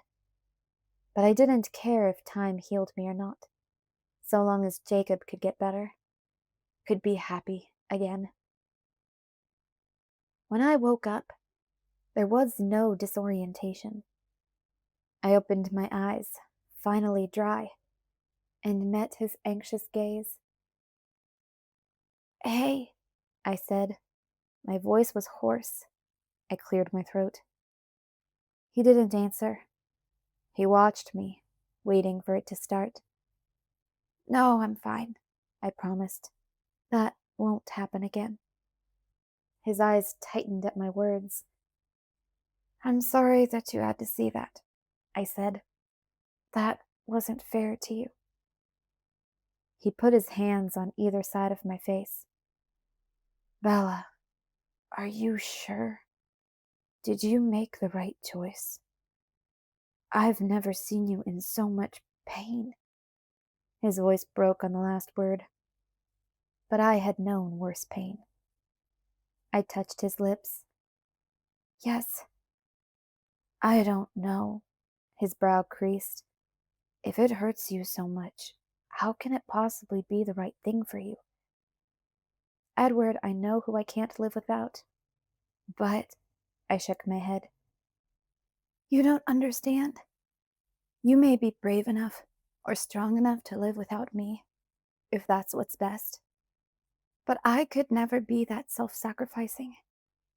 I have to be with you. It's the only way I can live. He still looked dubious. I never should have let him stay with me last night, but I had needed him so much. Hand me that book, will you? I asked, pointing over his shoulder. His eyebrows pulled together in confusion, but he gave it to me quickly. This again? He asked. I just wanted to find this one part, I remembered, to see how she said it. I flipped through the book, finding the page I wanted easily. The corner was dog-eared from the many times I'd stopped there. Kathy's a monster, but there were a few things she got right, I muttered. I read the lines quietly, mostly to myself. If all else perished and he remained, I should still continue to be. And if all else remained and he were annihilated, the universe would turn to a mighty stranger. I nodded, again to myself. I know exactly what she means, and I know who I can't live without. Edward took the book from my hands and flipped it across the room. It landed with a light thud on my desk. He wrapped his arms around my waist. A small smile lit his perfect face, though worries still lined his forehead. Heathcliff had his moments too, he said. He didn't need the book to get the words perfect. He pulled me closer and whispered in my ear, I cannot live without my life. I cannot live without my soul. Yes, I said quietly. That's my point. Bella, I can't stand for you to be miserable. Maybe... No, Edward. I've made a real mess of things, and I'm going to have to live with that. But I know what I want, and what I need, and what I'm going to do now. What are we going to do now? I smiled just a bit at his correction, and then I sighed. We are going to see Alice. Alice was on the bottom porch step, too hyper to wait for us inside. She looked about to break into a celebration dance. So excited she was about the news she knew I was there to deliver. Thank you, Bella, she sang as we got out of the truck. Hold it, Alice, I warned her, lifting a hand up to halt her glee. I've got a few limitations for you. I know. I only have until August 13th at the latest. You have veto power on the guest list, and if I go overboard on anything, you'll never speak to me again. Oh, okay. Well, yeah, you know the rules then. Don't worry, Bella. It will be perfect. Do you want to see your dress? I had to take a few deep breaths. Whatever makes her happy, I said to myself. Sure. Alice's smile was smug. Alice? I said, keeping the casual, unruffled tone in my voice. When did you get me a dress? It probably wasn't much of a show. Edward squeezed my hand. Alice led the way inside, heading for the stairs. These things take time, Bella, Alice explained. Her tone seemed evasive. I mean, I wasn't sure things were going to turn out this way, but there was a distinct possibility. When? I asked again. Perrine Bruyere has a waiting list, you know, she said, defensive now. Fabric masterpieces don't happen overnight. If I hadn't thought ahead, you'd be wearing something off the rack. It didn't look like I was going to get a straight answer. Who? He's not a major designer, Bella, so there's no need to throw a hissy fit. He's got promise, though, and he specializes in what I needed. I'm not throwing a fit. No, you're not. She eyed my calm face suspiciously. Then, as we walked into her room, she turned on Edward. You out. Why? I demanded. Bella, she groaned. You know the rules. He's not supposed to see the dress till the day of. I took another deep breath. It doesn't matter to me, and you know he's already seen it in your head. But if that's how you want it. She shoved Edward back out the door. He didn't even look at her. His eyes were on me, wary, afraid to leave me alone. I nodded, hoping my expression was tranquil enough to reassure him. Alice shut the door in his face. "All right," she muttered. "Come on." She grabbed my wrist and towed me to her closet, which was bigger than my bedroom, and then dragged me to the back corner, where a long white garment bag had a rack all to itself. She unzipped the bag in one sweeping movement, and then slipped it carefully off the hanger. She took a step back, holding her hand out to the dress like she was a game show hostess. "Well?" she asked breathlessly. I appraised it for a long moment, playing with her a bit. Her expression turned worried. "Ah," I said, and I smiled. "I see." "What do you think?" she demanded. It was my Anne of Green Gables vision all over again. "It's perfect, of course. Exactly right. You're a genius." She grinned. "I know." 1918? I guessed. "More or less," she said, nodding. "Some of it is my design. The train, the veil." She touched the white satin as she spoke. "The lace is vintage. Do you like it?" "It's beautiful. It's just right for him." "But is it just right for you?" she insisted. "Yes, I think it is, Alice. I think it's just what I need." "I know you'll do a great job with this, if you can keep yourself in check." She beamed. "Can I see your dress?" I asked. She blinked, her face blank. "Didn't you order your bridesmaid dress at the same time? I wouldn't want my maid of honor to wear something off the rack." I pretended to wince in horror. She threw her arms around my waist. "Thank you, Bella." "How could you not see that one coming?" I teased, kissing her spiky hair. "Some psychic you are." Alice danced back. Her face was bright with fresh enthusiasm. "I've got so much to do. Go play with Edward. I have to get to work." She dashed out of the room, yelling, "Esme!" as she disappeared. I followed at my own pace. Edward was waiting for me in the hallway, leaning against the wood-paneled wall. "That was very, very nice of you," he told me. "She seems happy," I agreed. He touched my face. His eyes, too dark, it had been so long since he'd left me, searched my expression minutely. "Let's get out of here," he suddenly suggested. "Let's go to our meadow." It sounded very appealing.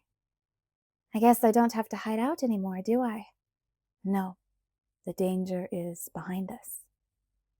He was quiet, thoughtful as he ran. The wind blew on my face, warmer now that the storm had really passed. The clouds covered the sky, the way they usually did. The meadow was a peaceful, happy place today. Patches of summer daisies interrupted the grass with splashes of white and yellow. I lay back, ignoring the slight dampness of the ground, and looked for pictures in the clouds. They were too even, too smooth. No pictures, just a soft, gray blanket. Edward lay next to me and held my hand. "August 13th?" he asked casually after a few minutes of comfortable silence. "That gives me a month till my birthday. I didn't want to cut it too close." He sighed. "Esme is 3 years older than Carlisle, technically. Did you know that?" I shook my head. "It hasn't made any difference to them." My voice was serene, a counterpoint to his anxiety. "My age is not really that important. Edward, I'm ready. I've chosen my life, and I want to start living it." He stroked my hair. The guest list veto? I don't really care, but I hesitated, not wanting to explain this one. Best to get it over with. I'm not sure if Alice would feel the need to invite a few werewolves. I don't know if Jake would feel like he should come, like that's the right thing to do, or that I'd get my feelings hurt if he didn't. He shouldn't have to go through that. Edward was quiet for a minute. I stared at the tips of the treetops, almost black against the light gray of the sky. Suddenly, Edward grabbed me around the waist and pulled me onto his chest. Tell me why you're doing this, Bella. Why did you decide now to give Alice free rein? I repeated for him the conversation I had with Charlie last night before I'd gone to see Jacob. It wouldn't be fair to keep Charlie out of this, I concluded. And that means Renee and Phil. I might as well let Alice have her fun too. Maybe it will make the whole thing easier for Charlie if he gets his proper goodbye. Even if he thinks it's much too early, I wouldn't want to cheat him out of the chance to walk me down the aisle. I grimaced at the words, and then took another deep breath. At least my mom and dad and my friends will know the best part of my choice, the most I'm allowed to tell them. They'll know I chose you and that we're together. They'll know I'm happy wherever I am. I think that's the best I can do for them. Edward held my face, searching it for a brief time. Deal's off, he said abruptly. What? I gasped. You're backing out? No! I'm not backing out, Bella.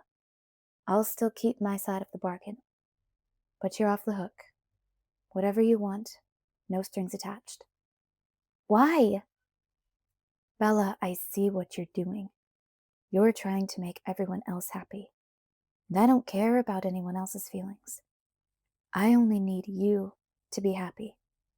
Don't worry about breaking the news to Alice. I'll take care of it. I promise she won't make you feel guilty. But No. We're doing this your way. Because my way doesn't work. I call you stubborn, but then look at what I've done. I've clung with such idiotic obstinacy to my idea of what's best for you, though it's only hurt you. Hurt you so deeply, time and time again.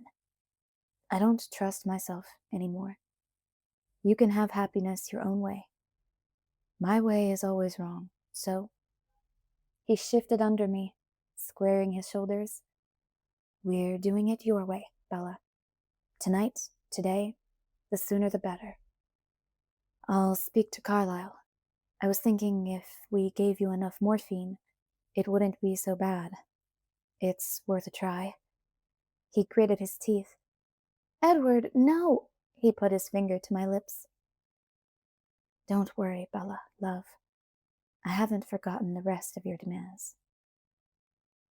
His hands were in my hair, his lips moving softly, but very seriously against mine, before I realized what he was saying, what he was doing.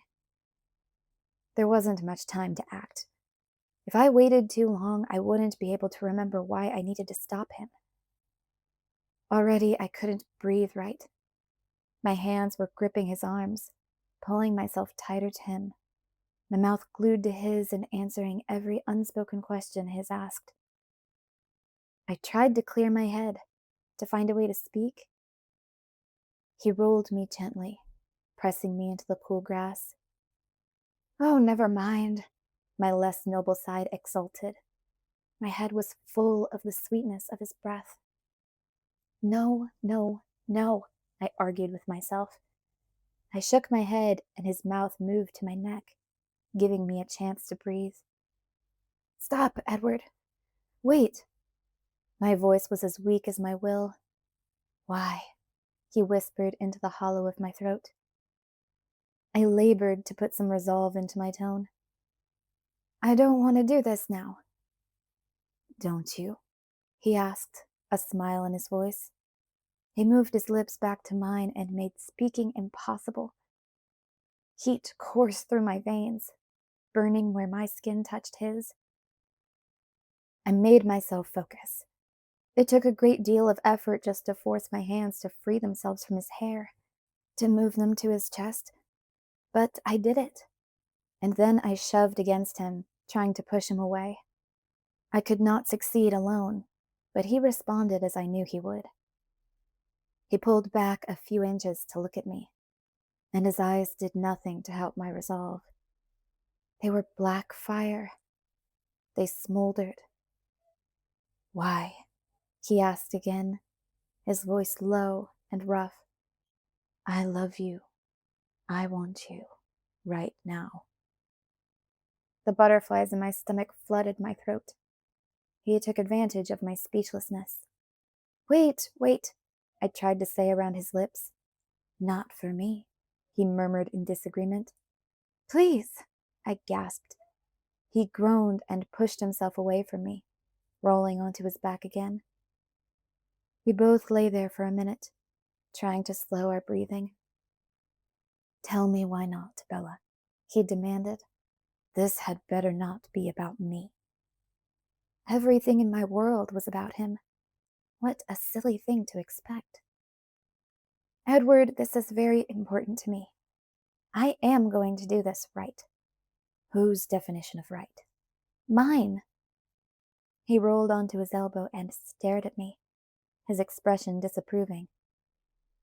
"How are you going to do this right?" I took a deep breath. "Responsibly. Everything in the right order. I will not leave Charlie and Renee without the best resolution I can give them. I won't deny Alice her fun if I'm having a wedding anyway. And I will tie myself to you in every human way before I ask you to make me immortal. I'm following all the rules, Edward. Your soul is far, far too important for me to take chances with. You're not going to budge me on this." "I bet I could," he murmured, his eyes burning again. "But you wouldn't," I said, trying to keep my voice level, not knowing that this is what I really need. "You don't fight fair," he accused. I grinned at him. "Never said I did." He smiled back, wistful. "If you change your mind, you'll be the first to know," I promised. The rain started to drip through the clouds just then. A few scattered drops made faint thuds as they struck the grass. I glowered at the sky. "I'll get you home." He brushed the tiny beads of water from my cheeks. "Rain's not the problem," I grumbled. "It just means that it's time to go do something that will be very unpleasant and possibly even highly dangerous." His eyes widened in alarm. "It's a good thing you're bulletproof," I sighed. "I'm going to need that ring. It's time to tell Charlie." He laughed at the expression on my face. "Highly dangerous," he agreed. He laughed again and then reached into the pocket of his jeans. "But at least there's no need for a side trip." He once again slid the ring into place on the third finger of my left hand, where it would stay, conceivably for the rest of eternity. Epilogue. Choice. Jacob Black. "Jacob, do you think this is going to take too much longer?" Leah demanded, impatient, whiny. My teeth clenched together.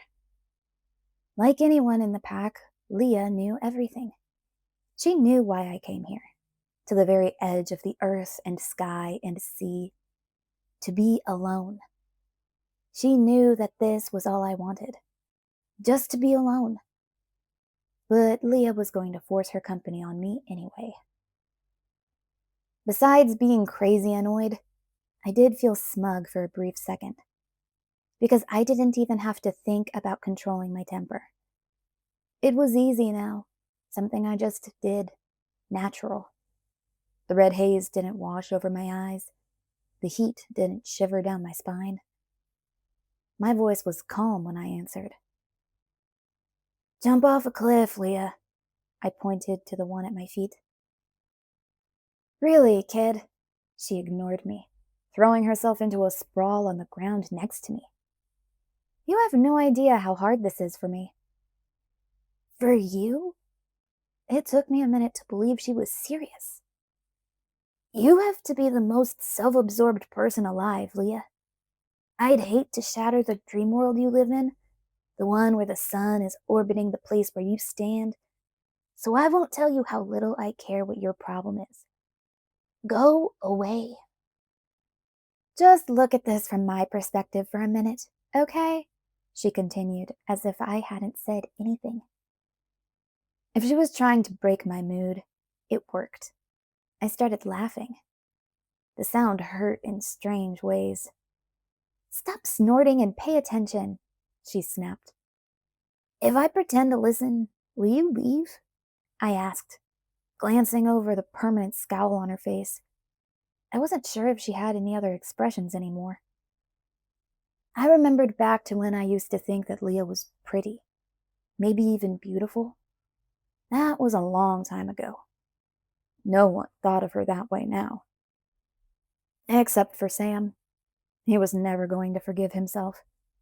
Like it was his fault she'd turned into this bitter harpy. Her scowl heated up, as if she could guess what I was thinking. Probably could. This is making me sick, Jacob.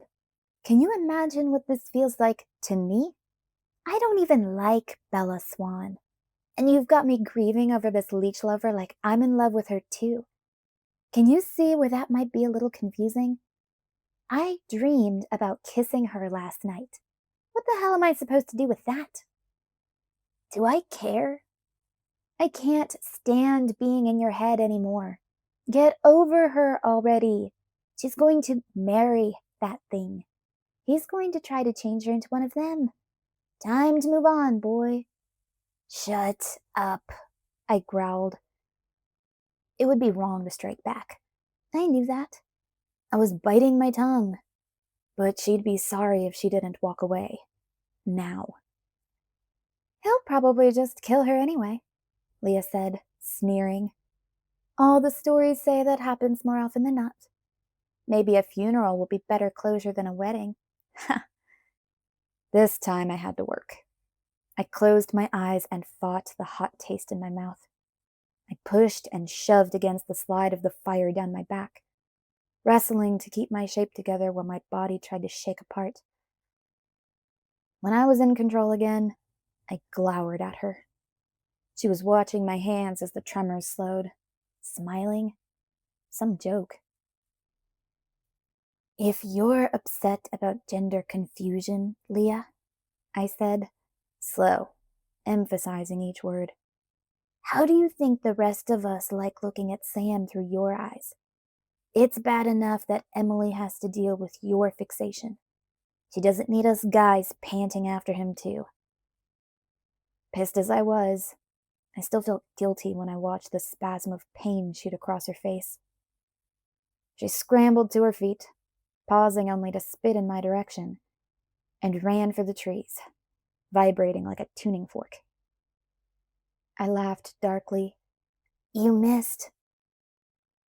Sam was going to give me hell for that, but it was worth it. Leah wouldn't bug me anymore, and I'd do it again if I had the chance. Because her words were still there, scratching themselves into my brain, the pain of it so strong that I could hardly breathe. It didn't matter so much that Belle had chosen someone else over me.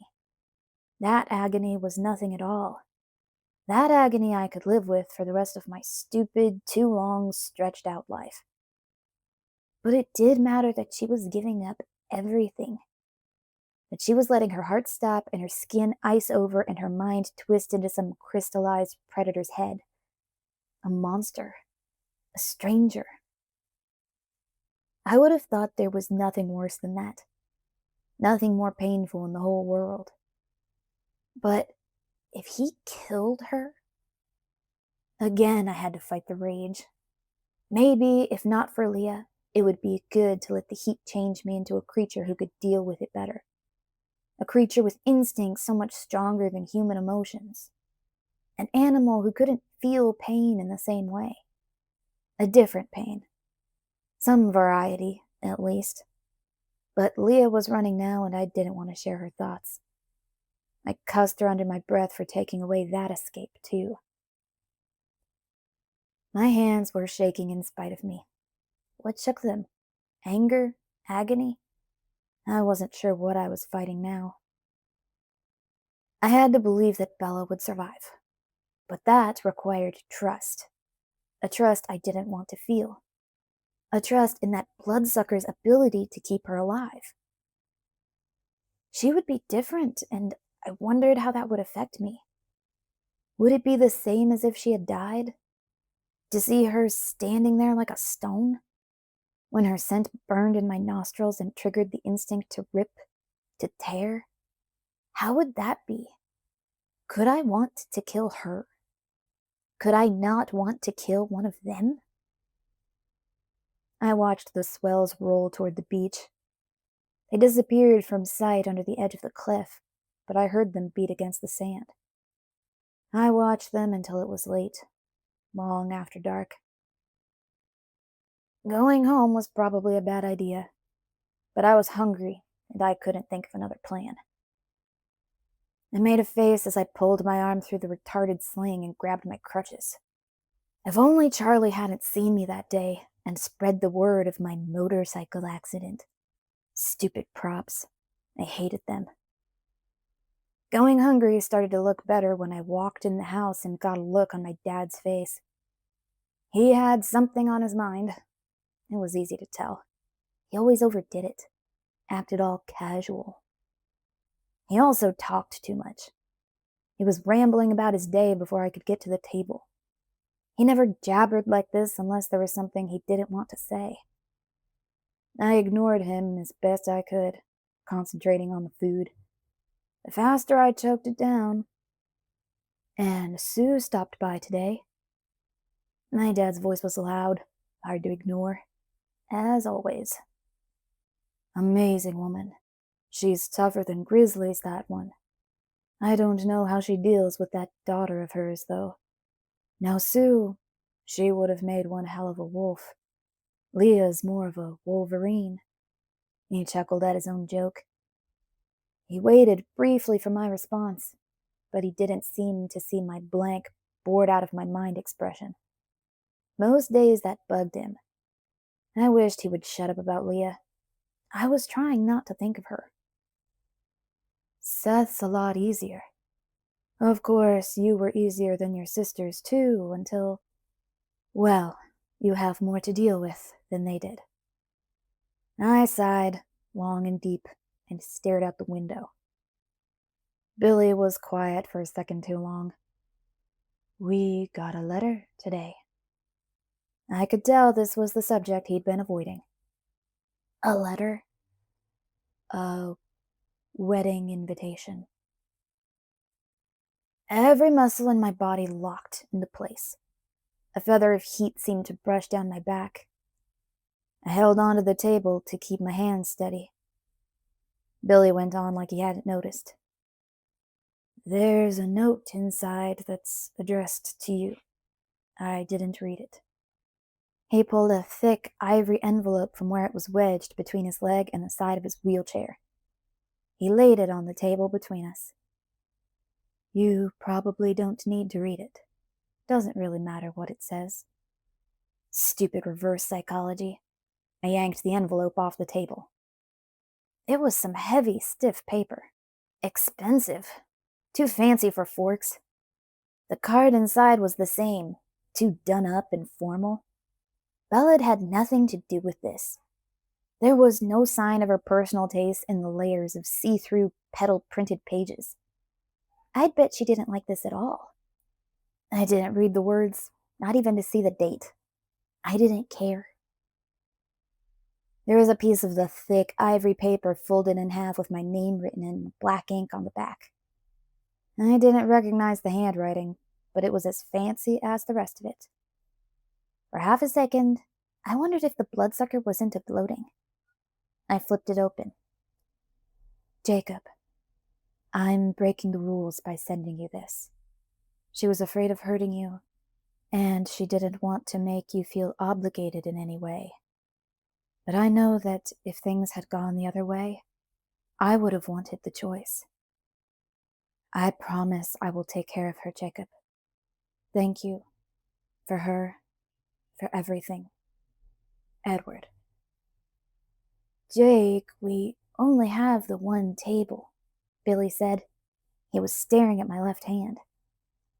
My fingers were clamped down on the wood hard enough that it really was in danger.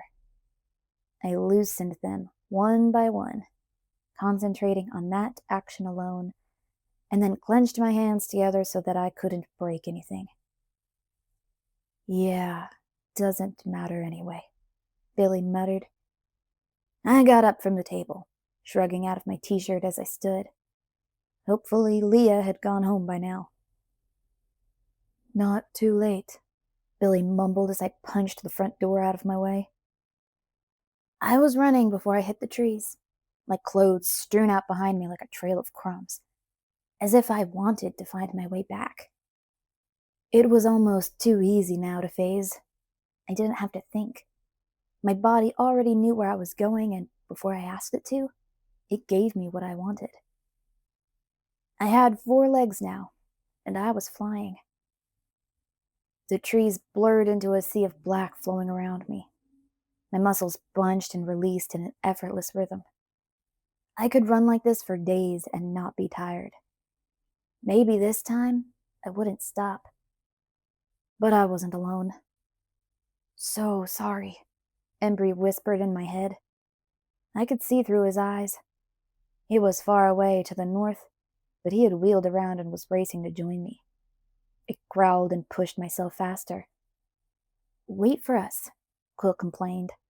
He was closer, just starting out from the village. Leave me alone, I snarled. I could feel their worry in my head, try as hard as I might to drown it out in the sound of the wind and the forest. This is what I hated the most. Seeing myself through their eyes, worse now that their eyes were full of pity. They saw the hate, but they kept running after me. A new voice sounded in my head. Let him go. Sam's thought was soft, but still in order. Embry and Quill slowed to a walk. If only I could stop hearing, stop seeing what they saw. My head was so crowded, but the only way to be alone again was to be human, and I couldn't stand the pain. Phase back, Sam directed them. I'll pick you up, Embry. First one, then another awareness faded into silence. Only Sam was left. Thank you, I managed to think. Come home when you can. The words were faint, trailing off into blank emptiness as he left too. And I was alone. So much better. Now I could hear the faint rustle of the matted leaves beneath my toenails, the whisper of an owl's wings above me, the ocean, far, far in the west, moaning against the beach. Hear this and nothing more. Feel nothing but speed, nothing but the pull of muscle, sinew, and bone, working together in harmony as the miles disappeared behind me. If the silence in my head lasted, I would never go back. I wouldn't be the first one to choose this form over the other. Maybe, if I ran far enough away, I would never have to hear again. I pushed my legs faster, letting Jacob Black disappear behind me.